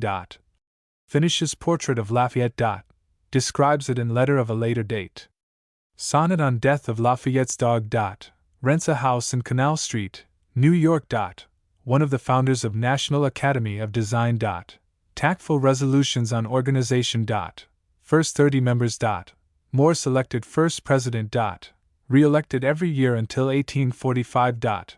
Again made president in 1861. Lectures on art. Popularity. It is a commonly accepted belief that a particularly fine, clear day is apt to be followed by a storm. Meteorologists can probably give satisfactory scientific reasons for this phenomenon, but be that as it may, how often do we find a parallel in human affairs? A period of prosperity and happiness in the life of a man or of a nation is almost invariably followed by calamities, small or great. But fortunately for individuals and for nations, the converse is also true. The creeping pendulum of fate, pausing for an instant at its highest point, dips down again to gather impetus for a higher swing. And so it was with Morse. Fate was preparing for him a heavy blow, one of the tragedies of his eventful life, and in order to hearten him for the trial, to give him strength to bear up under it, she cheered his professional path with the sun of prosperity. Writing to his wife from New York on January 4, 1825, he says, You will rejoice with me, I know, in my continued and increasing success. I have just learned in confidence, from one of the members of the committee of the corporation appointed to procure a full-length portrait of Lafayette, that they have designated me as the painter of it, and that a subcommittee was appointed to wait on me with the information. They will probably call tomorrow, but until it is thus officially announced to me, I wish the thing kept secret, except to the family, until I write you more definitely on the subject, which I will do the moment the terms, etc., are settled with the committee. I shall probably be under the necessity of going to Washington to take it immediately, the corporation, of course, paying my expenses. But of this in my next. January 6, 1825. I have been officially notified of my appointment to paint the full-length portrait of Lafayette for the city of New York, so that you may make it as public as you please. The terms are not definitely settled. The committee is disposed to be very liberal. I shall have at least $700, probably $1,000. I have to wait until an answer can be received from Washington, from Lafayette, to know when he can see me. The answer will arrive probably on Wednesday morning. After that I can determine what to do about going on. The only thing I fear is that it is going to deprive me of my dear Lucretia. Recollect the old lady's saying, often quoted by Mother, There is never a convenience but there ain't one. I long to see you. It was well for the young man that he did not realize how dreadfully his jesting fears were to be realized. Further on he says, I have made an arrangement with Mr. Durand to have an engraving of Lafayette's portrait. I receive half the profits. Vanderlyn, Sully, Peel, Jarvis, Waldo, Inman, Ingham, and some others were my competitors in the application for this picture. January 8th. Your letter of the 5th I have just received, and one from the Committee of Medical Students engaging me to paint Dr. Smith's portrait for them when I come to New Haven. They are to give me $100. I have written them that I should be in New Haven by the 1st of February, or, at farthest, by the 6th, so that it is only prolonging for a little longer, my dear wife, the happy meeting which I anticipated for the 25th of this month. Events are not under our own control. When I consider how wonderfully things are working for the promotion of the great and long-desired event, that of being constantly with my dear family, all unpleasant feelings are absorbed in this joyful anticipation, and I look forward to the spring of the year with delightful prospects of seeing my dear family permanently settled with me in our own hired house here. There are more encouraging prospects than I can trust to paper at present which must be left for your private ear, and which in magnitude are far more valuable than any encouragement yet made known to me. Let us look with thankful hearts to the giver of all these blessings. Washington, February 8, 1825. I arrived safely in this city last evening. I find I have no time to lose, as the Marquis will leave here the 23d. I have seen him and am to breakfast with him tomorrow, and to commence his portrait. If he allows me time sufficient, I have no fear as to the result. He has a noble face. In this I am disappointed, for I had heard that his features were not good. On the contrary, if there is any truth in expression of character, there never was a more perfect example of accordance between the face and the character. He has all that noble firmness and consistency, for which he has been so distinguished, strongly indicated in his whole face. While he was reading my letters I could not but call to mind the leading events of his truly eventful life. This is the man now before me, the very man, thought I, who suffered in the dungeon of Olmütz, the very man who took the oaths of the new Constitution for so many millions, while the eyes of thousands were fixed upon him, and which is so admirably described in the life which I read to you just before I left home. The very man who spent his youth, and his fortune, and his time, to bring about, under Providence, our happy revolution, the friend and companion of Washington, the terror of tyrants, the firm and consistent supporter of liberty, the man whose beloved name has rung from one end of this continent to the other, whom all flock to see, whom all delight to honor, this is the man, the very identical man. My feelings were almost too powerful for me as I shook him by the hand and received the greeting of, Sir, I am exceedingly happy in your acquaintance, and especially on such an occasion. Thus began an acquaintance which ripened into warm friendship between Morse and Lafayette, and which remained unbroken until the death of the latter. February 10, 1825. I went last night to the President's levee, the last which Mr. Monroe will hold as President of the United States. There was a great crowd and a great number of distinguished characters, among whom were General Lafayette, the President-elect, J.Q. Adams, Mr. Calhoun, the Vice President-elect, General Jackson, etc. I paid my respects to Mr. Adams and congratulated him on his election. He seemed in some degree to shake off his habitual reserve, and although he endeavored to suppress his feelings of gratification at his success, it was not difficult to perceive that he felt in high spirits on the occasion. General Jackson went up to him, and shaking him by the hand, congratulated him cordially on his election. The general bears his defeat like a man, and has shown, I think, by this act a nobleness of mind which will command the respect of those who have been most opposed to him.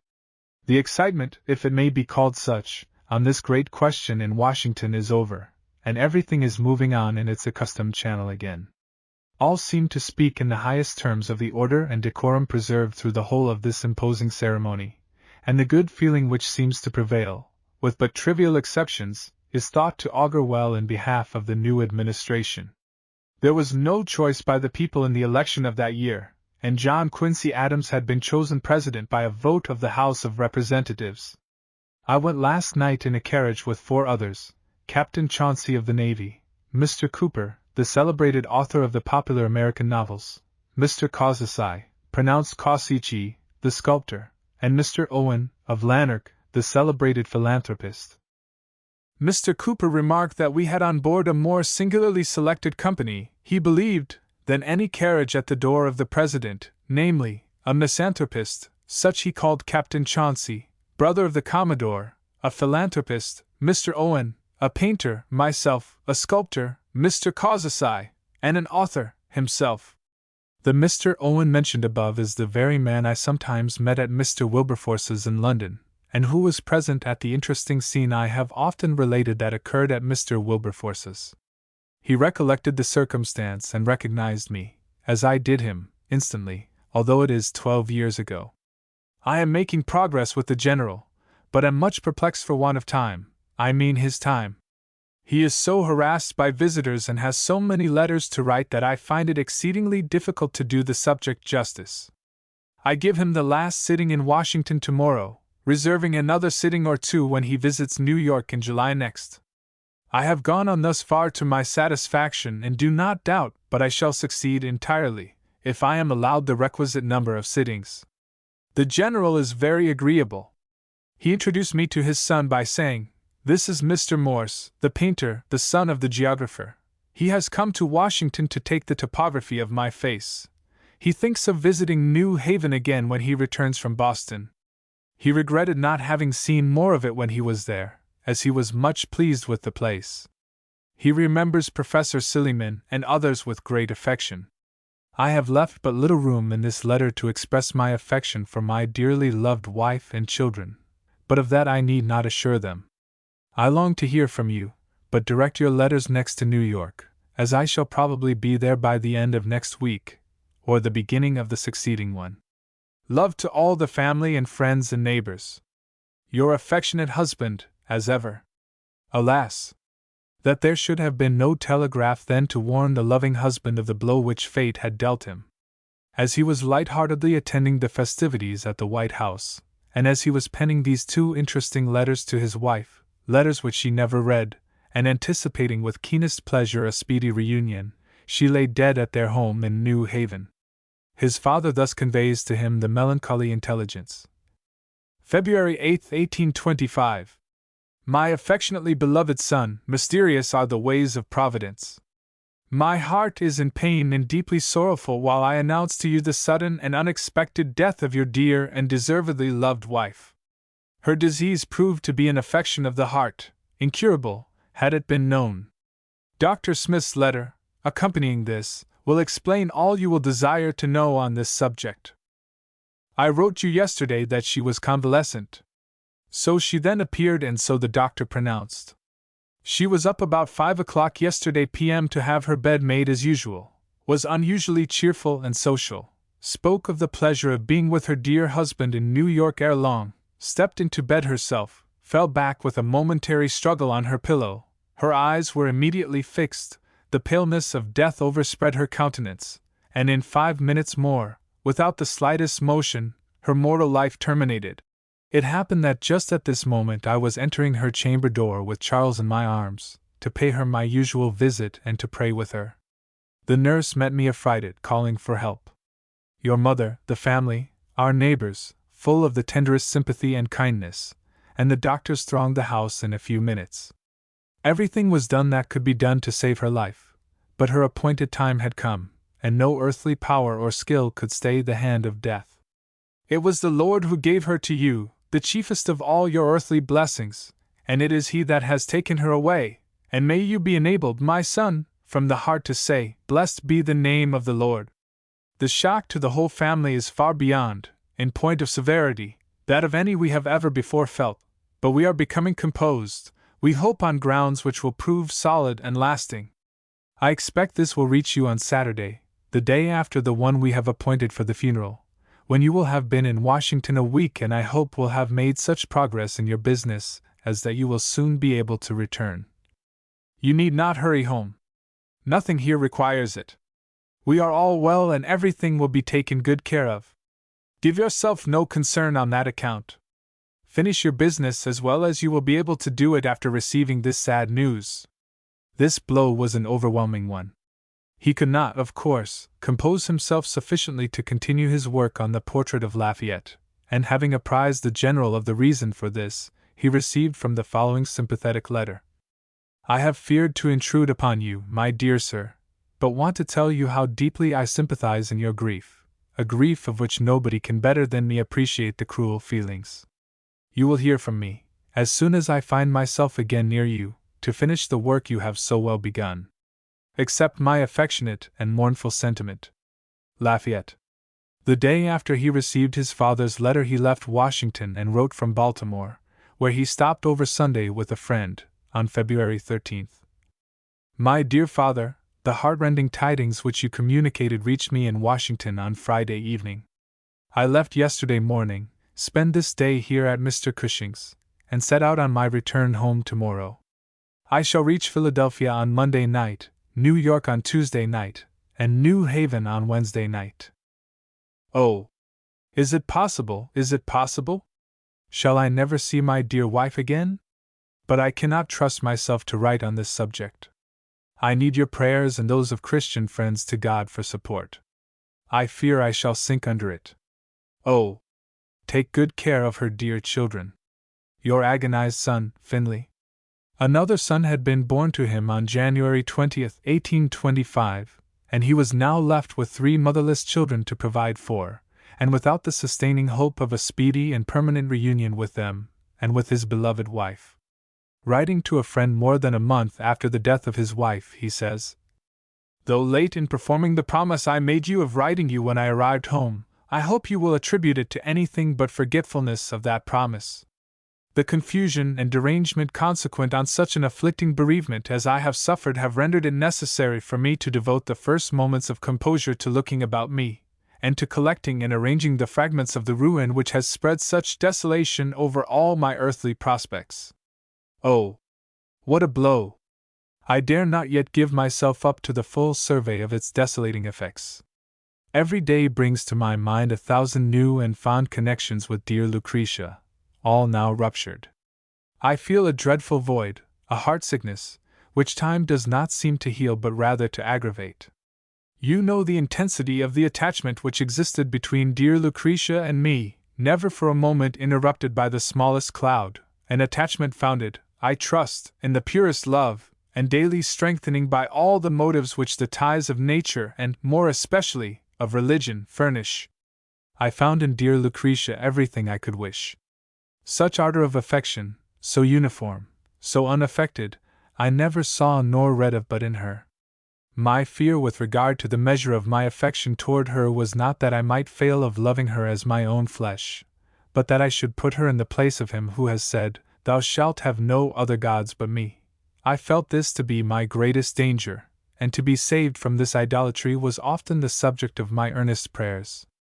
If I had desired anything in my dear Lucretia different from what she was, it would have been that she had been less lovely. My whole soul seemed wrapped up in her. With her was connected all that I expected of happiness on earth. Is it strange, then, that I now feel this void, this desolateness, this loneliness, this heart-sickness, that I should feel as if my very heart itself had been torn from me? To any one but those who knew dear Lucretia what I have said might seem to be but the extravagance of an excited imagination. But to you, who knew the dear object I lament, all that I have said must but feebly shadow her to your memory. Illustration: Study for Portrait of Lafayette now in New York Public Library. It was well for him that he found constant occupation for his hand and brain at this critical period of his life. The fates had dealt him this cruel blow for some good reason best known to themselves. He was being prepared for a great mission, and it was meet that his soul, like gold, should be purified by fire. But, at the same time, that the blow might not utterly overwhelm him, success in his chosen profession seemed again to be within his grasp. Writing to his parents from New York, on April 8, 1825, he says, I have as much as I can do, but after being fatigued at night and having my thoughts turned to my irreparable loss, I am ready almost to give up. The thought of seeing my dear Lucretia, and returning home to her, served always to give me fresh courage and spirits whenever I felt worn down by the labors of the day, and now I hardly know what to substitute in her place. To my friends here I know I seem to be cheerful and happy, but a cheerful countenance with me covers an aching heart, and often have I feigned a more than ordinary cheerfulness to hide a more than ordinary anguish. I am blessed with prosperity in my profession. I have just received another commission from the corporation of the city to paint a common-sized portrait of Rev. Mr. Stanford for them, to be placed in the almshouse. The loss of his young wife was the great tragedy of Morse's life. Time, with her soothing touch, healed the wound, but the scar remained. Hers must have been, indeed, a lovely character. Professor Benjamin Silliman, Sr., one of her warmest friends, composed the epitaph which still remains inscribed upon her tombstone in the cemetery at New Haven. See opposite page. In memory of Lucretia Pickering, wife of Samuel F. B. Morse, who died 7th of February A.D. 1825, aged 25 years. She combined, in her character and person, a rare assemblage of excellences, beautiful in form, features and expression peculiarly bland in her manners, highly cultivated in mind. She irresistibly drew attention, love, and respect, dignified without haughtiness, amiable without tameness, firm without severity, and cheerful without levity. Her uniform sweetness of temper spread perpetual sunshine around every circle in which she moved. When the ear heard her it blessed her, when the eye saw her, it gave witness to her. In sufferings the most keen, her serenity of mind never failed her. Death to her had no terrors, the grave no gloom. Though suddenly called from earth, eternity was no stranger to her thoughts, but a welcome theme of contemplation. Religion was the sun that illumined every virtue, and united all in one bow of beauty.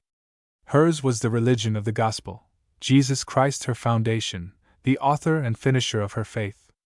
In him she rests, in sure expectation of a glorious resurrection.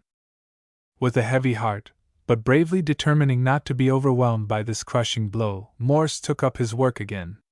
He finished the portrait of Lafayette, and it now hangs in the City Hall in New York.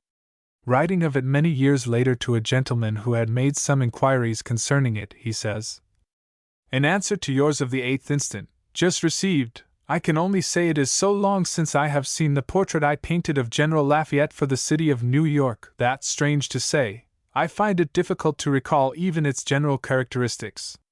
That portrait has a melancholy interest for me, for it was just as I had commenced the second sitting of the General at Washington that I received the stunning intelligence of Mrs. Morse's death, and was compelled abruptly to suspend the work. I preserve, as a gratifying memorial, the letter of condolence and sympathy sent in to me at the time by the General, and in which he speaks in flattering terms of the promise of the portrait as a likeness. I must be frank, however, in my judgment of my own works of that day. This portrait was begun under the sad auspices to which I have alluded, and up to the close of the work, I had a series of constant interruptions of the same sad character. A picture painted under such circumstances can scarcely be expected to do the artist justice, and as a work of art I cannot praise it. Still, it is a good likeness, was very satisfactory to the General, and he several times alluded to it in my presence in after years, when I was a frequent visitor to him in Paris, in terms of praise. It is a full-length, standing figure, the size of life. He is represented as standing at the top of a flight of steps, which he has just ascended upon a terrace, the figure coming against a glowing sunset sky, indicative of the glory of his own evening of life. Upon his right, if I remember, are 3 pedestals, one of which is vacant as if waiting for his bust, while the 2 others are surmounted by the busts of Washington and Franklin, the 2 associated eminent historical characters of his own time. In a vase on the other side is a flower, the helianthus, with its face toward the sun, in allusion to the characteristic stern, uncompromising consistency of Lafayette, a trait of character which I then considered, and still consider, the great prominent trait of that distinguished man. Morse, like many men who have excelled in one branch of the fine arts, often made excursions into one of the others. I find among his papers many scraps of poetry and some more ambitious efforts, and while they do not, perhaps, entitle him to claim a poet's crown, some of them are worthy of being rescued from oblivion. The following sonnet was sent to Lafayette under the circumstances which Morse himself thus describes. Written on the loss of a faithful dog of Lafayette's on board the steamboat which sank in the Mississippi. The dog, supposing his master still on board, could not be persuaded to leave the cabin, but perished with the vessel. Lost, from thy care to know thy master free, can we thy self-devotion e'er forget? 'Twas kindred feeling in a less degree to that which thrilled the soul of Lafayette. He freely braved our storms, our dangers met, nor left the ship till we had scaped the sea. Thine was a spark of noble feeling bright caught from the fire that warms thy master's heart. His was of heaven's kindling, and no small part of that pure fire is his. We hail the light where'er it shines, in heaven, in man, in brute. We hail that sacred light hour minute, whether its glimmering in thy bosom rest or blaze full orbed within thy master's breast. This was sent to General Lafayette on the 4th of July 1825, accompanied by the following note. In asking your acceptance of the enclosed poetic trifle, I have not the vanity to suppose it can contribute much to your gratification, but if it shall be considered as an endeavor to show to you some slight return of gratitude for the kind sympathy you evinced towards me at a time of deep affliction, I shall have attained my aim. Gladly would I offer to you any service, but, while a whole nation stands waiting to answer the expression of your smallest wish, my individual desire to serve you can only be considered as contending for a portion of that high honor which all feel in serving you. Concealing from the world his great sorrow, and bravely striving always to maintain a cheerful countenance, Morse threw himself with energy into his work in New York, endeavoring to keep every minute occupied. He seems to have had his little daughter with him for a while, for in a letter of March 12, 1825, occurs this sentence.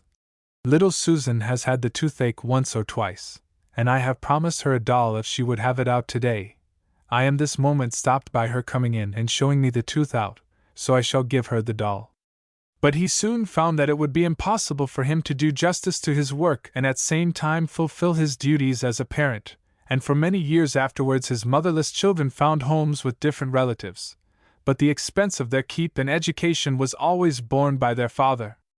On the 1st of May 1825, he moved into new quarters, having rented an entire house at No. 20 Canal Street for the sum of $400 a year, and he says, "My new establishment will be very commodious for my professional studies, and I do not think its being so far uptown will, on the whole, be any disadvantage to me."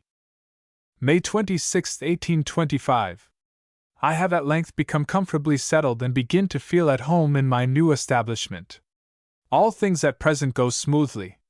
Brother Charles Walker and Mr. Agate join with me in breakfast and tea, and we find it best for convenience, economy, and time to dine from home. It saves the perplexity of providing marketing and the care of stores, and besides, we think it will be more economical and the walk will be beneficial.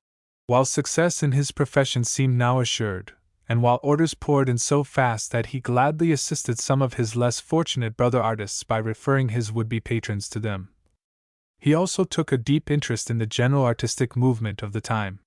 He was, by nature, intensely enthusiastic, and his strong personality ever impressed itself on individuals and communities with which he came in contact. He was a born leader of men, and like so many other leaders, often so forgetful of self and his eager desire for the general good as to seriously interfere with his material prosperity. This is what happened to him now, for he gave so liberally of himself in the formation of a new artistic body in New York, and in the preparation of lectures, that he encroached seriously on time which might have been more lucratively employed. His brother Sidney comments on this in a letter to the other brother Richard. Finley is well and in good spirits, though not advancing very rapidly in his business. He is full of the academy and of his lectures, can hardly talk on any other subject. I despair of ever seeing him rich or even at ease in his pecuniary circumstances from efforts of his own, though able to do it with so little effort. But he may be in a better way, perhaps, of getting a fortune in his present course than he would be in the laborious path which we are too apt to think is the only road to wealth and ultimate ease. We have seen that Morse was one of the founders of an Academy of Art in Charleston, South Carolina, and we have seen that, after his departure from that city, this academy languished and died. Is it an unfair inference that, if he had remained permanently in Charleston, so sad a fate would not have overtaken the infant academy? In support of this inference, we shall now see that he was largely instrumental in bringing into being an artistic association, over which he presided for many years, and which has continued to prosper until, at the present day, it is the leading artistic body in this country. When Morse settled in New York in 1825, there existed an American Academy of Arts, of which Colonel Trumbull, the celebrated painter, was the president. While eminent as a painter, Trumbull seems to have lacked executive ability, and to have been rather haughty and overbearing in his manner, for Morse found great dissatisfaction existing among the professional artists and students. At first it was thought that, by bringing their grievances before the board of directors of the Academy, conditions might be changed, and on the 8th of November 1825, a meeting was called in the rooms of the Historical Society, and the New York Drawing Association was formed, and Morse was chosen to preside over its meetings. It was not intended, at first, that this association should be a rival of the old Academy, but that it should give to its members facilities which were difficult of attainment in the Academy, and should, perhaps, force that institution to become more liberal. It was not successful in the latter effort, for at a meeting of the Drawing Association on the evening of the 14th of January 1825, Morse, the president, proposed certain resolutions which he introduced by the following remarks. We have this evening assumed a new attitude in the community. Our negotiations with the Academy are at an end. Our union with it has been frustrated after every proper effort on our part to accomplish it. The two who were elected as directors from our ticket have signified their non-acceptance of the office. We are therefore left to organize ourselves on a plan that shall meet the wishes of us all. A plan of an institution which shall be truly liberal, which shall be mutually beneficial, which shall really encourage our respective arts, cannot be devised in a moment. It ought to be the work of great caution and deliberation and as simple as possible in its machinery. Time will be required for the purpose. We must hear from distant countries to obtain their experience, and it must necessarily be, perhaps, many months before it can be matured. In the meantime, however, a preparatory, simple organization can be made, and should be made as soon as possible, to prevent dismemberment, which may be attempted by outdoor influence. On this subject let us all be on our guard. Let us point to our public documents to any who ask what we have done and why we have done it, while we go forward minding only our own concerns, leaving the Academy of Fine Arts as much of our thoughts as they will permit us, and bending our attention to our own affairs, act as if no such institution existed. One of our dangers at present is division and anarchy from a want of organization suited to the present exigency. We are now composed of artists in the four arts of design, namely, painting, sculpture, architecture, and engraving. Some of us are professional artists, others amateurs, others students. To the professed and practical artist belongs the management of all things relating to schools, premiums, and lectures, so that amateur and student may be most profited.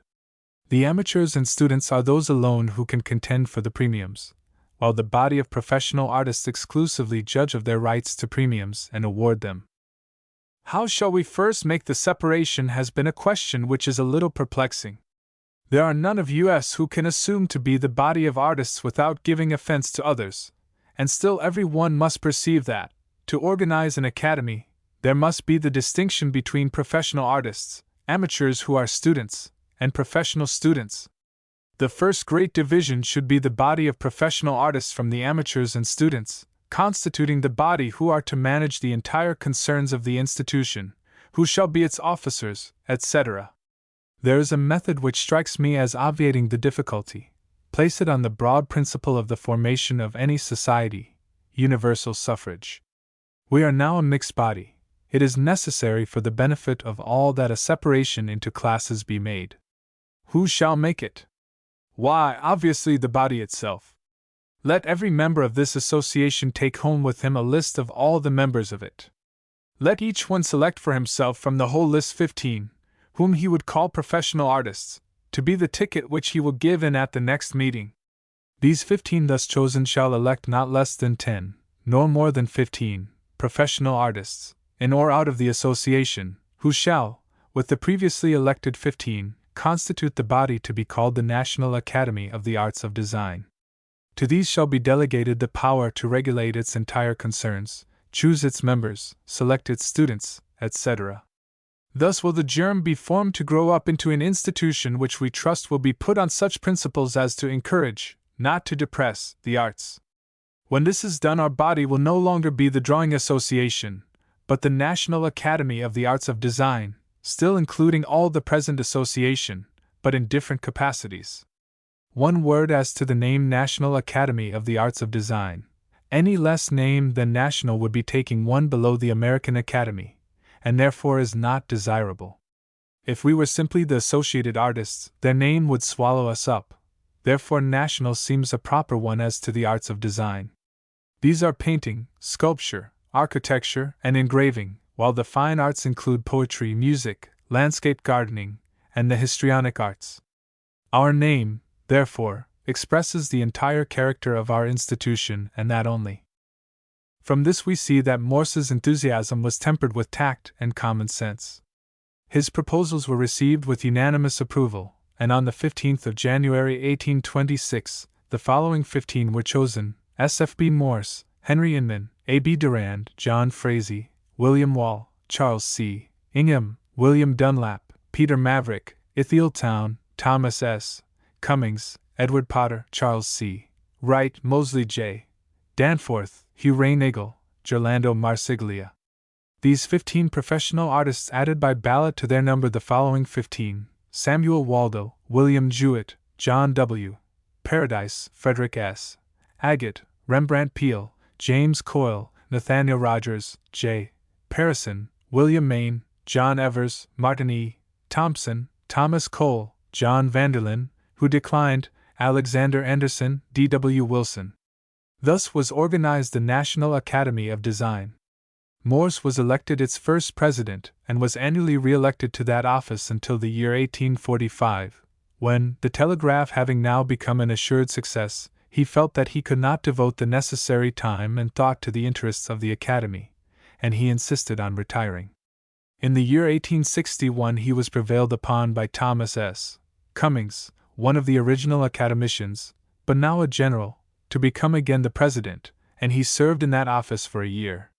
The general, in a letter to Mr. Prime in 1873, says, "And I may add, was beloved by all." I shall not attempt to give a detailed account of the early struggles of the Academy, closely interwoven though they be with Morse's life. Those who may be interested in the matter will find them all detailed in General Cummings' Records of the National Academy of Design. Morse prepared and delivered a number of lectures on various subjects pertaining to the fine arts, and most of these have been preserved in pamphlet form. In this connection I shall quote again from the letter of General Cummings before alluded to. Mr. Morse's connection with the Academy was doubtless unfavorable in a pecuniary point of view, his interest in it interfering with professional practice, and the time taken to enable him to prepare his course of lectures materially contributed to favor a distribution of his labors in art to other hands, and it never fully returned to him. His discourse on academies of art, delivered in the chapel of Columbia College, May, 1827, will long stand as a monument of his ability in the line of art literature. As an historical painter, Mr. Morse, after Alston, was probably the best prepared and most fully educated artist of his day, and should have received the attention of the government, and a share of the distributions in art commissions. That his efforts were appreciated by his fellow artists and by the cultivated people of New York is thus modestly described in a letter to his parents of November 18, 1825. I mentioned that reputation was flowing in upon me. The younger artists have formed a drawing association at the Academy and elected me their president. We meet in the evenings of 3 days in a week to draw, and it has been conducted thus far with such success as to have trebled the number of our association and excited the attention and applause of the community. There is a spirit of harmony among the artists, everyone says, which never before existed in New York, and which augurs well for the success of the arts. The artists are pleased to attribute it to my exertions, and I find in them in consequence expressions and feelings of respect which have been very gratifying to me. Whatever influence I have had, however, in producing this pleasant state of things, I think there was the preparation in the state of mind of the artists themselves. I find a liberal feeling in the younger part of them, and a refinement of manners, which will redeem the character of art from the degradation to which a few dissipated interlopers have, temporarily, reduced it. A literary society, admission to which must be by unanimous vote, and into which many respectable literary characters of the city have been denied admission, has chosen me a member, together with Mr. Hillhouse and Mr. Bryant, poets. This indicates good feelings towards me, to say the least, and in the end, will be of advantage, I have no doubt. Chapter 14, January 1st, 1826 to December 5th, 1829. Success of his lectures, the first of the kind in the United States. Difficulties of his position as leader. Still longing for a home. Very busy but in good health. Death of his father. Estimates of Dr. Morse. Letters to his mother. Wishes to go to Europe again. Delivers address at first anniversary of National Academy of Design. Professor Dana lectures on electricity. Morse's study of the subject. Moves to number 13 Murray Street. Too busy to visit his family. Death of his mother. A remarkable woman. Goes to Central New York. A serious accident. Moral reflections. Prepares to go to Europe. Letter of John A. Dix. Sails for Liverpool. Rough voyage. Liverpool. January 1st, 1826. My dear parents, I wish you all a happy New Year. Kiss my little ones as a New Year's present from me, which must answer until I visit them, when I shall bring them each a present if I hear good accounts from them. The New Year brings with it many painful reflections to me. When I consider what a difference a year has accomplished in my situation, that one on whom I depended so much for domestic happiness at this time last year gave me the salutations of the season, and now is gone where years are unknown, and when I think how mysteriously I am separated from my little family, and that duty may keep me I know not how much longer in this solitary state, I have much that makes the present season far from being a happy New Year to me. But mysterious as things seem in regard to the future, I know that all will be ordered right, and I have a great deal to say of mercy in the midst of judgment, and 1,000 unmerited blessings with all my troubles. But why do I talk of troubles? My cup is overflowing with blessings. As far as outward circumstances are concerned, Providence seems to be opening an honorable and useful course to me. Oh, that I may be able to bear prosperity, if it is His will to bestow it, or be denied it if not accompanied with His blessing. I am much engaged in my lectures, have completed 2, nearly, and hope to get through the 4 in season for my turn at the Athenaeum. These lectures are of great importance to me, for, if well done, they place me alone among the artists, I being the only one who has as yet written a course of lectures in our country. Time bestowed on them is not, therefore, misspent, for they will acquire me reputation which will yield wealth, as mother, I hope, will live to see. January 15, 1826. On this day I seem to have the only moment in the week in which I can write you, for I am almost overwhelmed by the multitude of cares that crowd upon me. I find that the path of duty, though plain, is not without its roughness. I can say but in one word that the Association of Artists, of whom I am president, after negotiations of some weeks with the Academy of Fine Arts to come into it on terms of mutual benefit, find their efforts unavailing, and have separated and formed a new academy to be called, probably, the National Academy of the Arts of Design.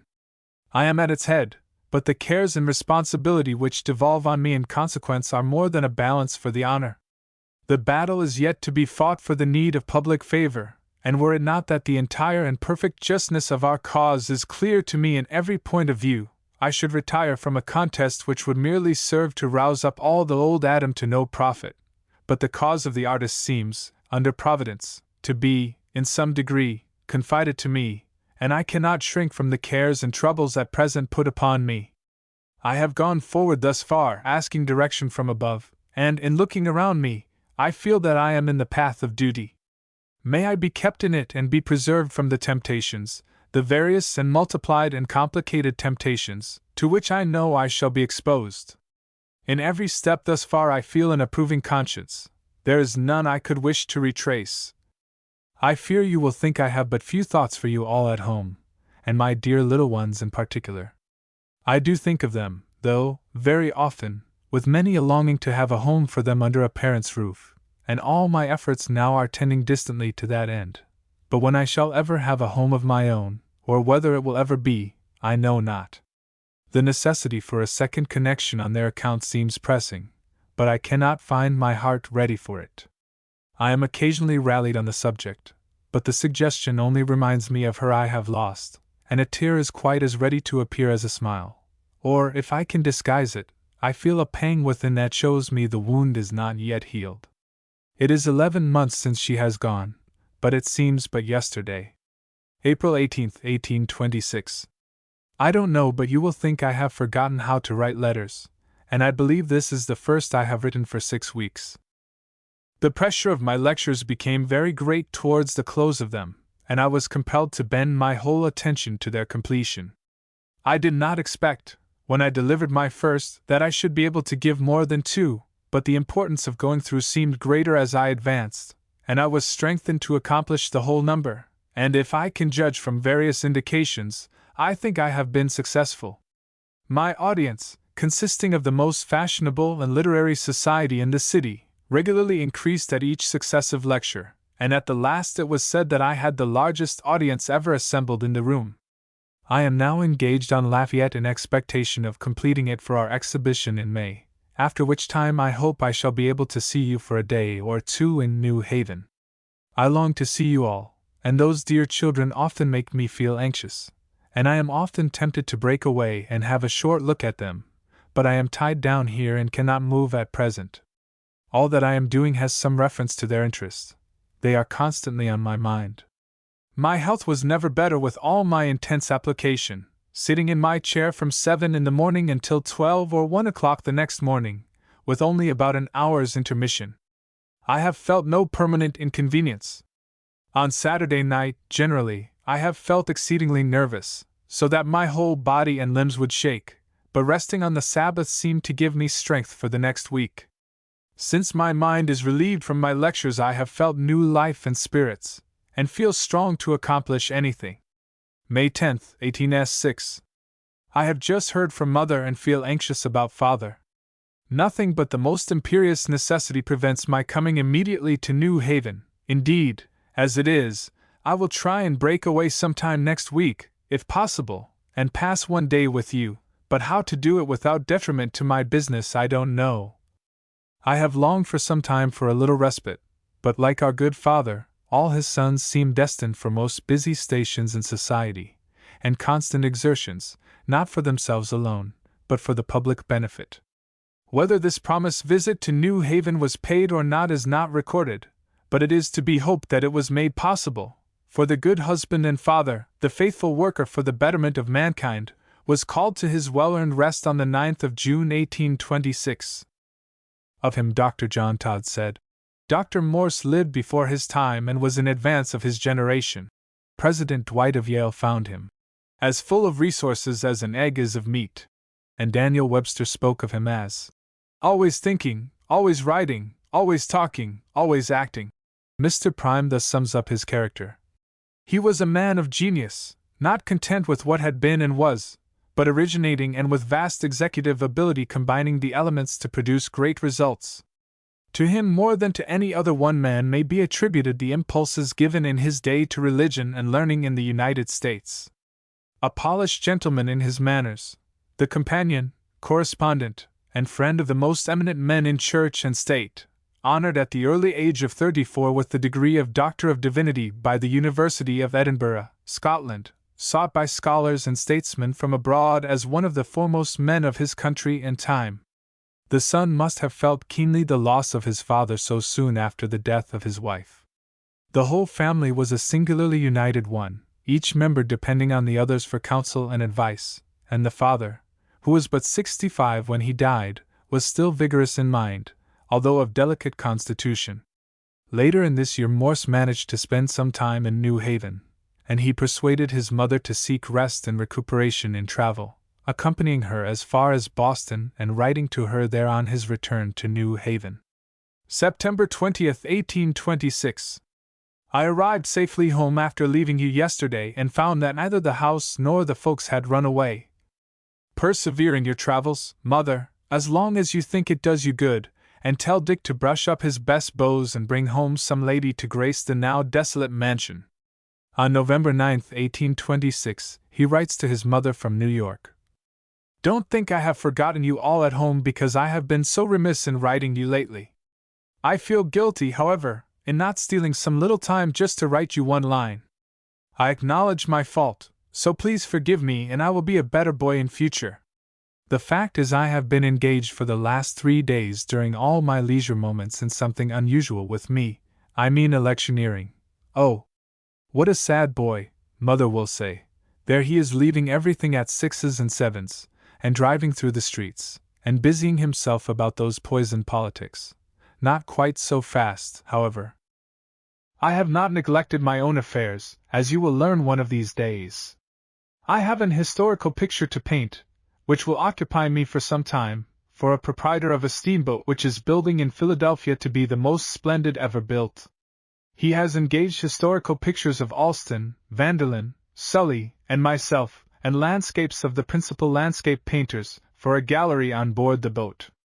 I consider this as a new and noble channel for the encouragement of painting, and in such an enterprise and in such company I shall do my best. What do you think of sparing me for about 1 year to visit Paris and Rome to finish what I began when in Europe before? My education as a painter is incomplete without it, and the time is rapidly going away when my age will render it impossible to profit by such studies, even if I should be able, at a future time, to visit Europe again. I can, perhaps, leave my dear little ones at their age better than if they were more advanced, and, as my views are ultimately to benefit them, I think no one will accuse me of neglecting them. If they do, they know but little of my feelings towards them. The mother's answer to this letter has not been preserved, but whether she dissuaded him from going at that time, or whether other reasons prevented him, the fact is that he did not start on the voyage to Europe, the return trip proving so momentous to himself and to the world, until exactly 3 years later. I shall pass rapidly over these intervening 3 years. They were years of hard work, but of work rewarded by material success and increasing honor in the community. On May 8, 1827, on the occasion of the first anniversary of the National Academy of Design, Morse, its president, delivered an address before a brilliant audience in the chapel of Columbia College. This address was considered so remarkable that, at the request of the Academy, it was published in pamphlet form. It called forth a sharp review in the North American, which voiced the opinions of those who were hostile to the new academy, and who considered the term national little short of arrogant. Morse replied to this attack in a masterly manner in the Journal of Commerce, and this also was published in pamphlet form and ended the controversy. In the year 1827, Professor James Freeman Dana, of Columbia College, delivered a series of lectures on the subject of electricity at the New York Athenaeum. Professor Dana was an enthusiast in the study of that science, which, at that time, was but in its infancy, and he foresaw great and beneficial results to mankind from this mysterious force when it should become more fully understood. Morse, already familiar with the subject from his experiments with Professor Silliman in New Haven, took a deep interest in these lectures, and he and Professor Dana became warm friends. The latter, on his side a great admirer of the fine arts, spent many hours in the studio of the artist, discussing with him the two subjects which were of absorbing interest to them both, art and electricity. In this way Morse became perfectly familiar with the latest discoveries in electrical science, so that when, a few years later, his grand conception of a simple and practicable means of harnessing this mystic agent to the uses of mankind took form in his brain, it found a field already prepared to receive it. I wish to lay particular emphasis on this point because, in later years, when his claims as an inventor were bitterly assailed in the courts and in scientific circles, it was asserted that he knew nothing whatever of the science of electricity at the time of his invention, and that all its essential features were suggested to him by others. In the year 1828, Morse again changed his quarters, moving to a suite of rooms at No. 13 Murray Street, close to Broadway, for which he paid a great rent, $500, and on May 6th of that year he writes to his mother, "Ever since I left you at New Haven I have been over head and ears in arrangements of every kind. It is the busiest time of the whole year as it regards the National Academy. We have got through the arrangement of our exhibition and yesterday opened it to the guests of the Academy. We had the first people in the city, ladies and gentlemen, thronging the room all day, and the voice of all seemed to be, "It is the best exhibition of the kind that has been seen in the city." I am now arranging my rooms. They are very fine ones. I shall be through in a few days, and then I hope to be able to come up and see you, for I feel very anxious about you, my dear mother. I do most sincerely sympathize with you in your troubles and long to come up and take some of the care and burden from you, and will do it as soon as my affairs here can be arranged so that I can leave them without serious detriment to them. What a siege you must have had with your help, as it is most strangely called in New Haven. I am too aristocratic for such doings as help would make those who live in New Haven endure. Ardently as I am attached to New Haven, the plague of help will probably always prevent my living there again, for I would not put up with the world turned upside down, and therefore should give offense to their helpinesses, and so lead a very uncomfortable life. From this our suspicion is strengthened that the servant question belongs to no time or country, but is and always has been a perennial and ubiquitous problem. May 11th, 1888. I feel very anxious about you, dear mother. I heard through Mr. Van Rensselaer that you were better, and I hope that you will yet see many good days on earth and be happy in the affection of your children and friends here, before you go, a little before them, to join those in heaven. While expressing anxiety about his mother's health, he could not have considered her condition critical, for on the 18th of May he writes again. I did hope so to make my arrangements as to have been with you in New Haven yesterday and today, but I am so situated as to be unable to leave the city without great detriment to my business. Unless, therefore, there is something of pressing necessity, prudence would dictate to me to take advantage of this season, which has generally been the most profitable to others in the profession, and see if I cannot get my share of something to do. It is a great struggle with me to know what I ought to do. Your situation and that of the family draw me to New Haven. The state of my finances keeps me here. I will come, however, if, on the whole, you think it best. Again are the records silent as to whether the visit was paid or not, but his anxiety was well founded, for his mother's appointed time had come, and just 10 days later, on the 28th of May 1828, she died at the age of 62. Thus within the space of 3 years the hand of death had removed the three beings whom Morse loved best. His mother, while, as we have seen, stern and uncompromising in her Puritan principles, yet possessed the faculty of winning the love as well as the respect of her family and friends. Dr. Todd said of her home, "An orphan myself and never having a home, I have gone away from Dr. Morse's house in tears, feeling that such a home must be more like heaven than anything of which I could conceive." Mr. Prime, in his biography of Morse, thus pays tribute to her. Two persons more unlike in temperament, it is said, could not have been united in love and marriage than the parents of Morse. The husband was sanguine, impulsive, resolute, regardless of difficulties and danger. She was calm, judicious, cautious, and reflecting. And she, too, had a will of her own. One day she was expressing to one of the parish her intense displeasure with the treatment her husband had received, when Dr. Morse gently laid his hand upon her shoulder and said, "My dear, you know we must throw the mantle of charity over the imperfections of others." And she replied with becoming spirit, "Mr. Morse, charity is not a fool." In the summer of 1828, Morse spent some time in central New York, visiting relatives and painting portraits when the occasion offered. He thus describes a narrow escape from serious injury, or even death, in a letter to his brother Sidney, dated Utica, August 17, 1828. In coming from Whitesboro on Friday I met with an accident and a most narrow escape with my life. The horse, which had been tackled into the wagon, was a vicious horse and had several times run away, to the danger of Mr. Dexter's life and others of the family. I was not aware of this or I should not have consented to go with him, much less to drive him myself. I was alone in the wagon with my baggage, and the horse went very well for about a mile, when he gradually quickened his pace and then set out, in spite of all check, on the full run. I kept him in the road, determined to let him run himself tired as the only safe alternative. But just as I came in sight of a piece of the road which had been concealed by an angle, there was a heavy wagon which I must meet so soon that, in order to avoid it, I must give it the whole road. This being very narrow, and the ditches and banks on each side very rough, I instantly made up my mind to a serious accident. As well as the velocity of the horse would allow me, however, I kept him on the side, rough as it was, for about a quarter of a mile pretty steadily, expecting, however, to upset every minute, when all at once I saw before me an abrupt, narrow, deep gully into which the wheels on one side were just upon the point of going down.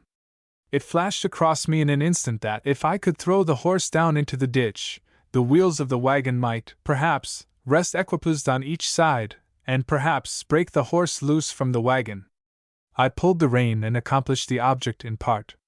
The sudden plunge of the horse into the gully broke him loose from the wagon, but it at the same time turned one of the four wheels into the gully, which upset the wagon and threw me forwards at the moment when the horse threw up his heels, just taking off my hat and leaving me in the bottom of the gully.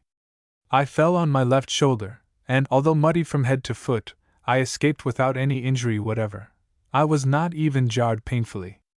I found my shoulder a little bruised, my wrist very slightly scratched, and yesterday was a little, and but very little, stiffened in my limbs, and today have not the slightest feeling of bruise about me, but think I feel better than I have for a long time. Indeed, my health is entirely restored. The riding and country air have been the means of restoring me. I have great cause of thankfulness for so much mercy and for such special preserving care. Illustration: Elizabeth A. Morse, painted by Morse. The historian or the biographer who is earnestly desirous of presenting an absolutely truthful picture of men and of events is aided in his task by taking into account the character of the men who have made history. He must ask the question: is it conceivable that this man could have acted thus and so under such and such circumstances when his character, as ultimately revealed through the perspective of time, has been established? Could Washington and Lincoln, for example, have been actuated by the motives attributed to them by their enemies? Like all men who have become shining marks in the annals of history, Morse could not hope to escape calumny, and in later years he was accused of actions, and motives were imputed to him, which it becomes the duty of his biographer to disprove on the broad ground of moral impossibility. Among his letters and papers are many rough drafts of thoughts and observations on many subjects, interlined and annotated. Some were afterwards elaborated into letters, articles, or lectures. Others seem to have been the thought of the moment, which he yet deemed worth writing down, and which, perhaps better than anything else, revealed the true character of the man. The following was written by him in pencil on Sunday, September 6, 1829, at Cooperstown, New York. That temptations surround us at every moment is too evident to require proof.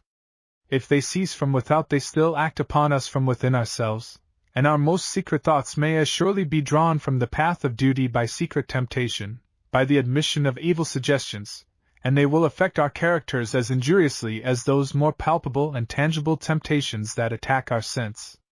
This life is a state of discipline, a school in which to form character. There is not an event that comes to our knowledge, not a sentence that we read, not a person with whom we converse, not an act of our lives, in short, not a thought which we conceive, but is acting upon and molding that character into a shape of good or evil, and however unconscious we may be of the fact, a thought, casually conceived in the solitariness and silence and darkness of midnight, may so modify and change the current of our future conduct that a blessing or a curse to millions may flow from it. All our thoughts are mysteriously connected with good or evil. Their very habits, too, like the habits of our actions, are strengthened by indulgence, and according as we indulge the evil or the good, our characters will partake of the moral character of each. But actions proceed from thoughts. We act as we think. Why should we, then, so cautiously guard our actions from impropriety while we give a loose rein to our thoughts, which so certainly, sooner or later, produce their fruits in our actions? God in His wisdom has separated at various distances sin and the consequence of sin. In some instances we see a sin instantly followed by its fruits, as of revenge by murder. In others we see weeks and months and years, aye, and ages, too, elapse before the fruits of a single act, the result, perhaps, of a single thought, are seen in all their varieties of evil. How long ere the fruits of one sin in paradise will cease to be visible in the moral universe? If this reasoning is correct, I shall but cheat myself in preserving a good moral outward appearance to others if every thought of the heart, in the most secret retirement, is not carefully watched and checked and guarded from evil, since the casual indulgence of a single evil thought in secret may be followed, long after that thought is forgotten by me, and when, perhaps, least expected, by overt acts of evil. Who, then, shall say that in those pleasures in which we indulge, and which by many are called, and apparently are, innocent, there are not laid the seeds of many a corrupt affection? Who shall say that my innocent indulgence at the card table or at the theatre, were I inclined to visit them, may not produce, if not in me a passion for gaming or for low indulgence, yet in others may encourage these views to their ruin? Besides, evil communications corrupt good manners, and even places less objectionable are studiously to be avoided. The soul is too precious to be thus exposed. Where then is our remedy? In Christ alone. Cleanse thou me from secret faults. Search me, O God, and know my thoughts. Try me and know my ways, and see if there is any wicked way in me, and lead me in the way which is everlasting.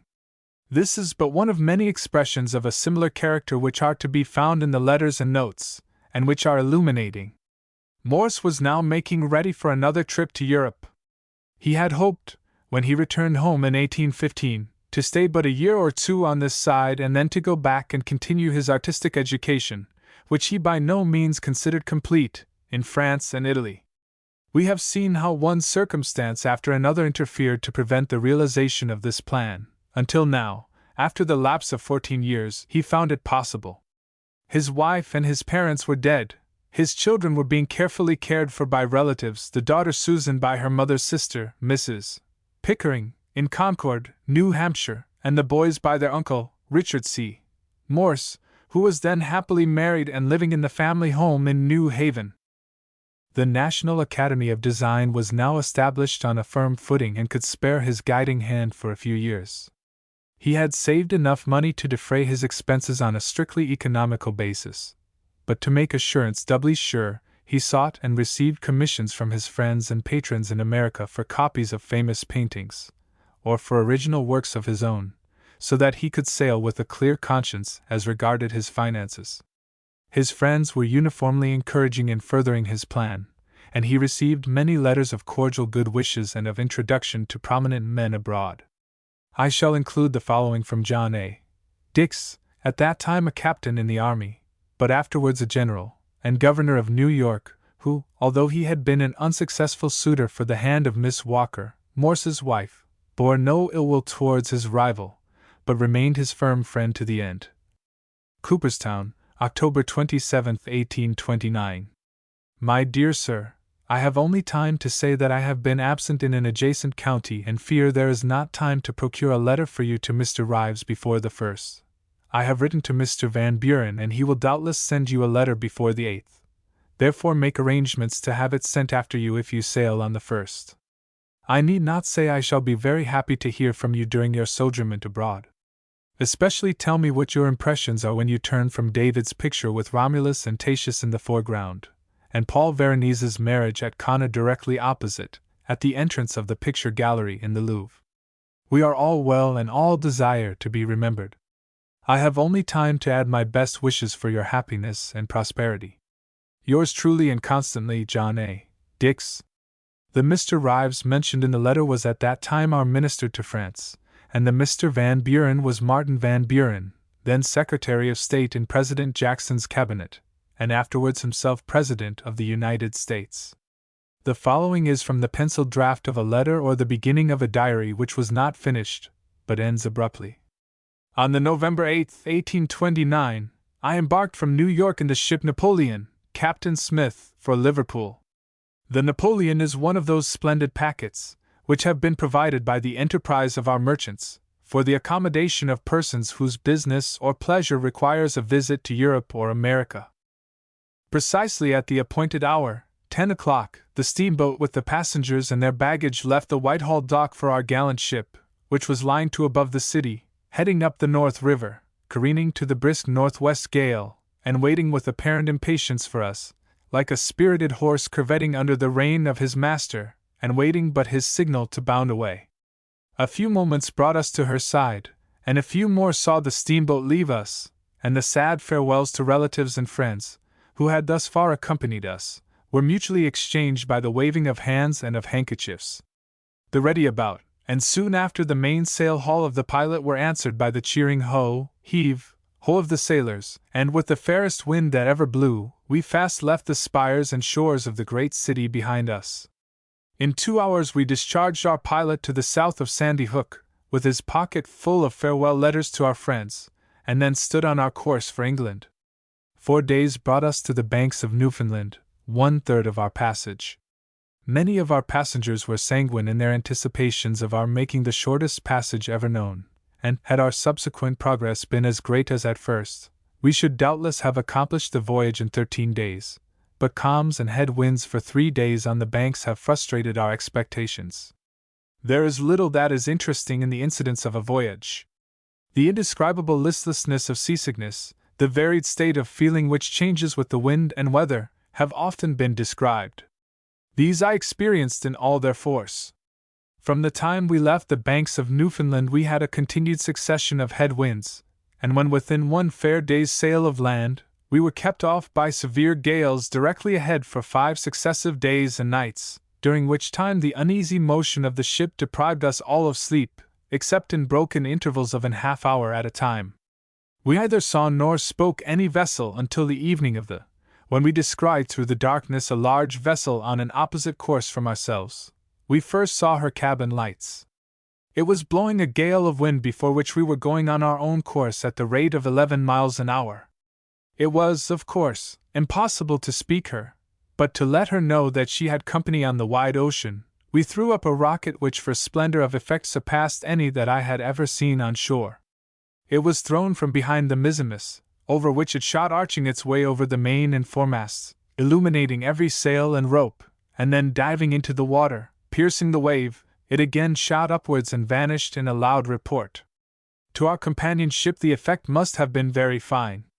The sea is often complained of for its monotony, and yet there is great variety in the appearance of the sea.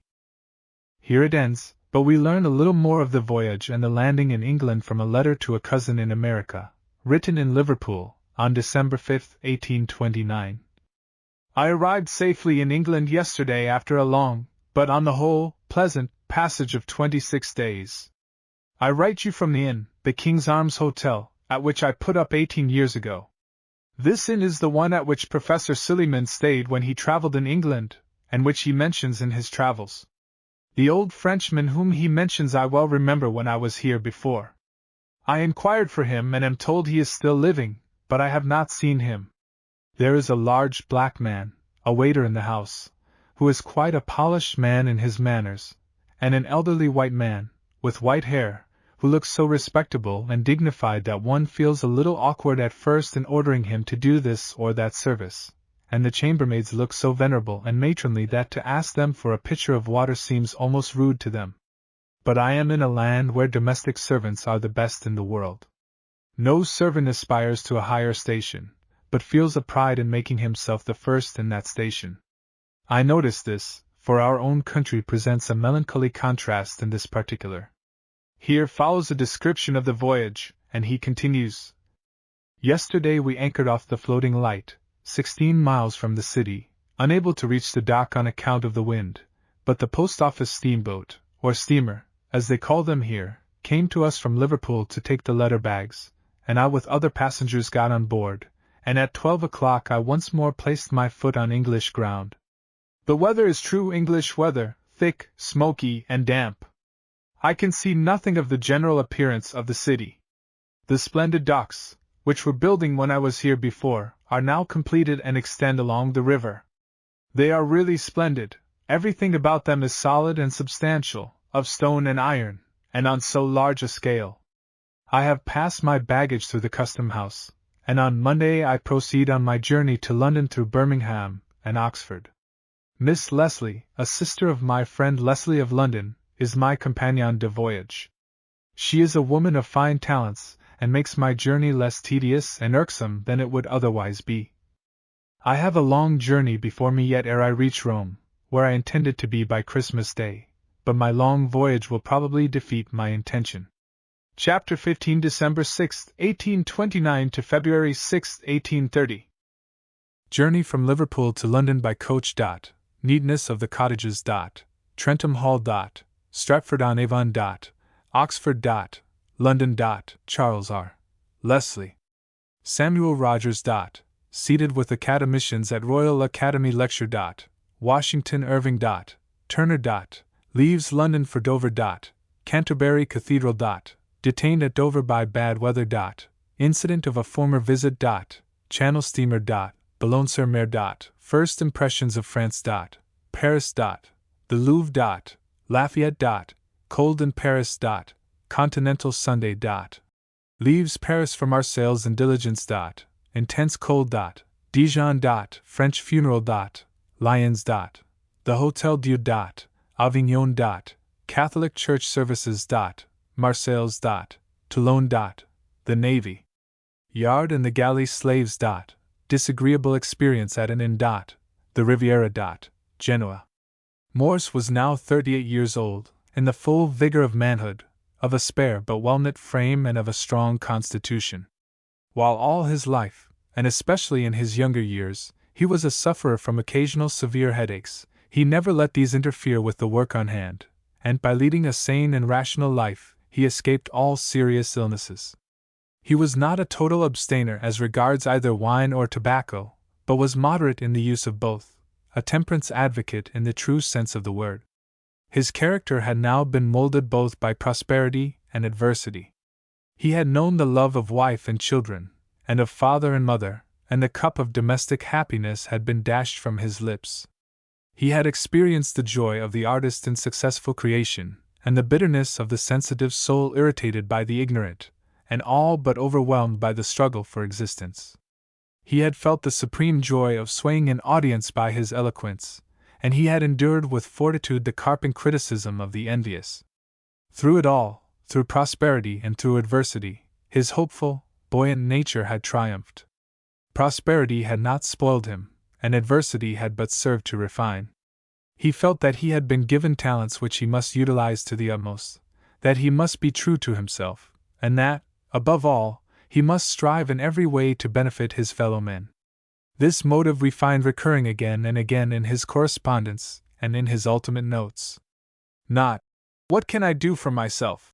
but, "What can I do for mankind?" Never falsely humble, but, on the contrary, properly proud of his achievements, jealous of his own good name and fame and eager honestly to acquire wealth, he yet ever put the public good above his private gain. He was now again in Europe, the goal of his desires for many years, and he was about to visit the continent, where he had never been. Paris, with her treasures of art, Italy, the promised land of every artist, lay before him. We shall miss the many intimate letters to his wife and to his parents, but we shall find others to his brothers and to his friends, perhaps a shade less unreserved, but still giving a clear account of his wanderings, and from a mass of little notebooks and sketchbooks, we can follow him on his pilgrimage and glean some keen observations on the peoples and places visited by him.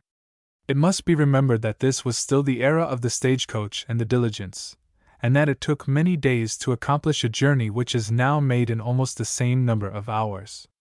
On Christmas Day, 1829, he begins a letter from Dover to a favorite cousin, Mrs. Margaret Roby, of Utica, New York. When I left Liverpool, I took my seat upon the outside of the coach, in order to see as much as possible of the country through which I was to pass. Unfortunately, the fog and smoke were so dense that I could see objects but a few yards from the road. Occasionally, indeed, the fog would become less dense, and we could see the fine lawns of the seats of the nobility and gentry, which were scattered on our route, and which still retained their verdure. Now and then the spire and towers of some ancient village church rose out of the leafless trees, beautifully simple in their forms, and sometimes clothed to the very tops with the evergreen ivy. It was severely cold. My eyebrows, hair, cap, and the fur of my cloak were soon coated with frost, but I determined to keep my seat though I suffered some from the cold. Their fine natural health, or the frosty weather, gave to the complexions of the peasantry, particularly the females and children, a beautiful rosy bloom. Through all the villages there was the appearance of great comfort and neatness, a neatness, however, very different from ours. Their nicely thatched cottages bore all the marks of great antiquity, covered with brilliant green moss like velvet, and round the doors and windows were trained some of the many kinds of evergreen vines which abound here. Most of them also had a trim courtyard before their doors, planted with laurel and holly and box, and sometimes a yew cut into some fantastic shape. The whole appearance of the villages was neat and venerable, like some aged matron who, with all her wrinkles, her stooping form, and grey locks, preserves the dignity of cleanliness in her ancient but becoming costume. At Trentham we passed one of the seats of the Marquis of Stafford, Trentham Hall. Here the Marquis has a fine gallery of pictures, and among them Alston's famous picture of Uriel in the sun. I slept the first night in Birmingham, which I had no time to see on account of darkness, smoke, and fog, three most inveterate enemies to the seekers of the picturesque and of antiquities. In the morning, before daylight, I resumed my journey towards London. At Stratford-on-Avon I breakfasted, but in such haste as not to be able to visit again the house of Shakespeare's birth, or his tomb. This house, however, I visited when in England before. At Oxford, the city of so many classical recollections, I stopped but a few moments to dine. I was here also when before in England. It is a most splendid city. Its spires and domes and towers and pinnacles, rising from amid the trees, give it a magnificent appearance as you approach it. Before we reached Oxford we passed through Woodstock and Blenheim, the seat of the Duke of Marlborough, whose splendid estates are at present suffering from the embarrassment of the present Duke, who has ruined his fortunes by his fondness for play. Darkness came on after leaving Oxford. I saw nothing until arriving in the vicinity of the great metropolis, which has, for many miles before you enter it, the appearance of a continuous village. We saw the brilliant gaslights of its streets, and our coach soon joined the throng of vehicles that rattled over its pavements. I could scarcely realize that I was once more in London after 14 years' absence. My first visit was to my old friend and fellow pupil, Leslie, who seemed overjoyed to see me and has been unremitting in his attentions during my stay in London. Leslie I found, as I expected, in high favor with the highest classes of England's noblemen and literary characters. His reputation is well deserved and will not be ephemeral. I received an invitation to breakfast from Samuel Rogers, Esq., the celebrated poet, which I accepted with my friend Leslie. Mr. Rogers is the author of Pleasures of Memory, of Italy, and other poems. He has not the proverbial lot of the poet, that of being poor, for he is one of the wealthiest bankers and lives in splendid style. His collection of pictures is very select, chosen by himself with great taste. I attended, a few evenings since, the lecture on anatomy at the Royal Academy, where I was introduced to some of the most distinguished artists, to Mr. Shee, the poet and author as well as painter, to Mr. Howard, the secretary of the Academy, to Mr. Hilton, the keeper, to Mr. Stothard, the librarian, and several others. I expected to have met and been introduced to Sir Thomas Lawrence, the president, but he was absent, and I have not had the pleasure of seeing him. I was invited to a seat with the academicians, as was also Mr. Cole, a member of our academy in New York. I was gratified in seeing America so well represented in the painters Leslie and Newton. The lecturer also paid, in his lecture, a high compliment to Alston by a deserved panegyric, and by several quotations from his poems, illustrative of principles which he advanced. After the lecture I went home to tea with Newton, accompanied by Leslie, where I found our distinguished countryman, Washington Irving, our Secretary of Legation, and W. E. West, another American painter, whose portrait of Lord Byron gave him much celebrity. I passed a very pleasant evening, of course. The next day I visited the National Gallery of Pictures, as yet but small, but containing some of the finest pictures in England.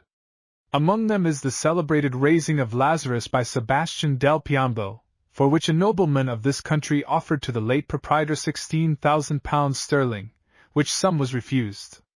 I visited also Mr. Turner, the best landscape painter living, and was introduced to him. I did not see so much of London or its curiosities as I should have done at another season of the year. The greater part of the time was night, literally night, for, besides being the shortest days of the year, it not being light until 8 o'clock and dark again at 4, the smoke and fog have been most of the time so dense that darkness has for many days occupied the hours of daylight. On the 22 Dinst. Tuesday, I left London, after having obtained in due form my passports for the Continent, in company with J.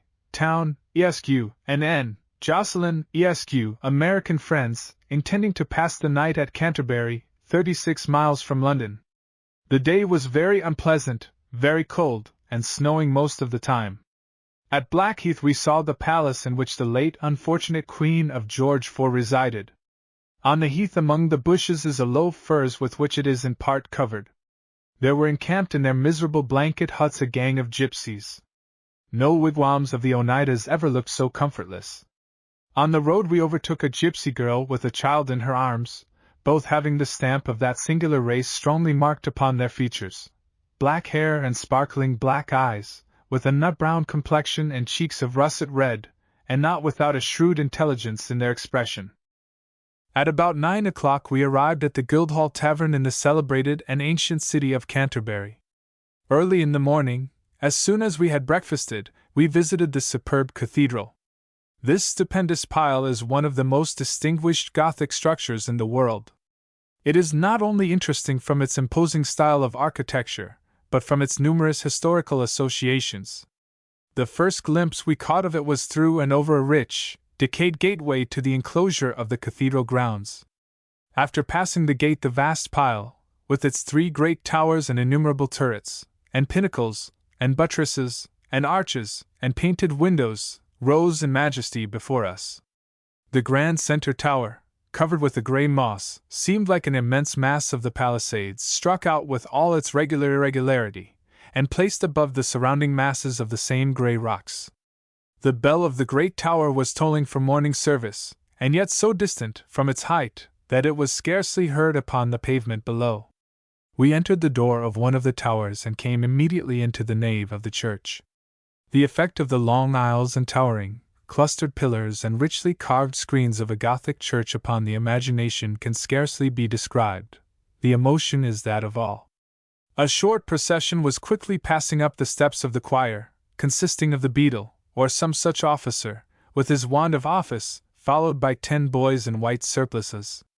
Behind these were the prebendaries and other officers of the church, one thin and pale, another portly and round, with powdered hair and sleepy, dull, heavy expression of face, much like the face that Hogarth has chosen for the preacher to his sleepy congregation. This personage we afterward heard was Lord Nelson, the brother of the celebrated Nelson and the heir to his title. The service was read in a hurried and commonplace manner to about 30 individuals, most of whom seemed to be the necessary assistants at the ceremonies. The effect of the voices in the responses and the chanting of the boys, reverberating through the aisles and arches and recesses of the church, was peculiarly imposing, but, when the great organ struck in, the emotion of grandeur was carried to its height, I say nothing of devotion. I did not pretend on this occasion to join in it. I own that my thoughts as well as my eyes were roaming to other objects, and gathering around me the thousand recollections of scenic splendor, of terror, of bigotry, and superstition which were acted in sight of the very walls by which I was surrounded. Here the murder of Thomas à Becket was perpetrated. There was his miracle-working shrine, visited by pilgrims from all parts of Christendom, and enriched with the most costly jewels that the wealth of princes could purchase and lavish upon it. The very steps, worn into deep cavities by the knees of the devotees as they approached the shrine, were ascended by us. There stood the tomb of Henry IV and his queen, and here was the tomb of Edward the Black Prince, with a bronze figure of the prince, richly embossed and enameled, reclining upon the top, and over the canopy were suspended the surcoat and casque, the gloves of mail and shield, with which he was accoutred when he fought the famous Battle of Crécy. There also stood the marble chair in which the Saxon kings were crowned, and in which, with the natural desire that all seem to have in such cases, I could not avoid seating myself. From this chair, placed at one end of the nave, is seen to best advantage the length of the church, 500 feet in extent. After the service I visited more at leisure the tombs and other curiosities of the church. The precise spot on which Archbishop Becket was murdered is shown, but the spot on which his head fell on the pavement was cut out as a relic and sent to Rome, and the place filled in with a fresh piece of stone, about 5 inches square. In the afternoon we left Canterbury and proceeded to Dover, intending to embark the next morning, Thursday, December 24th, for Calais or Boulogne in the steamer. The weather, however, was very unpromising in the morning, being thick and foggy and apparently preparing for a storm. We therefore made up our minds to stay, hoping the next day would be more favorable, but Friday, Christmas Day, came with a most violent northeast gale and snowstorm. Saturday the 26th, Sunday the 27th, and at this moment, Monday the 28th, the storm is more violent than ever, the streets are clogged with snow, and we are thus embargoed completely for we know not how long a time to come. Notwithstanding the severity of the weather on Thursday, we all ventured out through the wind and snow to visit Dover Castle, situated upon the bleak cliffs to the north of the town. The castle, with its various towers and walls and outworks, has been the constant care of the government for ages. Here are the remains of every age from the time of the Romans to the present. About the center of the enclosure stand two ancient ruins, the one a tower built by the Romans, 36 years after Christ, and the other a rude church built by the Saxons in the 6th century. Other remains of towers and walls indicate the various kinds of defensive and offensive war in different ages, from the time when the round or square tower, with its loopholes for the archers and crossbowmen, and gates secured by heavy portcullis, were a substantial defense, down to the present time, when the bastion of regular sides advances from the glacis, mounted with modern ordnance, keeping at a greater distance the hostile besiegers.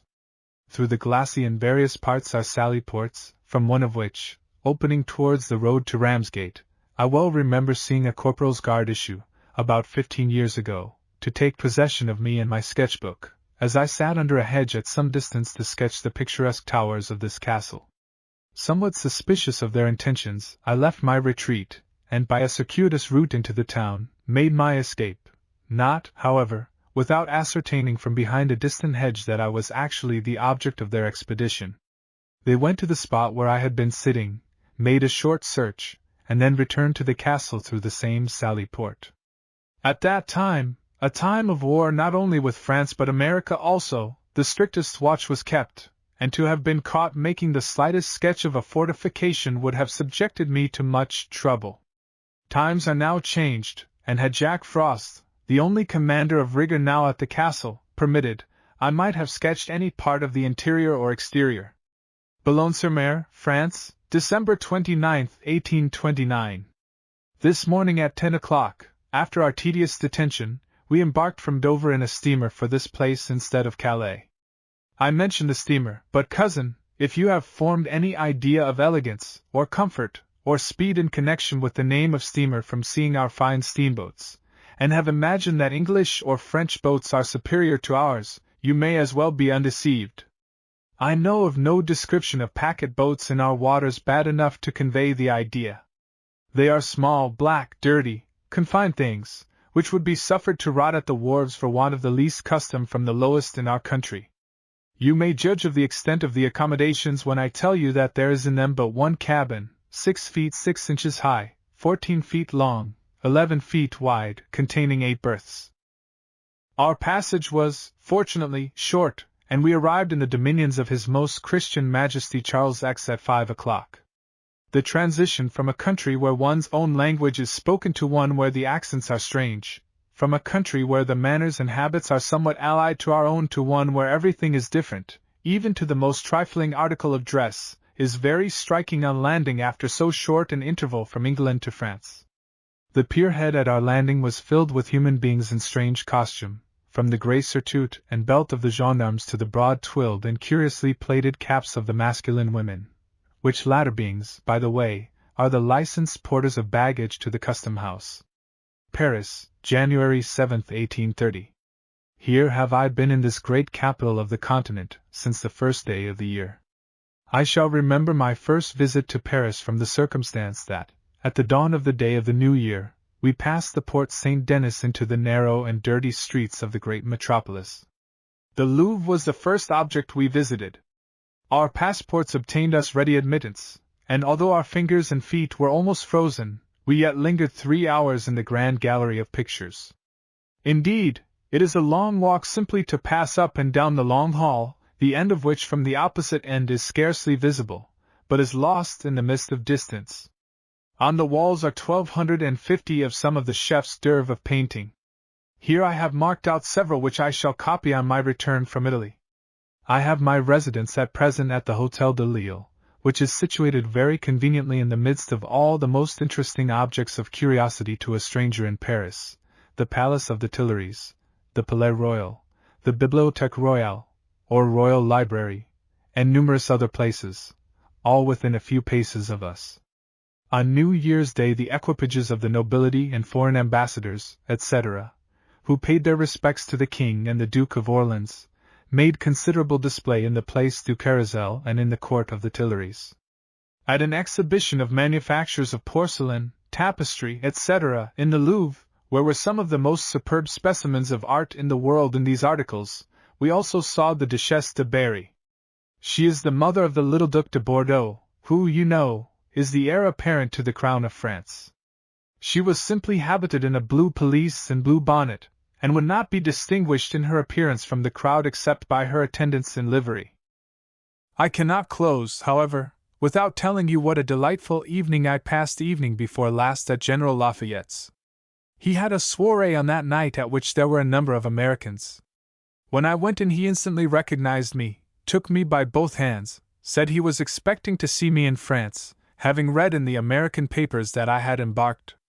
He met me apparently with great cordiality, then introduced me to each of his family, to his daughters, to Madame Lasteyrie and her 2 daughters, very pretty girls, and to Madame Remusat, 1, and 2 daughters of his son, G.W. Lafayette, also very accomplished and beautiful girls. The general inquired how long I intended to stay in France, and pressed me to come and pass some time at La Grange when I returned from Italy. General Lafayette looks very well and seems to have the respect of all the best men in France. At his soirée I saw the celebrated Benjamin Constant, one of the most distinguished of the Liberal party in France.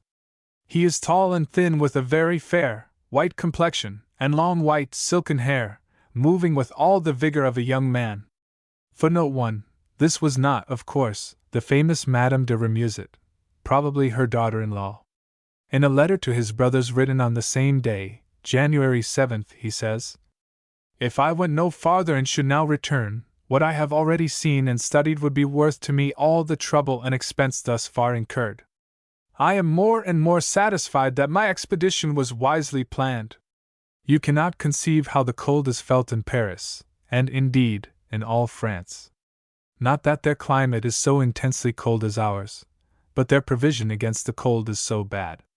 Fuel is excessively high, their fireplaces constructed on the worst possible plan, looking like great ovens dug 4 or 5 feet into the wall, wasting a vast deal of heat, and then the doors and windows are far from tight, so that, altogether, Paris in winter is not the most comfortable place in the world.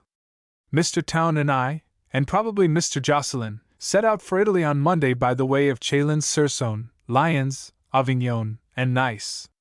I long to get to Rome and Naples that I may commence to paint in a warm climate, and so keep warm weather with me to France again.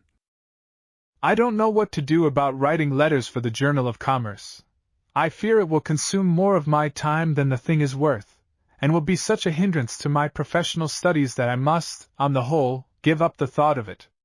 My time here is worth a guinea a minute in the way of my profession.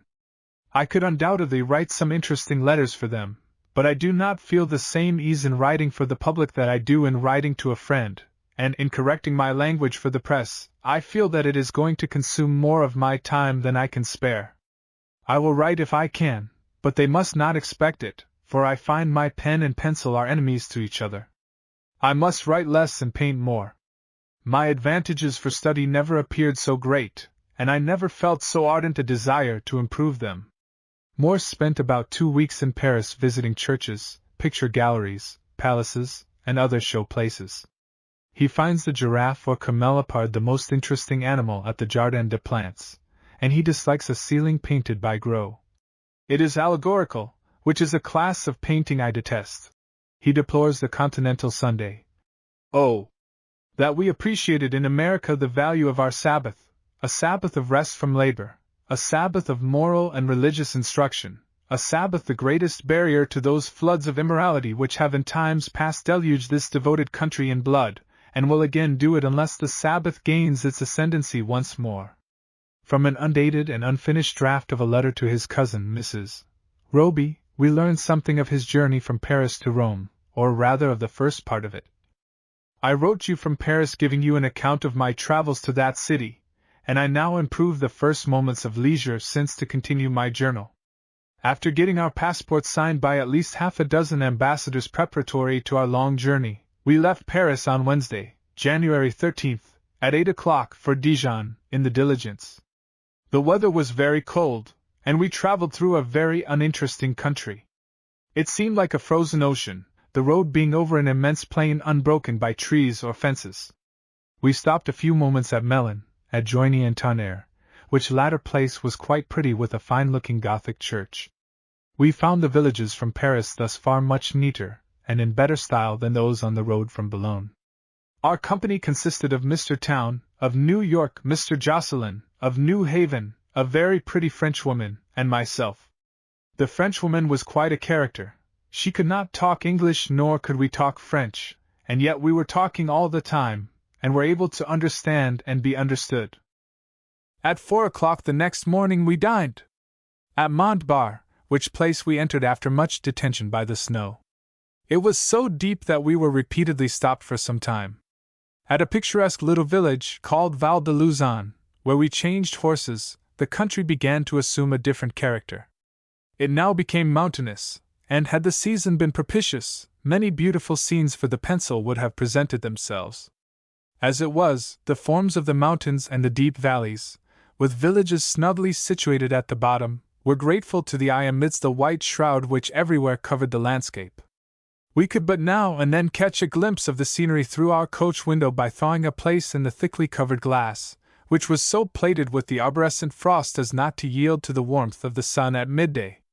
We arrived at Dijon at 9 o'clock on Saturday evening, after 3 days and 2 nights of fatiguing riding. The diligence is, on the whole, a comfortable carriage for traveling. I can scarcely give you any idea of its construction, it is so unlike in many respects to our stagecoach. It is 3 carriage bodies together upon one set of wheels. The forward part is called the coupe, which holds but 3 persons, and from having windows in front so that the country is seen as you travel, is the most expensive. The middle carriage is the largest, capable of holding 6 persons, and is called the interieur. The other, called the derrière, is the cheapest, but is generally filled with low people. The interieur is so large and so well cushioned that it is easy to sleep in it ordinarily, and had it not been for the sudden stops occasioned by the clogging of the wheels in the snow, we should have had very good rest. But the discordant music made by the wheels as they ground the frozen snow, sounding like innumerable instruments, mostly discordant, but now and then concordant, prevented our sound sleep. The cold we found as severe as any I have usually experienced in America. The snow is as deep upon the hills, being piled up on each side of the road 5 or 6 feet high. The water in our pitchers froze by the fireside, and the glass on the windows, even in rooms comfortably warmed, was encrusted with arborescent frost. The floors, too, of all the rooms are paved with bricks or tiles, and although comfortable in summer, are far from desirable in such a winter. At Dijon we stopped over the Sabbath, for the double purpose of avoiding traveling on that day and from really needing a day of rest. On Sunday morning we inquired of our landlord, Mons Ripart, of the Hôtel du Parc, for a Protestant church, and were informed that there was not any in the place. We learned, however, afterwards that there was one, but too late to profit by the information. We walked out in the cold to find some church, and entering a large, irregular Gothic structure, much out of repair, we pressed towards the altar where the funeral service of the Catholic Church was performing over a corpse which lay before it. The priests, 7 or 8 in number, were in the midst of their ceremonies. They had their hair shorn close in front, but left long behind and at the sides, and powdered, and while walking, covered partially with a small, black, pyramidal velvet cap with a tuft at the top. While singing the service they held long, lighted wax tapers in their hands. There was much ceremony, but scarcely anything that was imposing. Its heartlessness was so apparent, especially in the conduct of some of the assistants, that it seemed a solemn mockery. One in particular, who seemed to pride himself on the manner in which he vociferated Amen, was casting his eyes among the crowd, winking and laughing at various persons, and from the extravagance of his manners, bawling out most irreverently and closing by laughing. I wondered that he was not perceived and rebuked by the priests. As the procession left the church, it was headed by an officer bearing a pontoon wink with a frown, then one bearing the silver crucifix, then 8 or 10 boys with lighted wax tapers by the side of the corpse. Then followed the priests, 6 or 8 in number, and then the relatives and friends of the deceased.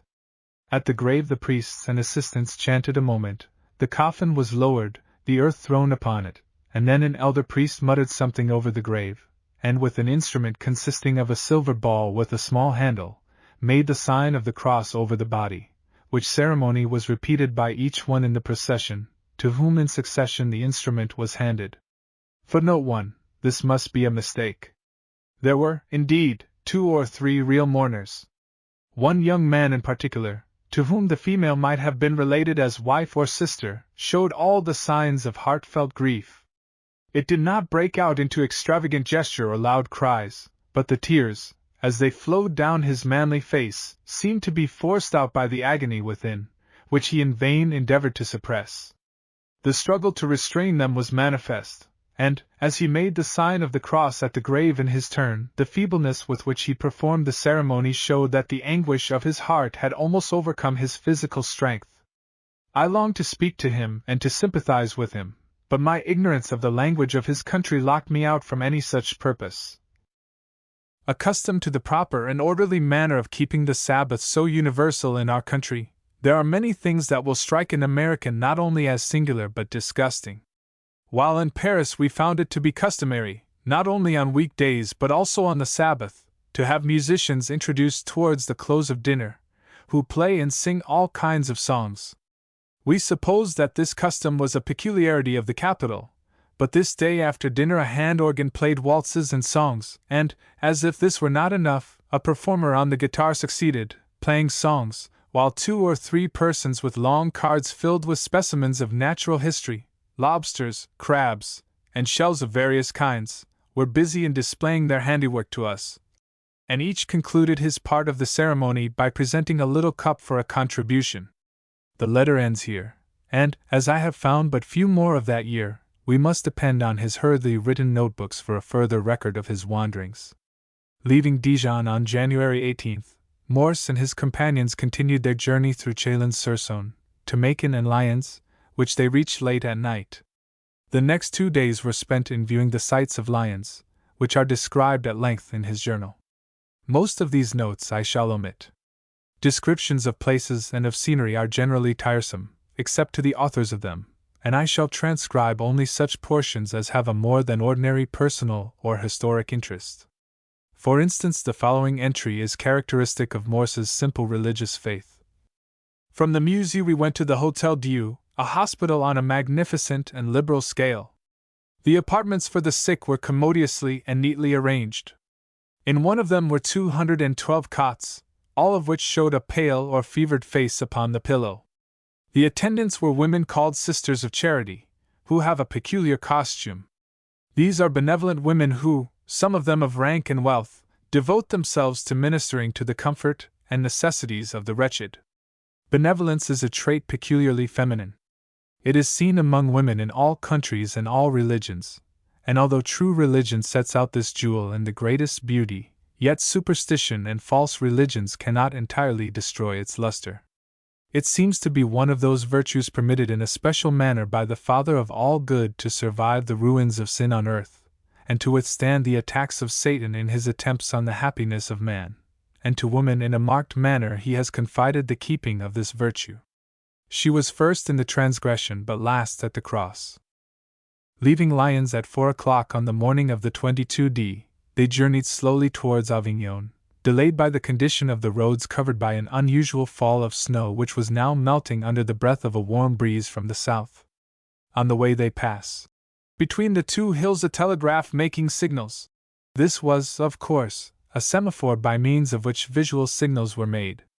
Reaching Avignon on the night of the 23d, they went the next day, which was Sunday, in search of a Protestant church, but none was to be found in this ancient city of the popes, so they followed a fine military band to the church of St. Agricola and attended the services there, the band participating and making most glorious music. Morse, with his Puritan background and training, was not much edified by the ritual of the Catholic Church, and, after describing it, he adds, "I looked around the church to ascertain what was the effect upon the multitude assembled. The females, kneeling in their chairs, many with their prayer books reading during the whole ceremony, seemed part of the time engaged in devotional exercises. Far be it from me to say there were not some who were actually devout, hard as it is to conceive of such a thing, but this I will say, that everything around them, instead of aiding devotion, was calculated entirely to destroy it. The imagination was addressed by every avenue, music and painting pressed into the service of, not religion but the contrary, led the mind away from the contemplation of all that is practical and religion to the charms of mere sense. No instruction was imparted, none seems ever to be intended. What but ignorance can be expected when such a system prevails? Last evening we were delighted with some exquisite sacred music, sung apparently by men's voices only, and slowly passing under our windows. The whole effect was enchanting.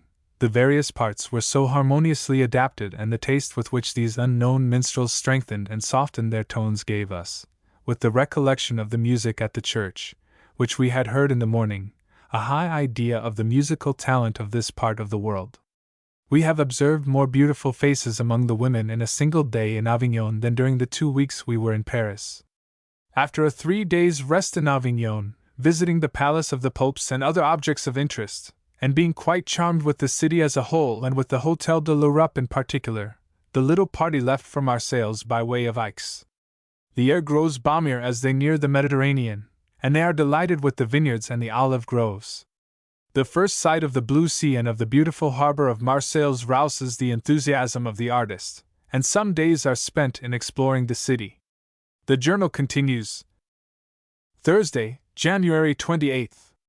Took our seats in the Mal post for Toulon and experienced one of those vexations and delay which travelers must expect sometimes to find. We had been told by the officer that we must be ready to go at 1 o'clock. We were, of course, ready at that time, but not only were we not called at 1, but we waited in suspense until 6 o'clock in the evening before we were called, and before we left the city it was 7 o'clock, thus consuming a half-day of daylight which we had promised ourselves to see the scenery, and bringing all our traveling in the night, which we wished specially to avoid.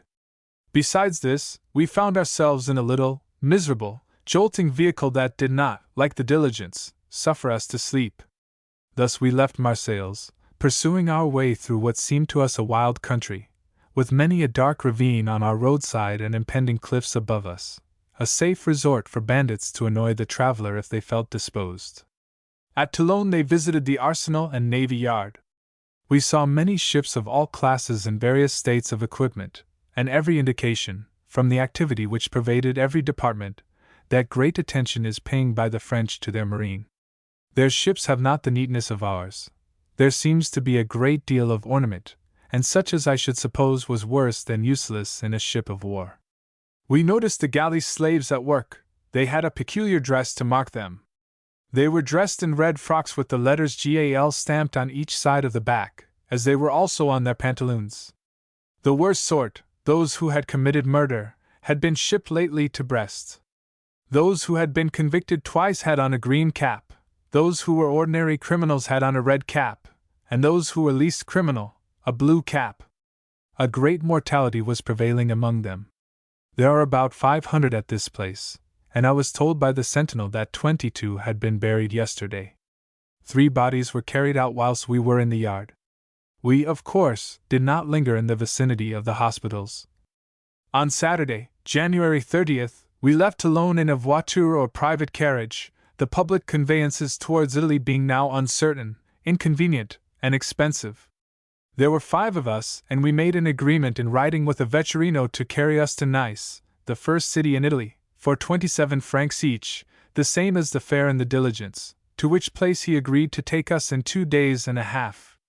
Of course, necessity obliges us in this instance to travel on the Sabbath, which we tried every means in our power to avoid. At 12 we stopped at the village of Cures, an obscure, dirty place, and stopped at an inn called La Croix d'Or for breakfast. We here met with the first gross imposition in charges that occurred to us in France. Our déjeuner for 5 consisted of 3 cups of miserable coffee, without milk or butter, a piece of beef stewed with olives for 2, mutton chops for 5, eggs for 5, some cheese, and a meager dessert of raisins, hazelnuts, and olives, with a bottle of sour vin ordinaire, and for this we were charged 15 francs, or 3 francs each, while at the best hotels in Paris, and in all the cities through which we passed, we had double the quantity of fare, and of the best kind, for 2 francs and sometimes for 1 1/2 francs. All parleying with the extortionate landlord had only the effect of making him more positive and even insolent, and when we at last threw him the money to avoid further detention, he told us to mark his house, and with the face of a demon, told us we should never enter his house again. We can easily bear our punishment. As we resumed our journey, we were saluted with a shower of stones. The journal continues and tells of the slow progress along the Riviera, through Cannes, which was then but an unimportant village, Nice, at that time belonging to Italy, and where they saw in the cathedral Charles Felix, King of Sardinia. It took them many days to climb up and down the rugged road over the mountains, while now the traveler is whisked under and around the same mountains in a few hours. At 11 we had attained a height of at least 2,000 feet, and the precipices became frightful, sweeping down into long ravines to the very edge of the sea, and then the road would wind at the edge of the precipice 2,000 or 3,000 feet deep. Such scenes pass so rapidly it is impossible to make note of them. From the heights on which La Turbia stands, with its dilapidated walls, we see the beautiful city of Monaco, on a tongue of land extending into the sea. The great gambling establishment of Monte Carlo did not invade this beautiful spot until many years later, in 1856. The travelers stopped for a few hours at Mentone, a beautiful place for an artist, passed the night at San Remo, and sauntering thus leisurely along the beautiful Riviera, arrived in Genoa on the 6th of February. Illustration: Jeremiah Everts from a portrait painted by Morse owned by Sherman Everts, Esq. Chapter 16, February 6, 1880 to June 15, 1830. Serra Palace in Genoa. Starts for Rome. Rain in the mountains. A brigand. Carrara. First mention of a railroad. Pisa. The Leaning Tower. Rome at last. Begins copying at once. Notebooks. Ceremonies at the Vatican. Pope Pius VIII. Academy of St. Luke's. St. Peter's. Chiesa Nuova. Painting at the Vatican. Beggar monks. Fata of the Annunciation. Soiree at Palazzo Simbaldi. Passion Sunday. Horace Vernet. Lying in state of a cardinal. Miserere at Sistine Chapel. Holy Thursday at St. Peter's. 3rd. Cardinal dies. Meets Tervalson at Signor Persiani's. Manners of English, French, and Americans. Landy's pictures. Funeral of a young girl. Trip to Tivoli, Subiaco. Procession of the Corpus Domini. Disagreeable experience.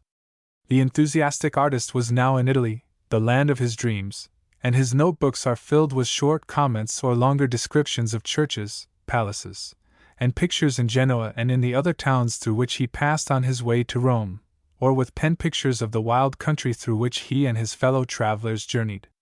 In Genoa, where he stopped several days, he was delighted with the palaces and churches, and yet he found material for criticism. The next place of interest was the Serra Palace, now inhabited by one of that family, who, we understood, was insane.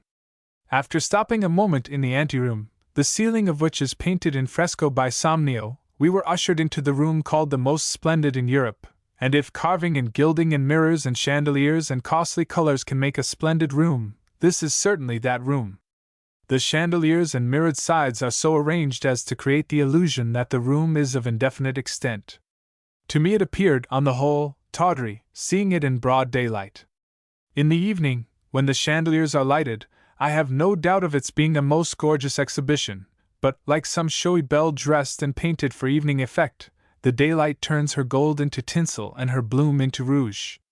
After having stayed nearly 4 days in Genoa, and after having made arrangements with our honest vetturino, Dominique, to take us to Rome, stopping at various places on the way long enough to see them, we retired late to bed to prepare for our journey in the morning.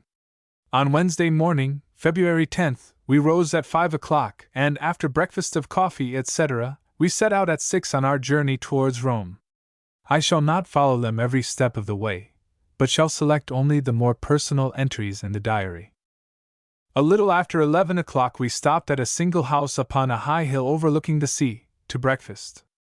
It has the imposing title of La Canda della Gran Bretagna. We expected little and got less, and had a specimen of the bad faith of these people. We inquired the price of our déjeuner before we ordered it, which is always necessary. We were told 1 franc each, but after our breakfast, we were told 1.5 each, and no talking with the landlord would alter his determination to demand his price. There is no remedy for travelers, they must pay or be delayed. At 1 o'clock we left this hole of a place, where we were more beset with beggars and spongers than at any place since we had been in Italy. Stopping overnight at Sestri, they set out again on the 11th at 5 o'clock in the morning. It was as dark as the moon, obscured by thick clouds, would allow it to be, and, as we left the courtyard of the inn, it began to rain violently. Our road lay over precipitous mountains away from the shore, and the scenery became wild and grand. As the day dawned we found ourselves in the midst of stupendous mountains rising in cones from the valleys below. Deep basins were formed at the bottom by the meeting of the long slopes. Clouds were seen far below us, some wasting away as they sailed over the steeps, and some gathering denseness as they were detained by the cold, snowy peaks which shot up beyond. Now and then a winding stream glittered at the bottom of some deep ravine amidst the darkness around it, and occasionally a light from the cottage of some peasant glimmered like a star through the clouds. As we labored up the steep ascent, little brawling cascades without number, from the heights far above us, in milky streams, gathering power from innumerable rills, dashed at our feet, and passing down through the artificial passages beneath the road, swept down into the valleys in torrents, and swelling the rivers, whose broad beds were seen through the openings, rushed with irresistible power to the sea. We found, from the violence of the storm, that the road was heavy and much injured in some parts by the washing down of rocks from the heights. Some of great size lay at the sides recently thrown down, and now and then one of some 100 pounds weight was found in the middle of the road. We continued to ascend about 4 hours until we came again from a region of summer into the region of snow, and the height from the sea was greater than we had at any time previously attained. The scenery around us, too, was wilder and more sterile. The Apennines here are very grand, assuming every variety of shape and color. Long slopes of clay color were interlocked with dark browns sprinkled with gold and yellow, slate blue and gray, mixed with greens and purples, and the pure, deep ultramarine blue of distant peaks finished the background. After breakfasting at Borghetto at a miserable inn, where they were much annoyed by beggars of all descriptions, they continued their journey through much the same character of country for the rest of the day, and towards dark they met with a slight adventure. Our road was down a steep declivity winding much in the same way as at Finale. Precipices were at the side without a protecting barrier, and we felt some uneasiness at our situation, which was not decreased by suddenly finding our coach stopped and a man on horseback, or rather muleback, stopping by the side of the coach. It was but for a moment. Our vetturino authoritatively ordered him to pass on, which he did with a buona sera, and we never parted with a companion more gladly. From all the circumstances attending it we were inclined to believe that he had some design upon us, but finding us so numerous, thought it best not to run the risk. Spezia was their resting place for that night, and, after an early start the next morning, they reached the banks of the Vara at 9 o'clock. We had a singular time in passing the river in a boat.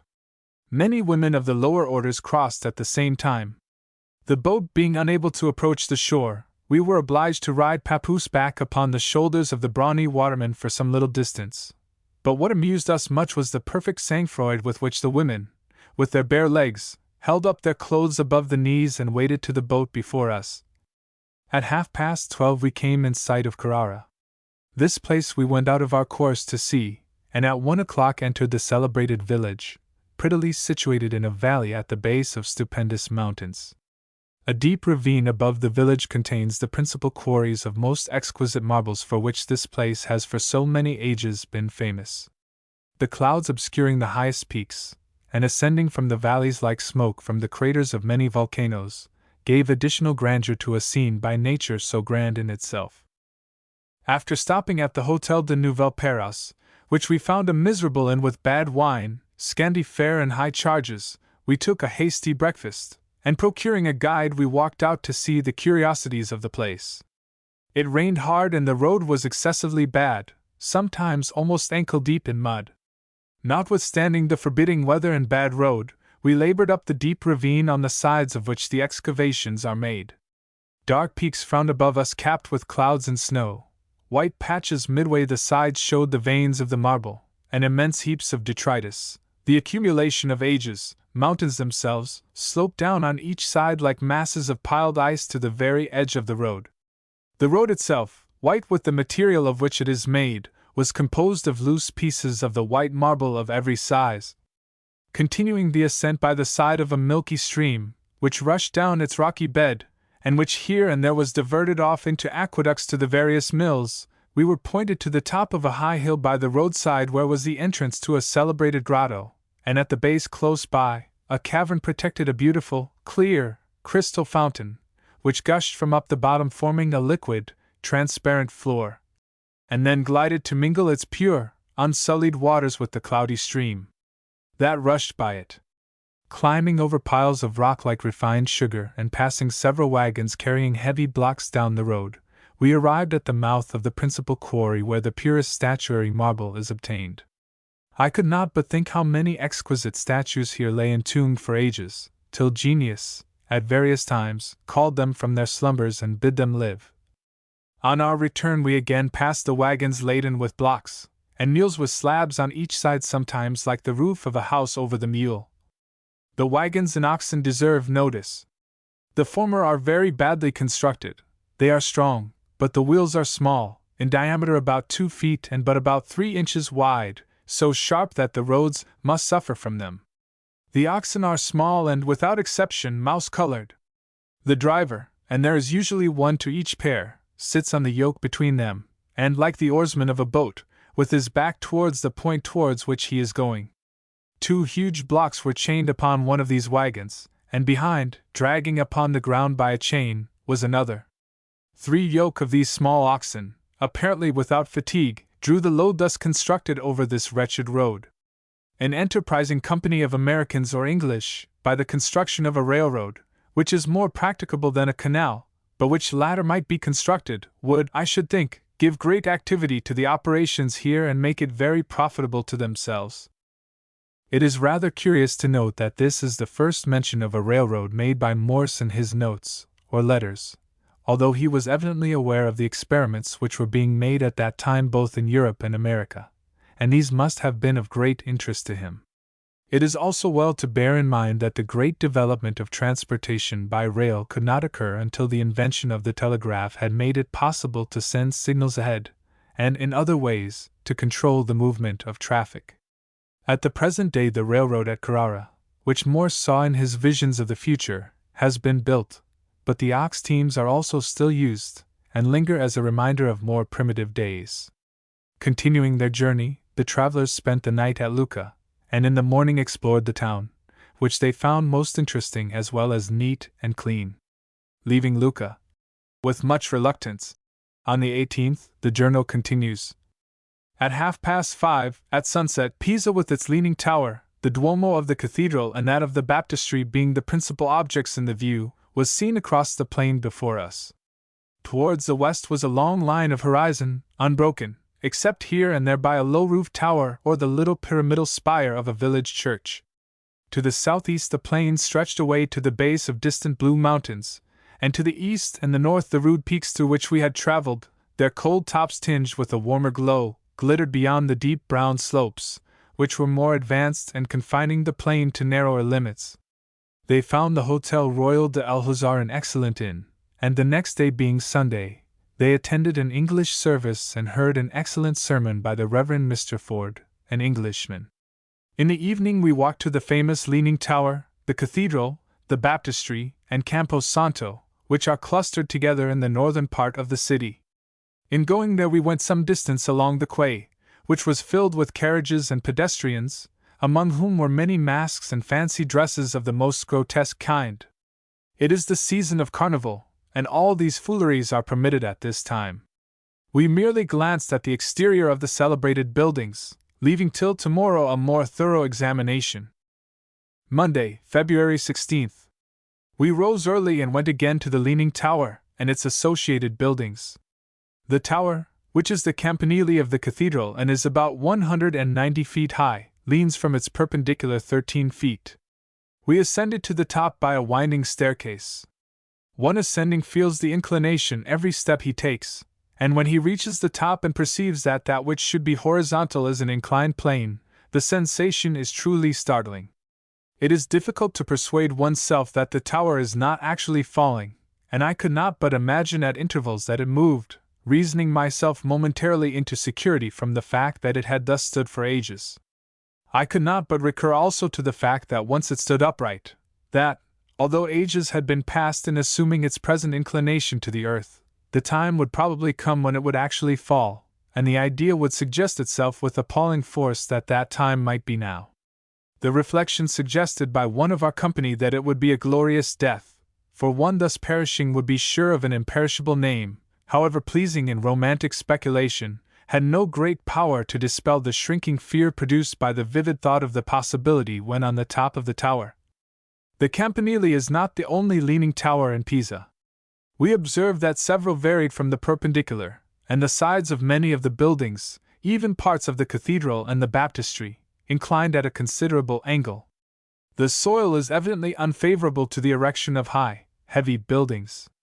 After a side trip to Leghorn and further loitering along the way, stopping but a short time in Florence, which he purposed to visit and study at his leisure later on, he saw, at 9 o'clock on the morning of February 20th, the dome of St. Peter's in the distance, and, at 2 o'clock he and his companions entered Rome through the Porta del Popolo.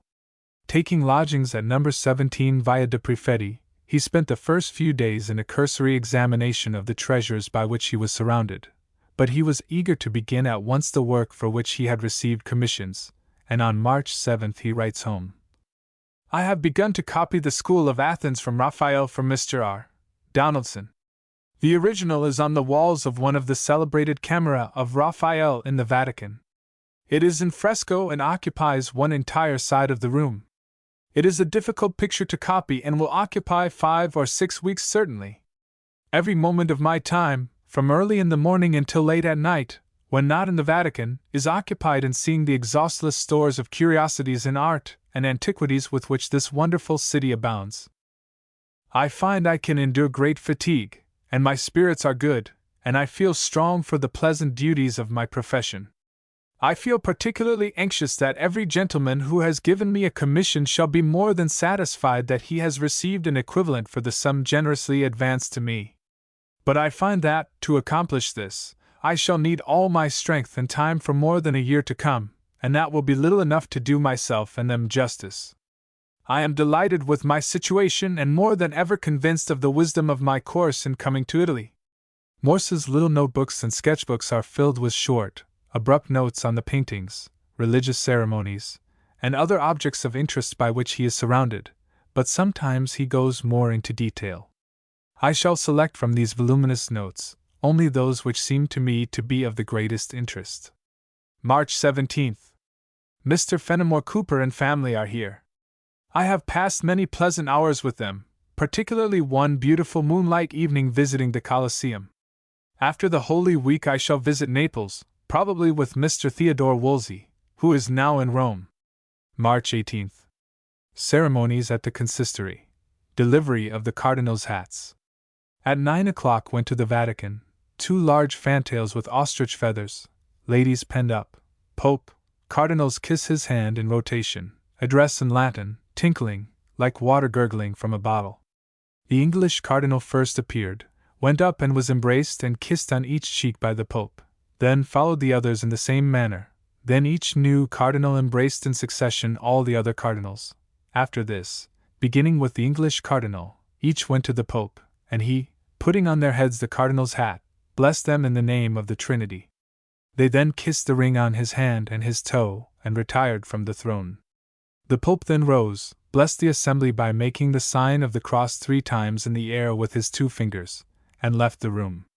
His dress was a plain mitre of gold tissue, a rich garment of gold and crimson, embroidered, a splendid clasp of gold, about 6 inches long by 4 wide, set with precious stones, upon his breast.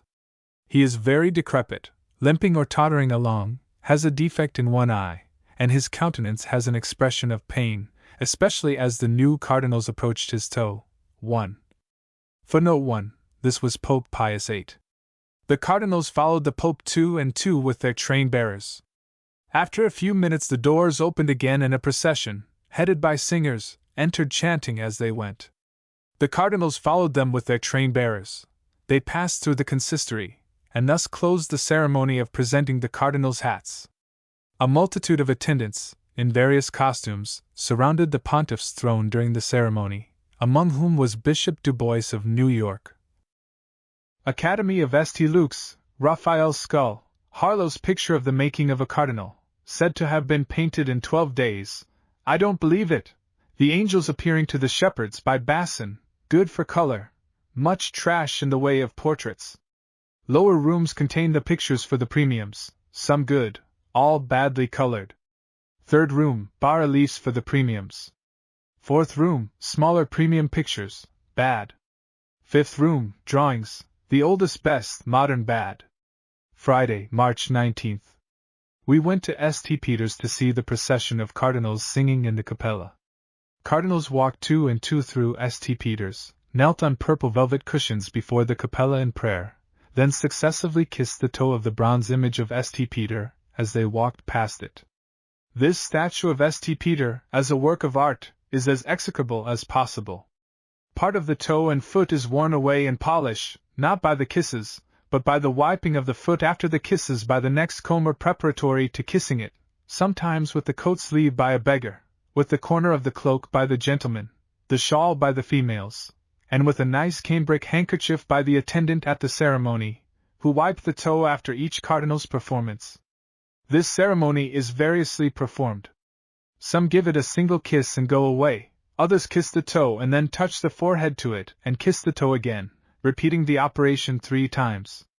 The ceremonies and ritual of the Roman Catholic Church, while appealing to the eye of the artist, were repugnant to his Puritan upbringing, and we find many scornful remarks among his notes. In fact, he was, all his life, bitterly opposed to the doctrines of Rome, and in later years, as we shall see, he entered into a heated controversy with a prominent ecclesiastic of that faith in America. March 21st. Chiesa Nuova at 7 o'clock in the evening, a sacred opera called The Death of Aaron. Church dark, women not admitted. Bell rings and a priest before the altar chants a prayer, after which a boy, about 12 years old apparently, addresses the assembly from the pulpit. I know not the drift of his discourse, but his utterance was like the same gurgling process which I noticed in the orator who addressed the Pope. It was precisely like the fitful tone of the Oneida interpreter. Tuesday, March 23rd. At the Vatican all the morning. While preparing my palette, a monk, decently habited for a monk, who seemed to have come to the Vatican for the purpose of viewing the pictures, after a little time approached me and, with a very polite bow, offered me a pinch of snuff, which, of course, I took, bowing in return, when he instantly asked me alms. I gave him a bajocco for which he seemed very grateful. Truly this is a nation of beggars. Wednesday, March 24th. Vatican all the morning. Saw in returning a great number of priests with a white bag over the left shoulder and begging of the persons they met. This is another instance of begging and robbing confined to one class. Thursday, March 25th. Festa of the Annunciation, Vatican shut. Doors open at 8 of the Chiesa di Minerva. Obtained a good place for seeing the ceremony.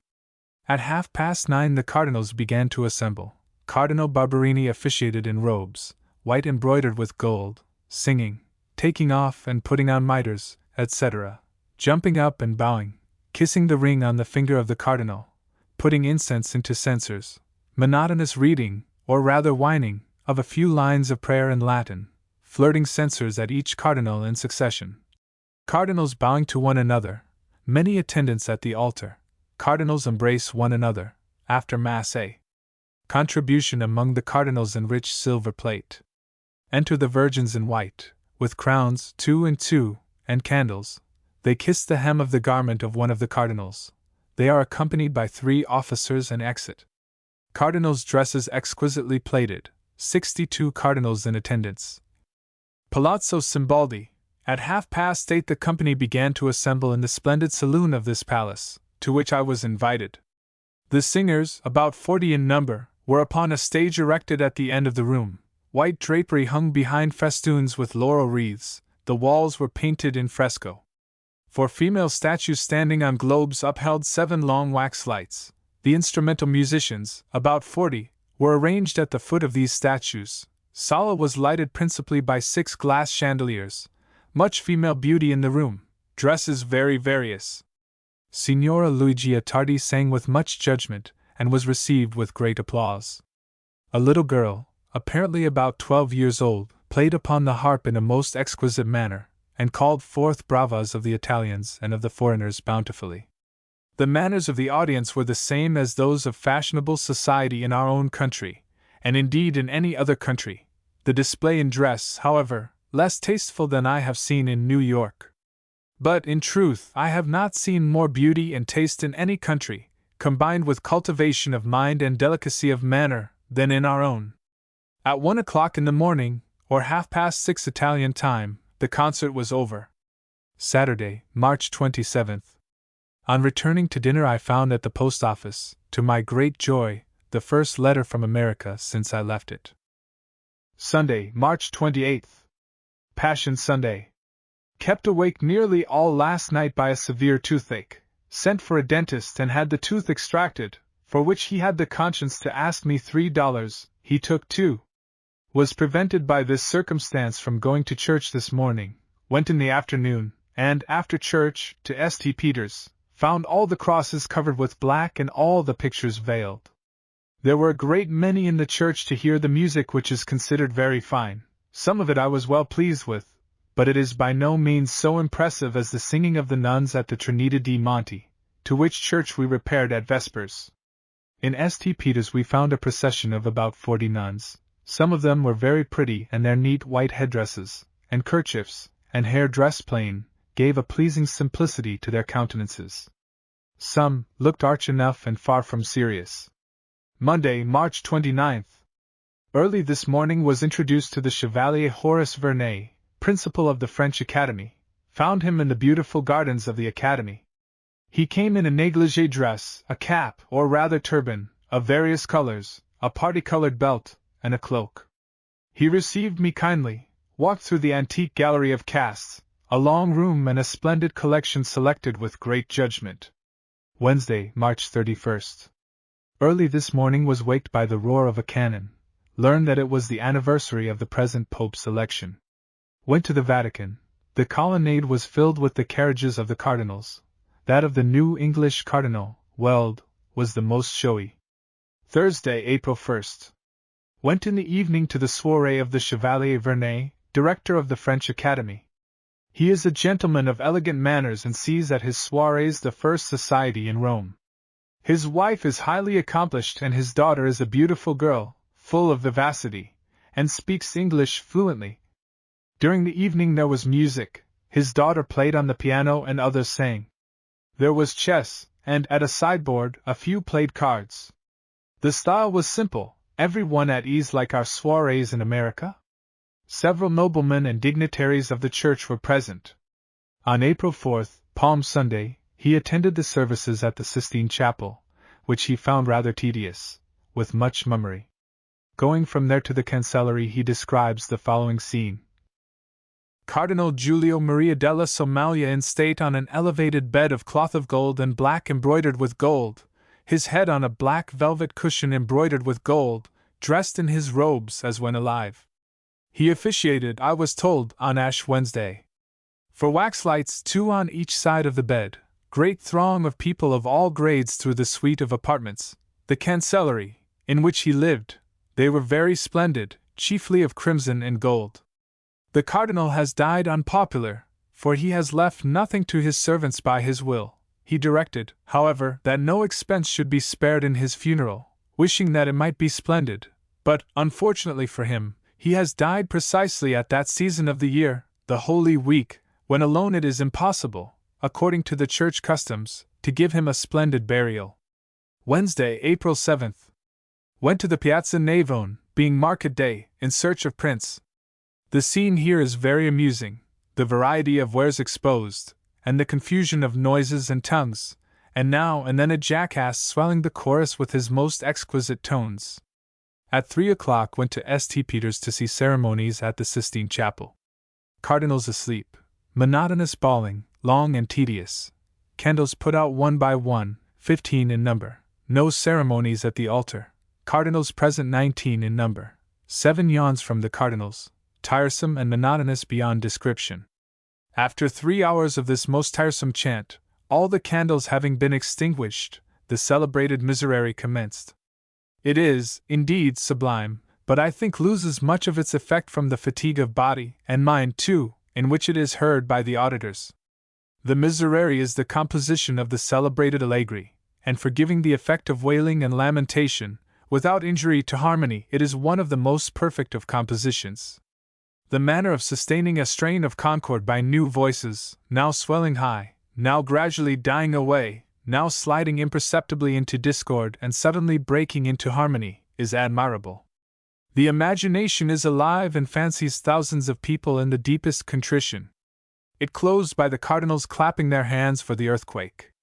On April 8th, Holy Thursday, Morse went early with Mr. Fenimore Cooper and other Americans to St. Peter's.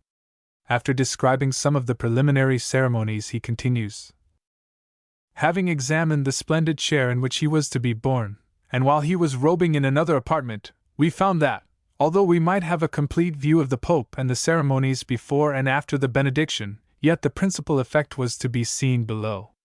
We therefore left our place at the balcony, where we could see nothing but the crowd, and hastened below. On passing into the hall, we were so fortunate as to be just in season for the procession from the Sistine Chapel to the Pauline. The cardinals walked in procession, 2 and 2, and one bore the host, while 8 bearers held over him a rich canopy of silver tissue embroidered with gold. Thence we hastened to the front of St. Peter's, where, in the center upon the highest step, we had an excellent view of the balcony, and turning round, could see the immense crowd which had assembled in the piazza and the splendid square of troops which were drawn up before the steps of the church. Here I had scarcely time to make a hasty sketch, in the broiling sun, of the window and its decorations. Before the precursors of the Pope, the 2 large feather fans, made their appearance on each side of the balcony, which was decorated with crimson and gold, and immediately after the Pope, with his mitre of gold tissue and his splendid robes of gold and jewels, was borne forward, relieving finely from the deep crimson darkness behind him. He made the usual sign of blessing, with his 2 fingers raised. A book was then held before him in which he read, with much motion of his head, for a minute. He then rose, extending both his arms. This was the benediction, while at the same moment the soldiers and crowd all knelt. The cannon from the castle of St. Angelo was discharged, and the bells in all the churches rang a simultaneous peal. The effect was exceedingly grand, the most imposing of all the ceremonies I have witnessed. The Pope was then borne back again. 2 papers were thrown from the balcony, for which there was a great scramble among the crowd. On Friday, April 9th, Good Friday, many of the ceremonies so familiar to visitors to Rome during Holy Week are described at length in the notebooks, but I shall omit most of these. The following note, however, seems worthy of being recorded. On our way to St. Peter's I ought to have noticed our visit to a palace in which another cardinal, the 3rd who has died within a few days, was lying in state, Cardinal Bertazzoli. It is a singular fact, of which I was informed, that about the same time last year 3 cardinals died, and that it was a common remark that when one died 2 more soon followed, and the Pope always created 3 cardinals at a time. Friday, April 16th. At the Vatican all day. I went to the soirée of the Signor Pergianis in the evening.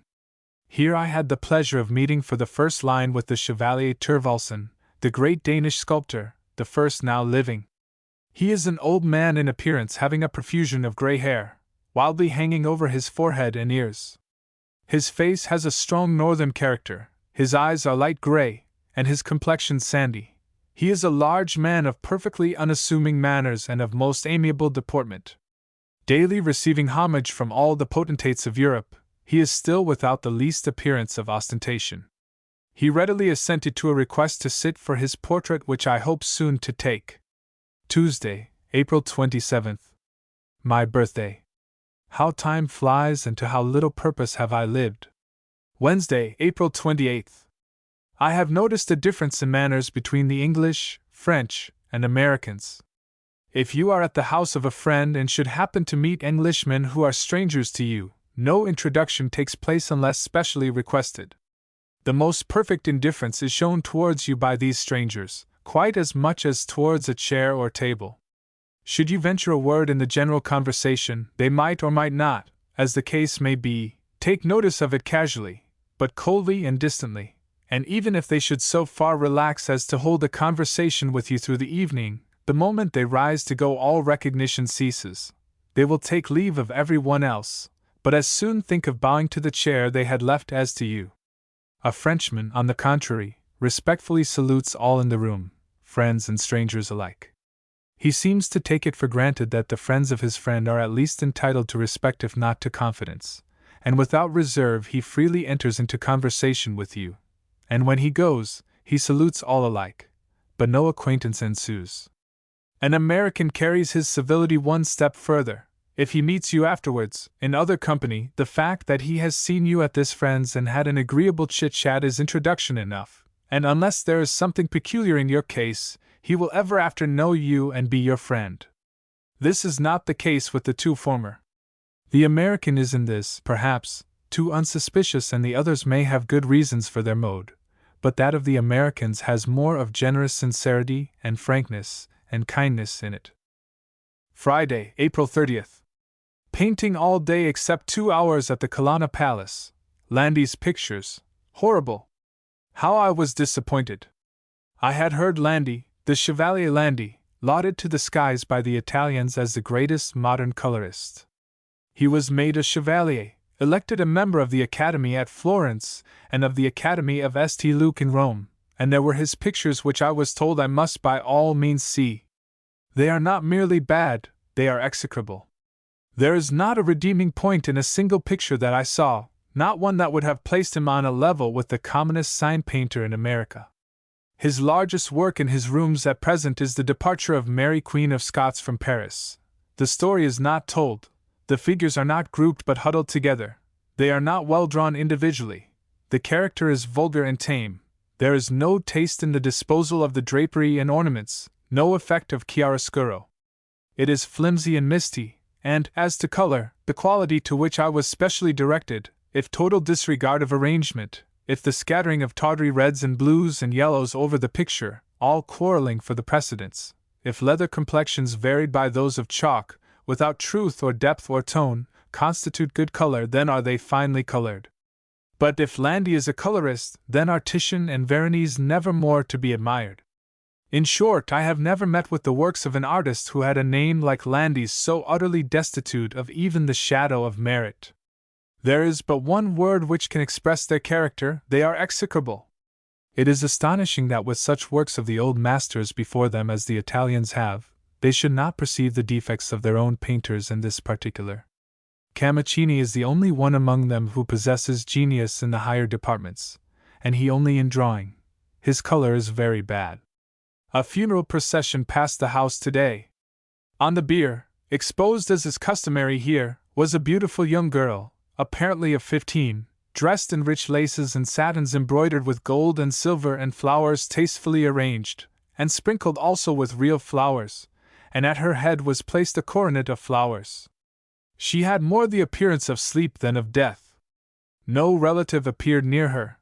The whole seemed to be conducted by the priests and monks and those hideous objects in white hoods, with faces covered except 2 holes for the eyes. In early May, Morse, in company with other artists, went on a sketching trip to Tivoli, Subiaco, Vico, and Vara. This must have been one of the happiest periods of his life. He was in Italy, the cradle of the art he loved. He was surrounded by beauty, both natural and that wrought by the hand of man. He had daily intercourse with congenial souls, and home, with its cares and struggles, seemed far away. His notebooks are largely filled with simple descriptions of the places visited, but now and then he indulges in rhapsody. At Subiaco he comes upon this scene. Upon a solitary seat, a fit place for meditation and study, by a gate which shut the part of the terrace near the convent from that which goes round the hill, sat a monk with his book. He seemed no further disturbed by my passing than to give me the usual salutation. I stopped at a little distance from him to look around and down into the chasm below. It was enchanting in spite of the atmosphere of the Sirocco. The hills covered with woods, at a distance, reminded me of my own country, fresh and variegated.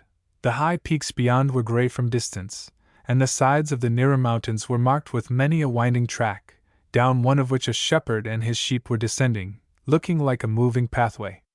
No noise disturbed the silence but the distant barking of the shepherd's dog, as he, like a busy marshal, kept the order of his procession unbroken, mixing with the faint murmuring of the waterfall and the song of the birds that inhabited the ilex grove. It was altogether a place suited to meditation, and were it consistent with those duties which man owes his fellow man, here would be the spot to which one, fond of study and averse to the noise and bustle of the world, would love to retire. Returning to Rome on June 3rd, after enjoying to the full this excursion, from which he brought back many sketches, he found the city given over to ceremony after ceremony connected with the church. Saints' Day followed Saints' Day, each with its appropriate, or, from the point of view of the New Englander, inappropriate, pageant, or some new church was dedicated and the nights made brilliant with wonderful pyrotechnical displays. He went often with pleasure to the Trinita di Monte, where the beautiful singing of the nuns gave him special pleasure. Commenting sarcastically on a display of fireworks in honor of St. Francesco Caracciolo, he says, "As far as whizzing serpents, wheels, port fires, rockets, and other varieties of pyrotechnic art could set forth the humility of the saint, it was this night brilliantly displayed." And again, in describing the procession of the Corpus Domini, the most splendid of all the church ceremonies, it is this which particularly impresses him. Next came monks of the Franciscan and Capuchin orders, with their brown dresses and heads shaved, and such a set of human faces I never beheld. They seemed, many of them, like disinterred corpses, for a moment reanimated to go through this ceremony, and then to sink back again into their profound sleep. Pale and haggard and unearthly, the wild eye of the visionary and the stupid stare of the idiot were seen among them, and it needed no stretch of the imagination to find in most the expression of the worst passions of our nature. They chanted as they went, their sepulchral voices echoing through the vaulted piazza, while the bell of St. Peter's, tolling a deep bass drone, seemed a fitting accompaniment for their hymns. Later, on this same day, while watching a part of the ceremonies on the Corso, he has this rather disagreeable experience. I was standing close to the side of the house when, in an instant, without the slightest notice, my hat was struck off to the distance of several yards by a soldier, or rather a poltroon in a soldier's costume, and this courteous maneuver was performed with his gun and bayonet, accompanied with curses and taunts and the expression of a demon in his countenance. In cases like this there is no redress. The soldier receives his orders to see that all hats are off in this religion of force, and the manner is left to his discretion. If he is a brute, as was the case in this instance, he may strike it off, or, as in some other instances, if the soldier be a gentleman, he may ask to have it taken off. There was no excuse for this outrage on all decency, to which every foreigner is liable and which is not of infrequent occurrence. The blame lies, after all, not so much with the pitiful wretch who perpetrates this outrage, as it does with those who gave him such base and indiscriminate orders. Chapter 17, June 17, 1830 to February 2, 1831. Working hard. Trip to Genzano. Lake of Nemi. Beggars. Curious festival of flowers at Genzano. Night on the Campagna. Heat in Rome. Illumination of St. Peter's. St. Peter's Day. Vaults of the Church. Feebleness of Pope. Morse and companions visit Naples, Capri, and Amalfi. Charms of Amalfi. Terrible accident. Flippancy at funerals. Campo Santo at Naples. Gruesome conditions.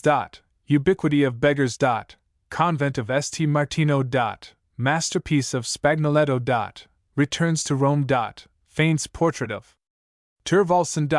Presented to him in after years by John Taylor Johnston. Given to King of Denmark. Reflections on the social evil and the theatre. Death of the Pope. An assassination. The Honorable Mr. Spencer and Catholicism. Election of Pope Gregory XVI. During all these months Morse was diligently at work in the various galleries, making the copies for which he had received commissions, and the day's record almost invariably begins with "At the Colonna Palace all day," or "At the Vatican all day," or wherever else he may have been working at the time. The heat of the Roman summer seems not yet to have inconvenienced him, for he does not complain, but simply remarks, "Sun almost vertical, houses and shops shut at noon."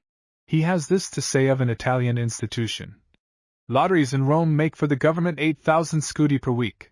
Common people venture in them, are superstitious and consult Kabbalists or lucky numbers, these tolerated as they help sell the tickets." While working hard, he occasionally indulged himself in a holiday, and on June 16 he, in company with 3 other artists, engaged a carriage for an excursion to Albano, Brescia, and Genzano, to witness at the latter place the celebrated Festa Infiorata, which occurs every year on the 17th of June. After spending the night at Albano, which they found crowded with artists of various nationalities and with other sightseers, we set out for Genzano, a pleasant walk of a little more than a mile through a winding carriage road, thickly shaded with fine trees of elm and chestnut and ilex. A little fountain by the wayside delayed us for a moment to sketch it, and we then continued our way through a straight, level, paved road, shaded on each side with trees, into the pretty village of Genzano. Finding that the principal display was not until the afternoon, they strolled to the Lake of Nemi, situated in a deep basin, the crater of a volcano. Those Italian lakes which he had so far seen, while lovely and especially interesting from their historical or legendary associations and the picturesque buildings on their shores, seemed to the artist, ever faithful to his native land, less naturally attractive than the lakes with which he was familiar at home, Lake George, Otsego Lake, etc. He had not yet seen Como or Maggiore. Then he touches upon the great drawback to all traveling in Italy.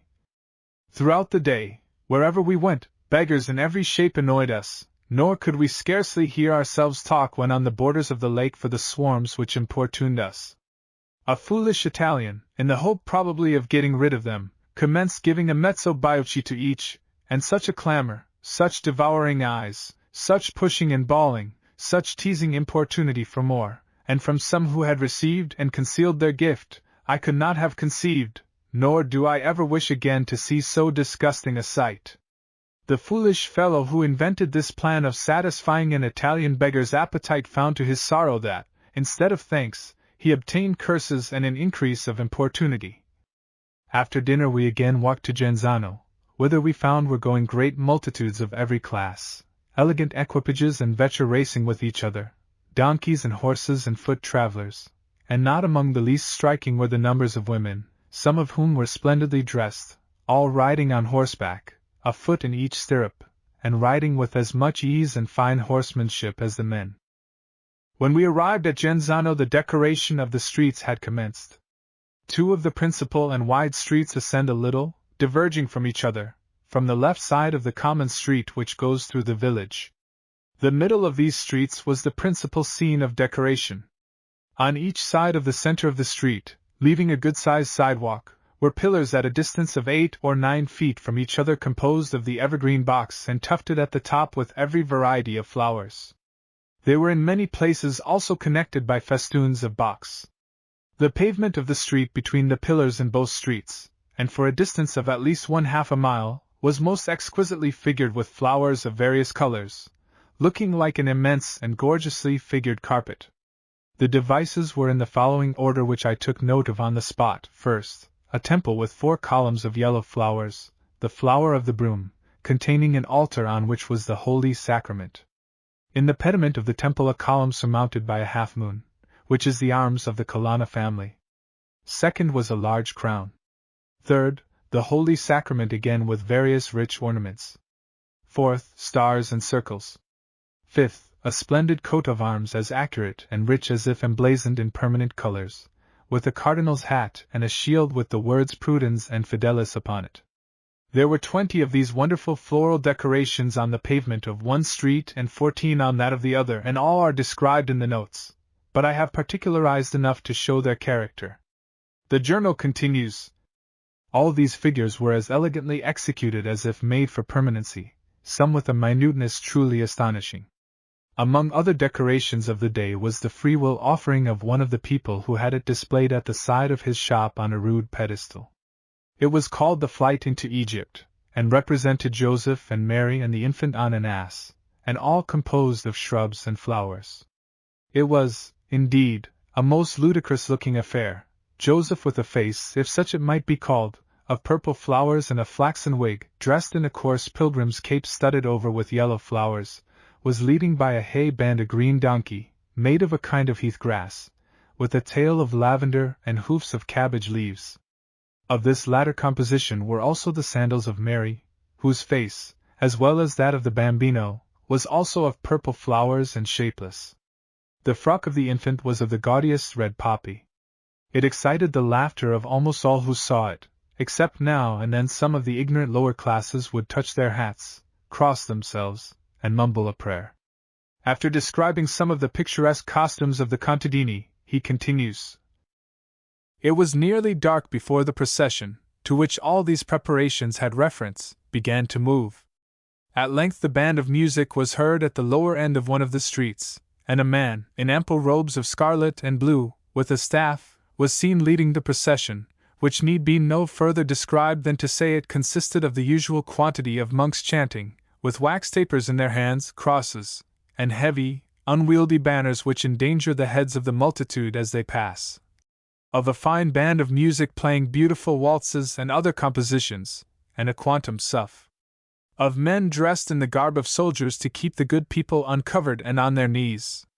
The head of the procession had arrived at the top of the street when, crack, pop, went 40 or 50 crackers, which had been placed against the walls of a house near us, and which added wonderfully to the solemnity of the scene, and accordingly, were repeated every few seconds, forming a fine accompaniment to the waltzes and the chanting of the monks. In a few minutes all the beauty of the flower-carpeted street was trodden out, and the last of the procession had hardly passed before all the flowers disappeared from the pillars, and all was ruin and disorder. The procession halted at a temporary altar at the top of the street, and we set out on our return at the same moment down the street, facing the immense multitude which filled the whole street. We had scarcely proceeded a third of the distance down, when we suddenly saw all before us uncovered and upon their knees. We alone formed an exception, and we continued our course with various hints from those around us to stop and kneel, which we answered by talking English to each other in a louder tone, and so passed for unchristian forestieri, and escaped unmolested, especially as the soldiers were all at the head of the street. The effect, however, was exceedingly grand of such a multitude upon their knees, and could I have divested myself of the thought of the compulsory measures which produced it, and the object to which they knelt, the picture of the Virgin, I should have felt the solemnity of a scene which seemed in the outward act to indicate such a universal reverence for him who alone rightfully claims the homage and devotion of the heart. Whether this curious custom still persists in Genzano I know not. Baedeker is silent on the subject. It was nearly dark before they started on the drive back to Rome, and quite dark after they had gone a short distance. We passed the tombs of the Horatii and Curiatii, which looked much grander in the light of the torches than in the day, and driving hastily through Albano, came upon the Campagna once more. It was still more like a desert in the night than in the day, for it was an interminable ocean, and the masses of ruins, coming darker than the rest, seemed like deserted wrecks upon its bosom. It is considered dangerous in the summer to sleep while crossing the Campagna. Indeed, in certain parts of it, over the Pontine marshes in July and August, it is said to be certain death, but if the traveler can keep awake, there is no danger. In spite of the fears which we naturally entertained lest it might be already dangerous, most of us could not avoid sleeping, nor could I, with every effort made for that purpose. The days following his return to Rome were employed chiefly in copying at the Colonna Palace. The heat was now beginning to grow more oppressive, and we find this note on June 21st. In the cool of the morning you see the doors of the cafes thronged with people taking their coffee and sitting on chairs in the streets for some distance round. At Mezzogiorno the streets are deserted, the shop doors are closed, and all is still.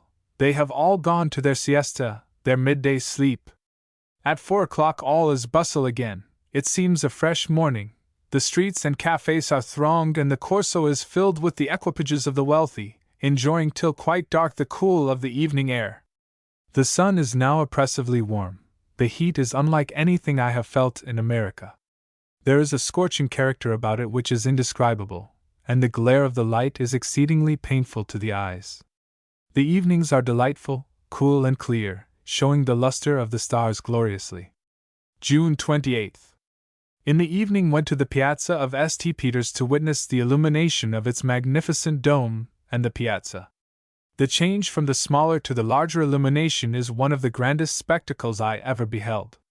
The lanterns which are profusely scattered over it, showing its whole form in lines of fire, glow brighter and brighter as the evening advances from twilight to dark, till it seems impossible for its brilliance to increase. The crowds below, on foot and in carriages, are in breathless expectation. The great bell of St. Peter's at length strikes the hour of 9, and, at the first stroke, a great ball of light is seen ascending the cross to its pinnacle. This is the signal for thousands of assistants, who are concealed over its vast extent, to light the great lamps, and in an instant all is motion, the whole mass is like a living thing, fire whirling and flashing over it in all directions, till the vast pile blazes as if lighted with 1,000 suns. The effect is truly magical, for the agents by whom this change is wrought are invisible.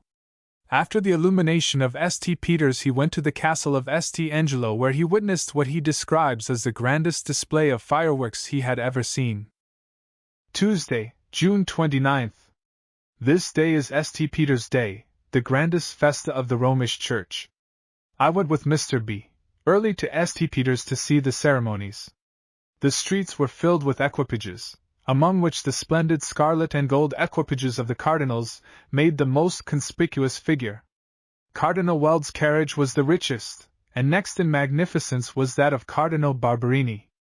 On entering St. Peter's we found it hung throughout with crimson damask and gold and filled with people, except a wide space in the center with soldiers on each side to keep it open for the procession. We passed up near the statue of St. Peter, who was today dressed out in his papal robes, his black face, for it is of bronze, looking rather frightful from beneath the splendid tiara which crowned his head, and the scarlet and gold tissue of his robes. Having a little time to spare, we followed a portion of the crowd down the steps beside the pedestal of the statue of St. Veronica into the vaults beneath the church, which are illuminated on this festival. Mass was performing in several of the splendid chapels, whose rich decorations of paintings and sculpture are but once a year revealed to the light, save from the obscure glimmering of the wax taper, which is carried by the guide, to occasional visitors. It is astonishing what a vast amount of expense is here literally buried.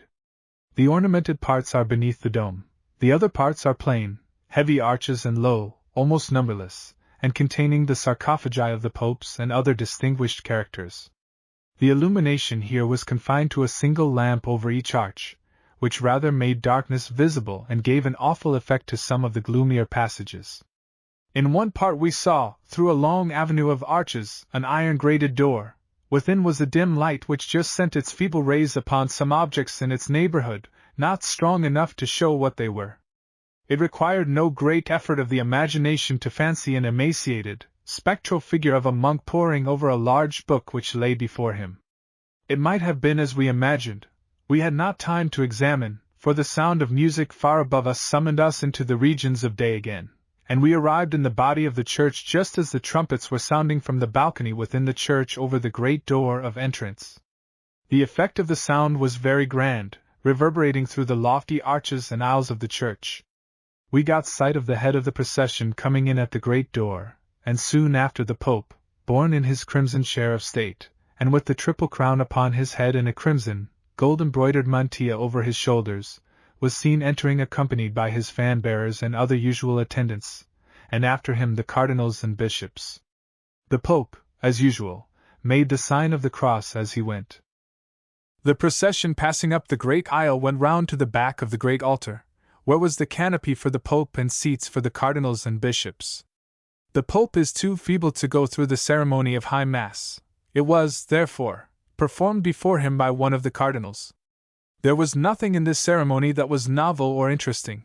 It was the same monotonous chant from the choir, the same numberless bowings, and genuflections, and puffings of incense, and change of garments, and fussing about the altar. All that was new was the constant bustle about the Pope, kissing of his toe and his hand, helping him to rise and to sit again, bringing and taking away of cushions and robes and tiaras and mitres, and 1,000 other little matters that would have enraged any man of weak nerves, if it did not kill him. After 2 hours of this tedious work, the people in the meantime perfectly inattentive, the ceremony ended, and the Pope was again borne through the church and the crowd returned. On July 7th, Morse, with 4 friends, left Rome at 4 o'clock in the morning for Naples, where they arrived on the 11th after the usual experiences, beggars continually marring the peaceful beauty of every scene by their importunities, good inns, with courteous landlords and servants, alternating with wretched taverns and insolent attendants. The little notebook detailing the first 10 days' experiences in Naples is missing, and the next one takes up the narrative on July 24th, when he and his friends are in Sorrento. I shall not transcribe his impressions of that beautiful town or those of the island of Capri. These places are too familiar to the visitor to Italy and have changed but little in the last 80 years. From Capri they were rowed over to Amalfi, and narrowly escaped being dashed on the rocks by the sudden rising of a violent gale. At Amalfi they found lodgings in the Franciscan monastery, which is still used as an inn, and here I shall again quote from the journal. The place is in decay and is an excellent specimen of their monastic buildings. It is now in as romantic a state as the most poetic imagination could desire. Here are gloomy halls and dark and decayed rooms, long corridors of chambers, uninhabited except by the lizard and the bat, terraces upon the brow of stupendous precipices, gloomy cells with grated windows, and subterranean apartments and caverns. Remains of rude frescoes stain the crumbling ceiling, and ivy and various wild plants hang down from the opening crevices and cover the tops of the broken walls. A rude sundial, without a gnomon, is almost obliterated from the wall of the cloisters, but its motto, Dies nos striae quasi umbra super terram et nulli est mora, still resists the effects of decay, as if to serve the appropriate purpose of the convent's epitaph. At the foot of the long stairs in the great hall is the ruined chapel, its altar broken up and despoiled of its pictures and ornaments. We were called to dinner by our host, who was accompanied by his wife, a very pretty woman, 2 children, the elder carried by the mother, the younger by the old grandparent, an old man of upwards of 80, who seemed quite pleased with his burden and delighted to show us his charge. The whole family quite prepossessed us in their favor. There seemed to be an unusual degree of affection displayed by the members towards each other which we could not but remark at the time. Our dining apartment was the old Domus Refectionis of the convent, as its name, written over the door which led into the choir, manifested. After an excellent dinner we retired to our chambers for the night. Tuesday, July 27th. We all rested but badly last night. The heat was excessive, the insects, especially mosquitoes, exceedingly troublesome, and the sound of the waves, as they beat against the rocks and chafed the beach in the gusty night, and the howling of the wind, which for a time moaned through the deserted chambers of the convent, all made us restless. I rose several times in the night, and, opening my window, looked out on the dark waters of the bay, till the dawn over the mountains warned me that the time for sleep was passing away, and I again threw myself on the bed to rest. But scarcely had I lost myself in sleep before the sound of loud voices below, and wailings again waked me. I looked out of my window on the balcony below. It was filled with armed men. Soldiers and others like brigands with muskets were in hurried commotion, calling to each other from the balcony and from the terraced steps below. While perplexed in conjecturing the meaning of what I saw, Mr. C. called at my door requesting me to rise, as the whole house was in agitation at a terrible accident which had occurred in the night. Dressing in great haste, I went into the contiguous room and, looking out of the window down upon a terrace some 30 feet below, saw the lifeless body of a man, with spots of blood upon his clothes, lying across the fount of water. A police officer with a band of men appeared, taking down and writing the particulars for a report. On inquiry I found that the body was that of the old man, the father of our host, whom we had seen the evening before in perfect health. He had the dangerous habit of walking in his sleep and had jumped, it is supposed, in that state out of his chamber window which was directly beneath us. At what time in the night was uncertain. His body must have been beneath me while I was looking from my window in the night. Our host, but particularly his brother, seemed for a time almost inconsolable. The lamentations of the latter over the bloody body, as they were laying it out in the room where we had the evening before dined, calling upon his father and mingling his cries with a chant to the Virgin and to the saints, were peculiarly plaintive, and sounding through the vacant halls of the convent, made a melancholy impression upon us all. Soon after breakfast we went downstairs. Several priests and funeral attendants had arrived. The poor old man was laid upon a bed, the room darkened, and 4 wax lights burned, 2 each side of the bed. A short time was taken in preparation, and then upon a bier borne by 4 bearers, a few preceding it with wax lights, the body, with the face exposed, as is usual in Italy, was taken down the steep pathway to its long home. I could not help remarking the total want of that decent deportment in all those officiating which marks the conduct of those that attend the interment of the dead in our own country. Even the priests seemed to be in high glee, talking and heartily laughing with each other, at what it perplexed me to conjecture. I went into the room in which the old man had slept. All was as he had left it. Over the head of the bed were the rude prints of the Virgin and saints, which are so common in all the houses of Italy, and which are supposed to act as charms by these superstitious people. The lamp was on the window ledge where he had placed it, and his scanty wardrobe upon a chair by the bedside. Over the door was a sprig of laurel, placed there since his death. The accident of the morning threw a gloom over the whole day. We, however, commenced our sketches from different parts of the convent, and I commenced a picture, a view of Amalfi from the interior of the grotto. Several of the notebooks are here missing, and from the next in order we find that the travelers must have lingered in or near Sorrento until August 30th, when they returned to Naples. The next entry of interest, while rather gruesome, seems to be worth recording. Wednesday, September 1st. Morning painting. In the afternoon took a ride round the suburbs and visited the Campo Santo. The Campo Santo is the public burial place. It is a large square enclosure having high walls at the sides and open at the top. It contains 360 vaults, one of which is opened every day to receive the dead of that day, and is not again opened until all the others in rotation have been opened.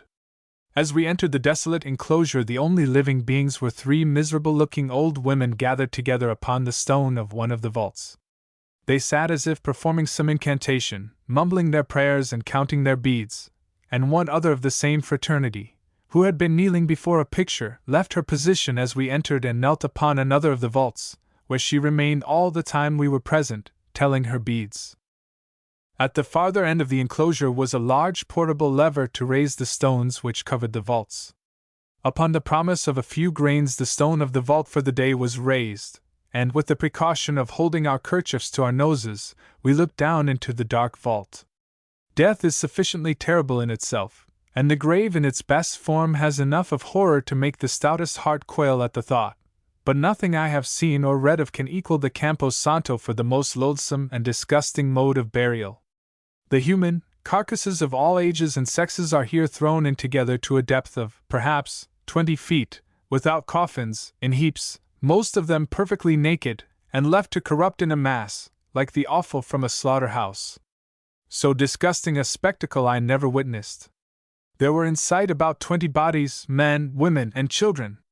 A child of about 6 years, with beautiful fair hair, had fallen across the body of a man and lay in the attitude of sleeping. But I cannot describe the positions of all without offense, so I forbear. We were glad to turn away and retrace our steps to our carriage. Never, I believe, in any country, Christian or pagan, is there an instance of such total want of respect for the remains of the dead. Illustration: DeWitt Clinton painted by Morse. property of the Metropolitan Museum of Art.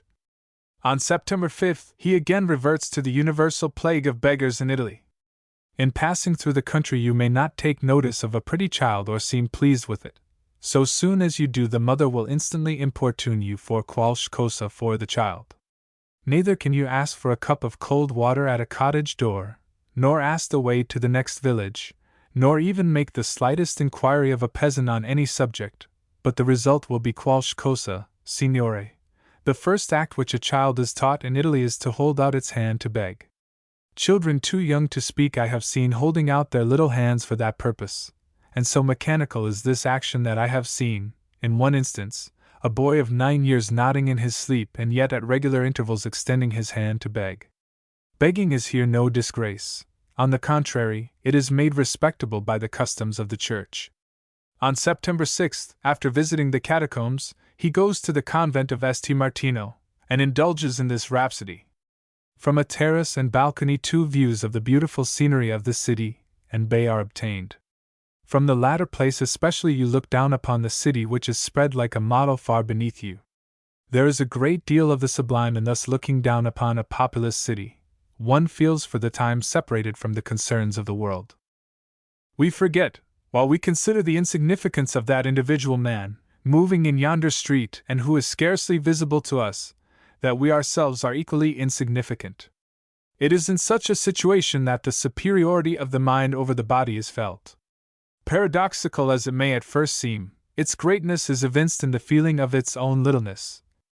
After gazing here for a while, we were shown into the chapel through the choir. In the sacristy is a picture of a dead Christ with the 3 Marys and Joseph, by Spagnoletto, not only the finest picture by that master, but I am quite inclined to say that it is the finest picture I have yet seen. There is in it a more perfect union of the great qualities of art, fine conception, just design, admirable disposition of chiaroscuro, exquisite color, whether truth is considered or choice of tone in congruity with the subject's most masterly execution and just character and expression. If any objection were to be made, it would, perhaps, be in the particular of character, which, in elevation, in ideality, falls far short of Raphael.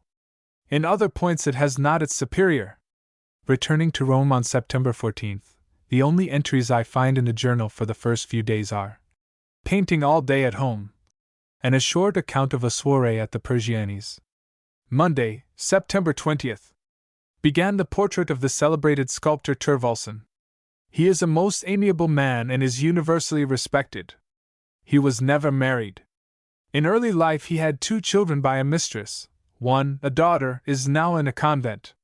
It was said that a noble lady of England, of great fortune, became attached to him, and he no less to her, but that the circumstance of his having 2 illegitimate children prevented a marriage. He is the greatest sculptor of the age. I have studied his works.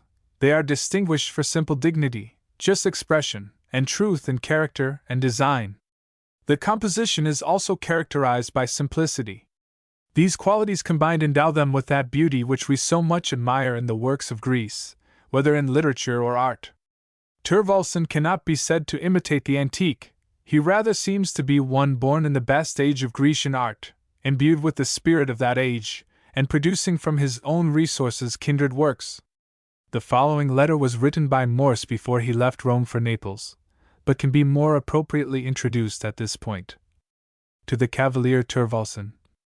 My dear sir, I had hoped to have the pleasure of painting your portrait, for which you were so good as to promise to sit, before I left Rome for Naples, but the weather is becoming so oppressive, and there being a party of friends about to travel the same road, I have consented to join them. I shall return to Rome in September or October, and I therefore beg you will allow me then to claim the fulfillment of your kind promise. What a barrier, my dear sir, is difference of language to social intercourse! I never felt the curse that befell the architects of Babel so sensibly as now, since, as one of the effects of their folly, I am debarred from the gratification and profit which I had promised myself in being known to you. With highest respect, etc. Curiously enough, Morse never learned to speak a foreign language fluently, although he could read quite easily French and, I believe, German and Italian, and from certain passages in his journal we infer that he could make himself understood by the Italians. The portrait of Thorvaldsen was completed and became the property of Philip Hone, Esq., who had given Morse a commission to paint a picture for $100, the subject to be left to the discretion of the artist. Mr. Hone valued the portrait highly, and it remained in his gallery until his death. It was then sold, and Morse lost track of it for many years. In 1868, being particularly desirous of gaining possession of it again, for a purpose which is explained in a letter quoted a little farther on, he instituted a search for it, and finally learned that it had been purchased by Mr. John Taylor Johnston for $400. Before he could enter into negotiations for its purchase, Mr. Johnston heard of his desire to possess it, and of his reasons for this wish, and he generously insisted on presenting it to Morse. I shall now quote the following extracts from a letter written in Dresden, on January 23, 1868, to Mr. Johnston. My dear Sir, your letter of the 6th inst. Is this moment received, in which I have been startled by your most generous offer presenting me with my portrait of the renowned Thorvaldsen, for which he sat to me in Rome in 1831. I know not in what terms, my dear Sir, to express to you my thanks for this most acceptable gift.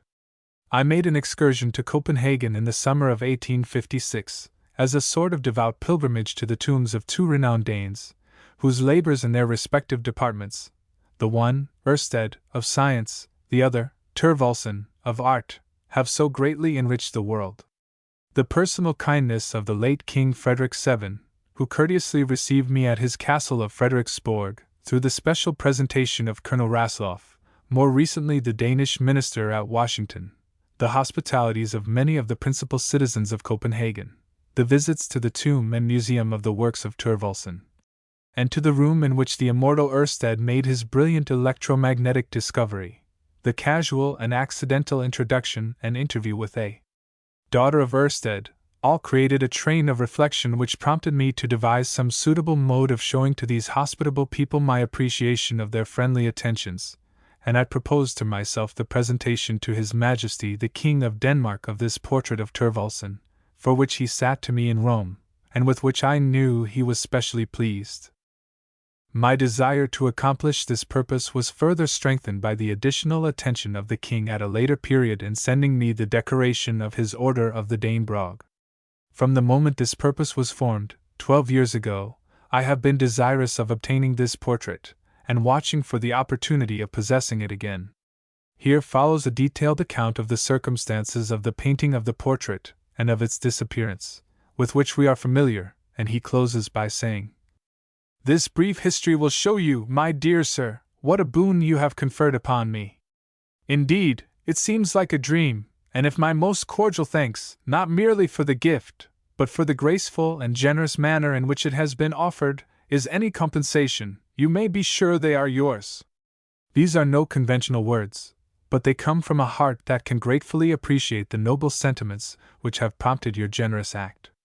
Returning from this little excursion into later years, I shall take up the narrative again as revealed in the notebooks. While occasionally visiting the opera and the theater, Morse does not altogether approve of them, and on September 21st he indulges in the following reflections on them and on the social evil. No females of openly dissolute character were seen, such as occupy particular parts of the theater in England and America. Indeed, they never appear on the streets of Rome in that unblushing manner as in London, and even in New York and Philadelphia. It must not from hence be inferred that vice is less frequent here than elsewhere. There is enough of it, but it is carried on in secret. It is deeper and preys more on the vitals of society than with us. This vice with us, like a humor on the skin, deforms the surface, but here it infects the very heart. The whole system is affected, it is rotten to the core. Theaters here and with us are different institutions. Here, where thousands for want of thought, or rather matter for thought, would die of ennui, where it is an object to escape from home and even from oneself, the theater serves the purpose of a momentary excitement. A new piece, a new performer, furnishes matter for conversation and turns off the mind from the discussion of points of theology or politics. The theater is therefore encouraged by the government, and is guarded against the abuses of popular assemblage by strong military guards. But what have we to do with theaters in America? Have we not the whole world of topics for discussion or conversation open to us? Is not truth and religion, politics, and science suffered to be assailed by enemies freely, and does it not, therefore, require the time of all intelligent men to study, and understand, and defend, and fortify themselves in truth? Have we time to throw away? More than this, have we not homes where domestic endearments charm us, where domestic duties require our attention, where the relations of wife, of husband, of children have the ties of mutual affection and mutual confidence to attach us to our firesides? Need we go abroad for amusement? Can the theater, with all its tinsel finery, attract away from home the man who has once tasted the bliss of a happy family circle? Is there no pleasure in seeing that romping group of children, in the heyday of youth, amuse themselves ere they go to rest? Is there no pleasure in studying the characters of your little family as they thus undisguisedly display themselves, and so give you the opportunity of directing their minds to the best advantage? Is there no amusement in watching the development of the infant mind and in assisting its feeble efforts? He must be of most unsocial mold who can leave the thousand charms of home to pass those precious hours in the noxious atmosphere of a theater, there to be excited, to return at midnight, to rise from a late bed, to pass the best hours of the day in a feverish reverie succeeded by the natural depression which is sure to follow, and to crave a renewed indulgence. Repeated renewal causes indifference and ennui to succeed, till excitement is no longer produced, but gives place to a habit of listless indifference, or a spirit of captious criticism. Monday, November 8, 1830. A year today since I left home. Tuesday, November 9th. Ignorance at post office. Sent letters for United States to England, because the United States belong to England. Wednesday, December 1st. Many reports for some days past prepared us for the announcement of the death of the Pope, Pius VIII, who died last evening at 9 o'clock at the Quirinal Palace. The ceremonies connected with the funeral of the dead Pope and with the choice of his successor are described at great length, and the eye of the artist was fascinated by the wealth of color and the pomp, while his Protestant soul was wearied and disgusted by the tediousness and mummery of the ceremonials. December 14th. Much excitement has been created by fear of revolution, but from what cause I cannot learn. Many arrests and banishments have occurred, among whom are some of the Bonaparte family. Artists are suspected of being liberals. An assassination occurred at one of the altars in St. John Lateran a few weeks ago. A young man, jealous of a girl, whom he thought to be more partial to another, stabbed her to the heart while at Mass. Saturday, January 1st, 1831. At the beginning of the year, as with us, you hear the salutation of Felicissimo Capo Diano, and the custom of calling and felicitating friends is nearly the same as in New York, with this difference, indeed, that there is no cheer in Rome as with our good people at home. Friday, January 14th.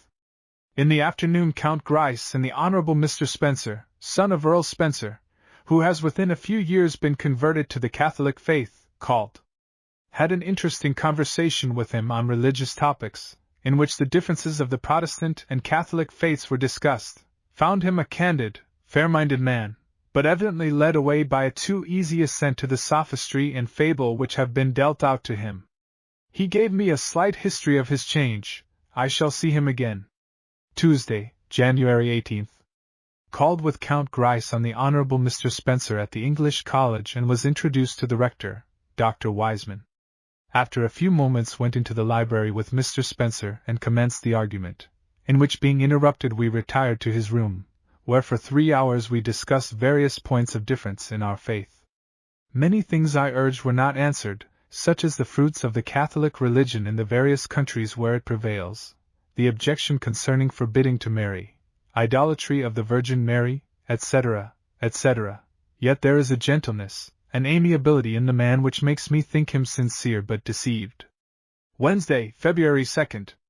Went this morning at 10 o'clock to hear a sermon by Mr. Spencer in the chapel of the English College. It was on the occasion of the Festa of the Purification of the Virgin. Many parts were good, and I could agree with him in the general scope of his discourse. While we were in the chapel the canon of St. Angelo announced the election of the new pope. I hurried to the Quirinal Palace to see the ceremony of announcing him to the people, but was too late. The ceremony was over, the walled window was broken down, and the cardinals had presented the new pope on the balcony. He is Cardinal Capillari, who has taken the title of Gregorio XVI. Tomorrow he will go to St. Peter's. Chapter 18, February 10, 1831 to September 12, 1831. Historic events witnessed by Morse. Rumors of revolution.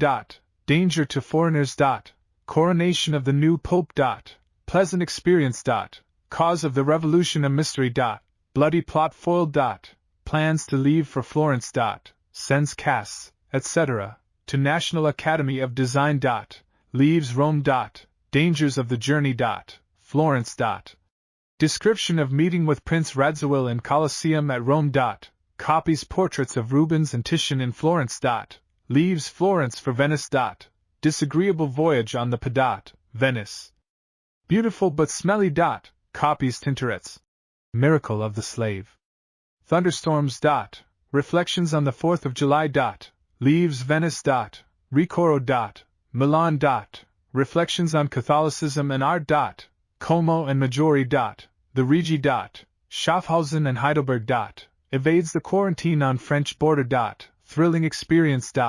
Paris. It was Morse's good fortune to have been a spectator, at various times and in different places, of events of more or less historical moment. We have seen that he was in England during the War of 1812, that he witnessed the execution of the assassin of a prime minister, that he was a keen and interested observer of the festivities in honor of a Tsar of Russia, a king of France, and a famous general, Blucher, and although not mentioned in his correspondence, he was fond of telling how he had seen the ships sailing away to distant St. Helena bearing the conquered Napoleon Bonaparte into captivity. Now, while he was diligently pursuing his art in Rome, he was privileged to witness the funeral obsequies of one pope and the ceremonies attendant upon the installation of his successor. In future years the same good fortune followed him. His presence on these occasions was not always unattended by danger to himself. His discretion during the years of war between England and America saved him from possible annoyance or worse, and now again in Rome he was called upon to exercise the same virtue, for the Church had entered upon troublous times, and soon the lives of foreigners were in danger, and many of them left the city. On Thursday, February 10th, there is this entry in the journal. The revolutions in the Papal States to the north at Bologna and Ancona, and in the Duchy of Modena, have been made known at Rome. Great consternation prevails. We learn further that, on February 12th, rumors of conspiracy are numerous. The time, the places of rendezvous, and even the numbers are openly talked of. The streets are filled with the people who gaze at each other inquisitively, and apprehension seems marked on every face. The shops are shutting, troops are stationed in the piazzas, and everything wears a gloomy aspect. At 7:30 a discharge of musketry is heard. Among the reports of the day is one that the Trasteverini have plotted to massacre the Forestieri in case of a revolt. While the festivities of the Carnival were, on account of these disturbances, ordered by the Pope to be discontinued, the religious ceremonies were still observed, and going to St. Peter's one day, to witness the ceremonies of consecration as a bishop and coronation as a king of the Pope. Morse had this pleasant experience. The immense area seemed already filled. A double line of soldiers enclosed a wide space, from the great door through the middle of the church, on each side of the altar, and around the richly enclosed space where were erected the two papal thrones and the seats for the cardinals. Into this soldier-invested space none but the privileged were permitted to enter. Ambassadors, princes, dukes, and nobles of every degree were seen, in all their splendor of costume, promenading. I was with the crowd without, making up my mind to see nothing of the ceremonies, but being in full dress, and remembering that, on former occasions, I had been admitted as a stranger within the space, I determined to make the effort again. I therefore edged myself through the mass of people until I reached the line of soldiers, and catching the eye of the commanding officer as he passed by, I beckoned to him, and, as he came to me, I said, "Sono un Americano, un forestiero, signore," which I had no sooner said than, taking me by the hand, he drew me in, and politely bowing, gave me leave to go where I pleased. From this point of vantage he had an excellent view of all the ceremonies, which were much like the others he had witnessed, and do not need to be described. He wanted very much to go to Florence at this time to fulfill some of the commissions he had received for copies of famous paintings in that city, but his departure was delayed, for, as he notes on February 13th, there are many alarming rumors, one in particular that the Trasteverini and Galeotti, or galley slaves, have been secretly armed by the government, and that the former are particularly incensed against the Forestieri as the supposed instigators of the revolution. These facts have thrown us all into alarm, for we know not what excesses such men may be guilty of when excited by religious enthusiasm to revenge themselves on those they call heretics. We are compelled, too, to remain in Rome from the state of the country, it being not safe to travel on account of brigands who now infest the roads. February 15th. I have never been in a place where it was so difficult to ascertain the truth as in this city. I have inquired the reason of this movement hostile to the government, but cannot ascertain precisely its object.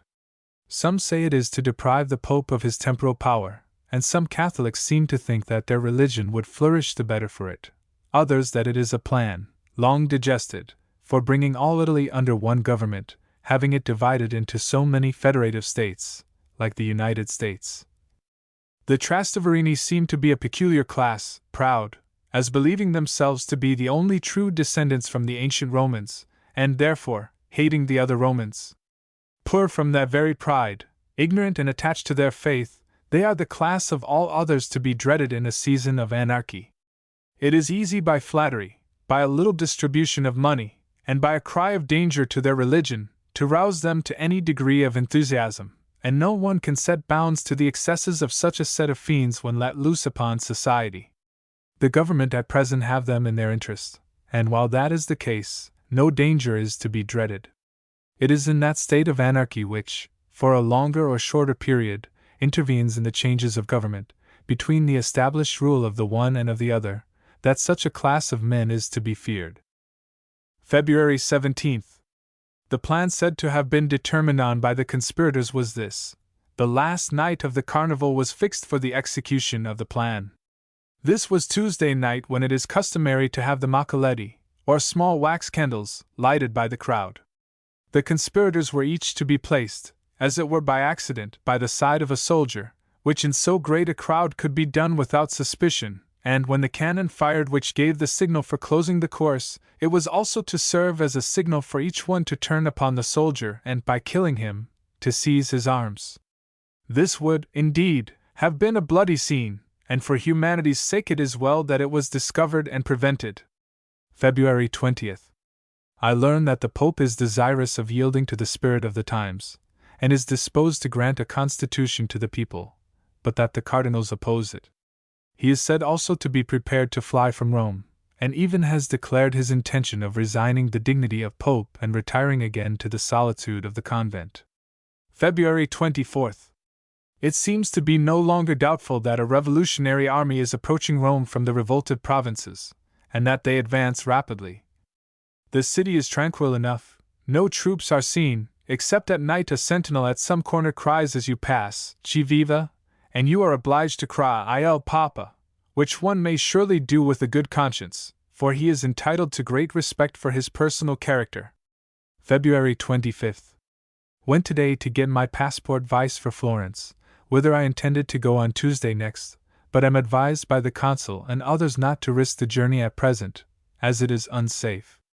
I break the continuity of the narrative for a moment to note that while Morse was making copies of famous paintings in Rome, and studying intelligently the works of the old masters, he was not forgetful of the young academy at home, which he had helped to found and of which he was still president. On March 1st he writes jubilantly to the secretary, J.L. Morton, that he has succeeded in obtaining by gift a number of casts of ancient and modern sculpture which he will send home by the first opportunity. Among the generous donors he mentions Tervalson, Daniel Coit, Esq., Richard Wyatt, Esq., Senior Trentinov, and George Washington Lee, Esq. He adds at the end of the letter, "I leave Rome immediately, and know not when I shall be allowed to rest, the revolution here having turned everything into confusion, rendering the movements of travelers uncertain and unsafe, and embarrassing my studies and those of other artists exceedingly. I shall try to go to Florence, but must pass through the two hostile armies and through a country which, in a season of confusion like the present, is sure to be infested with brigands. If I reach Florence in safety and am allowed to remain, which is somewhat doubtful, you shall hear of me again, either directly or through my brothers. Mr. Morton, answering this letter on May 22nd, informs Morse of his re-election as president of the National Academy of Design, and adds, "By the by, talking of coming back, do try and make your arrangements as soon as possible. We want you very much, if it is only to set us all right again. We begin to feel the want of our head man." Reverting to the journal again, we find this note. March 3rd. For some days past I have been engaged in packing up and taking leave, and yesterday was introduced by the Count Legrice to Cardinal Weld, who received me very politely, presented me with a book, and sent me 2 letters of introduction to London. On March 4th, Morse, with 4 companions, started from Rome on the seemingly perilous journey to Florence. They passed through the lines of both armies, but contrary to their expectations, they were most courteously treated by the officers on both sides. It is true that they learned afterwards that they came near being arrested at Civita Castellana, where the papal army was assembled in force, for when we took leave of the Marquis at Terni he told us that it was well we left Civita Castellana as we did, for an order for our arrest was making out, and in a few minutes more we should not have been allowed to leave the place. Indeed, when I think of the case, it was a surprising thing that we were allowed to go into all parts of the place, to see their position, to count their men and know their strength, and then to immediately pass over to their enemy and to give him, if we chose, all the information that any spy could have given. It is not within the province of this work to deal at length with the political movements of the times. As we have seen, Morse was fortunate in avoiding danger, and we learn from history that this revolt, which threatened at one time to become very serious, was eventually suppressed by the papal arms aided by the Austrians. Having passed safely through the zone of danger, they traveled on, and, on March 9th, at 3:30 the beautiful city was seen to our left reposing in sunshine in the wide vale of the Arno. The Duomo and the Campanile were the most conspicuous objects. At 4:30 we entered Florence and obtained rooms at the Leone Bianco in the Via Vigna Nuova. March 10th. We found today, to our great discomfiture, that we are allowed by the police to stay but 3 days in the city. No entreaties through our consul, nor offers of guarantee on his part, availed to soften towards us the rigor of the decree, which they say applies to all foreigners. I have written to our consul at Leghorn to petition the government for our stay, as Mr. Ambrosi, the United States consul here, is not accredited by the government. He must have succeeded in obtaining permission to remain, although the fact is not noted in the journal, for the next entry is on April 11th, and finds him still in Florence. It begins, "Various engagements preventing my entering regularly in my journal every day's events as they occurred, I have been compelled to make a gap, which I fill up from recollection." Before following him further, however, I shall quote from a letter written to his brothers on April 15th, but referring to events which happened some time before. "We have recently heard of the disasters of the Poles. What noble people, how deserving of their freedom! I must tell you of an interesting circumstance that occurred to me in relation to Poland. It was in the latter part of June of last year, just as I was completing my arrangements for my journey to Naples, that I was tempted by one of those splendid moonlight evenings, so common in Italy, to visit once more the ruins of the Colosseum. I had frequently been to the Colosseum in company, but now I had the curiosity to go alone. I wished to enjoy, if possible, its solitude and its solemn grandeur unannoyed by the presence of any one. It was 11 o'clock when I left my lodgings, and no one was walking at that hour in the solitary streets of Rome. From the Corso to the Forum all was as still as in a deserted city. The ruins of the Forum, the temples and pillars, the Arch of Titus and the gigantic arcade of the Temple of Peace, seemed to sleep in the grave-like stillness of the air. The only sound that reached my ears was that of my own footsteps. I slowly proceeded, stopping occasionally, and listening and enjoying the profound repose and the solemn, pure light, so suited to the ruined magnificence around me. As I approached the Colosseum, the shriek of an owl and the answering echo broke the stillness for a moment, and all was still again. I reached the entrance, before which paced a lonely sentinel, his arms flashing in the moonbeams. He abruptly stopped me and told me I could not enter. I asked him why. He replied that his orders were to let no one pass. I told him I knew better, that he had no such orders, that he was placed there to protect visitors, and not to prevent their entrance, and that I should pass. Finding me resolute, for I knew by experience his motive was merely to extort money, he softened in his tone, and wished me to wait until he could speak to the sergeant of the guard. To this I assented, and while he was gone, a party of gentlemen approached also to the entrance. One of them, having heard the discourse between the sentinel and myself, addressed me. Perceiving that he was a foreigner, I asked him if he spoke English. He replied with a slight accent, "Yes, a little." "You are an Englishman, sir?" "No," I replied, "I am an American from the United States." "Indeed," said he, "that is much better," and extending his hand, he shook me cordially by the hand, adding, "I have a great respect for your country and I know many of your countrymen." He then mentioned Dr. Jarvis and Mr. Cooper, the novelist, the latter of whom he said was held in the greatest estimation in Europe, and nowhere more so than in his country, Poland, where his works were more sought after than those of Scott. And his mind was esteemed of an equal if not of a superior cast. This casual introduction of literary topics furnished us with ample matter for conversation, while we were not engaged in contemplating the sublime ruins over which, when the sentinel returned, we climbed. I asked him respecting the literature of Poland, and particularly if there were now any living poets of eminence. He observed, "Yes, sir, I am happily traveling in company with the most celebrated of our poets, Mainevich, and who, as I understood him, was one of the party walking in another part of the ruins." Engaged in conversation, we left the Colosseum together, and slowly proceeded into the city. I told him of the deep interest with which Poland was regarded in the United States, and that her heroes were spoken of with the same veneration as our own. As some evidence of this estimation, I informed him of the monument erected by the cadets of West Point to the memory of Kosciuszko. With this intelligence he was evidently much affected. He took my hand and exclaimed with great enthusiasm and emphatically, "We too, sir, shall be free. The time is coming. We too shall be free. My unhappy country will be free." This was before the Revolution in France.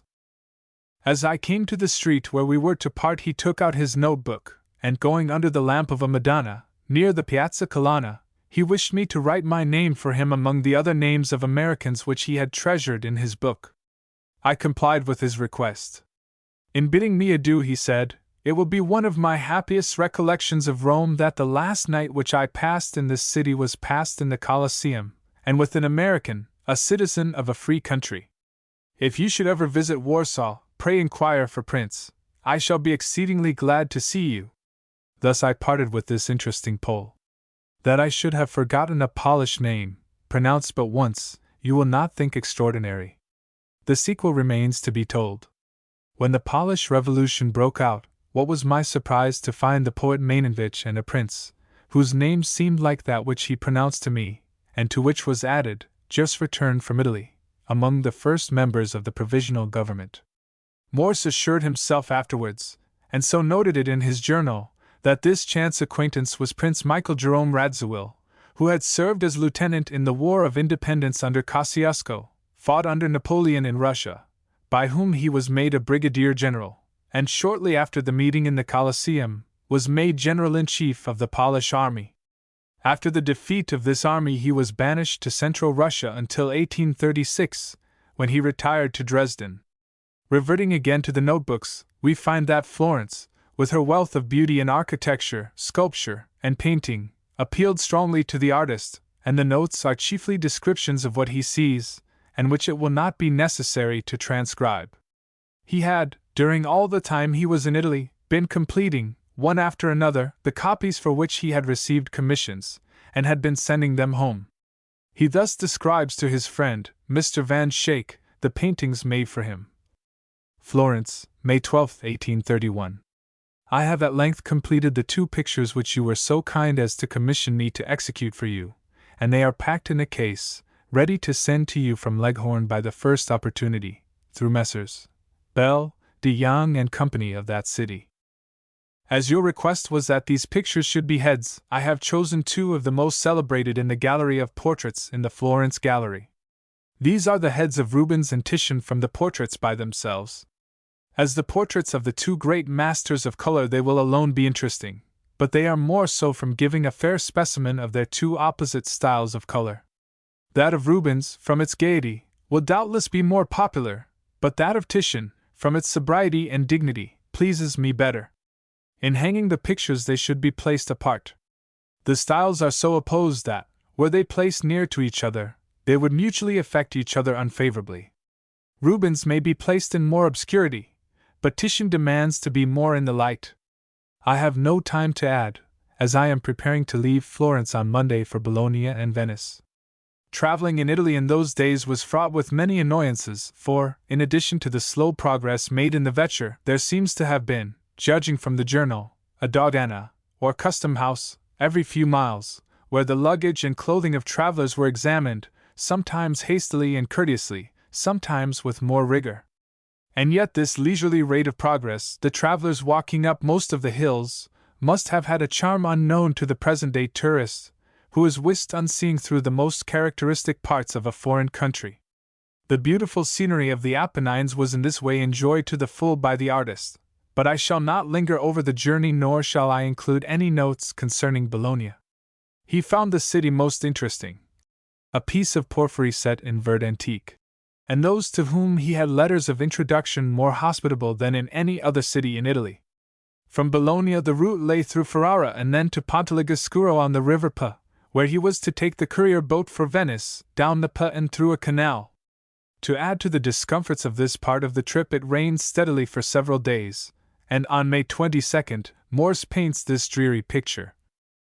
When we waked this morning, we found it still raining and, apparently, so to continue all day. The rainy day at a country inn, so exquisitely described by Irving in all its disagreeable features, is now before us. A solitary inn with nothing indoors to attract, cold and damp and dark.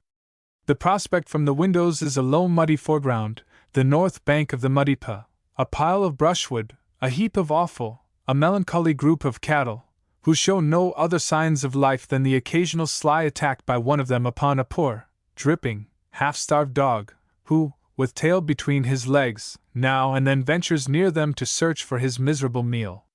Beyond, on the river, a few barks silently lying upon the stream, and on the opposite bank some buildings with a church and a campanile dimly seen through the mist. After coffee we were obliged to go to the dogana to see to the searching of all our trunks and luggage. The principals were present, and we were not severely searched.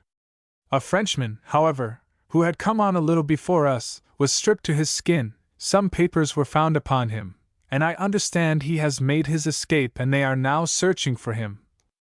At 2:30, after having dined, we waded through the mud in a pelting rain to the dogana for our luggage, and, after getting completely wet, we embarked on board the courier boat, with a cabin 7 feet long, 6 feet wide, and 6 high, into which 6 of us, having a gentleman from Trieste and his mother added to our number, were crowded, with no beds. Rain, rain, rain! In torrents, cold and dreary through a perfectly flat country. At 10 o'clock we arrived at a place called Cavanella, where is a locanda upon the canal which should have been open to receive us, but they were all asleep and no calling would rouse them. So we were obliged to go supperless to bed, and such a bed! There being no room to spread mattresses for 6 in the cabin, 3 dirty mattresses, without sheets or blankets, were laid on the floor of the forward cabin, if it might so be called.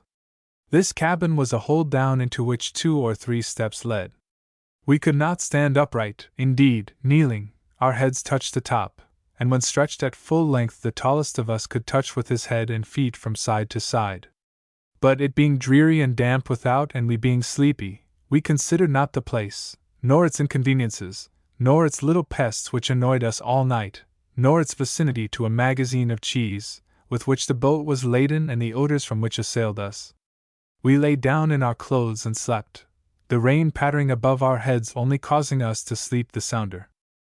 Continuing their leisurely journey in this primitive manner, the rain finally ceasing, but the sky remaining overcast and the weather cold and wintry, they reached Chioggia, and, At 11:30, the towers and spires of Venice were seen at a distance before us rising from the sea.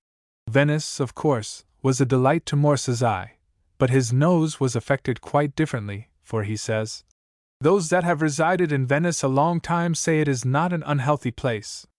I cannot believe it, for the odors from the canals cannot but produce illness of some kind.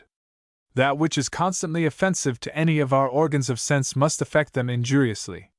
Several severe thunderstorms broke over the city while he was there, and one was said to be the worst which had been known within the memory of the oldest inhabitant. After describing it, he adds, "I was at the Academy.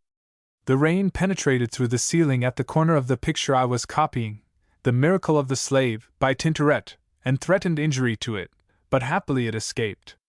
On June 19, he thus moralizes, "The piazza of St. Mark is the great place of resort, and on every evening, but especially on Sundays or festas, the arcades and cafes are crowded with elegantly dressed females and their gallants. Chairs are placed in great numbers under the awnings before the cafes. A people that have no homes, who are deprived from policy of that domestic and social intercourse which we enjoy, must have recourse to this empty, heartless enjoyment, an indolent enjoyment, when all their intercourse, too, is in public, surrounded by police agents and soldiers to prevent excess." Hallam, in his Middle Ages, has this just reflection on the condition of this same city when under the Council of Ten. But how much more honorable are the wildest excesses of faction than the stillness and moral degradation of servitude! Quiet is, indeed, obtained here, but at what immense expense! Expense of wealth, although excessive, is nothing compared with the expense of morality and of all intellectual exercise. On June 23, he witnessed another thunderstorm from the piazza of St. Mark. The lightning, flashing in the dark clouds that were gathering from the Tyrolese Alps, portended another storm which soon burst over us and hastened the conclusion of the music. The lightning was incessant. I stood at the corner of the piazza and watched the splendid effects of lights and darks, in a moment coming and in a moment gone, on the campanile and church of St. Mark's. It was most sublime. The gilt statue of the angel on the top of the campanile never looked so sublime, seeming to be enveloped in the glory of the vivid light, and, as the electric fluid flashed behind it from cloud to cloud incessantly, it seemed to go and come at the bidding of the angel. This sounds almost like a prophetic vision, written by the pencil of the man who, in a few years from then, was to make the lightning go and come at his bidding. July 4th. This anniversary of the day of our national birth found but 2 Americans in Venice. We met in the evening over a cup of coffee and thought and talked of the happiest of countries. We had no patriotic toasts, but the sentiments of our hearts were, "Peace be within thy walls and prosperity within thy palaces." Never on any anniversary of our independence have I felt so strongly the great reason I have for gratitude in having been born in such a country. When I think of the innumerable blessings we enjoy over every other country in the world, I am constrained to praise God who hath made us to differ, for he hath not dealt so with any nation, and as for his judgments, we have not known them. While pestilence and famine and war surround me here in these devoted countries, I fix my thoughts on one bright spot on earth. Truly, if our 2 ungrateful countrymen would but see it. Truly a terrestrial paradise. This attack of nostalgia was probably largely due to atmospheric conditions, for at least one thunderstorm seems to have been a matter of daily occurrence. This, added to the noisome odors arising from the canals, affected his health, for he complains of feeling more unwell than at any time since he left home.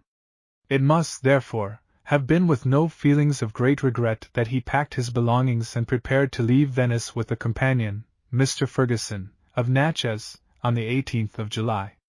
His objective point was Paris, but he planned to linger by the way and take a leisurely course through the Italian lake region, Switzerland, and Germany. The notebooks give a detailed but rather dry account of the daily happenings. It was, presumably, Morse's intention to elaborate these, at some future day, into a more entertaining record of his wanderings, but this was never done. I shall, therefore, pass on rapidly, touching but lightly on the incidents of the journey, which were, in the main, without special interest. The route lay through Padua, Vicenza, Verona, and Brescia to Milan. From Vicenza a side trip was made to the watering place of Ricoro, where a few days were most delightfully spent in the company of the English consul at Venice, Mr. Money, and his family. Ricoro, like all watering places, is beginning to be the resort of the fashionable world. The Grand Duchess of Tuscany is now here, and on Saturday the Vice Queen of Italy is expected from Milan to visit her aunt, the Grand Duchess. Towards evening parties of ladies and gentlemen are seen promenading or riding on donkeys along the brows of the mountains and among the trees, and many priests are seen disfiguring the landscape with their tasteless, uncouth dresses, most of them coming, I was informed on the best authority, for the purpose of gambling and dissipating that time of which, from the trifling nature of their duties and the almost countless increase of their numbers, they have so much to spare. Cards have the most fascination for them. Another incident of this day at Ricoro is worth recording. Referring to the family of Mr. Money, he says, "In the afternoon took an excursion on donkeys with the whole family among the wild and romantic scenery. In returning, while riding by the side of Mr. Money and in conversation with him, my donkey stumbled upon his knees and threw me over his head, without injury to me, but Mrs. Money, who was just before me, seeing the accident, was near fainting and, during the rest of the day, was invisible. I was somewhat surprised at the effect produced on her until I learned that the news of the loss of her son in India by a fall from his horse, which had recently reached her, had rendered her nerves peculiarly sensitive. 2 days later, however, he joined them in another excursion. On returning we stopped to take tea at Mrs. Ireland's lodgings, an English lady who is here with her 2 daughters, accomplished and highly agreeable people. I was told by them that after I left Rome a most diabolical attempt was made to poison the English artists who had made a party to Grotto Ferrata. They were mistaken by the persons who attempted the deed for Germans. They all became exceedingly ill immediately after dinner, and, as the wine was the only thing they had taken there, having brought their food with them, it was suspected and a strong solution of copper was proved to be in it. I was told that Messrs. Gibson and de Salavi suffered a great deal, the latter being confined to his bed for 3 weeks. Had I been in Rome, it is more than probable I should have been of their party, for I had never visited Grotto Ferrata, and the company of those with whom I had associated would have induced me to join them without a doubt." Morse enjoyed his stay at Ricoro so much that he was persuaded by his hospitable friends to prolong his visit for a few days longer than he had planned, but, on July 27th, he and his friend Mr. Ferguson bade adieu and proceeded on their journey. Verona and Brescia were visited, and on July 29th they came to Milan. The cathedral he finds a most gorgeous building, far exceeding my conception of it.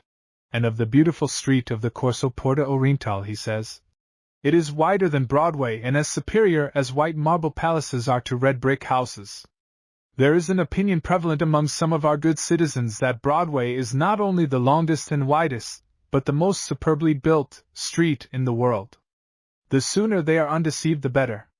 Broadway is a beautiful street, a very beautiful street, but it is absurd to think that our brick houses of 25 feet front, with plain doors and windows, built by contract in 2 or 3 months, and holding together long enough to be let, can rival the spacious stone palaces of hundreds of feet in length, with lofty gates and balconied windows, and their foundations deeply laid and slowly constructed to last for ages."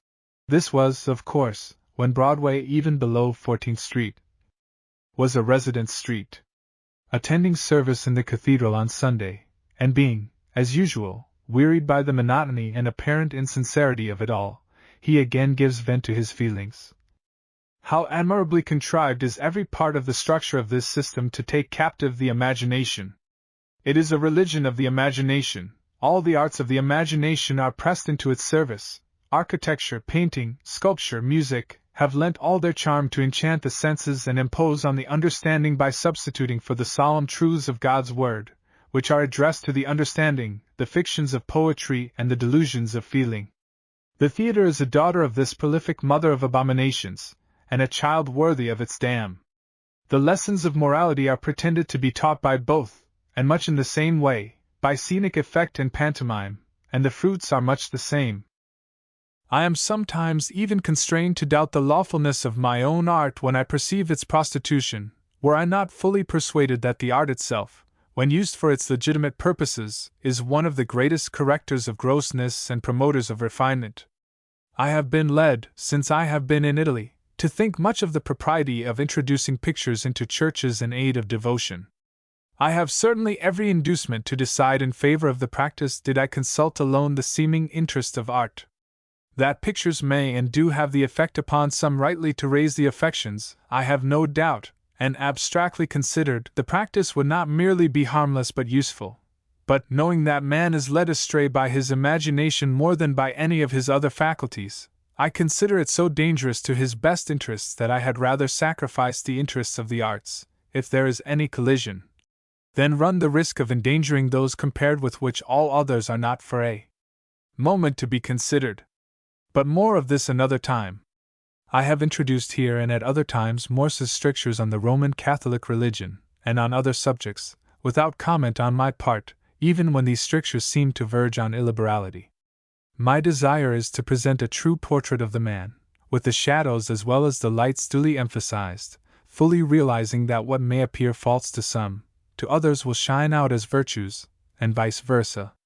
From Milan, Morse and his companion planned to cross the mountains to Geneva, but, having a day or two to spare, they visited the Lake of Como, which, as was to be expected, satisfied the eye of the artist. It is shut in by mountains on either side, reminding me of the scenery of Lake George, to which its shores are very similar. In the transparency of the water, however, Lake George is its superior, and in islands also, but in all things else the Lake of Como must claim the precedence. The palaces and villas and villages which skirt its shores, the mountains, vine-clad and cultivated to their summits, all give a charm for which we look in vain as yet in our country. The luxuries of art have combined with those of nature in a wonderful degree in this enchanting spot. On August 4th, they left Milan in the diligence for Lago Maggiore, and we learn that our coach is accompanied by gendarmes. We inquired the reason of the conductor, who was in the coach with us.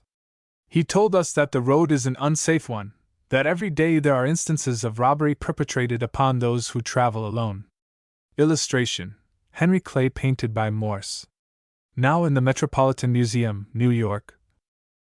It would be pleasant to follow the travelers through beautiful Maggiore and up the rugged passes from Italy to Switzerland and thence to Germany and Paris, and to see through the unspoiled eyes of an enthusiast the beauties of that playground of the nations. But it would be but the repetition of an oft-told tale, and I must hasten on, making but a few extracts from the diary. No thrilling adventures were met with, except towards the end, but they enjoyed to the full the grand scenery, the picturesque costumes of the peasants, and the curious customs of the different countries through which they passed. The weather was sometimes fine, but more often overcast or rainy, and we find this note on August 15th. How much do a traveler's impressions depend upon the weather, and even on the time of day in which he sees objects? He sees most of the country through which he travels but once, and it is the face which any point assumes at that one moment which is brought to his recollection. If it is under a gloomy atmosphere, it is not possible that he should remember it under other form or aspect. On Sunday, August 28th, he watched the sunrise from the summit of the Rigi under ideal conditions, and, after describing the scene and saying that the rest of the company had gone back to bed, he adds, "I had found too little comfort in the wretched thing that had been provided for me in the shape of a bed to desire to return thither, and I also felt too strongly the emotions which the scene I had just witnessed had excited, to wish for their dissipation in troubled dreams. If there is a feeling allied to devotion, it is that which such a scene of sublimity, as this we have just witnessed inspires, and yet that feeling is not devotion. I am aware that it is but the emotion of taste. It may exist without a particle of true religious feeling, or it may coexist and add strength to it. There are thousands, probably, who have here had their emotion of taste excited without one thought of that being by whom these wonders were created, one thought of their relation to him, of their duty to him, or of admiration at that unmerited goodness which allows them to be witnesses of his majesty and power as exhibited in these wonders of nature. Shut out as I am by circumstances from the privileges of this day in public worship, I have yet on the top of this mountain a place of private worship such as I have not had for some time past. I am alone on the mountain with such a scene spread before me that I must adore, and weak, indeed, must be that faith which, on this day, in such a scene, does not lift the heart from nature up to nature's God. On August 30th, on the road to Zurich, he makes this rather interesting observation. We noticed in a great many instances that wires were attached to the electric rods and conducted to posts near the houses, when a chime of bells was so arranged as to ring in a highly charged state of the atmosphere. Franklin's experiment. Journeying on past Schaffhausen, where the beautiful falls of the Rhine filled him with admiration, he and his companion came to Heidelberg and explored the ruins of the stupendous castle. Here he parted with his traveling companion, Mr. Ferguson, who went on to Frankfurt, which city Morse avoided because the French government had established a strict quarantine against it on account of some epidemic, the nature of which is not disclosed in the notes. He was eager to get to Paris now and wished to avoid all delays. September 7th. I engaged my passage in the diligence for Mannheim, and for the first time since I have been in Europe, set out alone. I learned from the gentleman in the coach that the cordon sanitaire in France is to be enforced with great rigor from the 11th of September. I hope, therefore, to get into France before that date. September 10th, Saarbrück. We last night took our places for Metz, not knowing, however, or even thinking it probable that we should be able to get there. It was hinted by some that a small douceur would enable us to pass the cordon, but how to be applied I knew not. Among our passengers who joined me yesterday was a young German officer who was the only one who could speak French. With him I contrived to converse during the day. We had beds in the same room, and, as we were about retiring, he told me, as I understood him, that by giving the keys of my luggage to the coachman in the morning, the business of passing at the douane on the frontier would be facilitated. I assented and told him, as he understood the language better than I left it to him to make any arrangements, and I would share the expense with him. We were called some time before day, and I left my bed very reluctantly. The morning was cloudy and dark, and so far favorable to the enterprise we were about to undertake, and of the nature and plan of which I had not the slightest suspicion. We were soon settled in the diligence, and left Saarbrück for the frontier. I composed myself to sleep and had just got into a doze when suddenly the coach stopped, and the door opening, a man touching me said in a low voice, "Descendez, monsieur, descendez." I asked the reason but got no answer. My companion and I alighted. There was no house near. A bright streak in the east under the heavy black clouds showed that it was just daybreak, and ahead of us in the road a great light from the windows of a long building showed us the place of the hospital of the cordon. Our guide, for so he proved to be, taking the knapsack of my companion and a basket of mine, in which I carry my portfolio and maps, struck off to the left into a newly ploughed field, while our carriage proceeded at a quick pace onward again. I asked where we were going, but got no other reply than "Doucement, monsieur." It then for the first time flashed across my mind that we had undertaken an unlawful and very hazardous enterprise, that of running by the cordon. I had now, however, no alternative. I must follow, for I knew not what other course to take. After passing through ploughed fields and wet grass and grain for some time, a small bypath crossed from the main road. Our guide beckoned us back, while he went forward each way to see that all was clear, and then we crossed and proceeded again over ploughed fields and through the clover. It now began to rain, which, disagreeable as it was, I did not regret, all things considered. We soon came to another and wider cross-path. We stopped, and our guide went forward again in the same cautious manner, stooping down and listening, like an Indian, near the ground. He beckoned us to cross over, and again we traversed the fields, passing by the base of a small hill, when, as we softly crept up the side, we saw the form of a sentinel against the light of the sky. Our guide whispered, "Doucement" again, and we gently retreated, my companion whispering to me, "Trace dangereux, monsieur, trace désagréable." We took a wider circuit behind some small buildings, and at length came into one of the smaller streets in the outskirts of Forbach. Here were what appeared to me barracks. The caution was given to walk softly and separately. We were all, fortunately, in dark clothes, our guide passing first round the corners, and having passed the sentry boxes, in which, with one exception, we saw no person, and in this instance the sentinel did not hail us, but this was in the city. We came to a house at the window of which our guide tapped. A man opened it, and after some explanation, ascertaining who we were, opened the door and, striking a light, set some wine and bread before us. Here we remained for some time to recover breath after our perilous adventure, for, if one of the sentinels had seen us, we should in all probability have been instantly shot. I knew not that we were now entirely free from the danger of being arrested, until we heard our carriage in the street, and had ascertained that all our luggage had passed the douane without suspicion. We paid our guide 8 francs each, and taking our seats again in the carriage, drove forward toward Metz.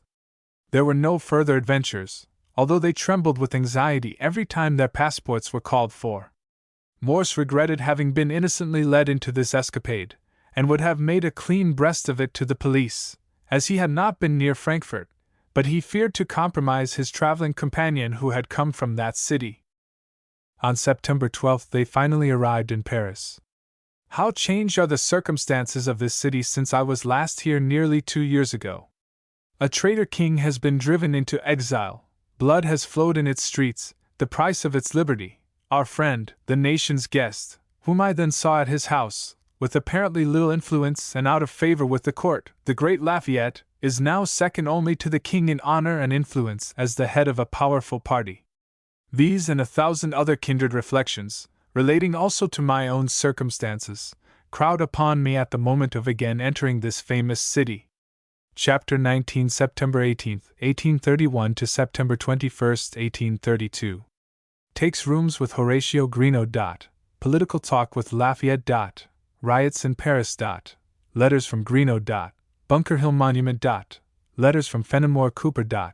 Cooper's portrait by Verboeckhoven. European criticisms. Reminiscences of R.W. Habersham. Hints of an electric telegraph. Not remembered by Morse. Early experiments in photography. Painting of the Louvre. Cholera in Paris. Baron von Humboldt. Morse presides at 4th of July dinner. Proposes toast to Lafayette. Letter to New York Observer. On Fenimore Cooper. Also on Pride in American Citizenship. Works with Lafayette in behalf of Poles. Letter from Lafayette. Morse visits London before sailing for home. Sits to Leslie for head of stern. The diary was not continued beyond this time and was never seriously resumed, so that we must now depend on letters to and from Morse, on fugitive notes, or on the reminiscences of others for a record of his life. The first letter which I shall introduce was written from Paris to his brothers on September 18, 1831. I arrived safely in this city on Monday noon in excellent health and spirits. My last letter to you was from Venice just as I was about to leave it, quite debilitated and unwell from application to my painting, but more, I believe, from the climate, from the perpetual sirocco which reigned uninterrupted for weeks. I have not time now to give you an account of my most interesting journey through Lombardy, Switzerland, part of Germany, and through the eastern part of France. I found, on my arrival here, my friend Mr. Greenough, the sculptor, who had come from Florence to model the bust of General Lafayette, and we are in excellent, convenient rooms together, within a few doors of the good general. I called yesterday on General Lafayette early in the morning. The servant told me that he was obliged to meet the Polish committee at an early hour, and feared he could not see me. I sent in my card, however, and the servant returned immediately saying that the general wished to see me in his chamber. I followed him through several rooms and entered the chamber. The general was in dishabille, but with his characteristic kindness he ran forward, and seizing both my hands expressed with great warmth how glad he was to see me safely returned from Italy, and appearing in such good health.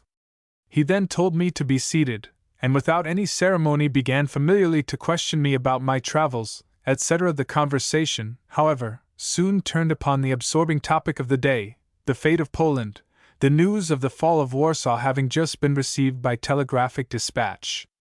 I asked him if there was now any hope for Poland. He replied, "Oh, yes. Their cause is not yet desperate, their army is safe, but the conduct of France, and more especially of England, has been most pusillanimous and culpable. Had the English government shown the least disposition to coalesce in vigorous measures with France for the assistance of the Poles, they would have achieved their independence. The general looks better and younger than ever. There is a healthy freshness of complexion, like that of a young man in full vigor, and his frame and step, allowing for his lameness, are as firm and strong as when he was our nation's guest.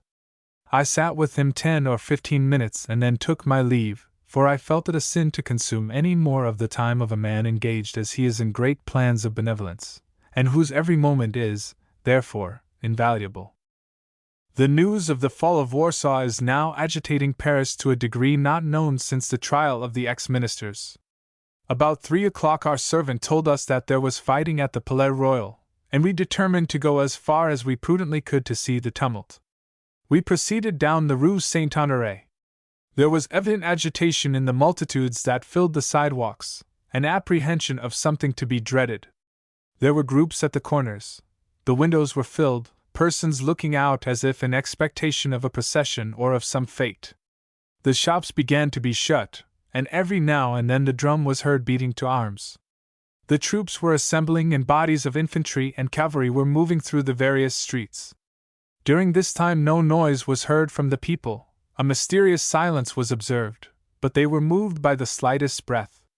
If one walked quicker than the rest, or suddenly stopped, thither the inquiring look and step were directed, and a group instantly assembled.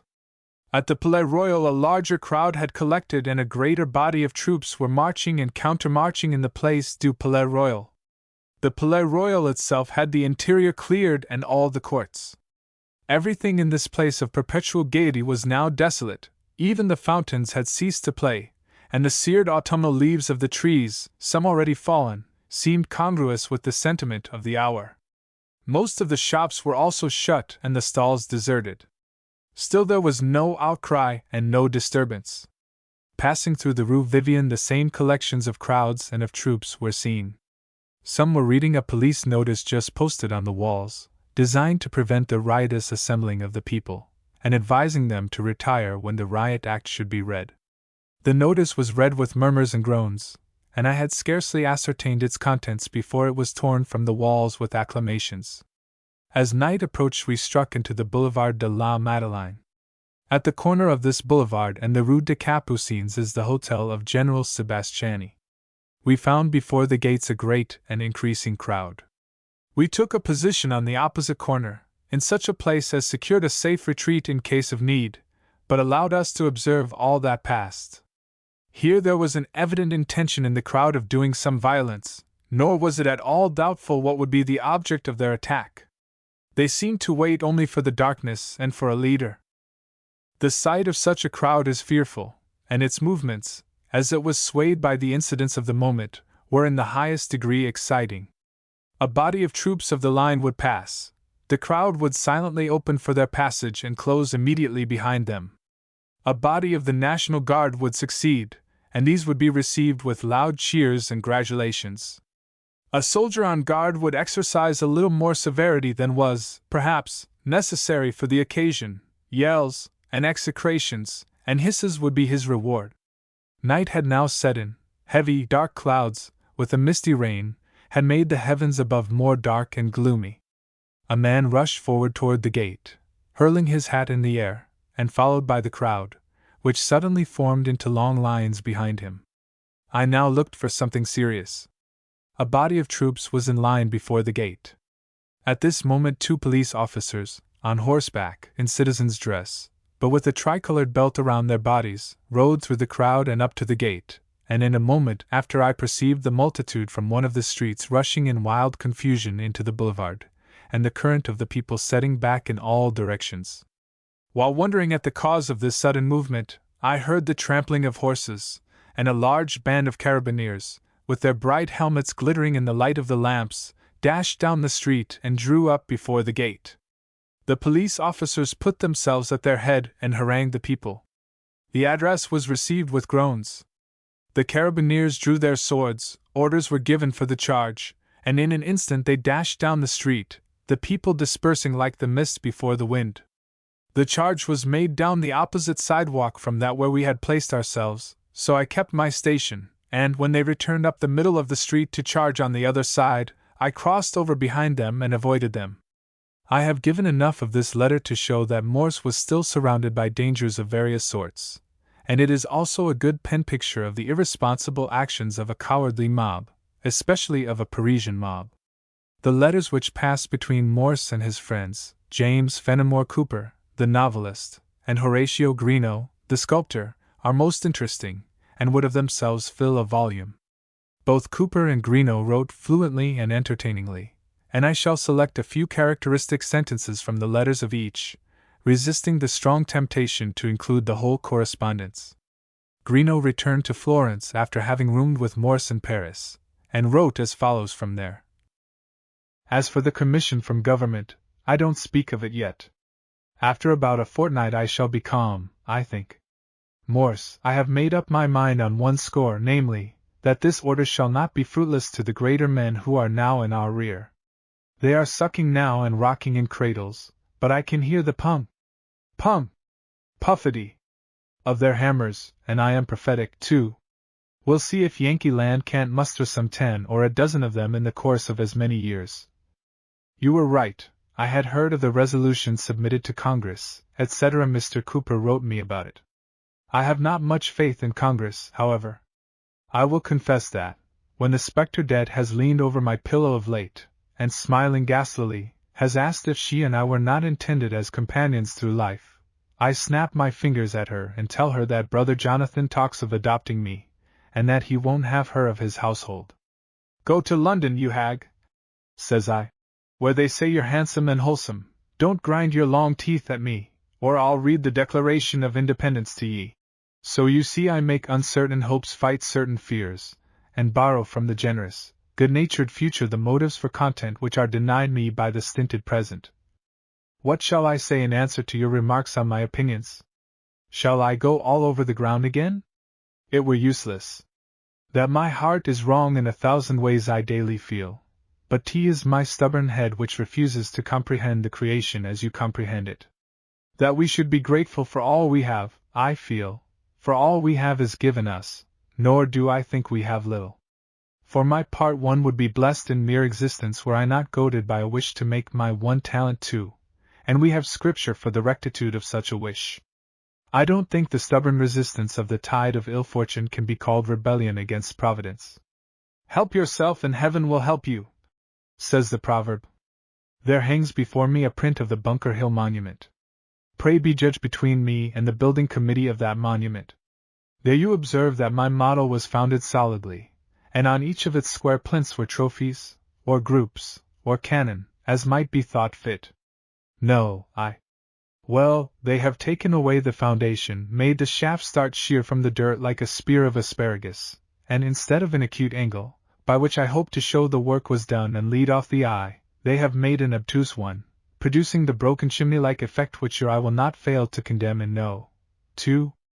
Then they have enclosed theirs with a light, elegant fence, à la Parisienne, as though the austere forms of Egypt were compatible with the decorative flummery of the boulevards. Let 'em go for dunderheads as they are. I congratulate you on your sound conscience with regard to the affair that you would have. As for your remaining free, that's all very well to think during the interregnum, but a man without a true love is a ship without ballast, a one-tined fork, half a pair of scissors, an utter flash in the pan. So you are going home, my dear Morse, and God knows if ever I shall see you again. Pardon, I pray you, anything of levity which you may have been offended at in me. Believe me, it arose from my so rarely finding one to whom I could be natural and give loose without fear of good faith or good nature ever failing. Wherever I am, your approbation will be dearer to me than the hurrah of a world. I shall write to glorious Fenimore in a few days. My love to Alston and Dana. God bless you. H. Greenough. These extracts are from different letters, but they show, I think, the charming character of the man and reflect his admiration for Morse. From the letters of James Fenimore Cooper, written while they were both in Europe, I select the two following as characteristic. July 31, 1832. My dear Morse, here we are at Spa, the famous hard-drinking, dissipated, gambling, intriguing Spa, where so much folly has been committed, so many fortunes squandered, and so many women ruined. How are the mighty fallen! We have just returned from a ramble in the environs, among deserted reception-houses and along silent roads. The country is not unlike Boston, though less wooded, more cultivated, and perhaps a little more varied. I have had a great compliment paid me, Master Samuel, and, as it is nearly the only compliment I have received in traveling over Europe, I am the more proud of it. Here are the facts. You must know there is a great painter in Brussels of the name of Verboeckhoven, which, translated into the vernacular, means a bull and a book baked in an oven, who is another Paul Potter. He outdoes all other men in drawing cattle, etc., with a suitable landscape. In his way he is truly admirable. Well, sir, this artist did me the favor to call at Brussels with the request that I would let him sketch my face.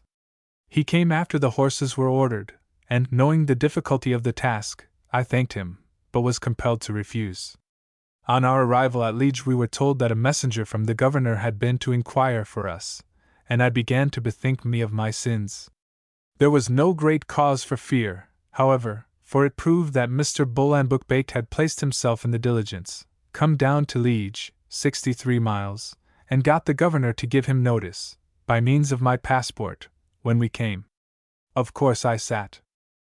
I cannot say the likeness is good, but it has a vastly lifelike look and is like all the other pictures you have seen of my chameleon face. Let that be as it will, the compliment is none the less, and provided the artist does not mean to serve me up as a specimen of American wild beasts, I shall thank him for it. To be followed 12 posts by a first-rate artist, who is in favor with the king, is so unusual that I was curious to know how far our minds were in unison, and so I probed him a little. I found him well skilled in his art, of course, but ignorant on most subjects. As respects our general views of men and things there was scarcely a point in common, for he has few salient qualities, though he is liberal, but his gusto for natural subjects is strong, and his favorite among all my books is The Prairie, which, you know, is filled with wild beasts. Here the secret was out. That picture of animal nature had so caught his fancy that he followed me 60 miles to paint a sketch. While this letter of Cooper's was written in lighter vein, the following extracts from one written on August 19th show another side of his character. The criticisms of which you speak give me no concern. The Heidenmauer is not equal to the Bravo, but it is a good book and better than 2/3 of Scott's. They may say it is like his if they please. They have said so of every book I have written, even the Pilot. But the Heidenmauer is like and was intended to be like, in order to show how differently a democrat and an aristocrat saw the same thing. As for French criticisms, they have never been able to exalt me in my own opinion nor to stir my bile, for they are written with such evident ignorance, I mean of English books, as to be beneath notice. What the deuce do I care whether my books are on their shelves or not? What did I ever get from France or continental Europe? Neither personal favors nor money. But this they cannot understand, for so conceited is a Frenchman that many of them think that I came to Paris to be paid. Now I never got the difference in the boiling of the pot between New York and Paris in my life. The Journal de Debats was snappish with water which, Merv, ? I believe with Bravo, and let it bark at Heidenmauer, and be hanged. No more. The humiliation comes from home. It is biting to find that accident has given me a country which has not manliness and pride to maintain its own opinions, while it is overflowing with conceit. But never mind all this. See that you do not decamp before my departure, and I'll promise not to throw myself into the Rhine. I hope the 4th of July is not breaking out in Habersham's noddle, for I can tell him that was the place most affected during the dinner. Adieu. Yours as ever, J. Fenimore Cooper. The Mr. Habersham here jokingly referred to was R.W. Habersham, of Augusta, Georgia, who in the year 1831 was an art student in the atelier of Baron Gros, and between whom and Morse a friendship sprang up.